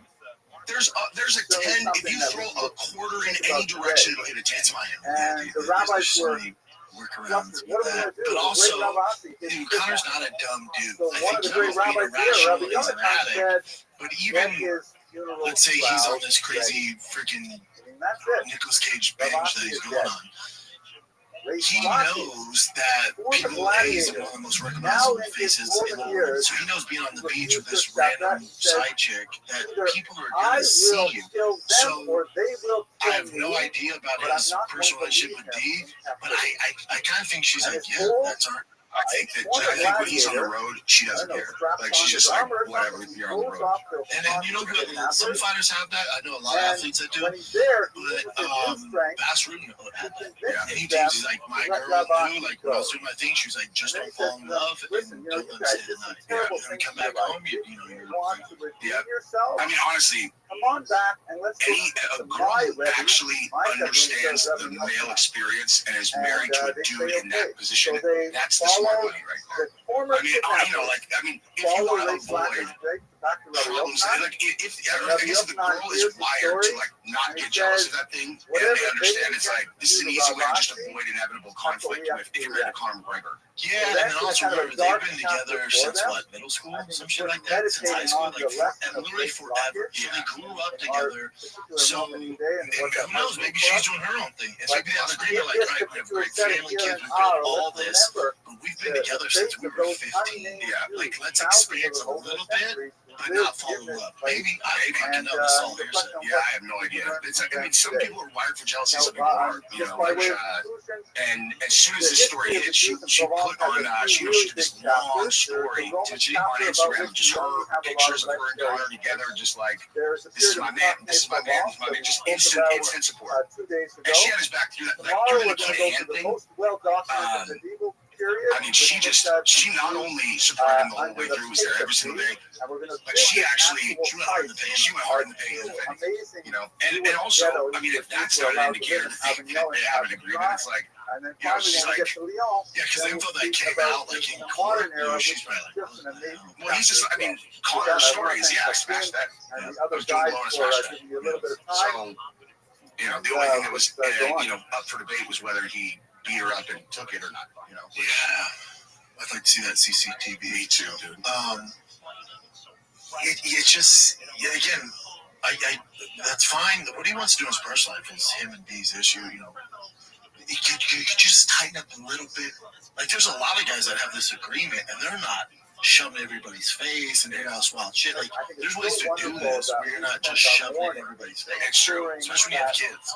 If you're Conor McGregor and you're in a public place, especially in like clubs, you just are talking to the girl, you know, and you do it quiet and not, you know, you're just like, so you want to get out of here later? And then you're like, yeah, he just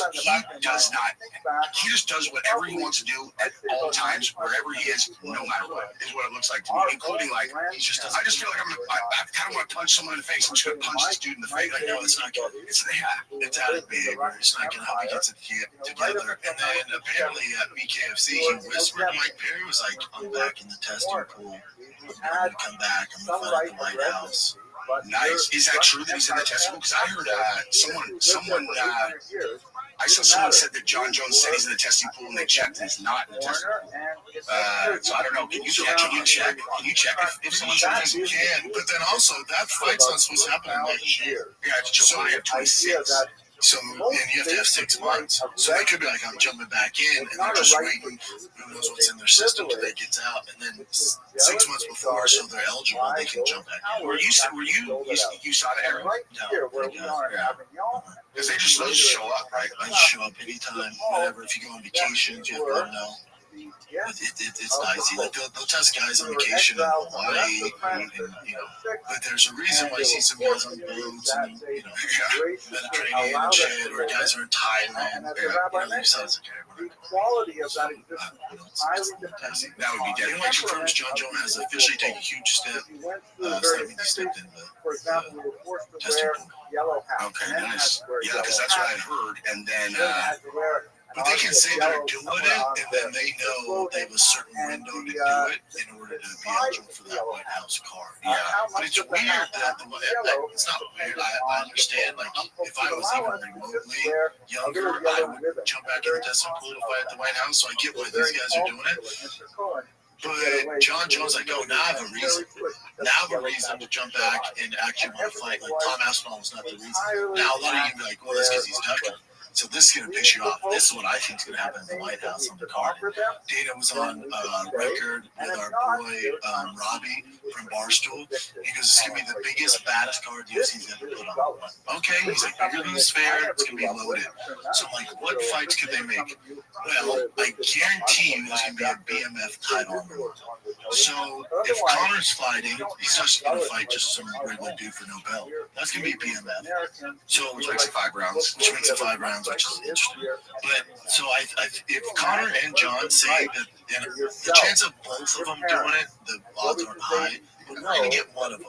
So with BMF, this is where it could get super dicey and people are going to be pissed. If Connor does come back and fight, they'll do Connor for BMF and Chandler. So you get that. It's like, all right, that's fine.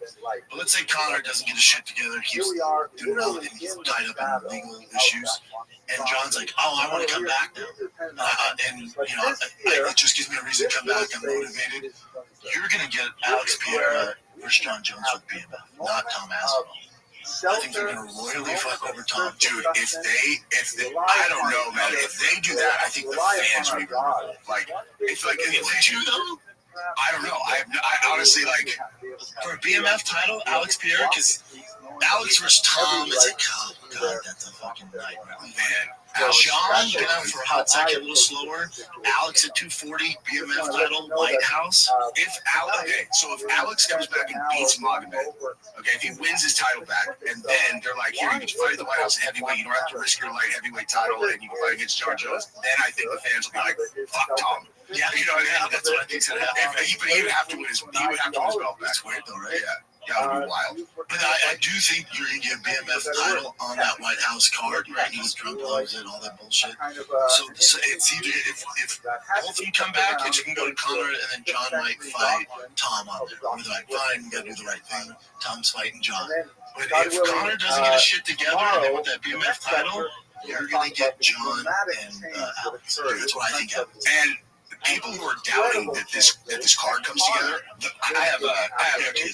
I was going to say, I have a real common sense take on that. Okay, it was like Dana said that he was going to go out to an island during COVID and build out all of the COVID protection. Got it done. And in this case, the U.S. tax base is going to be paying for it.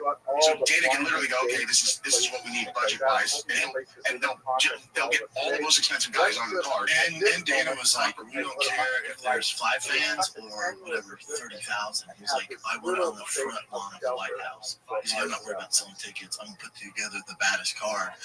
And I knew about this from a super reliable source for probably 6 months. Like, this has been, oh, really? Yeah, this isn't something that last week Trump was like, hey, let's do a card. They've been working on this for a hot second. Yeah. I've known for literally 6 months. And like I was saying, I was talking to someone else about this, about, Dana and Trump's relationship. You're like, okay, these are the 2 decision makers. And these 2 guys are such good friends. These guys probably text each other like porn memes. They're like, boys. Love to see that. It's going to get done. Love to see that group chat. Yeah. Oh, yeah. Well, even Derek Lewis, like, he wins his fight, and Dana's cage shot. He's like, hey, it's my buddy Trump wants to talk to you. So he's talking to him after an announce. I'm like, dude, it's super close. It's going to happen. Yeah, it's going to happen. And, and people are upset, like, oh, UFC's become this MAGA far right. It's like, man, I hate to tell you, the majority of the fighters and the majority of the fan base, is proud to be American and loves, the UFC and Trump and the American shit. Like, if you think that they haven't always been like this, or your favorite athlete's not more on the right than on the left, man, I'm going to hurt your feelings. Well, it's just like the culture has kind of become one where if you are a heavy patriotic American, we've been pushed into this group where it's kind of like, lots of people were independents, some people were Democrats, like whenever. In the middle, like conservatives, whatever. Yeah, it's like how liberals means you're on the right. So it's like, all right, I guess we're on this team. It is what it is, dude. It's like, and even if, gosh, I was thinking about this, is like, if I had been a Democrat my whole life and then now the UFC and Trump relationship was what it was, like if I had previously hated Trump, it'd be so hard to maintain the hatred for Trump. Like I'd be like, damn it, I want to be in that crew so bad. I thought about that because Luke Thomas talked about this a lot. He's like, you're pushing the fan base away. I'm telling you, outside, like our niche bubble of fans, like from the outside looking in, they think it's a terrible mistake to partner with Trump and be this far-right group. I'm like, far-right? Yeah, I don't know if I hate when they use that term. You look at the popular vote, like that's a shit ton of people that Trump is supporting. But and then I was thinking, I'm like, well, when the NFL went all wrong, where they did that, I stopped watching. Me too. So Luke might be right. I stopped watching. I was like, I'm out. But that was them driving the opposite thing. Where like, I think right now the majority of people who are kind of wired like people who generally would like UFC are on the side where if you go that way, we're going to be more interested. But then also, I think people that tend to like fighting and fitness are more pro like USA. Like, even Trump's whatever this, but as far as that's our president, we're pro guns, pro, it's like manly shit. They tend to be more this way. Who's an anomaly? Like a guy who's super into fighting, who's also still. He's like, I mean, I got no issues with anybody having any opinion. You know what I mean? As long as they're not. No, the reason I like to listen to Luke is because if it wasn't for him, I wouldn't hear any other James from the He's sharp. I listen to. He has a new channel actually that's like politics. Yeah, and I listen to every time that I listen to a smart person who is a Democrat. I'm like, dude, we don't even disagree on anything. Like literally, I went on a young church with like Jank, and I was expecting us to be like banging heads both times. I've talked to him. I actually talked to him 3 times. Was this the young church Jank Huger? Who was saying beat up Rogan? Like, you don't remember that? Let me see what it looks like. Yeah, so they got into it on Twitter. He's like, no, he's like, I'm huge. I would beat up Rogan. That's everybody. Yeah, everybody bombarded him. They're like, hey, bro, you should probably do a little research on Rogan's martial arts background. Yeah, he's a Democrat. He's like a really, really big well-known Democrat. But like when we start talking about stuff, I'm like, what do people think that we have this like starch divide disagreement on? Because I'll be like, hey, do you think that girls should be getting beaten by dudes in sports? And he's like, no, it's ridiculous. I'm like, right? Yeah, it's because social media. Yeah, social media creates such a divide. And you have the crazies on the left and the crazies on the right. They're so loud. Most of us are here. Yeah, we're like, I don't agree with that. All the way over here, I don't agree with that. Yeah, but they're so loud, and that's what gets the views and gets the clicks. So we're like, oh, all Democrats are gay, pro-trans, around kids. They want women to compete against men in sport. Yeah. But then you guys hate gays and blacks. Yeah, no, you actually know that. Okay. Like, wrong. He's done a lot of terrible shit, but Newsom on Sean Ryan, I'm scared to watch that because I don't want to watch him.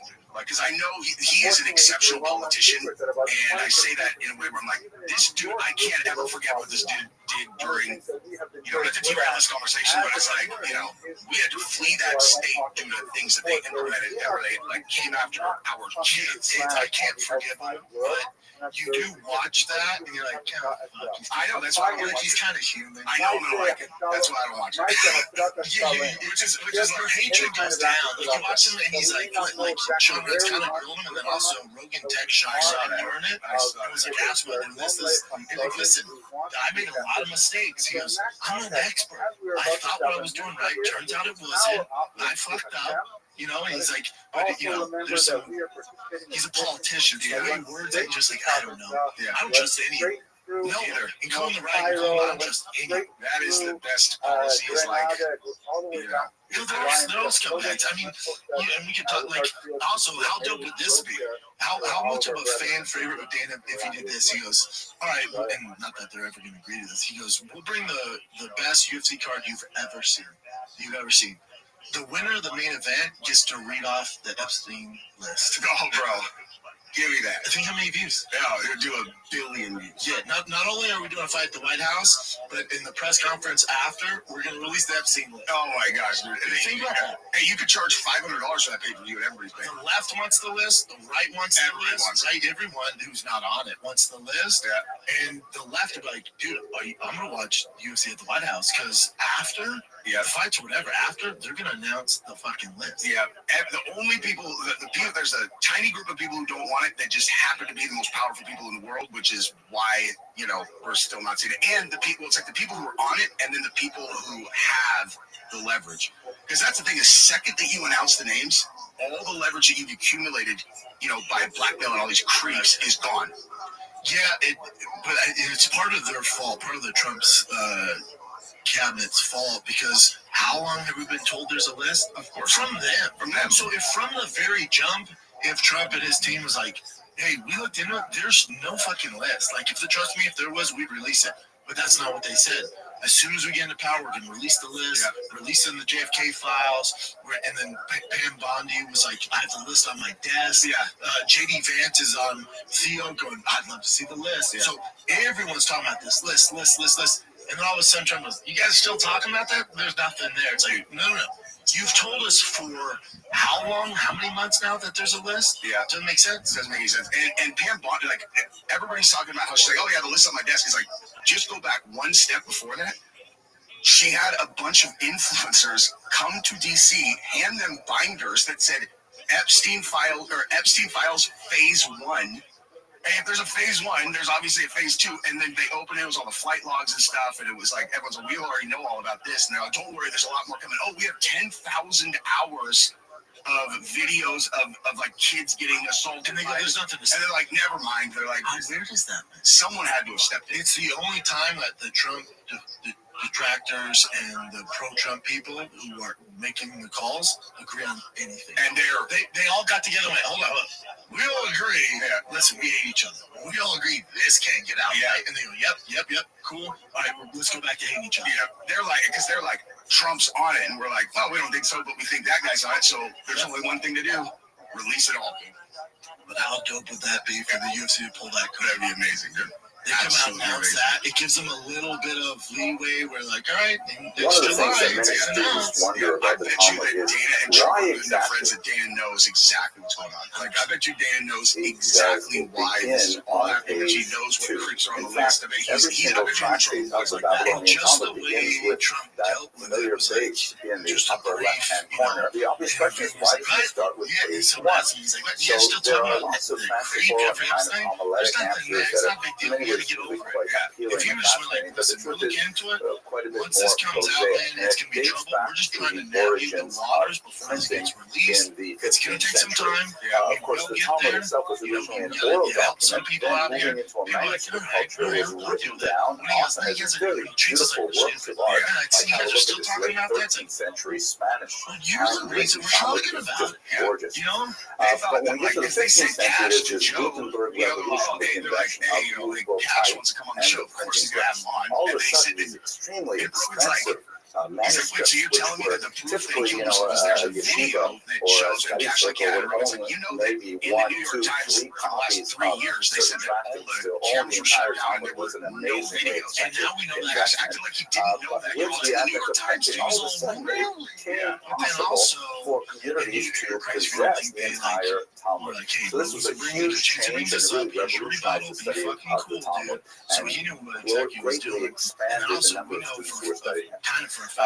But printing was in its infancy, and there were many conventions which were not accepted right away. And one of those was basically page numbers. The first major printers of Talmud were the Italian Sonsino family, who produced some absolutely gorgeous editions of the Talmud. But they were kind of working their way through it, trying to figure out how do we deal with these things, such as pagination. If you have a look, this is a small aside. Here's a beautiful copy of the 15th century printing of Aesop's Fables, which the Sonsino family thought looked really great for the title page, so they actually adapted it with very minor changes for the opening of chapter 2. You can even see the lines where the original had to be cut and then pasted in, because of course Hebrew is read left to right and has orient the page appropriately for the binding. But when they laid out their first Talmud, they did not think to include page numbers. Among other problems that arose as a result of this formation was the fact that people didn't know if a tract was complete. I mean, what happened if some of the pages, some of the signatures of pages were missing? So what the printers evolved was they started adding at the bottom of each column of text a couple of words that connected to the following page, so that as you were studying the text, you could see, there's nothing missing between what I finished at the bottom of this column until I began the next column. And that's a convention which is retained in today's Vilna shops and more modern printings of the time often as well. And then eventually they said, oh, you know what, why don't we just add page numbers as well? And that's how we get to our current information system, which all of a sudden numbers actually fully illustrated both sides of one page, with the recto, the first page known as Amud Aleph, and then the verso, the other side known as Amud Bet. And that's the convention we followed today. Where was page one? Page one was the title page, because when you would actually get the book of Talmud, the first page would be the Shah block, the opening page, which often has some beautiful artwork, like the classic Vilna shop that has the, the pillars and gates and lions and curtains and things like that. That was such an evocative image that has been retained for the last 200 years as a symbolic of the entry into the world of Talmud. Okay, thank you very much for listening. I'm like, if that's it, dude, I'm like, I mean, listen, I can understand. Is there more to the story or no?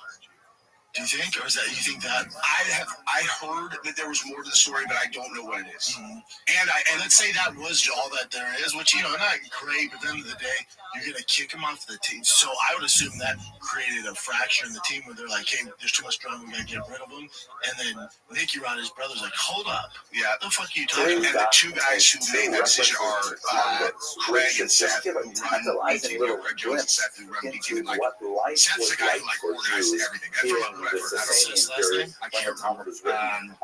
So he's the brains behind the deal. Like he organized Craig Jones Invitational and all that stuff. Where Craig Jones is more big. But what's going on with B Team is Seth and Craig are leaving, and then B Team is rebranding. And I'm like, okay, what are the odds that's unrelated to during the reign of the famous king Shapur the First?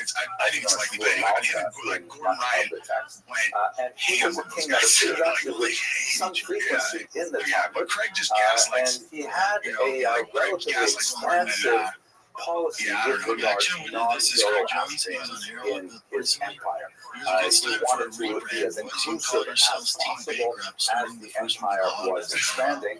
Later, there would be a crackdown on non-Zoroastrians, which occurred significantly throughout the Talmud. But during this time, there was more tolerance and acceptance of the idea of converting to Judaism. Very brief period. It would ironically also be present in the era of a successor, not an immediate successor, but Shapur II with the same name, that was associated especially with Rava and the town of Makosa. So the first reference that we have today refers to this year, to the fact that there was such a convert in the era of Moses in itself. And the second passage is really fascinating. There's a Rabbi Mari Bar Rachel, who stands out as an unusual character. First of all, the obvious thing is, why is he named after his mother, Rachel? But the overwhelming consensus is that rabbis are named after their fathers, as is the general practice. So there's a controversy between Rashi and Tosfos elsewhere in Talmud as to whether or not there is one person by this name or several people by this name. According to Rashi's opinion, however, the story was that Rachel was the daughter of Shmuel, also mentioned on the Daf today, who unfortunately was kidnapped, and while she was kidnapped, she had relations with this improbably named non-Jew named Isur. The name Isur means prohibition, but that's quite likely his actual name. At any rate, she became pregnant and she gave birth eventually to Mari. Fascinatingly, Isur was quite taken with his encounter with Judaism through his partner Rachel, and ultimately ended up converting himself and becoming an Adam Gadol, a great Talmudic scholar in his own right. Fascinating kind of story. And his grandchildren included Mar Zutra, one of the great figures of the Talmud as well. So it's a fascinating kind of story of how the lives of Sasanians and Jews interacted during the period of the Talmud. And I feel like I'm forgetting Thank you very someone. much for listening. Oh, there you go. Cheetah, Frank, and Glover. Yeah, and he's like, So all black belts from different guys, though. So that's what I was saying. So he's holding his black belt, and he's like, I achieved my black belt in 3.5 years. And yeah, and like obviously the whole entire community just descended on it. And they were like 3.5 years like this guy competed. And because here's the thing, if you know jiu-jitsu, you look at this picture and you're like, these are all guys from different academies. Correct. And they're all wearing his shirt. Different lineage, different. When I saw this, when someone brought it up, they go, he has black belt in 3.5 years. Like, wow, if I was from Japan, did he win CGI? No. He hasn't competed in all belts. It's a fake black belt. Yeah. Like, there's black belts and then there's black belts. Yeah. So I assume, and I'm not mad at Jake, of course, I don't give a fuck if he's giving this guy black belt, whatever, how much he's paying. If he paid for the black belt, even if he had to pay for it, even if he's doing privates every day for 3.5 years, you're still not black. So, just so everyone's aware, in general, again, for those that don't do jiu-jitsu, in general, it takes minimum, if you're a stud, 10 years to be black. If you're a stud without almost any breaks in training, and again, if you're a stud, this guy, I don't know how he is. What's wrong with filter business, success coach. Learn how to make money, raise up your career in your business. There you go. So, and for first time, it's a money play.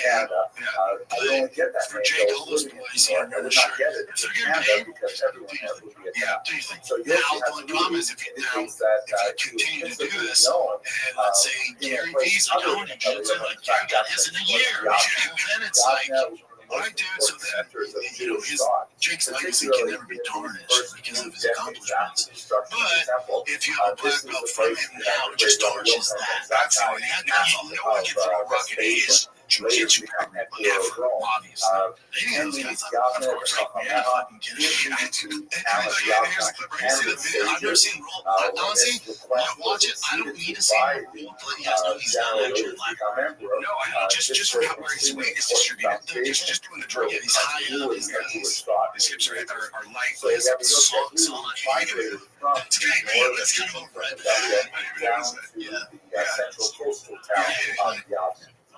The term bleeding, this is what I'm saying. Every single one of his clips that he posted are all human settlement. him drilling. His hips are high. Here I have the audio on this guy. Like, but yeah, like it's all, every single one of them is him doing a drill with one of these grades. In the case of the Galileans, that's the whole thing. Is like he this is my take, right? He knows so little about jiu-jitsu that he didn't even realize that posting these clips alone is the biggest indicator that you're a complete outsider. It's like no one would just put up like you drilling with a superstar. Like obviously they're allowing you to do the technique which you're not doing correctly anyway. And it's like here, so same different video. He has socks on. Yeah. Comes from the Galileo, but he's an incredible person. He came to Ghana. Again, boys, get your fucking money. Dude, if you want to pay for privates, do the private. It's $10,000. Get your. This is no different than Zuckerberg. All that these sucker. Those are trades and squash. And he's a blue belt.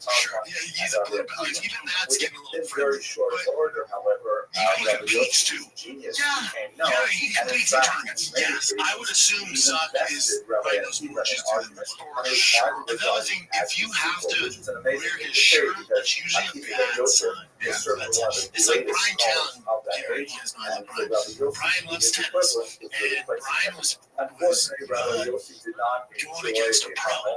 And Brian was messing around. He goes, dude, I was there with this fucking pro tennis player. He's like, dude, if you wanted to, man, you can really make a run. And I was like, the pros of the team? He's like, yeah. Damn, you just like walk up and start playing with his pros. Oh, no, I'm paying for private too.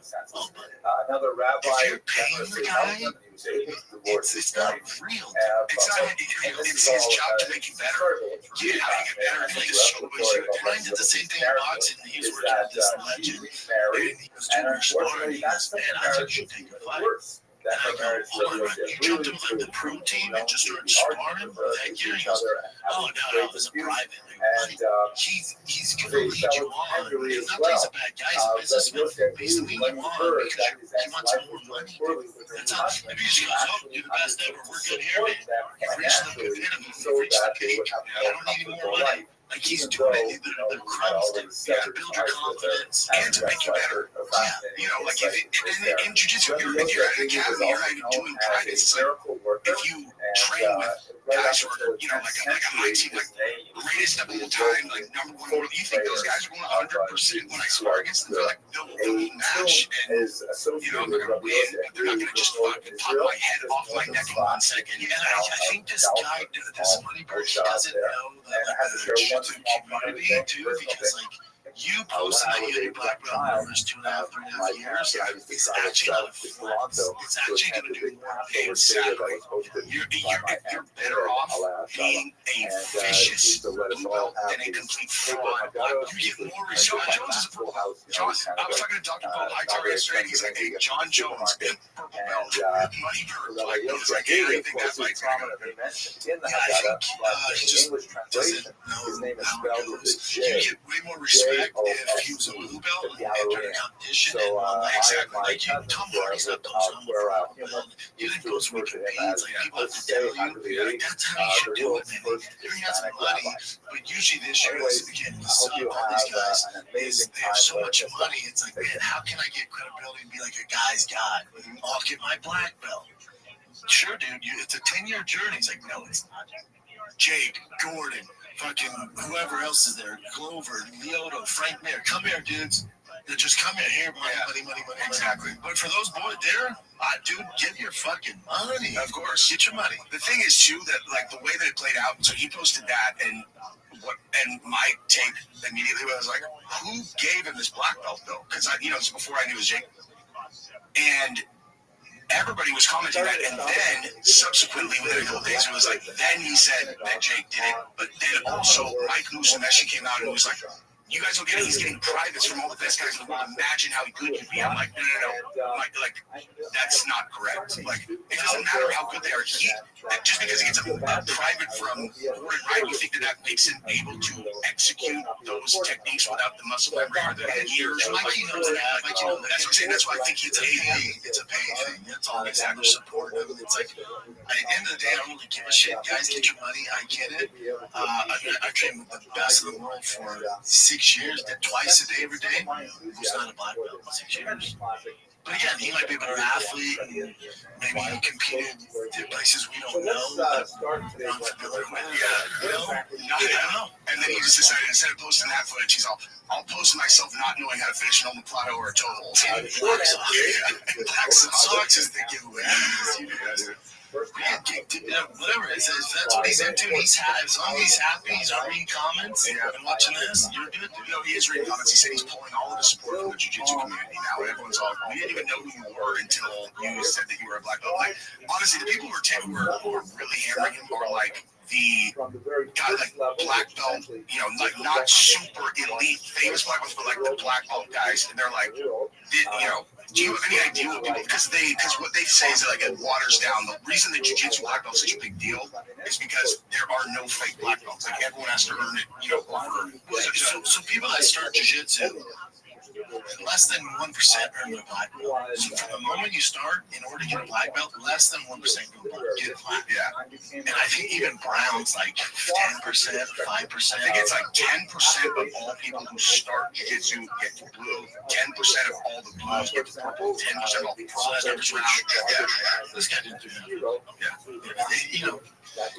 Again, I'm not gonna jump on there and give a mean comment. If you're happy, those boys are getting paid, do your thing, man. Yeah, but you don't want this to become a recurring thing, because for Mikey, Gordon, Jake, if you're awarding black belts out because they're paying, well, then that's not gonna mean much down the road. I don't see one time I'll do it.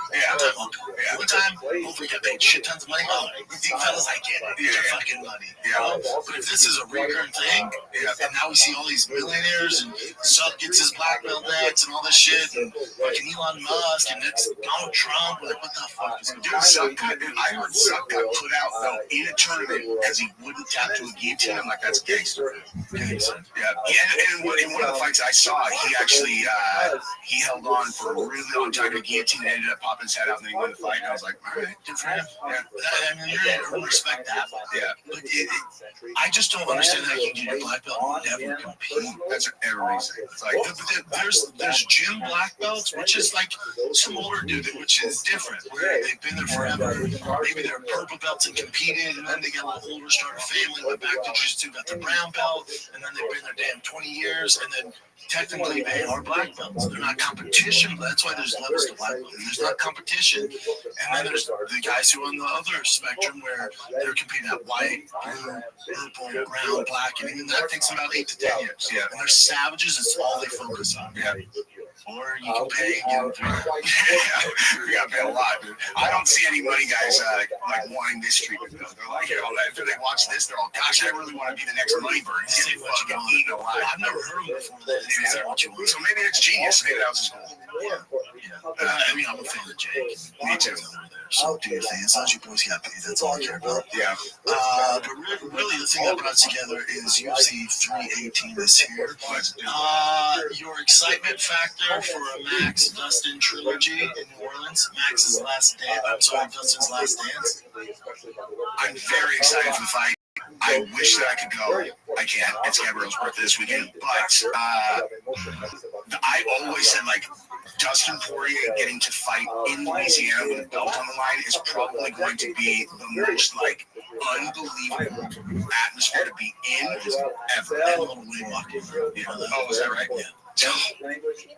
Oh my God, that's dope, right? I tried to talk you into it, dude. I was like, listen, I'm like, yeah, you love going. Yeah, you're like, dude, let's go. I like going to the ones where I know there's like a real big reason being there. History. Yeah, and like this one, listen, okay, after Dustin beat Arnold, because the first time, the first time, but just in general, every time they showed Dustin on the big, on the big screen, the place almost collapses under people going nuts. Like, he's literally the most popular guy in the entire organization when, you're actually live there. That's why I'm like, God, in Louisiana, Dustin coming out, fighting for the BMF last fight. It's going to be unreal. It's going to be fucking unreal. And I love Max. I'm not capable of rooting against Max, but I'm definitely not capable of not rooting for Dustin. Especially his last one, home state. Again, I don't root against either. I mean, both first team all nice. Yeah. Here's what's going again against Max is no one's ever won a trilogy fight where they're 0-2. Ever in the history of the UFC. Ever. Yeah. It's never happened. But this is different though, only because correct. I was just gonna say this is different because if you look at their last few fights, when Max Holloway fought Justin Gaethje, we all remember that crazy knockout, which to me is the knockout of all time. Yeah. That was the last 10 seconds, so we all remember that. But if you watch that fight over, Max is kind of dog walking Justin Gaethje. Oh, that fight wasn't close, and he was in and out of the pocket, lighting his ass up until you got that amazing knockout. Justin beat Dustin. And Justin's actually a better fight, I think. But again, especially for Dustin's last fight, it's a tough fucking task. And I know the history is nobody wins trilogies. This one, to your point, is different. I just think Max, where he's at in his career, has improved so much. And I don't care what happened with the other two at 45. Max should have never done 45 for the title. I get all that. Max true call now is at 55, and seeing how good he looked when he prepared for 55 against Justin Gaethje, I'm like, if that Max shows up, it's gonna be a tough fight for Dustin. Yeah, Dustin it's not an easy one for his last dance. Yeah, I agree. And but that said, like, Dustin is better suited to beat Max than Gaethje is because he's way tighter here and he throws much tighter, like straights, because that's why Max is just like, he sits on the outside, he's got monkey arms, and you just light him up from so far away. And, and honestly, that's actually basically what Dustin was doing to Justin right up until Justin kicked him in the head when he threw the first head kick of his entire career and landed it, But It is. I mean, yeah, it's gonna be. I think it's gonna be a banger. The other thing about the first two is that the first one's in a different weight class, and the second one was that was like chaos. Replacement fighters, and then they had to throw Max in front at the end. And Max wasn't really at 55 at the time. They had proper time to put on the weight. We see Max at 55 now doing it the right way. Like, fuck, he's good. He's good. That was a really close fight too. The second Dustin and Holloway fight. That's one of the best. Oh my god, that fight's unbelievable. It was just again Max kind of compared with the power. Like Max would land 2, Dustin lands 1. The damage was completely different. Yeah. So I think the oddmakers have it right. Again, I love both guys. I definitely don't want Dustin to lose in his last fucking fight ever. I think the oddmakers have it right with having Max only a slight favorite. That's what they have it. A slight favorite. Yeah, I would agree with that. He's like a -105 or some shit. It's like basically even, but he's slightly favored. Man, but he's good. I would have taken a lot to get Dustin out of that. He moved up now. So on Monday, he was minus like 110, 105. Now he's a -42. Wait, another guy. Oh, okay. Yeah, -142. Yeah, Dustin was sitting +120. That makes sense if you're going based off Dustin. If you're going based off Max's last performance, when it was a true 55 against Gaethje. Yeah, that's what's happening. Yeah, I can see that. Man, they got Kopolov a -238 over Costa. I think that's right, do you? That seems a little heavy. Like, it's like, I guess the oddmakers are like, what Paulo Costa are we going to get? Yeah, he's fought, I want to say 9 times, 10 times in 10 years. He base fights once a year. He's not active enough. Yeah, he really isn't. Let me look. Like I don't even remember his last one. Remember he lost to Robert Whittaker. Yeah. And then he beat. What's that? So he lost to Strickland in a split decision, but he didn't look bad. He lost to Whittaker, where you're like, all right, you can see some promise there. And then his fight with Luke Rockhold in Utah was kind of a shit. I was there. That was a shit show. Yeah, they're both gas. And Luke had his nose broken, and when he got on top, he like all over his face. The crowd went insane at that point. That fight though, just not to derail the 318, but that fight right there was one of the most epic things I've ever seen ever. Because Luke Rockhold has had his whole entire career, people hating on him, booing him, whatever. Started that way, and then by the end of the third round, the fucking crowd wanted to carry him out on it. Like I've never seen a crowd flip so hard on a single fighter than Luke Rockhold in that fight right there. Yeah, that was a weird fight because I watched it. My takeaway is like, oh, both guys should stop. The both guys, especially in that division, it's like they kind of both should stop. And then obviously he did stop after that. But then Costa went on, and then that Robert Whittaker fight, like, all right, decision against Whittaker, he looked pretty fucking good. He's taken serious.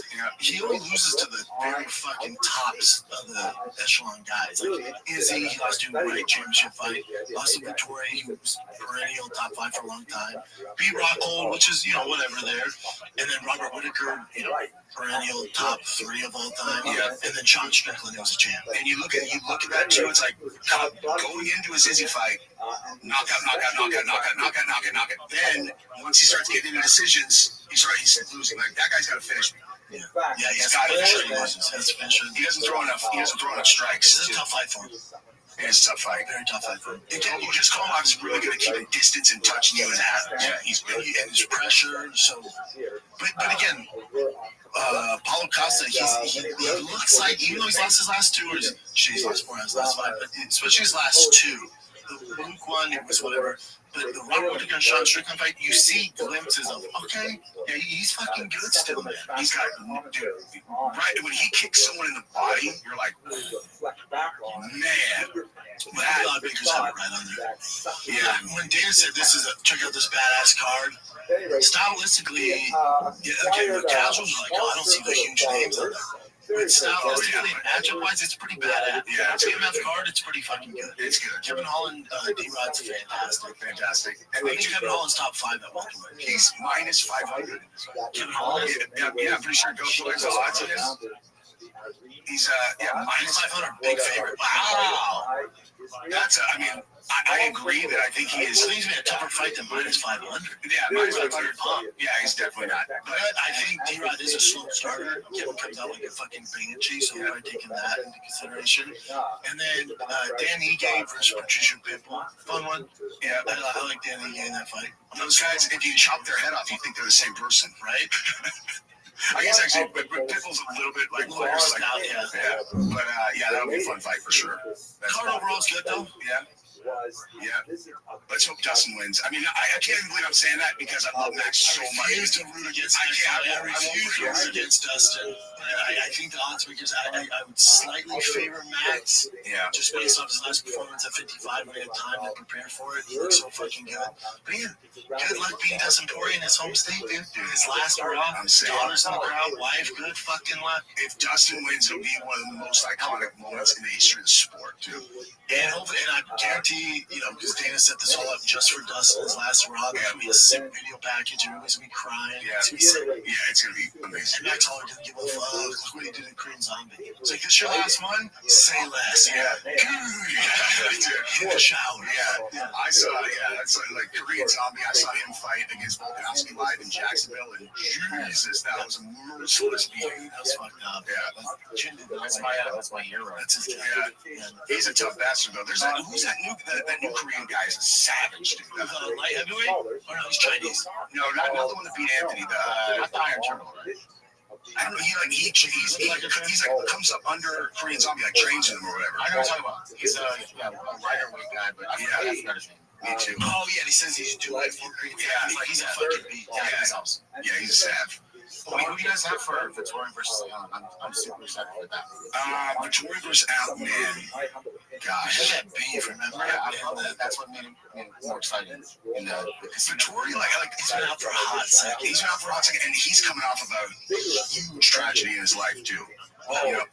His brother died in that fire. Oh, Jesus. Terrible story, dude. Like his brother got it was an apartment fire, and his brother got a terrible story, dude. He was like, and Vittori, spoke about it. This was probably maybe 5 months ago, and he gave like a really heartfelt kind of response. I'm like, damn. He put up all these pictures of them growing up together. They were like really close, really close. Well, for Vittori, that's for sure. Yeah. Well, Brendan, my thing with Brendan, he's so talented. He just makes some bonehead mistakes.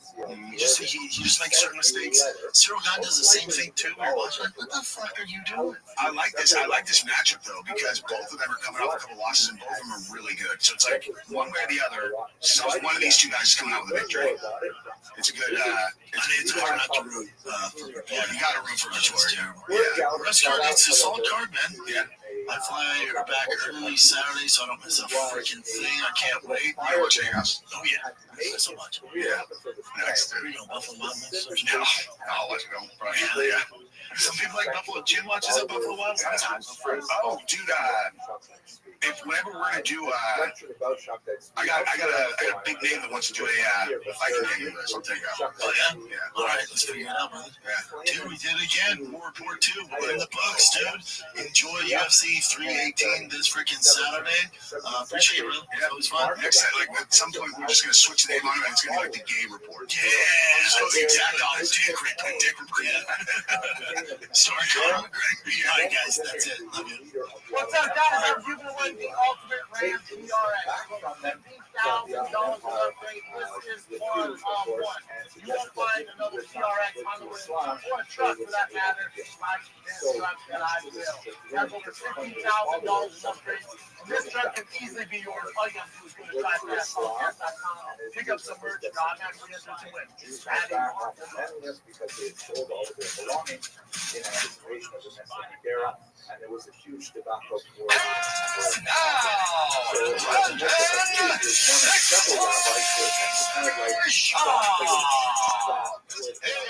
It is Monday, July 14th. Man, July is just flying by, am I right?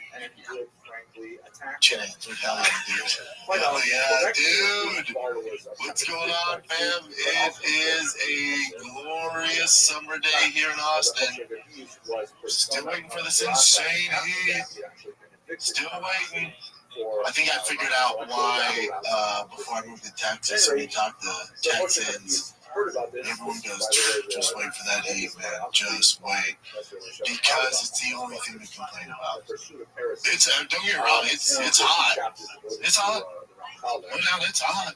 But it's not, I'll have some neighbors like, July, August, I get out of town. It's going to be my fault, you're gonna leave because it gets toasty, you know? We haven't seen it yet. Just wait. Even Jamie Rogan's dad was like, when he coming? I'm like, yeah, I'm moving there, you know, early June. He's like, man, good thing I'm moving July. Just wait. So maybe it's just a rare summer here in Austin, but I'm waiting for this extreme heat everybody keeps talking about. It ain't shit so far. It's Jumanji out here. If you want to lead with anything, don't lead with the heat. If you want to lead with anything, nobody told me it's Jumanji out here. I've had tarantula hawks, I've had snakes, I've had vultures every day, like Jurassic Park vultures flying around my house. They live around the crib. They're insane. They can steal one of my kids. No doubt. Not tigers, dude. Like, Boston, see ya. Billy, see ya. My wife, maybe, you know, could lift the big ass up. And then this morning, in the garage was El Tarantula. He's cute. I was gonna say that of all things, he's cool. He actually looks cute. I don't mind a tarantula. Joanna was freaking out. She came because I was getting ready to go to my workout, so I was like making my pre-workout legs. She comes in, she's like shaking. She's like, "Oh my God, come to the garage!" I'm like, "Oh man, what is it?" She's like, "Wait till you see this thing." And then he's right by my helmet. I'm like, "Oh, he's cute. He's cute." Yeah, furry, just like, and they're not that aggressive. You know, they're not gonna like jump out at you. He's kind of playing possum. He's just like froze inside it. But I just see his little leg kind of come up. I'm like, all right, he's still alive, still kicking. I just got a broom handle and just kind of put him on that and then walk them over to the yard next to us.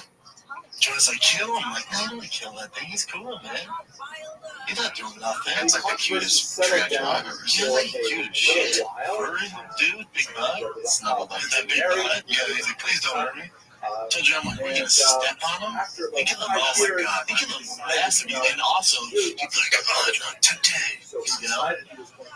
So, yeah, long story short, everyone keeps telling me about this heat. It ain't shit so far. It's toasty, but it's not like ridiculous. Nobody told me about that Jumanji animals. They should have led with that. But even that, I like that shit. The only thing with my kiddos is they get lazy. They ride the bikes around the neighborhood, and then they rush in and take their shoes off. Just gotta worry about the Scorpio shoes. That's the only. I'm fine. If my dumbass, gets stung by a scorpion, I mean, I'm in my 40s, dude. You deserve it. The kids, they don't. That's why I think I'm worried about scorpions. Speaking of scorpions, let's talk about the but let's talk about the fisticuffs. The fight. We got to here. Let's talk about some fighting. You had a fight night in Nashville, Tennessee. I assume Theo was on the road, otherwise it'd been front row. The Bus of the Boys was there. I saw Luke Hunt in there. Cage side. You had Luke Bryant there. He didn't get as much as a pop as you think. Luke Bryant? He's huge. I'm sorry, Luke Combs. Oh, even bigger. Luke Combs is massive, dude. Yeah, I didn't get that big of a pop. Get that big of a pop, but Nashville's a good card. These fight nights are good cards, man. I'm telling you, if you guys are sleeping on them, they've been some of the best ones we've had this year. We'll get the UFC 318. In hindsight, there should probably be a fight. You have a good main event, the rest of the card. If you're hardcore, you know some of the guys. Even if you're not, you're kind of casual, 1 foot in, 1 foot out. You tune into the fun cards. You know some of the guys, Paulo Costa, Kevin Holland, D-Rod, and Ige. You're probably not too familiar with Patricio Pitbull. Michael Johnson's been around forever. This is like his 50th fight. You have Vittori, Brendan Allen. Ryan Spann, Jim Crew. But overall, if this is 10 years ago, this is a fight night. What a great main event. This is a fight night where like, holy shit. This is a fight night Rogan and me and the boys would do a fight companion. It's not working. It's one of those fight nights. It's tough as a pay-per-view. We'll get to 318. Let's jump into that. Let's cover the fight night in Nashville.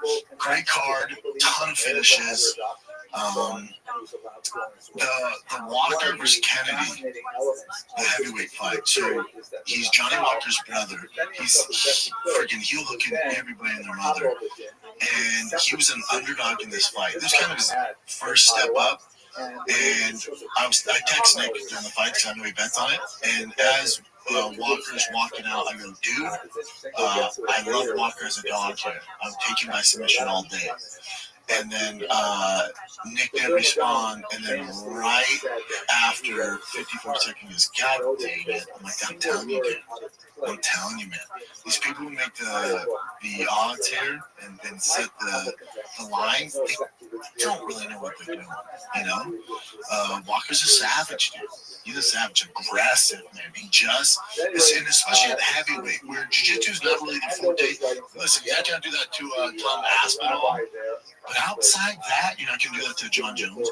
But outside those two top dogs, and obviously Almeida, but outside like those top echelon guys, the rest of the division, they're not exactly well diverse when it comes to leg locks, especially at that level. So he's going to go pretty far. I'm a big fan of his. And then the main card kicked off with a bunch of finishes. And even the few decisions were terrible as far as entertainment-wise. Brian Count definitely watched his card, but I pretend he did when we talk about him finding the kid. But if you watched it, Brian would be rock hard for Vitor Petrino. Oh, that dude, yeah. That boy, first team all body. What was that light heavyweight? Comes up his first fight at heavyweight. Good first fight against Austin Lane, former NFL guy, right? Has a beak on him. Boy, he has a bigger nose than me. Tough as hell, super athlete. This Vitor, oh my lord, dude, that boy is bodied up. Bro, wait till Brian sees him. I can't wait to introduce Brian to this guy. It's not in my head. I'm like, I can't wait to Brian get his body. He's gonna be rock hard, dude. Rock hard. So he and his wife. He's gonna be a problem. Yeah, he's gonna be a problem. And the heavyweight division needs kind of a, you need that dark horse. I can't believe he made 205. Good lord, he was drained. So let's see what he does. I'm not ready to rank him in the top 15 yet over one of Austin Lane, but at least it's something. The heavyweight needs something. Heavyweight division needs some contenders. It's not that deep, so this guy's like 2 wins away from cracking the top 15. Our poor dude Nate Landwehr, I know, Tennessee local. He was doing well. First round, he probably lost. Second round, he won. And then that third round, this Morgan Chaudhry finally got his shit together and just said, you know what, I'm just going to street fight him and just mollywopped him. That was tough to see. Kevin Kadar, that was a tough one. Yeah, he just never, he's just, since, he's had some losses, he's just not the same guy. There seems to be a mental block.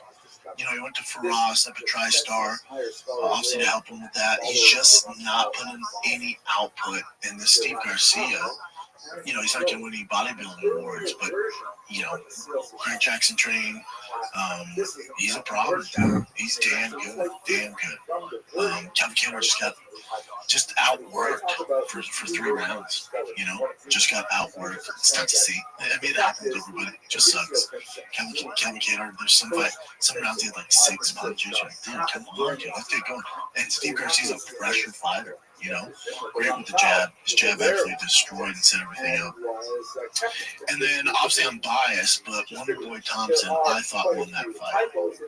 As far as straight damage goes, significant moments in the fight, I give to Wonder Boy. A little biased, love Wonder Boy, former training partner, absolutely adore Wonder Boy. I thought he won the fight.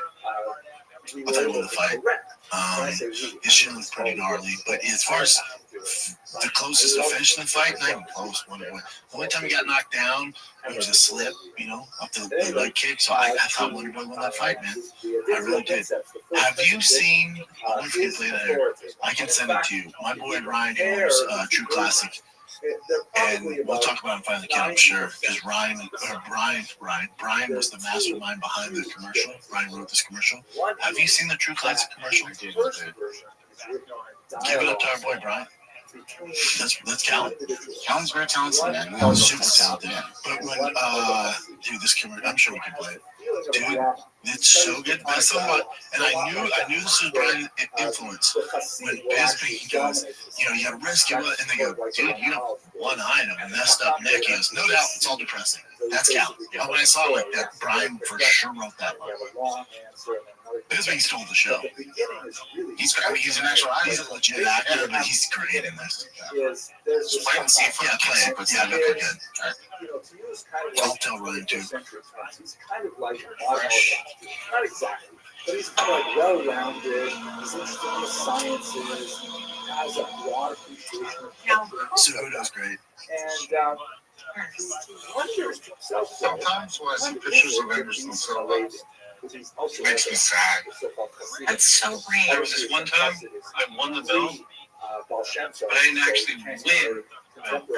It's okay. I feel the reason why I've been wrestling for so long is because I've just been looking for a hug.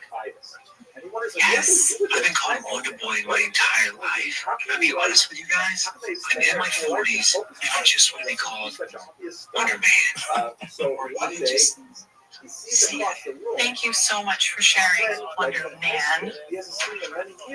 What the f***, guys? Michael, you're late for our shoes. Wow, so nice to see you. We have a long time. Guys, this is a waste of time. You don't need inner peace when you have outer affection. Outer affection? You have a broken neck, a glass eye, 2 depressing facts.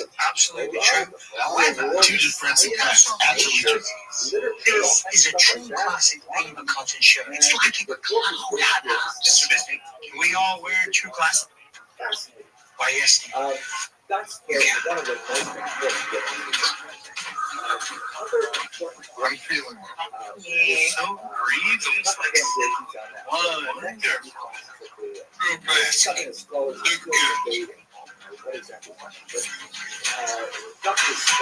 Yeah, Lil was great in that too. Cal did a really good job. Yeah, shout out to Cal and baby. Yep. True Class is the best. That's the Ryan's super awesome too. Ryan's great. Both DMC, I love it. I love it. Where was I going with that? I'll go back to the fight. Commercial's so good. Bisbee stole the show. Oh, because I was talking about One Boy Thompson. And it doesn't sound like it's his last one either. He's like, shout out to the UFC medical staff for sewing up my leg. I'll be back. He said I'll be back, but appreciate all the help. But it was a retirement fight. And then let's get to the heavyweight fight. Yeah, Derek Lewis versus Teixeira, Allison Teixeira. In other words, some of the characterizations of the. Did you see it, Jim? Of course. Early stoppage? No doubt, right? No doubt, 100%. Now, I'm not mad at it because I love Derek Lewis and I wanted to win anyways, and I did think this went past the first round. But, and I think because Derek Lewis is so beloved, I don't know what the online reaction was like, but none of the broadcasts, no one really addressed it at all. That was a bad stoppage. Yeah, especially when he never really went limp.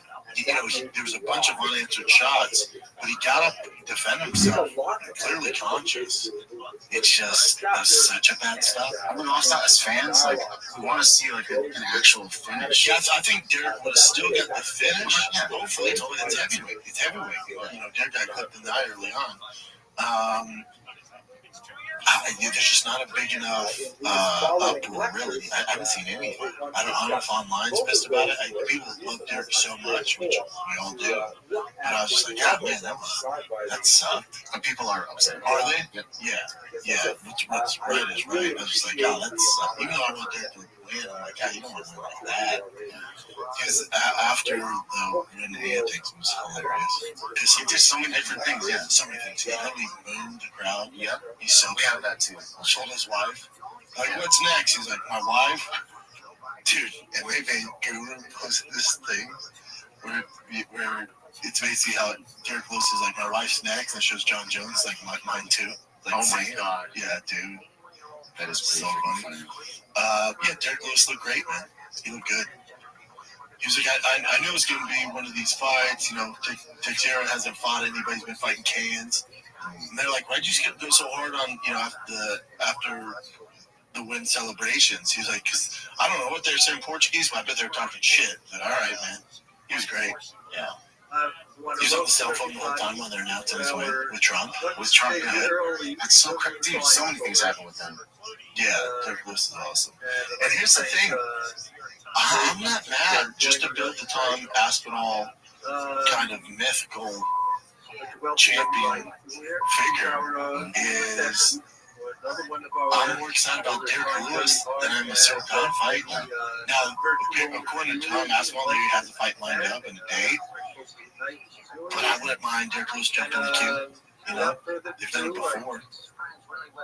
It'd be a huge feather in Tom Aspinall's cap. It's a new opponent, fun opponent. Fans love him. Tom Aspinall can beat him. It's a good feather in the cap. And then more people get familiar with Tom Aspinall. I think it's a way smart move from Cyril Gahn. More dangerous, too. Yeah. But can he actually, I think they would actually let him jump the line. Yeah, I do. They need some sort of life in that division. And Derek Lewis is a big name. You know, was this his second knockout in a row? You know, he has the most knockouts right in history. Yeah. So let's say Tom knocks him out or Tom submits him. Like, that's good feather in your cap. You beat the guy who has the most finishes in the heavyweight division. It's a good starting point, especially get American fans on board with Tom. And as fans, just like I said, we prefer love Derek over Cyril. Derek Lewis is tougher takedown than Cyril Gahn. He's good hips, man. Big, strong, you know, shorter base than Cyril Gahn. I'd much prefer that. Much prefer. But we'll see what they do. All right, kids, let's take a little break because this weekend something special is about to happen in the Big Easy. That's New Orleans, fam. UFC 318 is coming to New Orleans, and it is a fun one. The BMF title is on the line, and the hometown boy, Dustin Poirier, it's the last dance. That's right. The king of the lightweight division is going out on a fun note against Max Holloway. It's the trilogy fight, man. And DraftKings Sportsbook has the official sports betting partner of the UFC, has all the action you need. Holloway Poirier 3 headlines is the last time Poirier stepped in the octagon. And if you're new to DraftKings, check this out. New customers who bet 5, we got 150 in bonus bets instantly. Download the DraftKings Sportsbook app now. Use code SHOPSHOW. That's code SHOPSHOW. For new customers, get 150 in bonus bets instantly when you bet just 5 buckaroos. Only on DraftKings. The crown is yours. Gambling problem? Call 1-800-GAMBLER. In New York, call 877-8-HOPE-NY or text HOPE-NY at 467-369. In Connecticut, help is available for problem gambling. Call 888-789-7777 or visit ccpg.org. Please play responsibly. On behalf of Boot Hill Casino and Resort in Kansas, 21 and over. Age and eligibility varies by jurisdiction. Void in Ontario. Bonus bets expire 7 days after issuance. For additional terms and responsible gaming resources, see dkng.co/audio. All right, let's get into UFC 318, big dog. I guess this is a pay-per-view. I'm not gonna hate on it. It's a good card, and it's gonna deliver. This is one of those cards that's gonna deliver. Obviously, you have a BMF title on the line. You can't book the rest of the card with just normal fighters. So all these fighters could eventually, if they haven't yet, compete for a BMF title. So BMF, right bad motherfucker. For those of you who don't know, the BMF title was created by Dwayne "The Rock" Johnson. So, and now the UFC was like, yeah, this is great. We're just going to roll with that. I think it's supposed to be a one-off, and they're like, no, we'll just roll with it. Because the casuals, as long as there's a belt on the line, we could call it the biggest pussy in the world. As long as there's a belt on the line, people assume it's a world championship fight, and we can have them headline pay-per-views. Here's my question. Maybe you can look this up, Jim. So because technically Topuria has the BMF title, right? When you have the BMF title, or since Max Holloway's fighting for the BMF title and Dustin Poirier's fighting for a BMF title, do they get paid like it's an actual title, or is this all smoke and mirrors? It's just the way the UFC is pulling one over on the fan base. When the UFC actually compete in the BMF titles, can be a bit nuanced. The BMF title isn't a traditional divisional title, but is presented as a special championship award to the baddest MFer in the UFC. Yep. Well, not lineal fighting for BMF title, like an interim title, can confer champion status in the eyes of UC, which can affect fighter pay, including potential unlocking pay-per-view points. So it's not like confirmed. We don't know. In essence, while the BMF title doesn't carry the exact same weight as the lineal championship in terms of divisional rankings and title shots, it's simply drawing eyeballs to it, of course. Position to secure lucrative pay-per-view points. Since you're going on par with those fighting for additional belt in some aspects of compensation. So I assume they get a little bump, but I doubt it's the same as an actual world championship. Kamara Usman says, made up BMF belt, not a real UFC belt. He'd be correct. Usman said the BMF championship pound for pound podcast. This was a hypothetical that was made up because of me. Let's not forget that myself and Covington were supposed to fight in Massacre Ground in New York. Okay. Does the UFC BMF title holder receive points?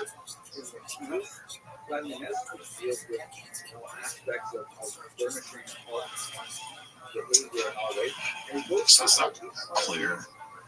Psycho-spiritual qualities can be developed until they reach a very high level of piety. Gaethje's fight against Poirier reportedly earned him a whopping $700,000, which included a $100,000 win bonus along with his share of pay-per-view sales. So for some people, it sounds like that's kind of a bump, but not the same as being a straight champion. Better nothing. Of course, better nothing. Better nothing. I don't mind the BMF stuff. You know, it's fun. And if you look at the history of BMF, there hasn't been a bad fight. It always delivers. So I don't mind that aspect. Again, I'm just old school. I come from the old days. So this is more of a fight night. I'll pay. Don't get twisted. Your boy's paying for it all day. And as far as, even Dana tweeted out, like, look at this badass card. It is a badass card. It is. Stylistically, this delivers on every aspect except for name power, which, you don't have to have. But as far as it being a big pay-per-view needle mover, it's not that. But all the fights on there are fantastic. Michael Johnson, literally, how many fights is this for him? He's been fighting for a hot second. Has to be close to 50.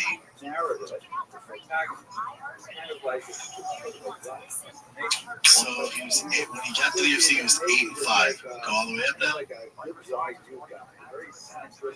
Nice, 23-19. 15, 11. He has a total of 42 matches. Let's take away 13. It's like 30 something. That's a lot of losses.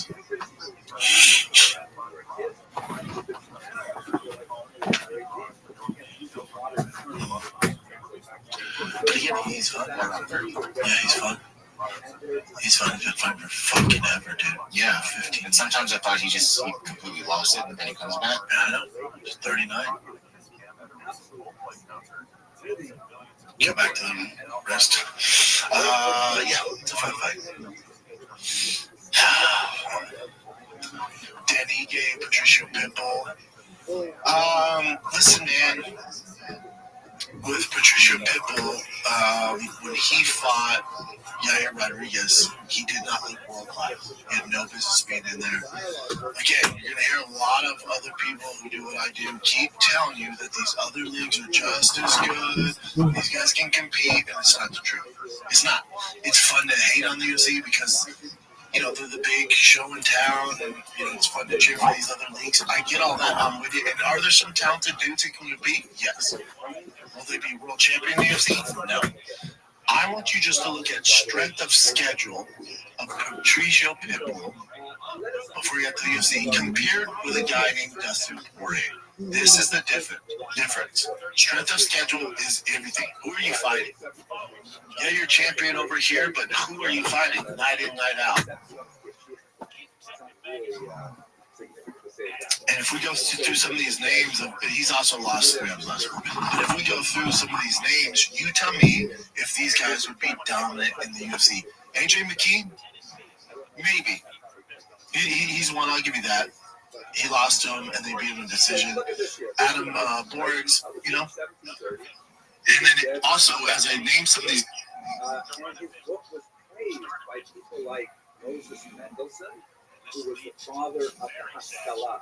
This is the so-called genius of Berlin, an individual who was the first Jew. He was personally observed, but he was the first Jew who kind of expressed to general society in Germany that Jews were worthy of equal rights, and that Jews had intellectual attainments that were easily equivalent to the great minds of Germany, the musicians, so on, and he argued for a greater emancipation of Jews within larger society. And his movement later moved further and further away from observance, and in fact, tragically, most of his descendants did not even remain Jewish, but nevertheless, he praised the Rothschild's work primarily for its phenomenal literary quality. We see this even in the 20th century with Joseph Klausner, very famous professor of literature. I think he was the founding chair of the literature department at the University. He argued that Rothschild was in fact the first modern Hebrew novelist, modern Hebrew writer. Because the Ramchal, and this may be surprising to those of you who only encountered him in Yeshiva, the Ramchal actually wrote romantic plays in modern Hebrew that were clearly modeled on the style of the 18th century Italian drama. He was very versatile in so many different areas of literary endeavor, and so Dr. Klausner associated him with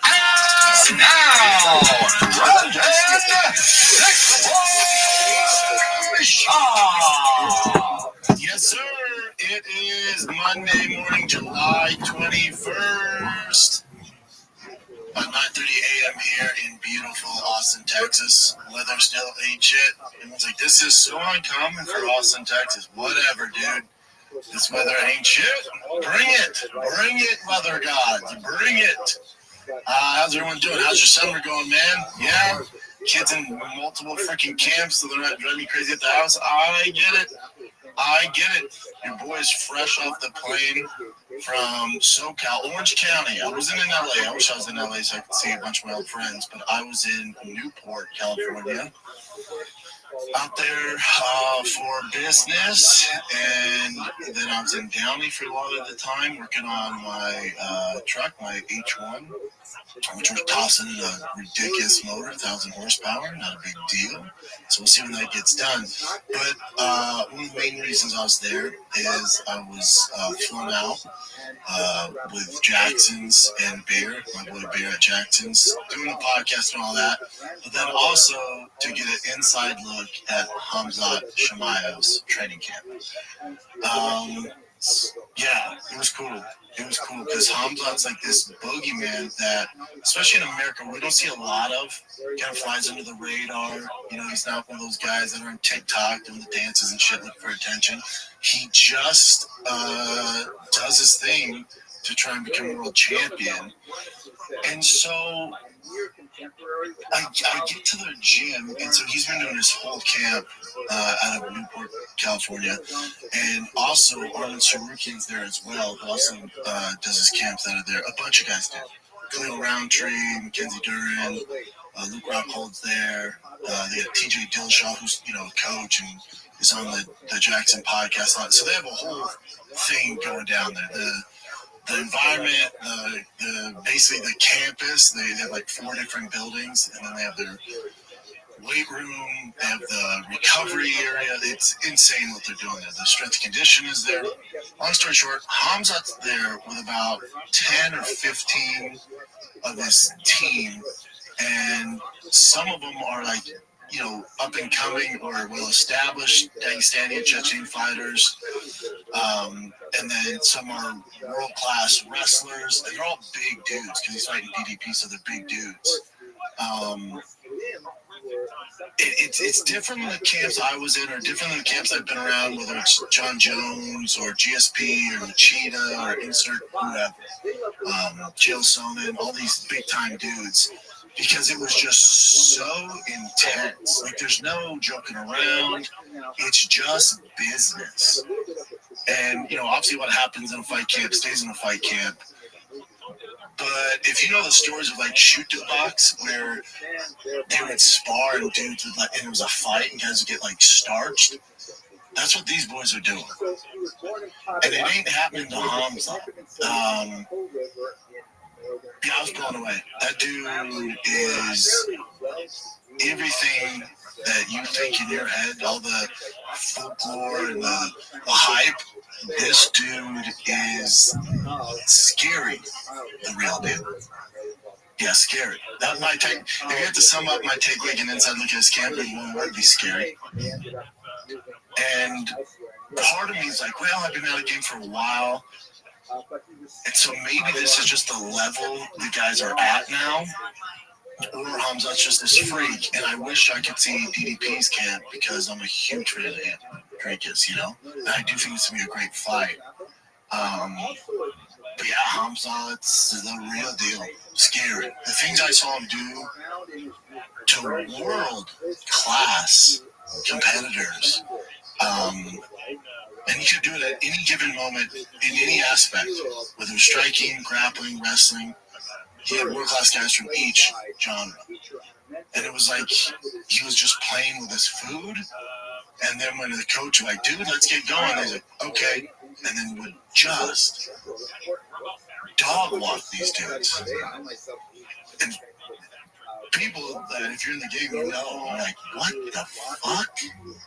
I was like, holy, like, I know his wrestling was good, but dude,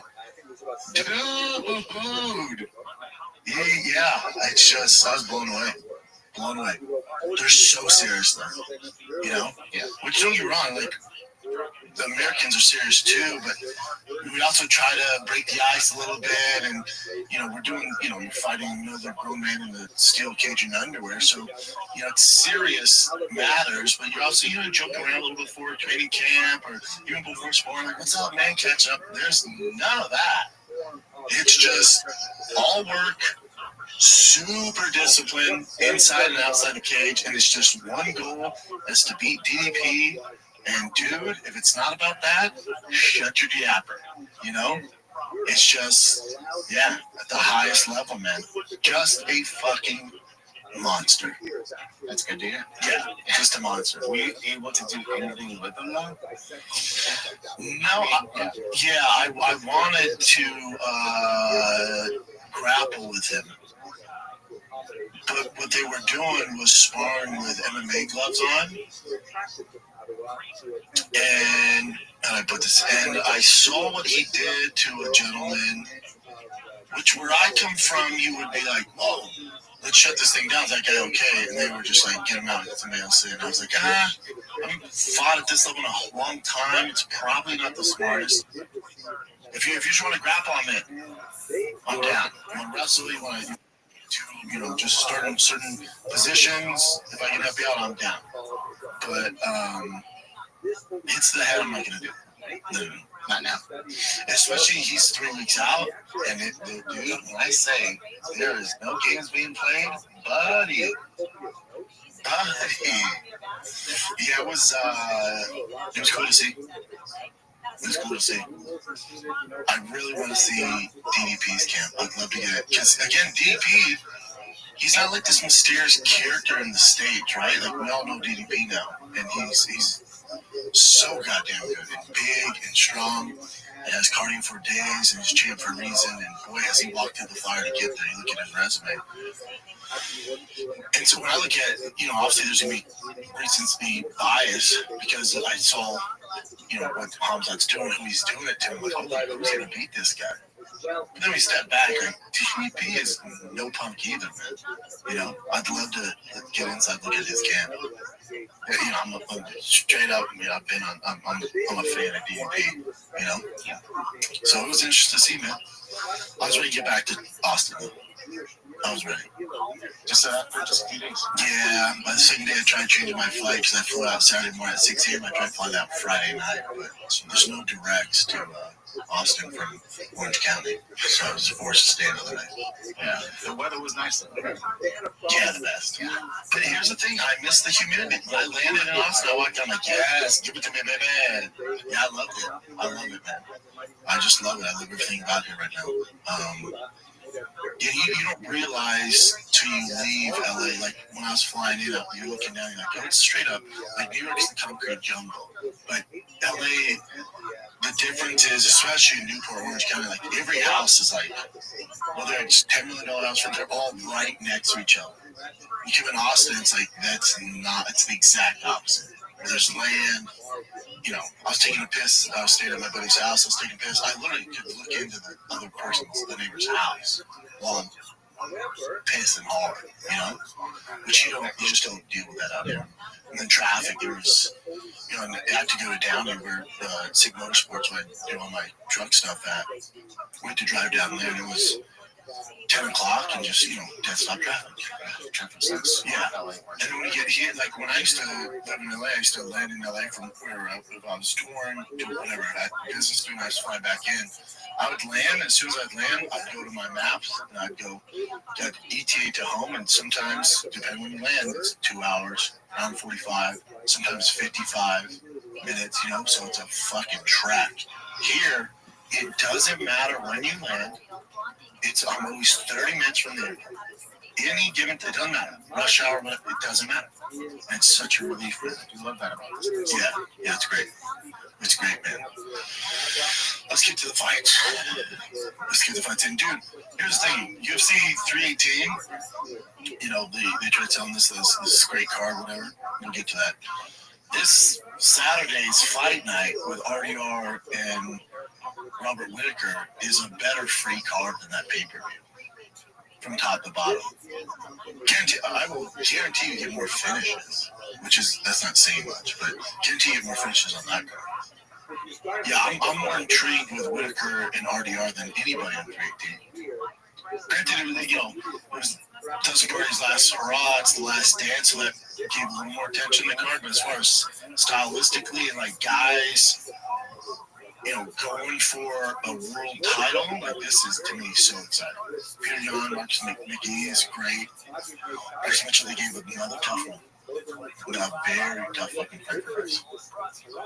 So it goes. And Sharp, Pirate. Oh, yeah. Let the Pirate doing the damn thing. Yeah, that main card is better than UFC 318. It's free.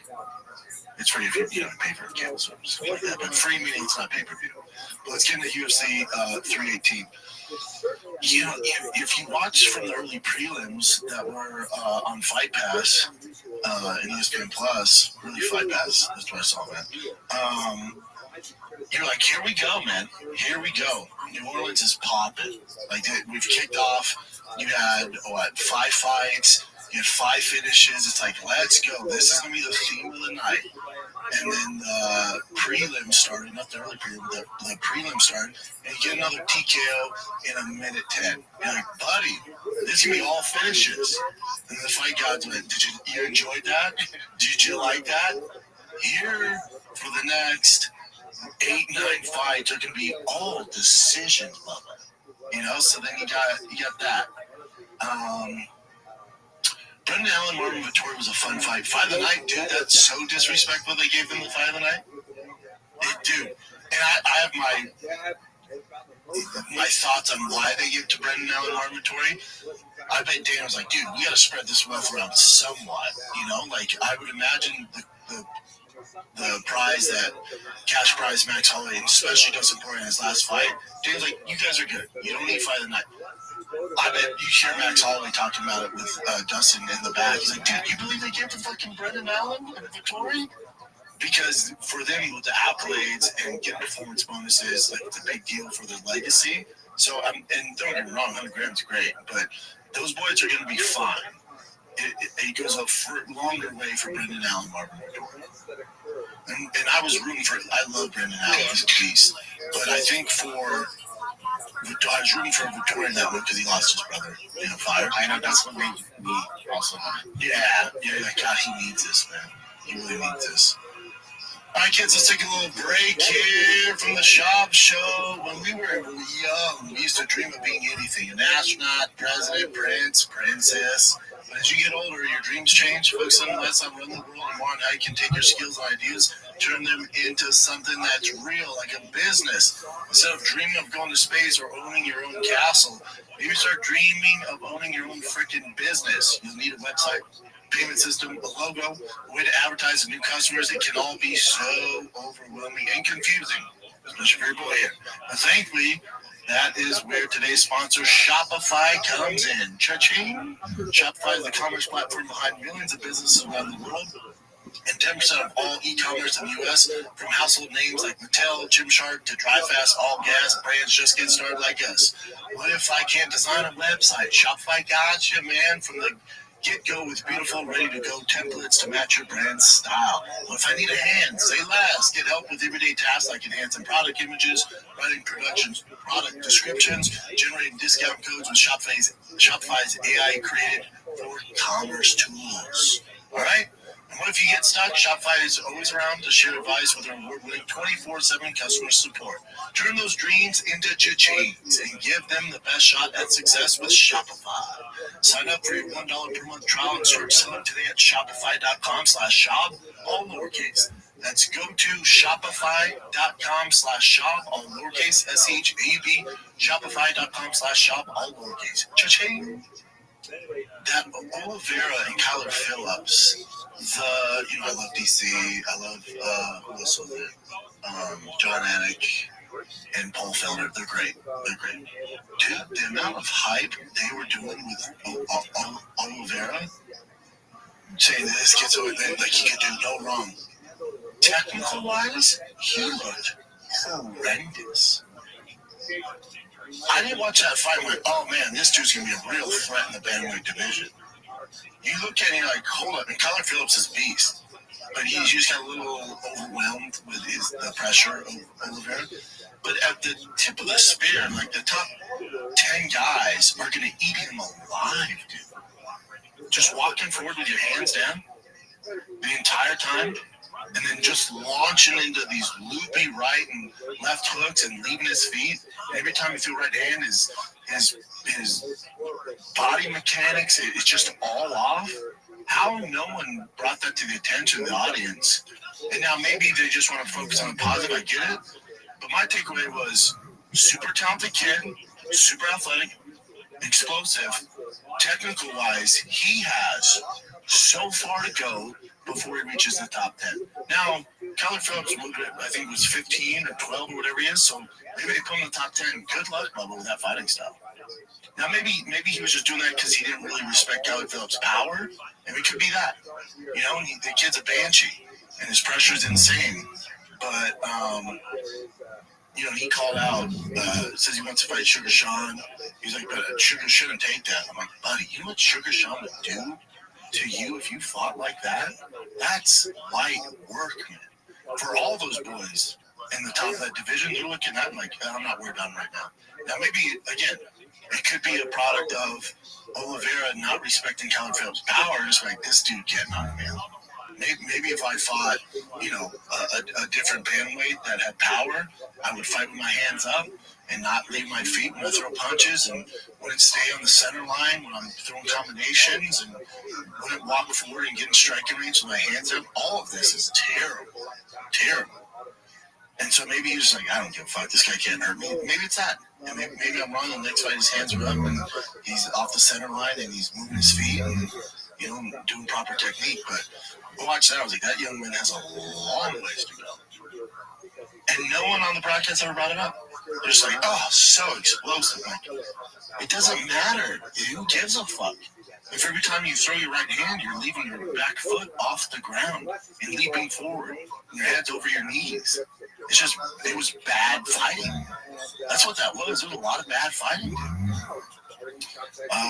Was happy Michael Johnson got the win. Biggest underdog on the card. Daniel Zellhuber. Okay, we'll pretend his dad wasn't a Nazi, but Daniel Zellhuber. Just kidding. You know, his dad is German. Oh, and his mom's Mexican. That's why his name's Daniel Zellhuberger. Zellhuberger, just too much too soon. He's going to be a monster. He's huge for the division. He's huge for lightweight. He could probably even go up if he had to, but, you know, he's young, man. It's all good. He fought the vet, Mike Johnson, who was still quicker than him. That was the issue. Speed was the issue for Daniel there. And he just, you know, he just never got started. He was never active enough, and Michael Johnson just did work, you know? But I'll learn from that. He's young, but there's a lot of potential there. I look at Daniel, I'm like, yeah, that kid, hands are up, technique's good, could be a little more active, but he's super young. Like, to me, that's a contender. When I see Oliveira, I'm like, oh, with the technique's bad, I'm like, he's going to get to a certain level where that being athletic and explosive ain't going to carry you through to these victories. Daniel Zellhuberger, he can, you know, he's doing the right stuff, and he just needs to get back on track and make some adjustments, but the technique's there. Patricio, that's your savior, Bellator, you know? I thought Danny had moments where he could win that fight. Patricio, he's just older, man. He's just a little bit washed. He's not very active at all. His first fight he blamed on, you know, he couldn't get used to the 3 rounds. How many fights have? Like fucking 40, 50 fucking fights? Come on. You can make those adjustments, you know? You know, he's not blowing the doors off anybody. I'd be willing to bet he loses the next fight. And listen, I like Patricio. He's a monster in Bellator. It's just different over when you're in the UFC, especially at his age. It's going to be a tough run. I don't know what they're paying him, but I'd be willing to bet the UFC's like, buddy, fuck this. We're paying way too much for these bullshit fights. Like, they're not exciting. He's not active. He doesn't really, you know, apply pressure. Everything's slow and methodical, you know, very slow starter. So I think it's going to get a little dicey for him. The D-Rod, I'm a huge fan of D-Rod. Again, head over his knees, you know, throwing arm punches, but he got the job done, dropped Kevin Holland a few times. I was rooting for Kevin Holland. I do think he's a contender at welterweight. That's where he should be at. Sucks to see him now. Daniel's won 3 in a row, so, you know, maybe he's the next guy. But Kevin Holland, he has it. I just don't know what was going on with him Saturday night. He just seemed off. Something seemed off. And Kevin Holland, when he's talking shit and doing his thing and mouthing off, you know, he talks so much in the octagon, you know he's in a flow and he's comfortable in that. He didn't do that once. Not once with D-Rod. Not once. And maybe he just had too much respect for D-Rod. I don't know. But he just didn't look like the normal Kevin Holland who's comfortable in there, doing his thing, talking his trash, no matter who it is. He just didn't. It never appeared that way, ever. And then if you watch War Report, me and Jesse, my whole thing with Paulo Costa was like, what version do we get? And we got a fucking damn good version, you know? He talked about in the post-fight press conference, he's like, you know, if I lose this one, it's probably the end of the road. You know, that's, what is it, 4 out of 5, you know, in a row losses, you know? So he's like, they probably give me my walk-in paper, so there's a lot of pressure, and I was super focused. Yeah, so he's lost 4 out of 5. You lose 5 out of 6, you're probably getting walking papers. This day and age in the UFC. He looked good. You know, he used the mic to call out Hamzat. You waste your time. You've lost 4 out of 5, buddy. You know, you've lost basically 4 out of 6. You have a 1-fight winning streak now. That ain't happening. He's like, he DM'd my wife. It's like, even with that narrative, it ain't happening, dude. Now, if they give him, you know, Sean Strickland, somebody else in the top 3 and he beats them, then the conversation can start, even though he's, you know, only 4 out of his last 6.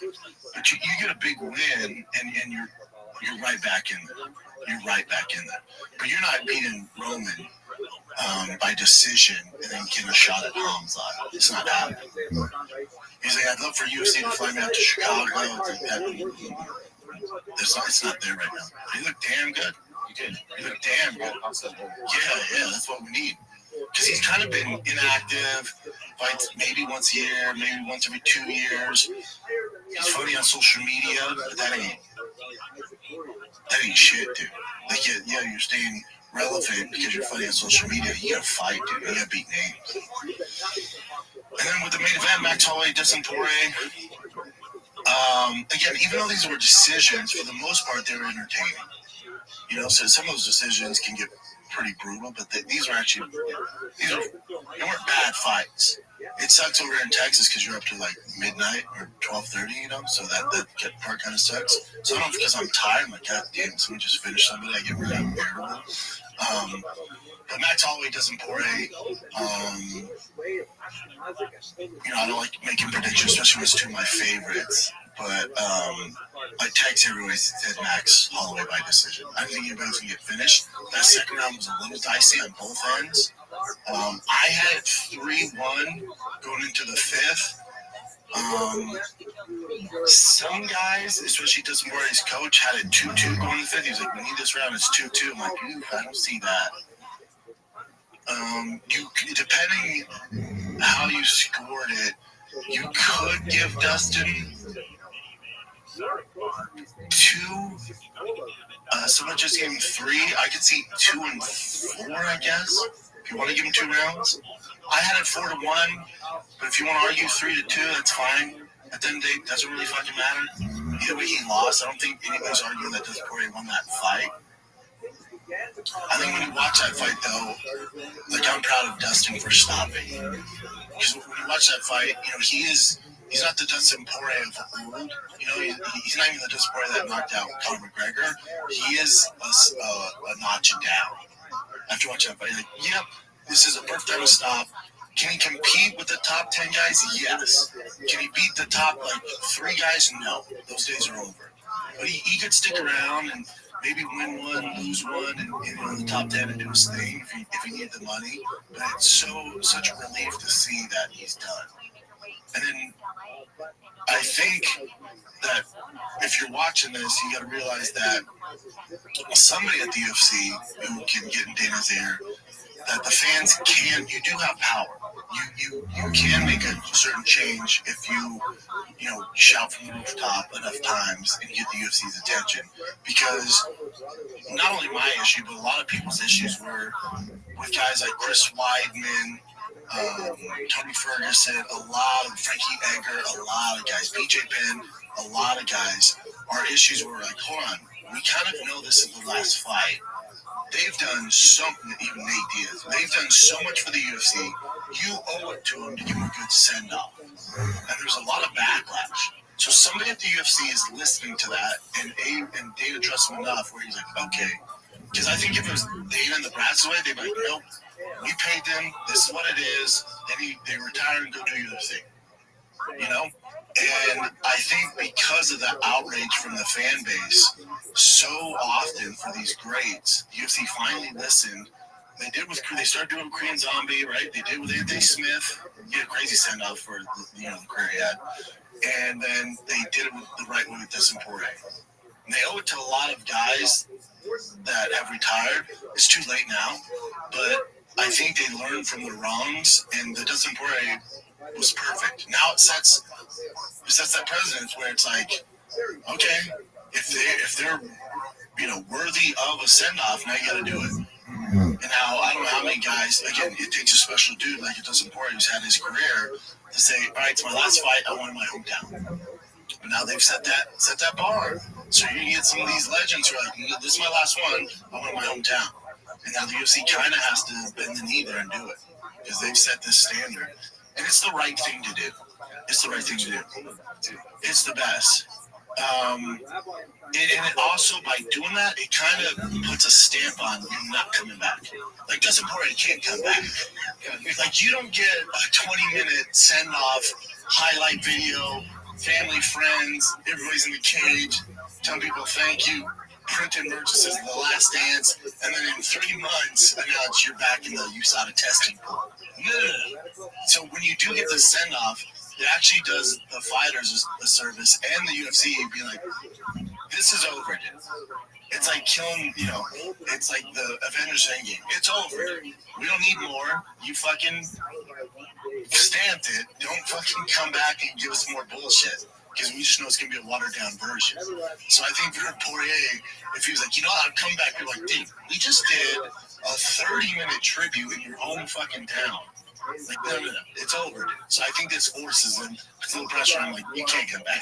Just fucking, like, Korean Zombie can't come back after that, you know? You just can't. It's over, dude. Right, Anthony Smith, like, we're not, no, we're not doing this. And that's why you get, like, a Weidman and the Frankie Edgars are like, yeah, I'm going to come back for one more, because they never got that seal of approval for the final chapter. And by the UFC doing this, it gives them that seal of approval, be like, you're done, okay? Thank you for everything, but you can't come back after a 20-minute montage and hanging out with your wife in the octagon. Like, it's over. It's quick, you know? Take a little break here. You know what doesn't belong in your epic summer plans? Getting burned by your old wireless bills. That ain't cool. While you're planning beach trips, barbecues, and 3-day weekends, your wireless bill should be the last thing holding you back. That's why I made the switch to Mint Mobile. With Mint, you can get coverage and speed you're used to, but for way less money. And for limited time, Mint Mobile is offering 3 months of unlimited premium wireless service for just $15 a month. So while your friends are sweating over data overages and surprise charges, you'll be chilling literally and financially. So say goodbye to overpriced wireless plans, jaw-dropping monthly bills, and unexpected overages. Mint Mobile is here to rescue you. Ditch overpriced wireless and get 3 months of unlimited service from Mint Mobile for just $15 a month. We got you, man. This year, skip breaking in the sweat and break in the bank. Get this new customer offer, your 3-month unlimited wireless plan for just $15 a month at mintmobile.com/shop.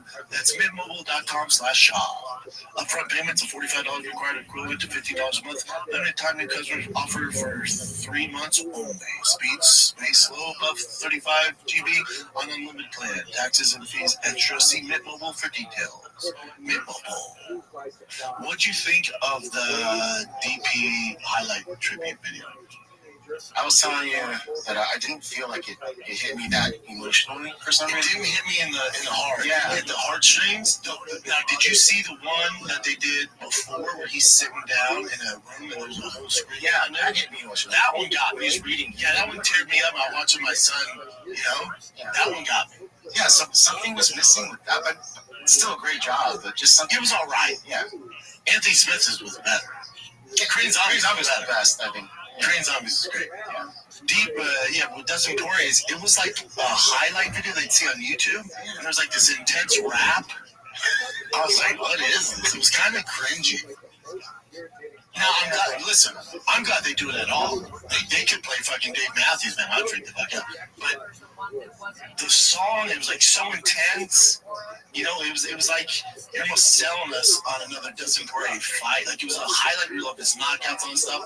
But it wasn't like pulling at the heartstrings. I like when they pull at the heartstrings. Yes, I need that American Idol, like his mom talking. Yeah. You know, we're so proud of you. Like, play that in the arena. But it was like this hype video, like, come get it, bitch. Who wants some? Come get it, bitch. Like, and the best thing too is Poirier's just fuming at the judges' scorecards while they're doing it. He's like, motherfucker, you know? But yeah, listen. There's no complaints there. UFC, I'm proud of you guys for doing that for DP. That's exactly what you should do. But I'd rather you lean in, if you're just a little bit of positive criticism here. Pull at the heartstrings, man. Especially a guy like DP came from nothing. Dropped out of fucking school to pursue fighting. He's learned everything he's learned in the UFC at a young age. And then you play this video like it's fucking, you know. Yeah, it was odd, man. It's like, who wants a motherfucking bitch? Come get bitch. It was like cussing and stuff. I'm like, ooh, this is nasty, you know? And his girl that's been by his side forever. Bro, like, all that stuff. When I had him on food train, he was talking about his wife. I was tearing up. He was tearing up. Like, tell that story. Tell that narrative. And you could also, like, you could play some, like, you know, Lil Wayne walked out with him. I'm sure Lil Wayne would give him, you know, the freedom to play one of the songs. Like, drop the world on its fucking head. Like, even a slower, like, more well-thought-out rap song would be better, you know? And then also, again, I'm not shitting on DP's send-away, the last dance send-off. But when Lil Wayne walks out with you, I assume he's going to sing. Yeah, rap.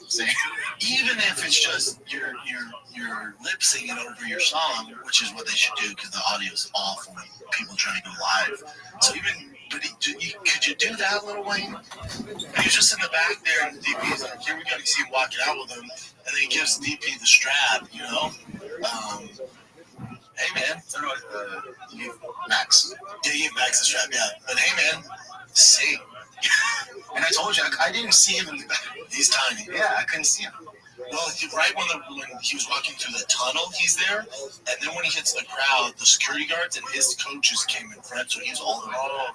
So as soon as he's walking out, and then it changed. Yeah. Because he came out to pay the price to be the boss. So that's when he showed him walking through, and Lil Wayne's there. And then when he hit, he goes to the rap song. If he was Lil Wayne's song, that's when Lil Wayne went to the back. Hey, buddy. Here for one reason only. You're going to sing for him? Hey, Lil Wayne, sing though, yeah? Get him some scissor and fucking sing, bud. You're not there as a fucking arm candy. Him not singing, I was like, oh, fuck, dude. It was a great send-off, though. The longest one I've ever seen, too. He deserves it, man. By the way, scissor. Have you ever tried scissor? No, I've always wanted to. I've never either. I know. So maybe we'll go to Nashville. Or no, it's out here, but yeah, Houston. That's where you get it. All right, hook us up. Yeah, something. Yeah. I'm going to the Red Sox Astros game because my boy Biller's pitching, and that'd be the place to get some scissor. I mean, I don't do any of that stuff anymore, but I'll get you some. Yeah, I'll get you some, right? Yeah, overall, decent card. You got a ton of decisions. I like this fight night better. And it's I think it's a 2 p.m. start time here, main card. CST. Or CDT. Fantastic. And it's on ABC.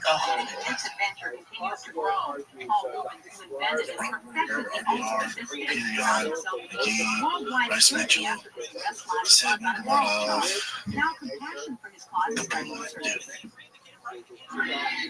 It's a great card. It's a solid fucking card. Alright, we got to.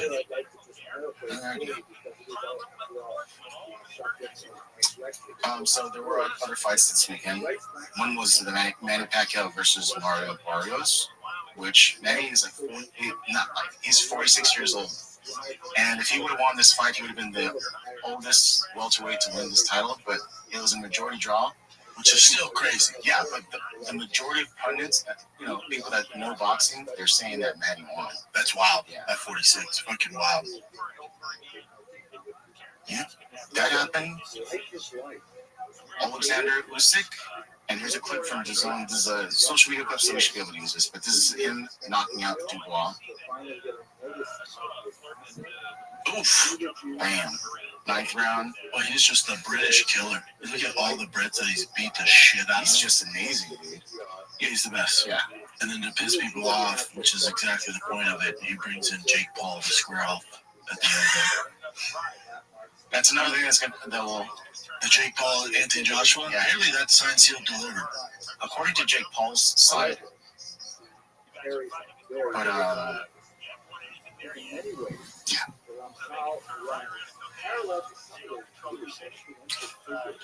and then Tyson Fury says he's betting $1 million on Jake. Really? Yes. I love Tyson Fury, but I'm sure he does that because he wants to. Even though he says he's retired, I'm sure he still wants to fight Joshua at some point. Yeah, they got to make that happen. He goes, I think Jake Paul chins Anthony Joshua. They fight 100%. If they fight, I'll put £1 million on Jake. £1 million. If Jake knocks out Anthony Joshua, the entire thing is fixed. Yeah, it's just what this isn't how it works. I know it's fun to talk about and get clips and the views, talking about Joshua and Jake Paul. If this is a real sport, if it's an actual real fight, did you see what he did to Francis Ngannou? You're talking about the 2-time gold medalist, the world champion that beat Klitschko and got dropped. That guy at heavyweight. This fight should be 30 seconds if this is real. If it goes longer than 1 round, maybe 2 rounds, if Jake's covering up, I'll give you 2 rounds. If it goes longer than that, this thing's fixed. The fix is it. And I love Jake. Good for you. Get your fucking bag, dude. And this is what Turkey al-Sheikh says. If Joshua destroys him, the headache of Jake Paul will go away from his mind. If Jake Paul wins, I will know that Joshua is finished and Jake Paul deserves to be ranked. Jake Paul accepted. Now next week I will talk with Joshua about oof. I mean, he has all the money in the world, so he can make it happen. So this is Eddie Hearn goes, it's a catastrophic mismatch that people would tune in to watch because it would lead to the end of Jake Paul. Couldn't agree more. Couldn't agree more. If it's real. If it's real. You know, this would be the tall tale sign, you know? Yeah, this guy's right, dog. If Joshua loses, this one I will never, ever watch boxing again. Yeah, if you were to lose and get knocked out by Jake, yeah, it's game, set, match. You wouldn't, but is there any possibility that it could be just a random freak thing that Jake could actually There's no chance. There's no chance. And if Joshua semi takes it serious, like he did Francis, it will be way worse than that. If this is real, if this is an actual competitive, legit fight, it's just, I know we live in this weird world, and you'll hear people like Brian go, but he's big and athletic. I get all that, and that's great. This is Anthony fucking Joshua, the two-time gold fucking medalist, heavyweight world champion of the world, the very best to do it. There's not enough hours in the day for Jake Paul to last longer than 30 seconds with Anthony Joshua. In the real world, online we can do our thing, and this can be fun if the build up and all. I get all that. I'm with you guys. I'm the one that sold you fucking Conor vs. Floyd. I get all that stuff. If this is real, if this is an actual highly competitive boxing match, and Joshua trains like he's fighting fucking Tyson Fury or Usyk, this in the actual real world that we live in, no matter what Jake does, should not last longer than 30 seconds. That's the truth, and I love Jake. And I condone what he's doing. But if for whatever reason this thing is set up where he clips Joshua, it will totally take everything Anthony Joshua has done. And he's set money-wise, so I don't see him taking a fall, none of that stuff. So I assume this is all real. And if it is real, in the sweet science of boxing, Anthony Joshua should defeat him in about 30 seconds or less. That's real. And it's all good. The ball's on Jake to jump in there with a fucking heavyweight of Anthony Joshua's caliber is nuts. He should get credit for that. But he should get finished in 30 seconds. You've been around both. Have you been around Joshua yet, right?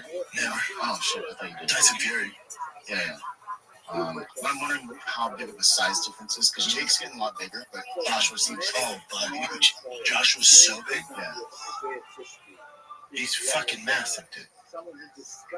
And talented and technical and all the power in the world. He's fought the very best. He's not washed. No, he destroyed Francis, like. He took it serious. I'm good. And what do you think is a tougher fight? Francis Ngannou for him or Jake Paul? And Francis couldn't touch him. He literally destroyed him. And that's how it should go. It's literally how it should go. Well, I'll be tuning in if it does happen. Me too. I'll be watching it. I'll be breaking it down. I'm not saying I'm not. I'm just saying this is a legit fight. That's how it should go. If it goes any other way, something's fucking up. And this would prove that more so than any other fight Jake's had. Let's take a little break here. If you're looking for the perfect buzz this summer without the hangover, meet Breeze, spelled B-R-E-Z, an incredible functional beverage company revolutionizing how we drink. Their line of feel-good tonics offers a unique blend of hemp-derived THC and CBD functional mushrooms nootropics to create social relieving euphoric effects without the traditional downsides of alcohol. No, these aren't like your typical edible. Who knows what you're taking, man? I've seen some weird stuff on edibles. You'll feel each blend within 10 minutes. The effect will last about an hour, hour and a half, right? Similar to cocktail. Smell enough for your mom to try, but also stackable if you're trying to get wild.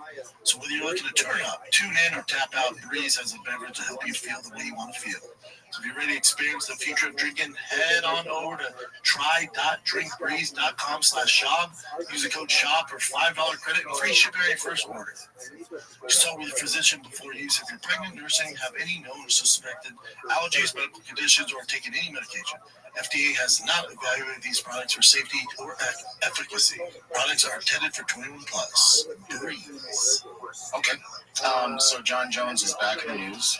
There's a few parts to this. So, ever since the White House thing happened, John Jones talked to someone at SB saying, like, I'm back. Sure. Yeah, I'm back. Did you hear Dana White? Yes, so Dana White's like, I fucking put him on the card. He's like, I can't risk a fucking fight of that caliber with John. Who knows what? He's a wild boy. I can't risk that. I'm with Dana on this. No, the right's open. For John, the right's open. And if John's going, well, the only reason I'm going to come back is if I fight at the White House. Dana's like, cool, he ain't coming back. Like, I think Dana White and the UFC brass, they got burnt by John. And they're like, we're good, dude. Same thing with Conor. They're like, we're good. Then last week I was talking about the White House card, Conor fighting Chandler and John Jones fighting Alex Pierre. Fuck all that. I was way off. Neither one of them can fight. Because they're both too unreliable now. If this is, 8 years ago, yeah, they're both on there. Main event, co-main event. In 2025, neither one is making it because it's too flaky. Both of them are too flaky. Both of them have too much baggage. Dana's not going to bank on that. So this is what John Jones said. It's kind of long, about Dana White's response. I heard the comments made last night at press conference while I was a little disappointed. I'm still in the UFC's drug testing pool, staying sharp and continue to train like a professional. I'm ready for whatever comes. In a recent interview, I shared the opportunity to fight at the White House gave me something deeper to fight for. A why that goes beyond paychecks or belts. Fighting for my country gives me great purpose. Silver lining all this, knowing the fans see my heart. They see I am ready and will take on anyone to represent my country on a historic stage. I don't see that. For me, it's never been just about the opponent. I'm chasing legacy, something timeless, something bigger than the moment. So for now, I keep grinding, stay patient, stay faithful. I'm ready to fight on July 4th. Yeah, maybe he gets his shit together and there's no hiccups. And Dana's like, all right, seems like you're doing good. Right now, I'm with Dana. You've heard me once. Yeah, that's No. Especially that he wanted that to be the headline event. Yeah, I just don't see him do that if they put him on there. So the fans see my heart. I don't see it, Bubba. All right. This is more with John Jones. So Daniel Cormier was talking on the broadcast. I think it was like the weigh-in show. And they were asking him questions. They're taking fans' comments, and then he's answering this question. So just look how this whole thing plays out. I'll just play this clip for you. If you were to fight your enemy anywhere or a random place, where would it be? And who would the person that you would throw hands with sight unseen be? I kind of want the ability to kill him, so I'd like to do it at my house. There you go. Yeah, me too. They can't really do anything. Who is it? Who are you fighting? I think we know. I can take guesses. Who you might fight in your living room? Does it rhyme with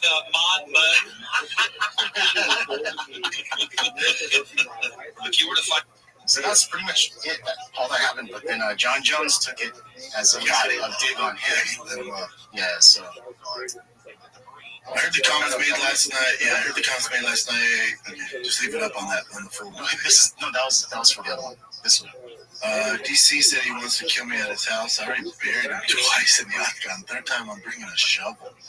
A blind man can see the mansion I own in Daniel's head. I just didn't realize how deep his hate still runs. Those ass whoopings must have left more than bruises. This is where I jump off John's rebuttal here. I feel like I'm the most painful thing that ever happened to that man's life. Emotional damage. No, John. The most painful thing is him losing a kiddo. He lost a kiddo. Oh, okay. Yes. I don't know. I'm like the majority of the fan base. I'm over John right now. Yeah. Until he actually fights, I don't give a fuck. But so Daniel didn't really say anything. It was just other people alluding to it. So it's not like you can say like, no, I don't have an issue with John Jones or something like that. It's somewhere. Yeah, and I don't think it's emotional dare. And I think it's he lost twice to him and they had beef. Like who else would DC call out? Like, who else? No, it's just an enemy. That's what I'm saying. Who else? Everyone likes DC. Who else would he go after? But anyways, this is what Daniel said afterwards. I don't dislike John Jones. I think he's fine. Yeah, so it's more like everyone else building this up to be this thing. And then John ran with it. Yeah, stay relevant, stay in the news. You know, I'm over it, dude. Yeah. Oh, this was odd too, man. Did you see Paulo Costa before the fights? This is during a press conference. No, let me see. More specifically from Chechnya, if he's tuning in this weekend, what's your message to Hamza Chimaev? Yes, you guys know about that already. Everybody knows about that. I have a, mutual great hate. After this fight, I'm going to send a message for him, but when you're there, you need to wait to watch. And because my focus right now is on this guy, so I need to focus on him, but of course I have a plan after that. And I have a finished meetings with both matches here, Chimaev. And yes, I'm going to face him sooner or later. I've been tough weight cut. Specifically, I've been horrible weight cut, and also I heard him speaking about. He was just saying he's focused. Like he's so ramped up, he's focused. Yeah. So this is ice there. Jesus Christ. And this is after that too. So this is after he won and talking about that thing that happened with him. Usually called out Hamza after the fight. At the press conference, he seemed to shake when you mentioned him. He seems to be sure of that much. First of all, the people say I was shaking. I was shaking right now. Sick or nothing, I didn't use any powder or something like that. I just was very motivated, very focused, very locked in this fight, In the backstage, I was telling to myself the whole time, this is go to work, do your thing, you need this victory, I will not be back. Yeah, this is mine and better. So basically, it did look odd, but he's just like in the moment. It could be a weight cut thing, him replenishing in his body, season up, or yeah, he's making those. Either way, he did crazy work. He looked fantastic. He looked like the old version of himself, but he's not getting that revenge. I'm sorry, he's not getting that fight. Not yet. Not yet. This sucks. So Diego Sanchez was arrested because he was in his buddy's car, and then for whatever reason, they're like in a traffic jam where there's an accident, and then there's police there too. But he just started shooting a gun in the air, saying like, I love Albuquerque, I love 505. I think that was very good. And his buddy, he said like, there's something going on with him. He just needs help. His friend Joe. You don't say. What gave that away? Remember when he was a fucking slave to that weird movement coach? That was yeah. But that does suck, and that's kind of like John Jones did something similar too. Remember, like way back. Yeah, shooting a gun, Albuquerque. Yeah, and then talking to homeless people and stuff like that. Yeah. Oh, you mean these guys, after years of getting punched in the head, aren't all there? They do wild shit? Yeah. Overall, he'll be okay, but yeah, it's a felony. Jesus Christ. You can't do that. No. Hello, everyone. It just sucks for him. But, I hope you had a fantastic summer. I'm sure you got an amazing. I don't know how much money you can give me my fucking money. Give me my money. I got to twice the MC. Give me my goddamn money. I already put a deposit on the 01. Get the fuck out of here. McConnell, here's the thing that's up with this. So it's the same for the audience. Yeah. So Jim Ryan says, Dr. McConnell turns out $200K, which I'm 200K settlement check in the bizarrest way of UFC solidarity. This is not what free market is about. This is his decision. Here's the thing, McConnell. That money is getting allocated no matter what, but no matter what. You being a company man and not taking it doesn't give you an inch of good grades with the UFC. This does not matter. There's guys that are more famous than you that are fighting right now that are taking their settlement. The UFC does not give a fuck. The UFC made out in spades. They got off so easily. The original lawsuit was for like $1.7 billion. They're paying out like $400 million. And that's already paid. They've already sent that money out. That money's getting distributed around like 400 people. That money's getting distributed whether you take it or not. So whether you don't take it, it's going to other people. These lectures are. So let's say there's, I don't know, 150 fighters that are in this antitrust lawsuit and they're getting paid. I know exactly how much I'm getting. The fighters that don't take it, it puts more money in the guys that do take it. Because that money's getting dispersed no matter if you take it or Then not. when I get back to Brooklyn, we're going to have our traditional It's so biographic series dumb not to take the money. It's so fucking dumb. Who made history within the Danube River. And I think there's some And he's a money amazing guy, by the way. choices He knows, like, he isn't his nickname like the Anyways, let's get started right away, and we should first. It makes no sense. The If so, you know, I'm not his friend. If I could just take him to the side and explain to one him of the how, interesting things about and if he has kids, like, buddy, you can take this money and invest it for your children. And the UFC, it's not, UFC's not going to be a bad matchup. They literally don't care. Like when the lawyers called me, or like, and they are you know, a lot of guys are worried about taking the money, the backlash to the UFC. I'm like, whoa, stop. I don't work for the UFC. I have nothing to do with them. I cover the sport on my own channel, on my own business. I'll stop you there. I'm probably the one guy who's going to stop you. Dennis Cracks, send me my goddamn money. I don't give a fuck. Traveled along, and so they, rather than he's just uneducated about the whole situation. They act as communicators of culture. And nowhere is this clearer in Europe. Because that's my shirt. It's better for the rest of us. The second longest. I get his money. And it extends through that money, so that whatever is 400 million, no matter what. So let's say there's 200 guys that are in the antitrust lawsuit. So it could be 400, whatever, 75 million distributed across 200. Let's say 100 of them are like, oh, I don't want to do the backlash and don't take it.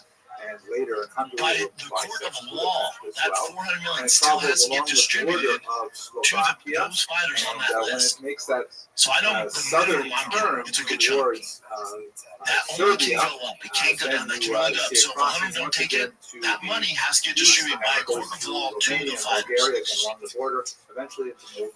So it does not matter. Does that make sense? Yeah. Yes, UFC's already paid for it. That check's already in the mail. They've already paid the lawyers. All of it's done. The UFC's already like, whatever. They're not going to discipline you by taking the money. In particular, great strides have been made. It's better for me if he doesn't. Much of its length. And everyone else. That's why it's really such a fascinating area. It goes through so many. I did not pay the money that they sent to the fighters. Actual cruise will be starting in Budapest and traveling upriver towards Vienna. This is how stupid fighters are. They think, and they're underpaid. And that's a whole other story. And people are like, I don't understand why more fighters don't ask for better pay. This is why. This dude is brainwashed that thinks he's being a company man by not taking the lawsuit money. He thinks that he's showing loyalty to the fucking man by not rivers taking are, as I mentioned earlier, not just bridges. this they are also money boundaries. that he's earned. That's how brainwashed a lot of these fighters are. Danube is responsible for is it was the northern Every single one of you are underpaid. Hey, Makano, let me ask you a quick question. When the UFC, when the UFC signs $1 billion TV right deals, when they sign a billion, not a million, not 100 million, $1 billion deal, I want you to ask your agent or manager how much of a percentage you're getting of that $1 billion deal. If you don't ask him, I'll do you a fucking solid right now and tell you how much you're going to get. Zero. You're going to receive zero of the dollars. When you look at here's another tip. When you look at the UFC Octagon and you see 25 companies that are paying, I know how much they pay exactly to sponsor the UFC. But the bridge They're paying aspect of it, millions of dollars on that Octagon, Matt. And on the bars and all that, millions per company. How many dollars, what percentage do you see as your agent? I'll do you a solid. I'll tell you how much you get. Zero. There's so many different ethnicities all mixed up here. When they took the sponsors from your shorts and your fucking t-shirt, your walkout shirt, when they took that money and decided to put it on the octagon and give you zero. Have a lot of people. You are by no means moving up the ladder by not accepting this money. You're only doing disservice to yourself and your family. And Bubba, you've earned it more so than anybody. Today. This is your money. You earned it, dude. To talk about you're not being a company man by not accepting money. You're being a stupid fighter, and this is the issue. And this same mentality is the reason, the fucking reason why nobody. They brought on the MLB, Labor Board. They brought on the who's who, and they can't figure it out. And in fact, one of the if there's one reason, it's because the fighters. Historians. Is to so you have the MLB players representation, lawyers come on board, and like, we have the best deal in the business, it's 50-50 split, the MLB players guaranteed money, let us help you guys out with this and make sure you get your money. And then they get so far, I've been in these meetings, they get so far, and they go, we can't get anybody to find a sign up, because they're so brainwashed. That they think by sticking up for themselves that somehow they're going to get a title shot, that they're going to be blackballed by their company. So all the big dogs pull out.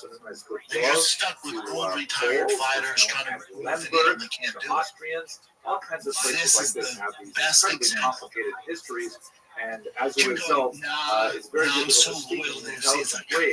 It's a fucking cult. You're no different than the family of Charles Manson. Nationalities that compete for space and it doesn't end well, buddy. You're the toughest business in the fucking world. You're a fucking prize fighter, and you're turning down the prize that you've earned because you're brainwashed and you think the UFC brass is going to somehow take care of you. If you want to talk, I will give you a long history lesson of fighters that sacrifice more than Meccano to make weight on short notice, to take fights on fucking 2 days notice. Guys that miss time with their family, miss the birth of their children, turn down huge sponsors because they thought they were going to be in the good grace of the UFC. I'll tell you how to end it for them, bud. I'll fucking tell you. And it ain't a happy story. And this is to the end of time. To the end of time. Everything you have, Meccano, is because you fought fucking tooth and nail through hard work. Come through the favelas of Brazil. And then someone said, you know what it is to make $200,000 in this fucking world, bud? Some people don't make that in a lifetime. Some people have to lay fucking bricks and make $40,000 a year. And because your hard work, you're a talented motherfucker, your hard work that you've earned through health, brain cells, your hard work to fucking rise out of the gutters of Brazil. And you're going, nah, I'm good. I'm good. They treat me well. It's not fucking about the way they treat you right now. It's not about that. It's not about you taking a short notice fight against Islam, then give you a title shot, and you probably got a lunch your pay, and you think you owe them. You owe them nothing. You owe them nothing. You're the skilled one. You're the one that they can't fucking replace. Those brasses and their suit and fucking ties in the office, they can't do what you do. And you're bending the knee, giving up $200,000. And I know I'm sure Meccano, you're balling right now because you got your pay for the Islam fight, and you have sponsors, and you're relevant, you're doing well on Twitter, and you're like, I don't want to fuck this up. I'm scared, and I get that. They can't do anything to you, buddy. This money's already been allocated, but the fighters are so brainwashed, they're terrified. They're terrified. And it's these are the, for the people who've never been around fighters, they're the fucking toughest, most fucking grinding, their work ethic's insane. They're the toughest people in the world outside special forces, military. But I'm saying, for professional athletes, there's nobody walking this earth more mentally strong and tougher and more of a risk taker than a professional UFC fighter. Hands down, out of all the professional sports, there's nobody like an MMA athlete. There's a reason that the ESPYs, that John Jones, Cleo Roundtree, whoever the fuck it is, can walk in a room filled with the most famous athletes on the planet. And all of them will bend the fucking knee. Because if that door shuts and shit hits the fan, there's only one guy walking out of that room. It ain't the guy shooting fucking free throws. It's not the guy coming a 4-4-40. It's not the guy who can fucking put a hockey puck into the net. It's none of that. It's the guy who has the only skills in the room to fuck up all of you. There's a reason that. And the fighters don't realize that. They don't realize how special they are. They don't realize that the average fucking UFC career is a year and a half. Did you know that? 1 year and a half. It's shorter than any other major league. Yellow indicates 1 to 4% of the population. But then people go, oh, look at Connor, look at this guy, look at Jim Miller, look at Donald Cerrone. Those are fucking outliers. You can still see there's quite a lot of guys are being cut left and right, and they're on the fucking prelims, and you don't know who they are. Again, I will say this so everybody hears it. The average career of a UFC fighter is 1 year and a half. Live within close proximity of one another. And that year and a half, there's no signing bonus. It's not like fucking baseball, where if I'm in the major leagues, I get put down to single A to play baseball, but I signed a big contract with the Cleveland Indians, and I signed for $10 million. I get that $10 million whether I hit the ball or not. You're guaranteed that money. You're guaranteed that money. In the UFC, if you fought for a year and a half, you're lucky after taxes and paying for your training camp and your manager. If you're new to the game, so you came off the Daily Contender Series, Ultimate Fighter, if you fight a year and a half, you probably, if you're lucky, got 2 fights. Maybe you got 3. You're lucky if you have $50,000 in the bank. And y'all want to walk away from $200,000? Are you out your goddamn mind? When Makano's retired and he's 50 years old, you're going to be wishing you had fucking $200,000 invested. Especially if he has kids. You're going to wish that you took that money. Because I'll tell you right now, you know who's not going to be calling you when you retire? You know who's not going to be covering your children's fucking medical bills and the food on your table and your mortgage? I can bet your sweet ass you're not going to hear a fucking peep out of those suits that you're loyal to right now. And I'm not saying fuck Dana in the press. I'm not saying you that. I'm saying this is fucking business, and you're in the most cold-hearted business, and you're bending the fucking knee for no reason. I'm pretty sure he has children, right? That's what pisses me off. If you're single and you're young or whatever, and you're primary career, I can kind of see it. You're still brainwashed. I can kind of see it. If you have a family and you have fucking children, $200,000 in Brazil is a lot. So he has one son, Isaac, who's born in 2020, and another child on the way. His wife is currently pregnant, and you're not taking it to piss me off. If you're not taking it to piss off, $200,000. And you're a fucking prize fighter. Here's the thing. It's over, Makano, too, bud. You fought for the title. It's never happening again. It's never, and that's when you make a real, that's when you make life-changing money when you fight for a title. Whether you win or not, life-changing meaning, you're kind of set. You're not worried about things for the next year or two, depending on what you're not even. He's never getting back to the title shot. That will never happen again. That was a freak accident. The guy fell out of the fight and he got put in. That's how this goes. It's the hype. You fought for a title. You're less than 1% that ever get to do it. That will never happen to you again. The division's too tough. His skill set's not there. He's a great fighter. We all love him. That's the reality of it. You will never make more money than you made that last fight. It will never happen again. You will never make more money than we fought Dizon for the belt. It's a complete fucking mismatch. That will never happen to you again. And your wife's fucking pregnant. You have a fucking young kid. Rabbis. You're never going to be champion. And you want to give up $200,000. Just so you know, Makano, Dana bets with $200,000 every night. Like it ain't shit. So if you think in his mind, he's going, well, Makano didn't take the money. let's hook this guy up. You don't know the fucking world. And you're in the fucking most cutthroat business in the world. And you're letting it pass you by. And it's a kick in the face to the rest of the fighters. There's some fighters that are doing severe fucking CT that are fucking dead broke. They would change places with you in a heartbeat. There's fighters that are well-known names that don't have a fucking cent in the bank, dude. They don't have a fucking dollar to their name. And they're working fucking security jobs, or they can't get a job because they're too fucked up in the head. And the lawyers, and Tony Lee and the rest of those boys that put their fucking legacy on the line to fight against the man, and these lawyers who did this, buddy, this wasn't something that happened the last 2 years. They worked on this for probably 10 years plus. That's how long the fight this is. It's a kick in the dick to those lawyers, to former UFC fighters, to the alumni you're part of not to accept this money. It's out of anybody, he should be taking a fucking award. And there's guys that are ranked higher than him. There's guys that are well more well known who are taking the money. You do not have to be scared to take the money. The UFC, it's an afterthought for the UFC. You know what? The UFC's happy that they settled with whatever is $345 million, $425 million. They got off unscathed. That ain't nothing to them. Support for travelers, remember, all the kinds UFC of will be announced very soon. Got $1 billion TV right deal, and you're not going to see a sense of it.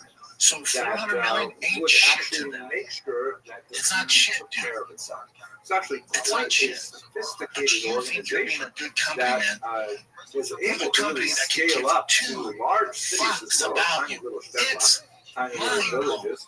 And to take this care isn't an of the anti-UFC social thing. welfare This needs is a pro sports thing across the board. Why do you think you see the top compared counter to what athletes was in the available world in secular in society? the NFL Really hold quite out camp? amazing. And it was the They secret know how to fucking brutal survival this shit in many is. ways for 2,000 years of exile. And for whatever reason, The Chevrot were funded by insert the TJ Tuvei Watt, and the Tuvei insert some big name, tax the Brock population Purdy, insert these guys, the maintenance of these McCaffrey, when they hold out, they miss camp, they're not in camp. or charity Notice, was the a NFL fan base goes, yeah, get yours, man. I get it, but man. the It's sports, Tuvei right? essentially did run Get yours. Notice, and if you had a problem with you the don't have assessment of the other NFL players talking shit about other NFL there players who weren't roll that out for many money. places Have you to ever turn. seen that? They did, of They course, know. to They know how hard it is. They know how cutthroat it is. They know if that star quarterback receiver fucking blows out his knee, that he's fucked to never be the same. So then, dude, get yours. Fuck yeah, bend him over, dude, get yours. Because they're going to get theirs. Meaning the NFL, the teams, the owners, they're going to get theirs whether you get hurt or not. It's no different in the UFC. Dana White's going to get his. That's why he's the greatest promoter of all time to ever do it. He's going to get his when you take a measly $200,000 or not. People had to live up to But for you to forego that because you think that you're going to be in the good graces of the UFC brass and money, I hate to tell you, they could give two fucks. That's the truth. If nobody in your team has told you that, and if you have agents or managers or people in your camp and coaches tell you not to take it, fucking fire them. And it was only the Because in 10 years, you're going to be wishing that you had $200,000. that really caused And you've earned it. That's the thing. It's not like you won the lotto and randomly got lucky. You're fucking paid for it with blood, sweat, and tears. But you want to give it up because you think Dana's going to give you a slap on the ass in your next fight. That's fucking crazy. Was essentially Any of the brain busters chin? Until we get to the modern period, when people are organized as individuals and citizens. So you break in and we get right back in my long ass rant about UFC fighter fame. World's first alcoholic detoxifier that reduces blood alcohol content as low as 30 minutes. This is real. This is not snake oil. It's sure shot. Get a sharper mind and body, liver support, well-being boost, gut support, hydration. Go down the lake, drink with your friends. Watching the UFC fight night this weekend, it's a day drinking thing. Cool. Make sure you have your companion with you. That's Sure Shot. SureShot.com. Use promo code Brendan, get 10% off. We got you, man. Have that drink on us. You're gonna recover. You're gonna wake up feeling fantastic. Or you're recovering 30 minutes or less. We got you. It's Sure Shot. Because they weren't 10% off. I can't wait to get my motherfucking chip. And it better come soon, dude. I put in a deposit in a Z01 Corvette, and it got built by Texas Speed and Fastlane Motors, and it's sitting there. I put a deposit down, and I don't know how much you're gonna fucking win, okay? So I need that check to come out soon. God bless those owners for working on it. God bless the fighters that took it. The ones that didn't, you fucked up. I can't wait. And that Z01 is a small fraction of the payment I'm getting. It's a small fraction. When my team told me I was getting it, I went, listen, all about the best I see it for my kids. You know, man, kids first. You got it. But you know how hard I work for these fucking dollars. You gotta let me have a little fun. Give me this, allow me this much money, and nobody gives me any flack. My finance guys, my business managers, nobody gives me any flack. Give me this money and I can buy whatever the fuck I want, all cash. I'm like, yeah, that makes sense. And then the rest, we'll put into real estate, whatever, you know, my real estate, we'll put in that, or we'll invest it, but I'm not going to touch it. It's for the kids when they get older. But send me my money. They couldn't send it fast enough. Bitch, right? Send me my goddamn money. And whatever they raised beyond that amount was what they. I think we should definitely end it with that. Obviously, but there are a lot of other activities, like for example, the ABC, 2 p.m. Thank God, Texas time. Your boys don't stay up late. Robert Whittaker, one of the best middleweights ever to fucking do it. Already are bursting on the scene. You saw him just mollywop on Nickel. It's not too much too soon. Some people say that, you know, the sport. This motherfucker was a 2-division champion from 1 championship. He's had monsters. He's exactly where he should be at. Peter Young coming back, a tough fight. McKee, we'll see if he can step up to the challenge. Bryce Mitchell, they're doing no fucking favorites. Any favors after some of his comments. Small scale money lending. Get us in trouble after his Bickler comments. So, you know, they're throwing to the fucking wolves. And he loses this one, people die for him.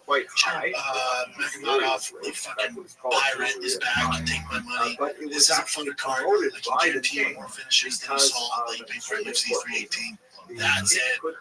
Shout out to McConnell. I'm a fan, McConnell. You're a badass. Hope you don't take that the wrong way. Get your money back. That's all I'm trying to say. Hopefully somebody in your life is telling you this. I come from zero animosity. If I seem passionate about it, because I know how hard you work, and you deserve every fucking penny and more. That's all I'm saying. Love you, bud. Continue to keep killing it. DriveFastPodcast.com. Giveaway ends in August. I'm sick of promoting this thing, I'll be honest with you. But it ends in August. I'm reworking on the GBCon 392. Because that will be Max. This is going to be filthy. It's going to be completely different by the time you see it. I'm actually working on it right now. A fully custom TRX 101 Basketball Edition. Any merch you pick up, you're likely interested in at DriveFastPodcast.com. We have basically 5 weeks left. It ends in August. We got the freaking new DriveFast Podcast Texas Bell shirt on there. We got the Kibby Tech Patriotic shirt with the King Shots collab. We got a bunch of stuff, Diesel Dad stuff. It's all there. It's dope. Some of my favorite merch I've ever done. We even have Optimal Human Greens on there. We got everything, baby. Go to DriveFastPodcast.com. We're goddamn Ultimate Dad ring. It's available right now. And it's a tier with over $50,000 in mods and wins $10,000 cash. We're going to extra benefits for the VIP. Where I FaceTime you every month. Somebody wins a chance to come and work out with me, drive with my badass rides. We're going to lunch with me here in Austin, so that's only for the VIP members. It's $40 a month, and very much valued by $40 in credit every month with merch. You get access, you get more access to the truck. Pretty dope, right? I'm going to do double strategies and all the giveaways, get promos, extra giveaway stuff. It's dope, and I do Q&As on there. It's fun time. Everybody's doing it. It's a VIP club, all right? DriveFastPodcast.com. That's it, kids. I love you. Sorry about the rants. I'm getting passionate about it, especially when I know you guys are other areas. That's it. Love you guys. Sorry I went off there. That's it, man. Till next time, be safe out there. Love you guys. I'm out. What's up, guys? I'm giving away the ultimate Rams TRX. Musicians and music was pioneered by Jews in Europe. But the most memorable aspects of the foundation site is primarily now, if you look at some of the negative repercussions of this, depending on where we look at the region of the Danube, but also throughout the entire region, Jews were occasionally forced to wear distinguishing badges welcome or back to symbols War Report. I think that it's were what going we can to call kind it. of impose social So my boy Jesse here. Big UFC 318 is going down, so you know we have to do a show before the big pay-per-views. That's how we do this. We need the big pay-per-views. Me and Jesse are going to bring it out for you guys. And it just so happens that the same week at Big UFC 318 is going down, the Max Dustin fight. There's been a lot of Real Housewives of the UFC going down. And it starts with, we love here. Let's give it up. We love comedy. That is well documented. And dude, he had some dick pics. And first of all, before you get out take, dude has a dick on him. He attached a weight to it. So Dude, I've thought about that so many times where I'm like, I just never could think of a way where I could like test that out. It seems dangerous, man. But it's a real dick on it. It's funny because we were talking about on Fire the Kid and Chin, bring up the blur pictures, and she was like, I just can't find the videos. I want to see what it's portrayed. Let's see what he said to strangers. Yes, and then finally, the fans literally, because Chin's got the internet, and I got like 3 Connor dick pics. I was like, man, this is impressive. Together and shaken. There's ways to figure it out. So there definitely is. You gotta get better at the internet. But yeah, boys, here's the thing. We're like, this is crazy, man. And Connor's like, whatever, just here's my picture of 50 Cent. They just contract through it. And the craziest thing about the story, though, is who he sent those to. Like, do you know who he sent those to? She's a singer, right? Pretty gal. She's a certified batshit crazy. Live streamed herself taking up a recently dead cat and she boiled it on flash. Extreme example from that's what I'm saying. And like, she apparently, like, she didn't know, like, they didn't know each other. Like, how is that the person that you're like, goddamn, she's like, it is a good picture. Who am I going to send this to? He's all, the chick that boils cats. I didn't know that. I figured she's just an artist. She's hot. If you go look at her Dax account, it is in a dance. Yeah, I think a bit of this is, I do think we're dealing with an addict here. I think it's addict behavior. And he's probably snorting all that devil's dandruff and was just like, cool. I got some weight to touch with my dick. I saw her economic activity was yeah. He's like, he's rolling white lady booze and a shitload of Viagra. He's like, I'm ready. He's like, it's go time. I'm ready to pound now. He's brains in. Yeah, dude. There's also, you know, if he has no relationship with her and they don't know each other, and obviously he's not familiar with her online, she can't be the only one to receive that weight. Because that weight dick pic is a lot of effort. You're not just sending that to a random girl. Dude, that's exactly what I was thinking. Is like, if it goes to random black singer he doesn't know, imagine the distribution on that. And then she was like, bro, she just blasted him out. She was like, bro, aren't you running for president? Did you see the rest of her tweets about that? Because like, it was her blowing her up. She's like, are you kidding? She's like, we got a presidency to win. She's funny, dude. Oh yeah, it's not. She's like, I'm Connor. Yeah, I'm Connor. So she's got a lot of time talking about. And then, so you see this, and then pictures pop up him at the beach. Is it in Florida, in Miami or something? Just some random girl. And you heard that now after that. The Miami case where he got accused by that heifer in Miami 2023. We saw the video. The judge decided yesterday, the day after those pictures on the beach came out, they're moving forward with that case.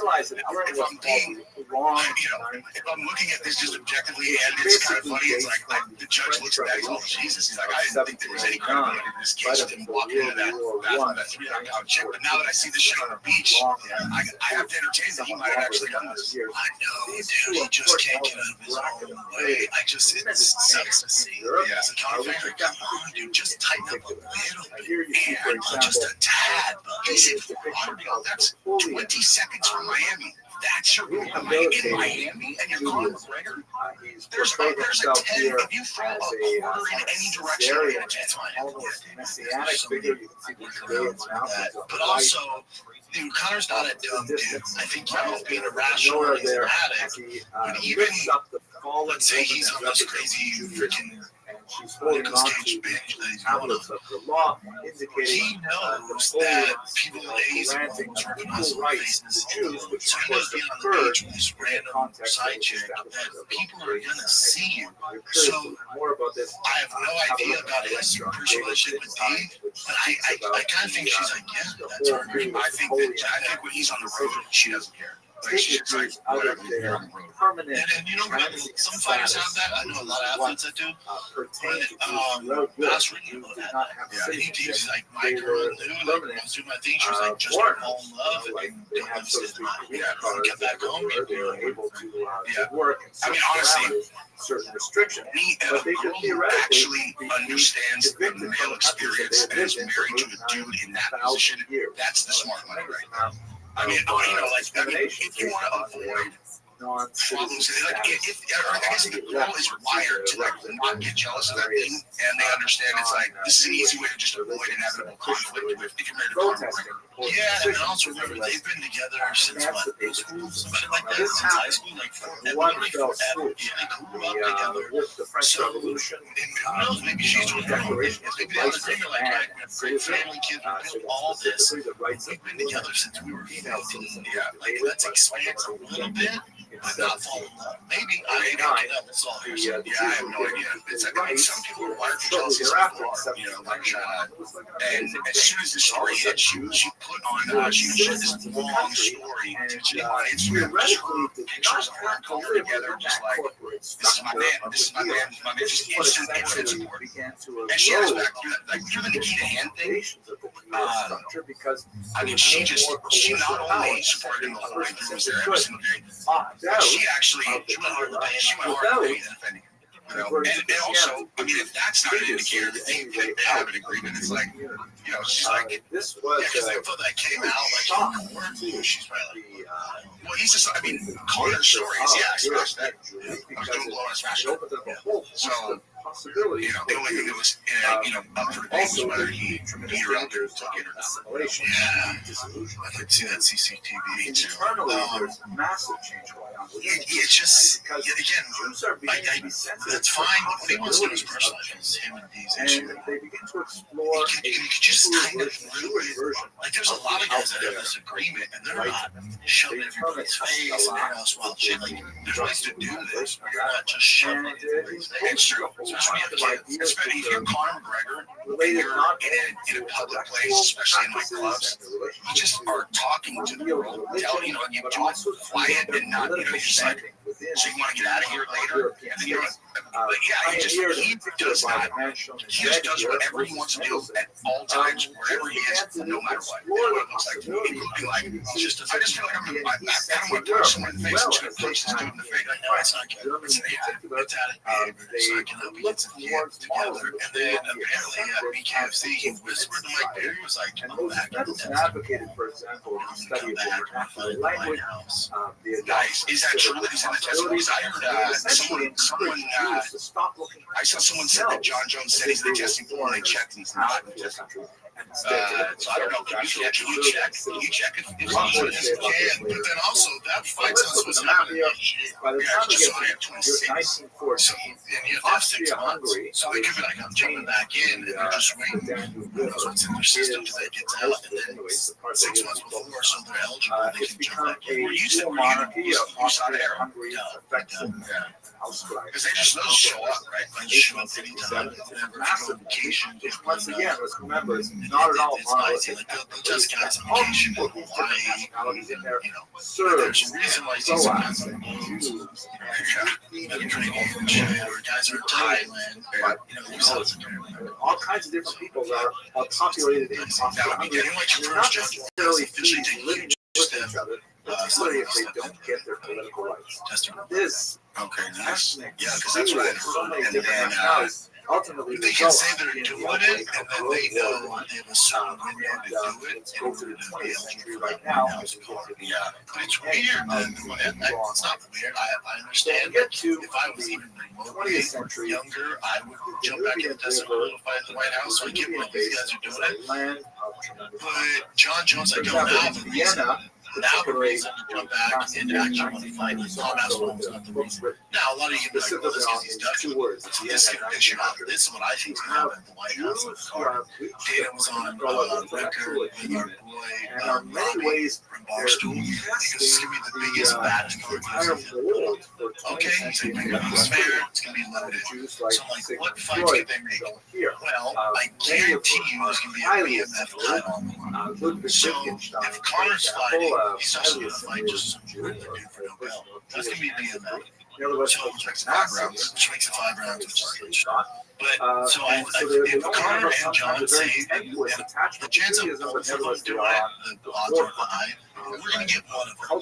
So with BMF, this is where it could get super dicey. If Connor does come back and fight the new Connor for BMF and champ, so you get that. It's like, all right, that's fine. Let's say Connor doesn't get his shit together, keeps doing all of it, he's tied up in legal issues, and John's like, oh, I want to come back. It just gives me a reason to come back and motivated. You're going to get Alex Pereira versus John Jones with BMF. Miles, and all of a sudden gets to the extreme of really over top. Dude, if I don't know, man, if they do that, I think the fans would be like, it's like, I don't know. I honestly like for a BMF title, Alex Pereira, because Alex was calm. It's like, oh, God, Sean been out for a hot second, a little slower. Alex at 240, BMF title, White House. If Alex comes back and beats Magomed, if he wins his title back, and then they're like, here, you just fight the White House heavyweight, you don't have to risk your light heavyweight title, and you fight against John Jones, then I think the fans would be like, fuck Tom. Yeah, that's what I think. But he would have to win his belt back. That would be wild. But I do think we're going to get BMF title on that White House card, right? It all comes to a crash. So it's either if both of them come back, it's you can go to Connor and then John might fight Tom on it. Like, fine, we gotta do the right thing. Tom's fighting John. But if Connor doesn't get his shit together and they want that BMF title, you're gonna get John and Alex. That's what I think. And people who are doubting that this card comes together, I was gonna say I have a real common sense take on that. And it was like Dana said that he was going to go out to an island during COVID and build out the protection. Got it done. And in this case, the U.S. tax base is going to pay for it. So Dana can literally go, okay, this is what we need budget-wise, and they'll get all of those expensive guys on the car. And Dana was like, we don't care if there's 5 vans or whatever, 30,000. I was like, I put it on the front lawn of the White House. The Russian Empire is destroyed in the car. And I knew about this from the super reliable source. This has been this is something that last week Trump was like, hey, let's do a card. They've been working Federation. And like I was saying, I was talking to someone else about this, about Dana and Trump's relationship. You're like, okay, these are the 2 decision makers. And these 2 guys are such good friends. These guys probably text each other like morning. They're like, love to see that. It's going to get done. Love to see that. Oh, yeah. Well, even Derek Lewis, like, he wins this fight. And his cage is like, hey, it's my buddy Trump. So he's talking about the announcement. It's going to happen. Yeah, it's led by an people upset, like, oh, UFC's becoming this MAGA, far right. It's like, Hungary is a landlocked. The majority of the fighters and the majority of the fan base, is proud to be American and loves, the UFC and Trump and the American shit. Like, if you think that they have a movement like this where your favorite athlete's not more on the right than on the left, man, I don't know how you feel. Boy, it's just like the culture has become one where if you are a heavy patriotic American, we've been pushed into this group where it's kind of like, lots of people were indebted, some people were Democrats, like whatever, out in the middle, like conservatives, whatever. It's like how liberals being on the right. All right, we're this team. It is what it is, dude. It's like, I was thinking about this, like, if I had been a Democrat my whole life, and now the UFC and Trump relationship was where it's like, if I had previously hated Trump, it'd be so hard to maintain the hatred for Trump. Like, damn it, I want to be in that group so bad. I thought about that because Thomas talked about this a lot. He's like, you're pushing the fan base away. I'm telling you, outside, like our niche bubble of fans, like from outside looking, they think it's a terrible mistake to put him Trump and be this far right group. I'm like, far right? Yeah, I don't know if I hate when they use that term. You look at the popular vote, like there's a shit ton of people that yeah, Trump is supporting. But, and I was thinking, like, well, when the NFL went all woke, where they did that, I stopped watching. So you might be right. I stopped watching. But it is important. I was like, yeah, I'm out. But came about that was them driving the opposite thing. Where like I think right now the majority of people who are kind of wired like people who generally like UFC are on the side where if you go that way, we're going to be more interested. But then also, I think people that tend to like fighting and fitness are more pro, like USA, like even Trump's whatever. But as far as Biden's our president, we're pro guns, it's like manly shit. They tend to be lean more this way. It's an anomaly, like a guy who's super into fighting, who's also still over there. He's like, I mean, I got no issues with anybody having any opinion. You know what I mean? As long as they're not. No, the reason I like to listen to him is because if it wasn't for him, I wouldn't hear any other takes from the left. He's sharp. He has a new channel actually that it's like politics. And I listen to every time that I listen to a smart person who is a Democrat, I'm like, dude, we don't even disagree on anything. Like, literally, I went on a young church with like Jake, and I was expecting us to be like banging heads full times. I've actually talked to him 3 times. Who's this? The young church, Jake. The one who said he could beat up Rogan. Like, you remember that? Let me see what it looks like. Yeah. So they got into it on Twitter. He's like, no way. He's like, I'm huge. I don't beat up Rogan. That's it. Yeah, everybody bombarded him. They're like, hey, bro, you should probably do a little research on Rogan's martial arts background guy. And he's like a really, really well-known Democrat. But like, when we start talking about stuff, I'm like, what do people think that we have this like staunch divide disagreement on? Because I'll be like, hey, do you think that girls should be getting beaten by dudes in sports? And he's like, no, it's ridiculous. I'm like, all right, yeah. And it's because social media, social media creates such a divide, and then you have the crazies on the left and the crazies on the right. So loud. Most of us are here. Yeah. We're like, I don't agree with that all the way over here. I don't agree with that. Yeah. But they're so loud, and that's what gets the views and gets the clicks. So we're like, oh, all Democrats are gay, pro-trans around kids. They want women to compete against men in sports. Yeah. But then you like, you guys hate gays and blacks. Yeah. No one tells them. I don't know. You talk to a normal Democrat, like, okay, like, don't get me wrong, he's done a lot of terrible shit, but Newsom on Sean Ryan. I'm scared to watch that because I don't want to watch him, dude. Like, because I know he is an exceptional politician, and I say that in a way where I'm like, this dude, I can't ever forget what this dude did during, not to derail this conversation, but it's like, we had to flee that state due to things that they implemented that were they like came after our kids. I can't forgive them, but you do watch that and you're like, kind of fuck. I know, that's why I don't watch it. He's kind of human. I know I'm gonna like it. That's why I don't watch it. Which is like hatred goes down. Like you watch him and he's like Sean Ryan's kind of grilling him, and then also Rogan tech shot McDermott. I was like, ask about doing this. He's like, listen, I made a lot of mistakes. He goes, I'm not an expert. I thought what I was doing right. Turns out it wasn't. I fucked up, and he's like, but there's some, he's a politician. The way he words it, just like, I don't know. Yeah. I don't trust any of them. No, either. Including the right, I don't trust any of them. That is the best policy is like, they're all scumbags. I mean, and we could talk, like, also, how dope would this be? How much of a fan favorite would Dan if he did this? He goes, all right, and not that they're ever going to agree to this. He goes, we'll bring the best UFC card you've ever seen. The winner of the main event gets to read off the Epstein list. Oh, bro. Give me that. I think how many views? Yeah, it'll do 1 billion. Yeah, not only are we going to fight the White House, but in the press conference after, we're gonna release the Epstein list. Oh my gosh, dude. Hey, you could charge $500 for that pay-per-view and everybody's paying. The left wants the list, the right wants the list, right? Everyone who's not on it wants the list. Yeah.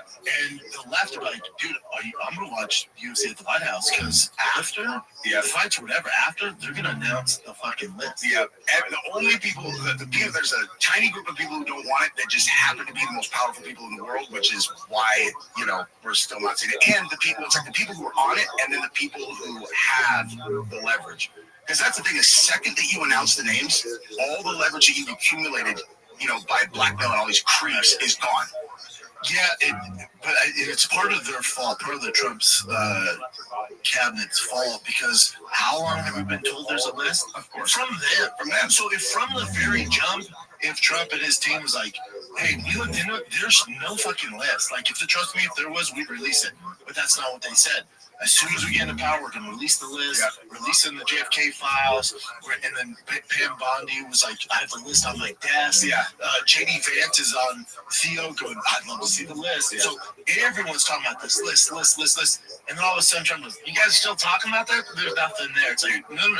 You've told us for how long, how many months now that there's a list? Yeah. Doesn't make sense. Doesn't make any sense. And Pam Bondi, like, everybody's talking about how she's like, oh, yeah, the list on my desk is like, just go back one step before that. She had a bunch of influencers come to DC, hand them binders that said Epstein Files Phase 1. Hey, if there's a Phase 1, there's obviously a Phase 2, and then they opened it was all the flight logs and stuff, and it was like, everyone's like, we already know all about this, and they're like, don't worry, there's a lot more coming. Oh, we have 10,000 hours of videos of like kids getting assaulted. And they go, there's nothing to say. They're like, never mind. They're like, where is that? Someone had to have stepped in. It's the only time that the Trump detractors and the pro-Trump people who are making the calls agree on, and they all got together and went, hold on. We all agree. Yeah. Listen, we hate each other. We all agree this can't get out. Right? And they go, yep, cool. All right, well, let's go back to hating each other. Yeah, they're like, Trump's on it, and we're like, well, we don't think so, but we think that guy's on it, so there's only one thing to do: release it all. But how dope would that be for the UFC to pull that? That'd be amazing, dude. They come out and announce that. It gives them a little bit of leeway where, like, all right, next July, it's announced. Yeah, I bet you that Dana and Trump are good enough friends that Dana knows exactly what's going on. Like, I bet you Dana knows exactly why this is all happening, but he knows what creeps are on the list. I mean, I bet you him and Trump are boys like that. And just the way Trump dealt with it was like just a brief, interview where he's like, what? Yeah, and someone asked him, he's like, what? You're still talking about the creep, Jeffrey Epstein? There's nothing there. It's not a big deal. We got to get over it. Yeah. If you just were like, listen, we're looking into it. Once this comes out, man, it's going to be trouble. We're just trying to navigate the waters before this gets released. It's going to take some time. Yeah. We will get there. We got to help some people out here. People are like, all right, I'll deal with that. When he goes, when he treats us like we're stupid. Yeah. You guys are still talking about that? It's like, well, you're the reason we're talking about it. Yeah. They thought that, like, because they sent Cash to Joe, they're like, hey, Cash wants to come on the show. Of course he's going to have him on. And then he said, and Rogan's like, he's like, wait, so you're telling me that the proof that he killed himself is there's a video that shows, and Cash like, yeah. And Rogan's like, that in the New York Times for the last 3 years, they said that all the cameras were shut down and there were no videos. And now we know that. Cash acted like he didn't know that. It's in the New York Times, dude. He was all, really? Yeah. But then also, and you're crazy if you don't think they, were like, hey, Rogan's a chance he brings this up. Here's your rebuttal. Be fucking cool, dude. So he knew what exactly he was doing. And then also, we know for a fact now that footage they had was doctored. I know. They had experts looked into it and that thing's been doctored. And as of yesterday, it came out that there was 3 minutes chopped out of it. 3 minutes. Which, if you ask me what's in that 3 minutes, it's Epstein walking his fucking ass straight out the front door. Maybe it was someone coming in and fucking killing him. Yeah. Either or. Yeah. I mean, the thing where I've always thought that he's alive is because the video, they actually put out photographs that were supposedly Epstein's corpse in the hospital as they were wheeling him in. And they got his ears. It's not him. It is not him. There's no question. That was for I just don't get. I know the government can't entertain every conspiracy. It's like, Man, it's a big one that the left and the right's not letting go, dude. Yeah. Like, just come out front with it. Just be honest, man. I think already people don't trust the government already. Like, COVID taught us so much. Yeah. They should pick a few people that are on the list that don't have that much power and just fucking throw them to the wolves. Live it to us, see them, dude. You gotta give us something. Give us something. You gotta give us an outlet. Yeah. But speaking of drama, now this is why I lean into you, because the B team breakup. This has been a whole thing with Gordon Ryan and all this. And the B team execs, for those that don't know, the B team's who? Craig Jones, it's Nicky Ryan, who's Gordon Ryan's brother, J-Rod, and a bunch of other guys. But like studs. But they were all formerly the Danaher Death Squad, right? The reason that the B team breakup is kind of is an interesting story is because of the J-Rod getting kicked off B team 2 months ago, and then all of a sudden now the B team is breaking up. And I was like, okay, I'm sure that's because these guys are like, okay, we're not gonna it's Nicky Rod's brotber. Like, you feel like you're not gonna kick him off. And then, as far as my understanding, Nicky Rod's brother, J-Rod was sending, I can tell you exactly, doctored pictures of girls from the gym. He had a folder in his phone which had the names of girls that were on their team, and it had their pictures from Instagram and then porn clips of girls who looked like them. And the girl he was dating found it, and she was just, how old is he? 23, of course. Yeah. So he's doing guy shit. Yeah. Honestly, I'm like, if that's it, dude, I'm like, I mean, listen, I can understand. Is there more to the story or no?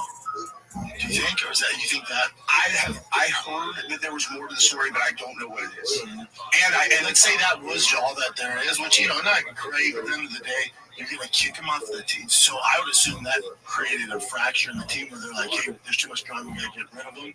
And then Nicky Rod, his brother's like, hold up, yeah, what the fuck are you talking about? And the two guys who made that decision are Craig and Seth, who run B Team. Craig Jones and Seth, who run B Team, and Seth's the guy who organizes everything. From what I've heard, I don't know. Seth's last name? I can't remember. Yeah, so he's like the brains behind it that did a lot. Like, he organized the Craig Jones Invitational and all that stuff for it. Like, Craig Jones does the marketing, but what's going on with B Team is Seth and Craig are leaving, and then B Team is rebranding. And I'm like, okay, what are the odds that that's unrelated to Nicky Rod's brother getting kicked out of B Team? You know what I mean? I think it's likely, but anyway, but him and Gordon Ryan went ham on those guys. They hate each other. Yeah, but Craig just gaslights Gordon. Craig gaslights Gordon, and I don't know. Actually, this is Craig Jones. He's on air recently. It's time for a rebrand, boys. You can call yourselves Team Bankrupt starting the first week of August. And that's according to him. And Craig responded, CGI 2 is in 52 days from the video release. It's going to be my last ever professional match. I'm out of here. I've got one competition match left. B Team is done. I will be leaving America after August 31st. I don't know what I'm doing, but you will not see me again. What do you think the odds of that are, though? Like, what, we're never going to see him again? Like, what the hell is he going to do? Like, he's going to disappear? Right? How much money he's made from all this. And then also, he trolls a lot. He's super funny, super creative. So I don't know. Hopefully it's not. I think he's done more for jiu-jitsu in the past 2 years than anybody I know. I mean, he's getting on the mainstream for sure. Marketing, dude, he's crushing. CJI, so because Victor fought at CJI wanted to, all of us were all there, and man, that was a rough day. But that place was full. It was at the not Thomas and Mac. Thomas and Mac, yeah. And it was full. That place, dude, I've never been in a crowd for a sporting event that was more fun. There was nothing but fucking piranhas at that place. It's all like the most hardcore shits, guys. You were walking around, you're like, fuck, dude, don't get a fight at this. And it was full then? Yeah, it was full. Like, dude, when you got to top of the rafters. Yeah, but still. It was full, dude. And full of killers. Interesting, yeah. That whole thing.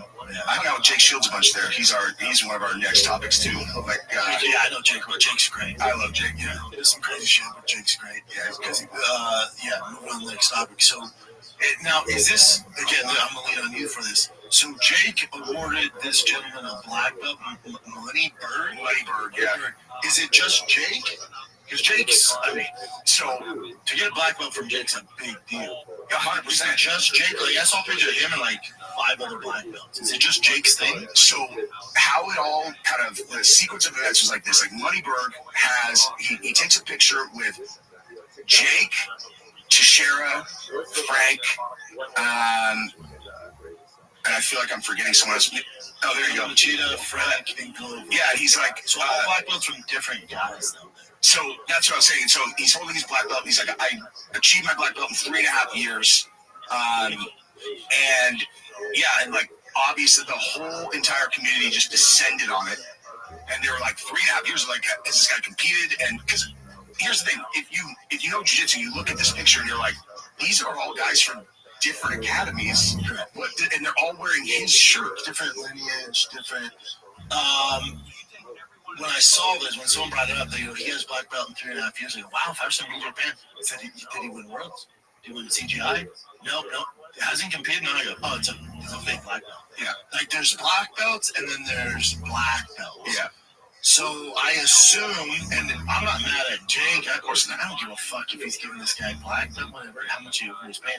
But he paid for the black belt, of course. But even if you're gonna pay for it, even if he was doing privates every day for 3.5 years, you're still not a black belt. So just so everyone's aware, in general, again, for those of you who don't do jiu-jitsu, in general, it takes minimum, if you're a stud, 10 years to get a black belt. If you're a stud, without almost any breaks in training. Yeah, and again, if you're a stud. Yeah. This guy, I don't know how old he is. The world's most raw, unfiltered business success coach. Learn how to make money, raise up your career, your business. There you go. So it's the first night ever. It's a money play. Yeah. But for Jake, all those boys, wearing a shirt, if they're getting paid, do your thing. Yeah, do your thing. Now the only problem is if you continue to do this, and let's say Gary V's like, I want to do jiu-jitsu, like Gary got his in a year. Well, then it's like, all right, dude. So then Jake's legacy can never be tarnished because of his accomplishments. But if you have a black belt from him now, it just tarnishes that. That's the only thing. No one can throw a rock at Tonight's his lecture, I have to tell you, gives me incredible any of those guys. That's a term beautiful term. Satisfactory. I've never seen roll. Honestly, when I watch it, I don't need to see him roll. Together have the opportunity to study. No, I know. Just from how his weight is distributed, just doing the drill. He's high up. His hips are light. He's solid. You don't have any solid treatment outside of a handful of maybe a dozen, 2 dozen researchers who think about the history of the Ors of Ruach. I mean, we're going to put it on the internet and make it available to the wider world. So it's such a merit for me. His hips are high. You already have the audio on this guy. Because the but fact yeah, like it's all, every single one of them is him doing a drill with one of these greats. That's the story is like he this is my take. So right? good and so he knows so little about jiu-jitsu that he didn't even realize that posting these clips it's an abject is the biggest indicator that you're a complete outsider. It's like no one would just to put up like you drilling with a superstar. Like obviously they're allowing you to do the technique which you're not doing correctly anyway. This is part of the fall series of the Daniel River. Those who are regulars know I had this wonderful opportunity to sail the Danube River last month. Again, boys, get your fucking money. Dude, if you want to pay for privates, do the private. It's $10,000. Get your. This is no different than Zuckerberg. This sucker, no, Zuckerberg trains and spars. Sure, and he's a blue belt. Sure, yeah, he's a blue belt. Even that's getting a little friendly. So we began here in Budapest. Yeah, he competes in tournaments. Yes, I would assume Zuck is Bratislava, Vienna, and then across the another thing, if you have to wear his shirt, that's usually a bad sign. It's like Brian Callen. Some of the experiences that we Brian loves tennis, and Brian was. I will give away one bit going against a pro. If you And Brian knows me, and he goes, which dude, is JewishHistoryLectures.org or if you henryabrams.com. want to, You'll see I have an article there and a very short and video I was like, on the the pros of the team cover was of like, the yeah, Sound Sulfur. damn, he just like walked up and started playing with his brothers. Oh, no, I'm paying for great private Jewish time. leader, and Oh, I think it's very worth reading. if you're paying the don't have guy, time, then just wait next it's week. not real. It's not. It's his job to make you better. Here's the Yeah, how do you get better? He destroys you. Brian did the same thing in boxing. He was working with this legend, and he goes, dude, we're sparring. He goes, man, I think you should take the fight. And I go, hold on, Brian, you jumped in like the pro team and just started sparring with Hector? He goes, oh, no, it was a private thing. Buddy, he's going to lead you on. And not that he's a bad guy, he's a businessman. He's leading you on because he wants more money. That's how it goes. Oh, you're the best ever. We're good here, man. You've reached the pinnacle. You've reached the peak. I don't need any more money. Like he's doing it. You're crumbs, dude. Yeah, build your confidence And to make you better. Yeah. You know, like if in jiu-jitsu, if you're at an academy, you're not doing private. It's like if you train with guys who are, you know, like my team, like greatest of all time, like number one, you think those guys will 100% when I spar against them? They'll match, and you know, I'm going to win. They're not going to just fucking pop my head off my neck in 1 second. And I think this guy, it's funny, Mark, he doesn't know the jiu-jitsu community, dude, because like you posted that your black belt when it was 2.5 years. It's actually going to do more damage. You're better off being a vicious blue belt than a complete fraud. You get more respect. I was talking to Dr. Bob Hightower yesterday, and he's like, hey, John Jones also a connector. The river brings information, culture, ideas. Yeah, I think he just doesn't scientific know discoveries. You get way more respect if you was a blue belt and you're a competition and exactly like you, Tom Hardy's not posting along any river you think system, those we compete, especially like the I tell Daniel, you, which that's how you should do it, baby. You're having money, but usually the issue is, again, with all these guys, is they have so much money, it's like, man, how can I get credibility like a guy's got? I'll get my black belt. And also travels to many countries, about 12 countries. Jake, Gordon, fucking whoever else is there, Daniel is especially Frank there, come here, dudes. This map Just also come here, shows the money, Jewish money, diaspora, but which for gives those you boys some there, sense dude, of get the your fucking antiquity of the money, Jewish of course, get your money. The thing Jews is, are too, that much like more the way that played populated out, in so the he posted Italian that, and peninsula from the beginning of the my Common take Era. immediately Only was the like, tiniest who number gave of him this Jewish black belt? settlements He are was before I found knew in Jake. the Danube region. And By the everybody was commenting that, and then subsequently, within a couple days, it was like, then he said that Jake did it, but then also Mike Wilson actually came out and was like, you guys will get it, he's getting privates from all the best guys in the world. Imagine how good you'd be. I'm like, no. Like, that's not correct. Like, it doesn't matter how good they are. Just because he gets a private from Ryan, you think that makes him able to execute those techniques without the muscle memory or the years? Like, that's why I think he's it's a big thing. That's all he's having support. It's like, at the end of the day, I don't give a shit. Guys, get your money. I get it. I'm getting the best in the world for 6 years, twice a day every day. There's not a lot of significant. But again, he might be a better athlete. By the time you get to the 1900s, maybe competed of course, in places we don't know. Jab But and around this for particular another picture shows the And concentration then he just decided, instead of posting that footage, I'll post myself not knowing how to finish an avocado or a toe. In black socks and socks is the higher of the population. whatever. That's what he's into. As long as he's happy, he's not reading comments. Watching this, you're good. He is reading comments. He said he's pulling all of his support from the jiu-jitsu community now. And everyone's all, we didn't even know who you were until you said that you were a black belt. Honestly, the people who are really hammering him are like the black belt, you know, like not super elite famous black belts, but like the black belt guys. And they're like, you know, do you have any idea? Because what they say is that like it waters down. The reason that jiu-jitsu black belts is such a big deal is because there are no fake black belts. Like everyone has to earn it, you know, over. So people that start jiu-jitsu, less than 1% earn their black belt. So from the moment you start, in order to get a black belt, less than 1% goes black.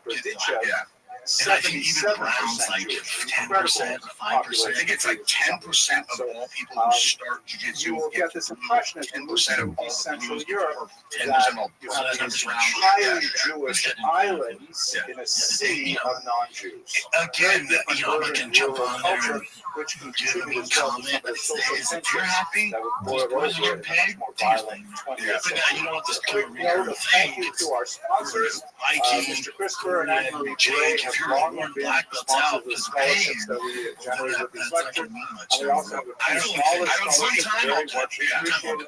one time, Michael I Harrell, paid shit tons of money on it. You think fellas I get fucking money, you know? But if this is a recurring thing, and now we see all these millionaires and Suck gets his black belt next and all this shit, and fucking Elon Musk, and this Donald Trump, like, what the fuck is going on? Dude, Suck, I heard Suck got put out though in a tournament because he wouldn't tap to a guillotine. I'm like, that's gangster. Yeah, and one of the fights I saw, he actually he held on for a really long time. The guillotine ended up popping his head out and he didn't fight. I was like, all right, good for him. I respect that. I just don't understand how you can get your black belt and never scholarships. That's what everybody's like. But there's gym black belts, which is like smaller dudes, which is different. Where they've been there forever. Maybe they're purple belts and competed, and then they got the old Sharp family went back to jiu-jitsu, got the brown belt, and then they've been there damn 20 years, and then technically they are black belts. They're not competition. That's why there's less not competition. And then there's the guys who are on the other spectrum where they're competing at white, blue, no black, and that takes about 8 to 10 years. Yeah, and they're savages as all these people. My main sources for You can tonight's pay discussion and are the we're gonna pay a lot. I don't see any money guys like wanting this treatment though. They're like, you know, after they watch this, they're all, gosh, I really want to be the next Lightberg. He's gonna fucking eat him. I've never heard him before. So maybe it's genius. Maybe that was just especially important. This is me too. there's about 12 pages in this section in this book But on really, the the thing I Ruach, brought and together that is, is I think, UFC the most 318 this year. concentrated discussion Your excitement factor for Max Dustin trilogy. Despite the fact that Max the is Ruach, last I dance. would I'm sorry, say Dustin's last dance. is cited. I'm very excited for the fight. I wish that I could go. I can't. It's Gabriel's birthday this weekend, but I always said, like, Dustin Poirier getting to fight in Louisiana with a belt on the line is probably going to be the most like unbelievable atmosphere to be in ever. And it's really is that right?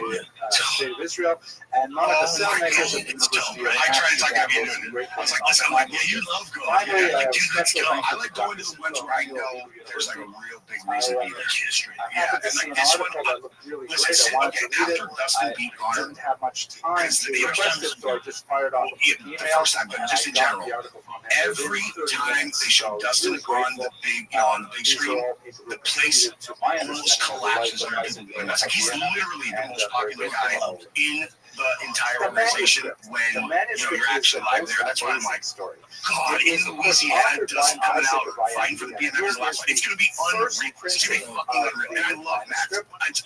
I'm not capable of rooting against Max, but I'm definitely not capable of not rooting for Dustin. This was his last one. Born stay. Again, I don't against either. I mean, they're both first team all nice. Here's what's going on against Max is no one's ever won a trilogy fight. We only have the vaguest notions of it because he was constantly rewriting his own work. It's never happened. And but this is different though, only because this is different because and sometimes those changes. If you look at the last few fights, when Max Holloway fought just engaging, we all remember that crazy knockout which I was there at the whole time. That was the last 10 seconds. We all remember that. But if you watch that fight over, Max is kind of dog walking just engaging. That fight was close. He was in and out of the pocket, lighting his ass up until he got the amazing knockout. Ashkenazic Judaism. Justin beat Dustin, and Justin Dustin's actually a better fight, I think.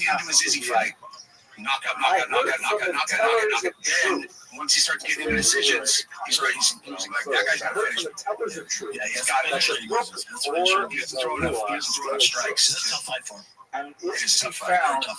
His call-out is really going to keep him distance and touching you and that. Yeah, he's going to use pressure. By the time you get to the 1600s, But again, Paulo Costa, he looks like, even though he's lost his last two, or he's changed his last five, especially his last two. Quoted in the name of was whatever. But Robert got shot stricken back. You see glimpses of, okay, he's fucking good still. Figures He's were got shot. Many commentators he on kicks someone in the body. They say, I've read that Zorua says this, but nobody is able to actually. Yeah, when Dan said this is check out this badass card. Stylistically, yeah, again, the casuals like, oh, I don't see the huge names. It is found in a manuscript in the Emperor's treasure house in Vienna. Because of its size, Kevin Holland, no bookshelf could hold it, and it was held by iron chains. He's minus 500. When I went to Eretz Israel, I said I would go and see the book. He's minus 500, big favorite. Wow. I found a person. That's, I mean, I agree that I think he is. I think he's going to come and fight them minus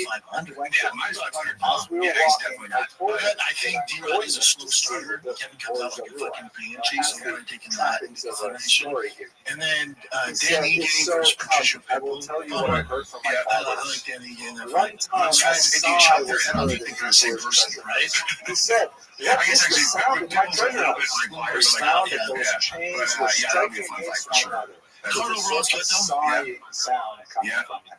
Let's hope Dustin wins. I mean, I can't believe I'm saying that because I love Max so much. I refuse against Dustin. But I think the odds are just I would slightly favor Max.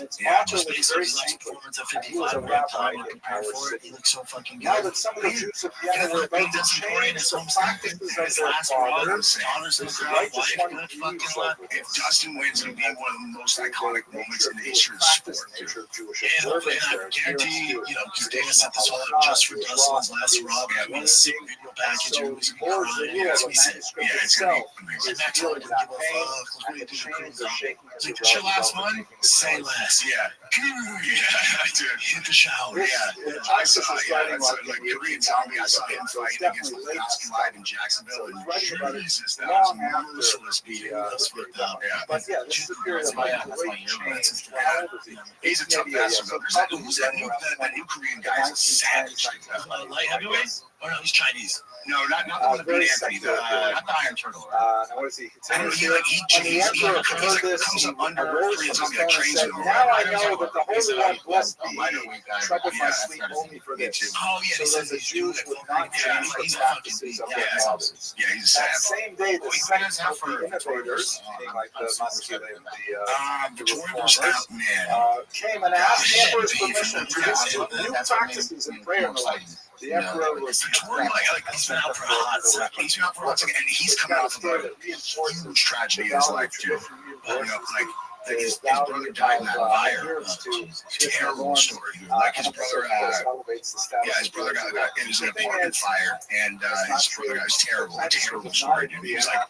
And Vittori, spoke about this was probably maybe 4 months ago, 5 months ago, and he gave like a really heartfelt kind of response. I'm like, damn, he put all these pictures in growing up to them.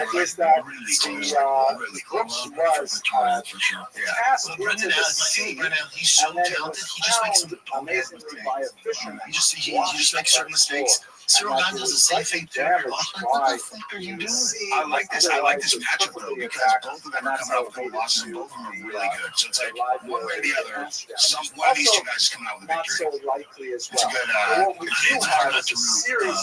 Yeah, you got to root for Detroit. Yeah. Restaurant, it's a solid card, man. Yeah. I fly back early Saturday, so it's a freaking thing. I can't wait. You watch it here. Oh yeah, love this so much. Yeah. In double colors, it takes about 8 or 10 inches of shelf space. Some people like Buffalo. Jim watches it Buffalo.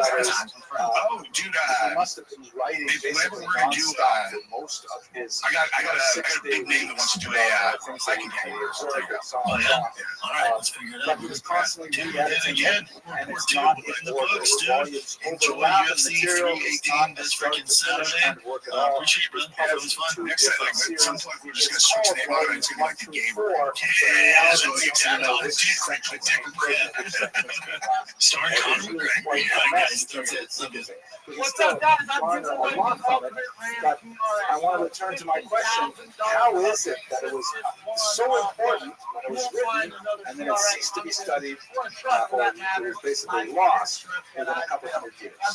And the answer is his son, Rabbi Moshe, recognized how valuable his father's work was, but it was so big and unwieldy, he published an abbreviated version, which is shown here, still in print, Simane or Zarua, which is like the chapter headings or the signs of the Ors of Ruah, which gives you the Monday, July 14th. notes version. July is just flying by, am I right?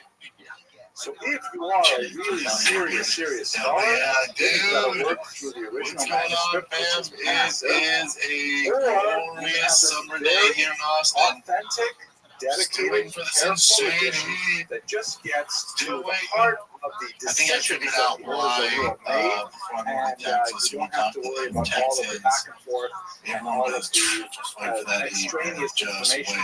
Supposedly extraneous. And as a result, this book, the edited version by his son, was incredibly popular and remained in print all that time. But the Ors of Ruah itself was lost in the 1860s.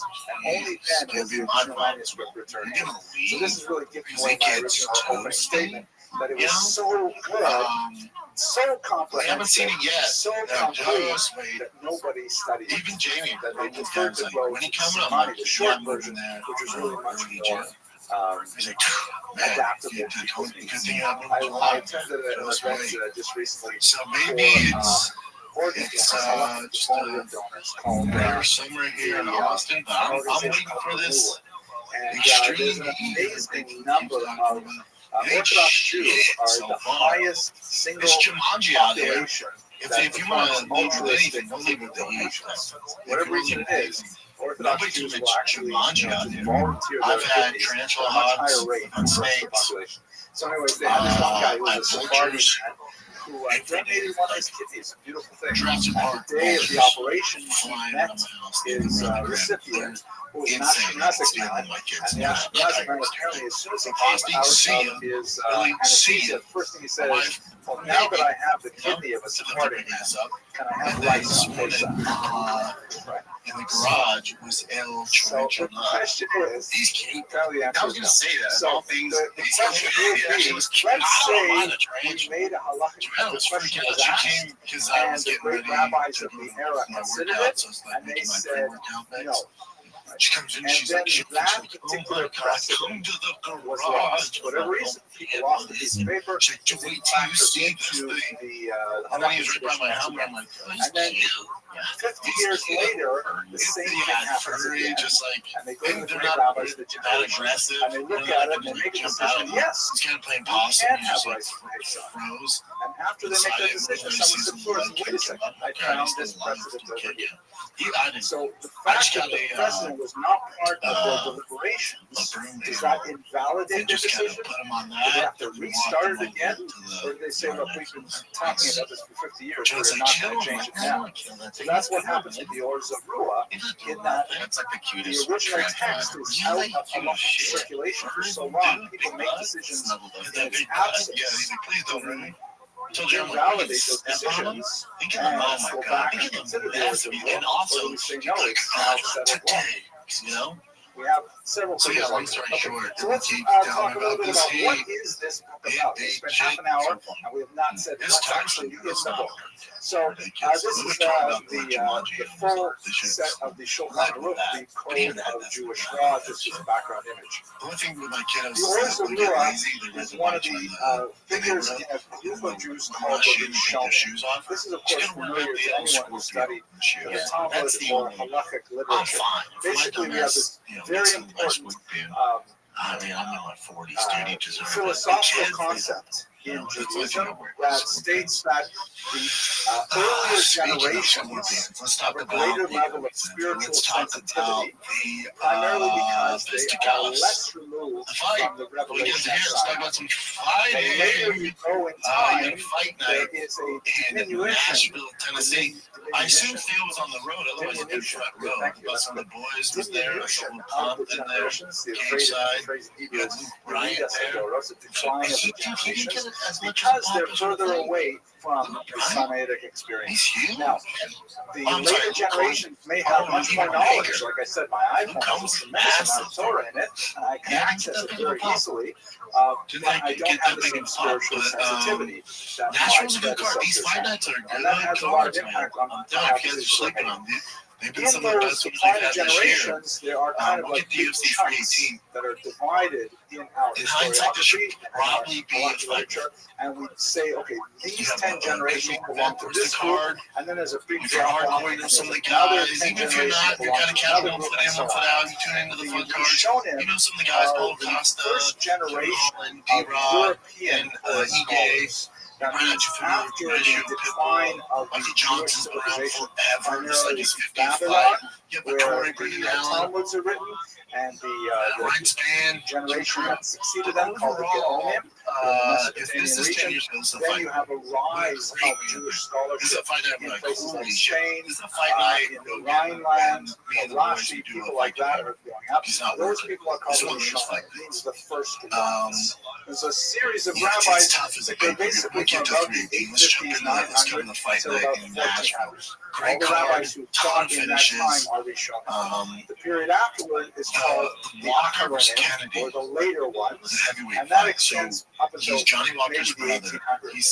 And now we're in, for the last 20 years, contemporary thinkers. So he was one of these classic periods covered. He was a Rishon, one of these first ones. And it makes a difference because in terms of categorizing disputes, an Acharon generally will not have the authority to override a Rishon. And only another Rishon can override a Rishon. So many of the debates that we have today are really continuations of the debates that were presented in the early times. I'll give you one very important debate, for example, that's quite significant. In one of the major debates in American society right now, the election tomorrow, Jiu-Jitsu's not really the forte. Listen, I can't do that to Tom Aspinall. But outside that, I can do that to John Jones. So but outside those two top dogs, we should not take our but outside like those top echelon guys, the rest of the division, they're not exactly well diverse when it comes to the weight class, especially that level. But it's not corrupting. It's not what pretty far. I'm a big so fan there of this. is And then the no mid card kicked question off with a bunch of finishes. terminating a Even pregnancy is the not few only decisions permitted were under certain terrible as circumstances, far as it's actually entertainment-wise. mandated. It's required. Body count definitely watch Specifically his a card. therapeutic abortion Where where the mother's health is in danger. But if Some you of the laws watched are it, completely Brian clear, would be Shia law, rock where hard a woman's for health you to takes train. precedence that over the that survival boy, first team all body. What's that light heavyweight? The question that comes up in the period of Rishonim that illustrates this point is why is that true? Boy, he's a bigger nose than There's me. no Tough as hell, disagreement super that it is athlete. true. His Question is, feet why were is it true? Lord, dude. The That Rambam, boy is minorities, body who are like bro. We could Rishons find at the some. same time I as can't the wait to Torah, introduce Brian to this wrote guy. that it's because It's the fetus, in my head, as I'm it like, were, yo, takes Brian, on the body. halachic status of a He's gonna be rock rodate, hard, of a dude. pursuer, Rock hard. meaning the child is unwittingly He's gonna be a problem. seeking to He's gonna be a kill problem. his or her And mother. the heavyweight division needs That kind the of child's birth you know, you need itself that is a dark danger to horse. the mother, and unfortunately, under those I can't circumstances, believe we're he made required to kill the 205. Good rodate, Lord, he or was at least great. disable the rodate, So we'll see in what he order does. to You allow know, the near I'm dog, not the ready to pursued break one, the to top survive. 15 yet. It is, as it were, according Lost to my mind, minorities, a he said sanctioned something. form of Heavyweight murder. needs something. Heavyweight division needs some According to Rashi, contenders. also a It's not Rishon, that deep. So he this says guy's not like 2 wins away necessarily from cracking the top 15. you know, relying on passages elsewhere in the Talmud, the fetus is actually a part of the mother's body. And He was although doing one is well. not normally First round, allowed to probably harm lost second one's round, own he won. body, And then that third obviously, round, for the sake Morgan, of saving yourself, tragedy, you are allowed, for example, got to his shit together amputate and just a said, gangrenous you know, I'm wound just or going to something street like fight that. him and just So roll him up. Rashi's position is not that it's murder, that maybe it's something like manslaughter or something, or involuntary murder. Since But Rashi's position is much more lenient and allows for a larger scope of interpretation as to what you would rule, for example, if you want a psychological he's just not putting any output. Would you say that those are sufficient grounds for abortion? He's not doing Rashi might say yes. Rambam, on the other hand, would say no. And that debate of Rishonim persists to this day. In the 1970s, the Tzitz Eliezer, very important Israeli rabbi, ruled that a woman who found that her child at 7 months of pregnancy was carrying Tay-Sachs, very terrible disease. She said she can't take it, and she didn't know what to do with herself. So the Tzitz Eliezer ruled that she could, in fact, and then obviously I'm biased, but Rabbi Moshe Feinstein in Israel said, very wrong decision. As far as straight damage goes, Eliezer, but he is wrong in his point. significant moments in the Like fight, Maimonides, the Rambam, and say that she did not. So this is the kind of an illustration of how the debates of the Rishonim still very much alive today in contemporary. So he's one of these Rishonim. What do the Rishonim do? Some of them comment on Talmudic texts. In fact, much of the Ors of Ruach is organized along the lines of the Talmud. It's structured according to the order and sequence of the Talmudic text. And he also wrote hundreds upon hundreds of responses. Responses are especially valuable for us. Responses are a form of literature in which a community or an individual sends a question, a she'elah, to an important rabbi, in this case the Ors of Ruach. The Ors of Ruach does a research project on it and responds, hence responsa or teshuvah in Hebrew, and that becomes Jewish law. That becomes the precedent that they use. So we have an amazing number of questions directed to the Ors of Ruach, which are relevant not only from a theoretical point of view, understanding what the Talmud means, but understanding what are these pressures affecting Jews and this is how halakha is formed. In particular, the Ors of Ruach is useful in that he begins to show us the origins of Ashkenazic custom. Let me give you some examples of this. But before that, let me just tell you a little bit about the unusual title, because he is, like so many rabbis, known by the title of his greatest work. Right? Like the Rabbi Yisrael Meir Cohen is known as the Chafetz Chaim. Chafetz Chaim is the title of his book. So the Ors of Ruach, Rabbi Isaac Avim, is known as Ors of Ruach, the title of his book. It comes from Psalm 97:11, which is the phrase Ors of Ruach means light is sown. Sown not as in like with dirty clothes, but sown as in seeds in the ground. The whole pasuk is here. Or Zalur ala Tzadik, for the Yisraelites in beautiful, very poetic passage. Thank you so much for translated sharing. literally as light is sown for the righteous, and for the straight of heart rejoicing. It's a typical kind of Tanaitic or Tanakh-like phrase where the phrase is split in the middle, which is not clear. The first part is light is only for the righteous, and then the conditions are reversed to say, and for the straight apart, joy. Meaning that if you are, the meaning of the verse is that if you are righteous, if you are pure of heart, then you may not be experiencing happiness right now, but it is sown, it is in the ground, and in the fullness of time, it will burst forth, and you will experience that great happiness. Perhaps a reference to life in the world to come. Now, he especially liked this phrase because when you take the final letters, you see it spells out Rabbi Akiva. Really good job. Hey, sometimes Akiva is spelled with Aleph. And he mentioned in his introduction that he was drawn to this particular passage and the Sofei Teva, the last letters of the words, because Akiva was his Hebrew, referring to the Rabbi Akiva of the 2nd century, one of the greatest rabbis. Shout out to the UC medical staff for sewn In up fact, my at the leg. very beginning of He his said, I'll book, be back. there's Shit, this I'll help, but he was massive a retirement discussion And of then let's get to the something heavyweight that fight. is associated Derek with Rabbi Lewis Akiva's activity, versus, and he begins this way because he Teixeira, wants to emulate Rabbi Akiva, Teixeira. who was someone who was darshan the osios, meaning someone who would derive meaning from the actual shapes of the letters. As you can see, this is the first page of the Or Zarua, and right at the very top it says the alphabet in Hebrew. I mean, this is like, can you imagine opening up this massive 800,000 page book, and the very first thing is A, B, C, D, as if you're going to learn the alphabet from like children's prayer books. Open with pictures of the alphabet, list of the alphabet with all the vowels. It's so never cute. really You see went little limp. kids sitting You know, there, there was a bunch of unanswered putting their fingers shots, on letters, but he got up to defend himself. So it starts like that, but then he gets into he lists first the actual series of letters, then he lists how they are spelled out. Like, for example, the letter Aleph is spelled Fe, right? And he spells them out, and then he lists some of the secret combinations of the letters, the codes that you find occasionally at the top. Like, for example, the Dash system.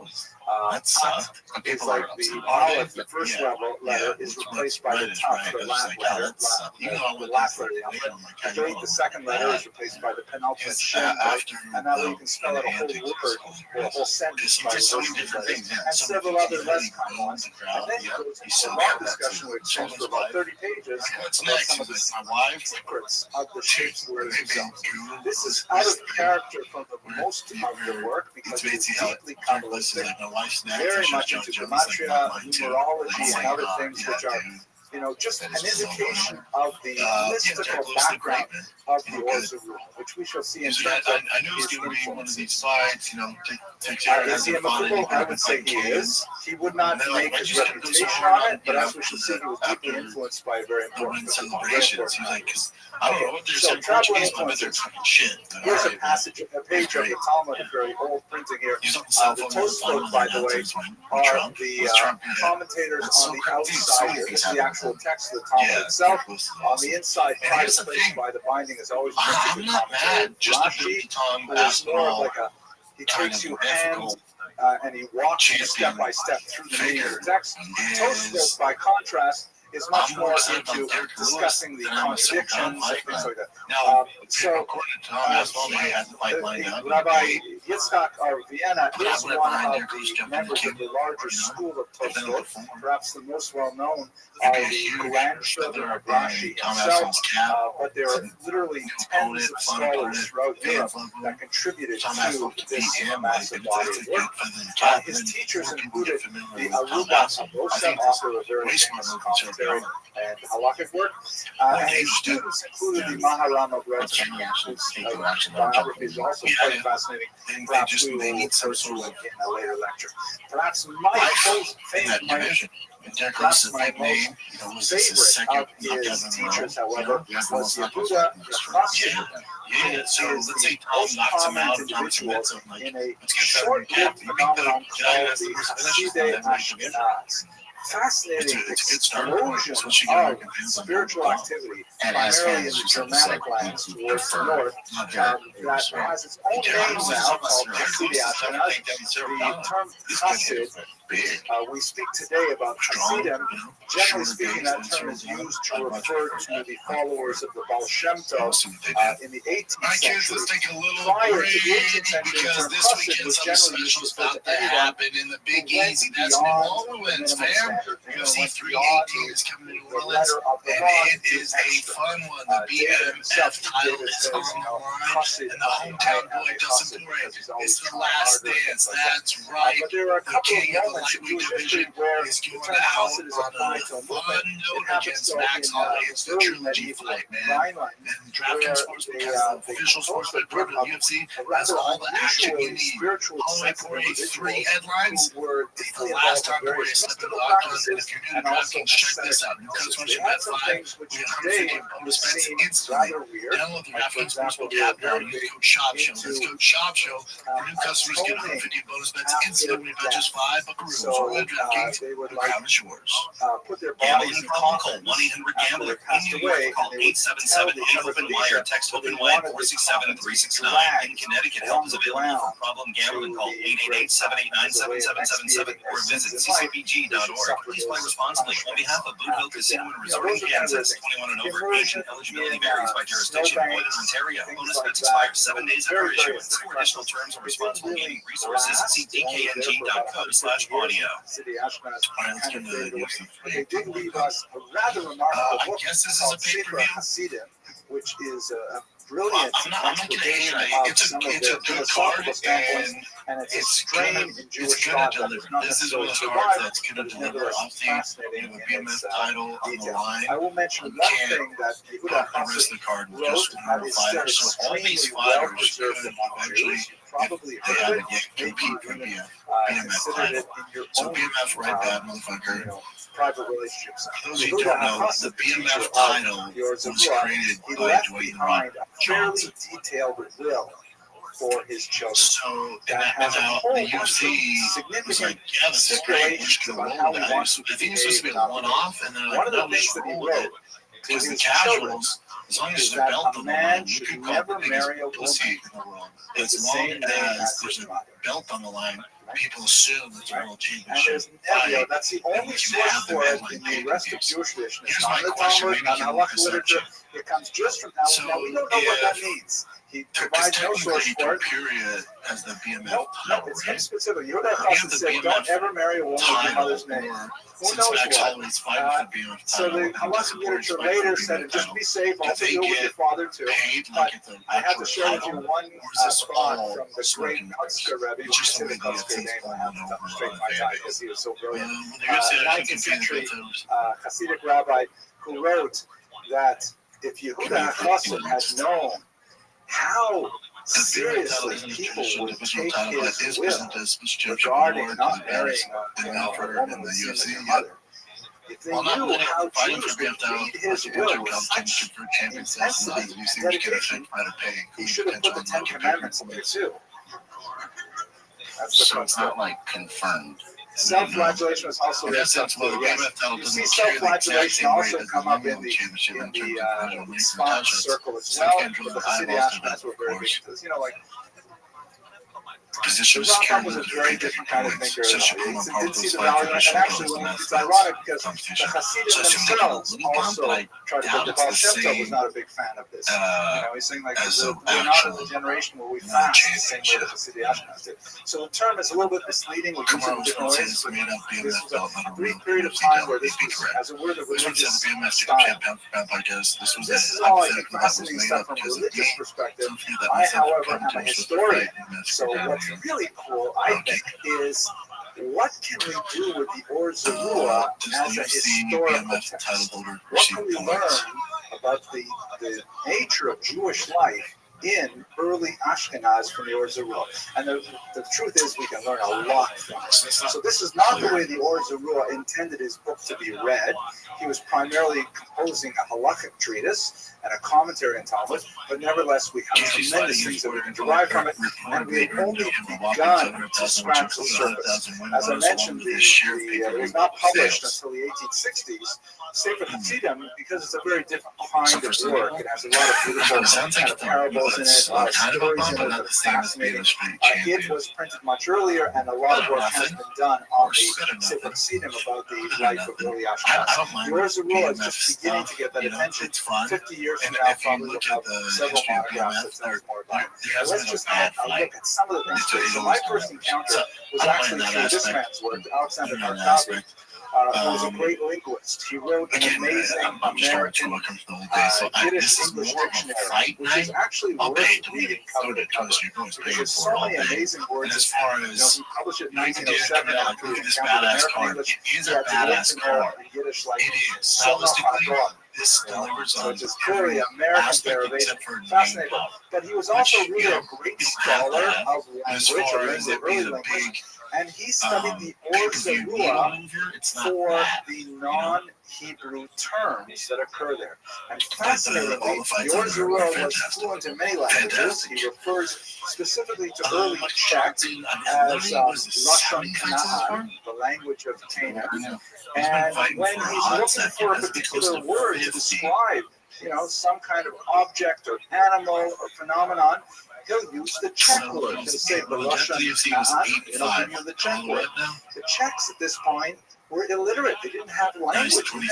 They didn't have anyone writing down their language. So ironically, anyone who wants to study early Slavic languages, they have to look to the Or Zarua for the 2-3 dozen odd words that they can find. It is ironic that the earliest Czech words are written in Hebrew letters, because we were literate and they weren't, and he was recording these things. It's an amazing phenomenon. We actually see it also with some of the Romance languages and Rashi, and even some Russian words occasionally occur in here. This is a fascinating phenomenon. So we can learn a lot from the Or Zarua about early language. Not so interesting for Jewish history, though. What we also get from the Or Zarua is a tremendous amount of discussion about commercial interactions with non-Jews and other social interactions. Because, of course, the responsa literature addresses specific needs posed by questioners. It also relates stories about how Jews live. So there's a lot of discussion, for example, about what is a Jew allowed to eat or drink if he's traveling and he stays in the home of a non-Jew. So right away you get the idea that Jews could travel alone. Jews could knock on some person's door and say, listen, I need a place to stay. I get all that. And are there some towns that breakfast, like an Airbnb kind of place, right? And I want you just to look at strength of schedule. So the laws of kashrut are really what we're really concerned about. But we do get a lot of sense about this is the difference. Also, tremendous amount of discussion of business dealings with non-Jews. Yeah, you're champion over here, but who are you fighting? Church authorities, for example, the Or Zarua lived at the time that the Fourth Lateran Council, in 1215, decreed that Jews had to wear distinguishing clothing. And he has a lot to say about how Jews dealt with that particular regulation, whether they wore the hat, didn't wear the hat, wear the cloth, not wear the cloth, blind individuals. A lot of discussions of what Jews could do. And also, as I name some of these guys, I want you to tell me some of them are fascinating. For example, a question, normally, halachically, a Jew is not allowed to carry armor on Shabbat. You're not allowed to wear a sword, carry a gun on Shabbat. It is unfortunately a sad reality that this halachic discussion, of course, is, as my father, although Shalom used to say, plus ça change, plus ça même chose, more changes and more stays the same. But this is actually a little bit different. So you're not allowed to wear armor on Shabbat because it's something that you're not supposed to use on Shabbat. Since you're not supposed to use it on Shabbat, you're not supposed to have a war on Shabbat, so therefore you shouldn't be wearing a sword. There's a discussion, though, about what if it is like a ceremonial sword, like it's an adornment, like jewelry for a man, so to speak. Discussing whether women should wear it as well. But the Or Zarua deals with the question of, what if it's a Jew's turn to do guard duty in the city, and he has to walk around on Shabbat wearing a sword? Is he allowed to do so? So right away, that opens up a whole bunch of questions. Wait a second. They had Jews participating in the defense of the cities, and Jews were allowed to carry weapons, which they weren't in a lot of locales, for example, in Muslim lands. It just opens up a whole different picture of what it means for Jews to participate. If I remember correctly, in this case, he said yes, he can, right, which is probably feeds into the whole discussion of whether or not people can carry guns to shul nowadays, because it is for public safety. Not a rabbi, I'm not going to deliver a psak on this, but the Or Zarua is one of the earliest discussions of this in the Ashkenaz period. Another thing that I've heard frequently in the Or Zarua, remarkably common question, are Jews allowed to go hunting for punishment? Are they allowed to join non-Jews on fox hunting? The Or Zarua says no, right? But like,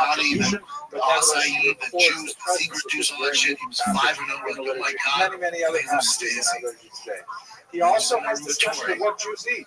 This is the earliest recorded reference to Utah killing was kind of a in shit. It was Jewish an history. entertaining fight, but they And in both fact, exhausted. the reference When the there guy is is because back, he talks about how he went, he was invited to someone's house, and the Actually, fire had gone out, kind of like and therefore himself. they had to eat their children This is whole. fucking And this horrible No, straight up, experience fast moved him forward, so you much know, that this he one, that's recorded it fine, for the that's next fine. 1,000 years of the Order of Rule. But we know And it's not an easy fight for him. the word children, I'm so glad you asked. It's clearly a French derivation. It comes from chaud, which is hot, and long, from lancement means long. Slow hot, slow hot. You cook it overnight, right?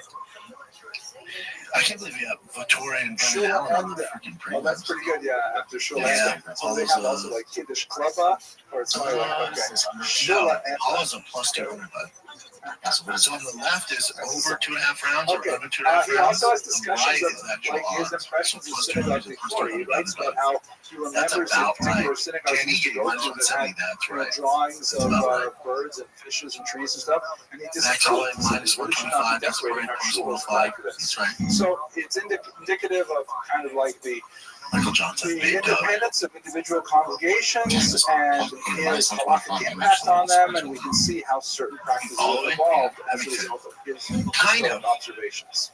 And it kind of doesn't. So that's basically the story of the Ors of Ruach. We now have it printed in large new editions. This is the Ors of Ruach Shalem, the complete Ors of Ruach, which sort of undoes the unfortunate lacuna in our historical record due to his son's well-meaning abbreviation of his text. And so the Ors was once again on the cusp of being a study in depth of his own right. I'd say Max Holloway's evolved so much since his last two fights. Their first fight was 12 years ago. Their second fight was 6 years ago. Thank you very much for your attention. God willing, I'll see you next week. We'll talk about the short notice fight. It was like 45. And then, I'm sorry, he took a second fight on short notice. If you remember that. Wasn't a natural 155er, just kind of didn't cut weight at the time. Came in there. There's a huge power. A really exciting presentation to share with you tonight. So we're going to be speaking about one of the fight in the trilogy where it's actually fair for both of them. They were both so young, 12 years ago, and then 6 years ago, short notice at 55. Max was a true 55er. Max, now that he's over 55, is his division. I think Max would have a much better outcome. I don't think he beats him. I'm just saying better, particularly in Central Europe, but also, of course, his influence reverberates right through to the press today. In our neighborhood here in Brooklyn as well, I can see how his favorite very consequential thinker who articulated a strategy for Jewish survival under the uncertain terms of the Enlightenment of the modern period. I'm sure that his approach will be but if you go back to watch the entirety of the fight, perhaps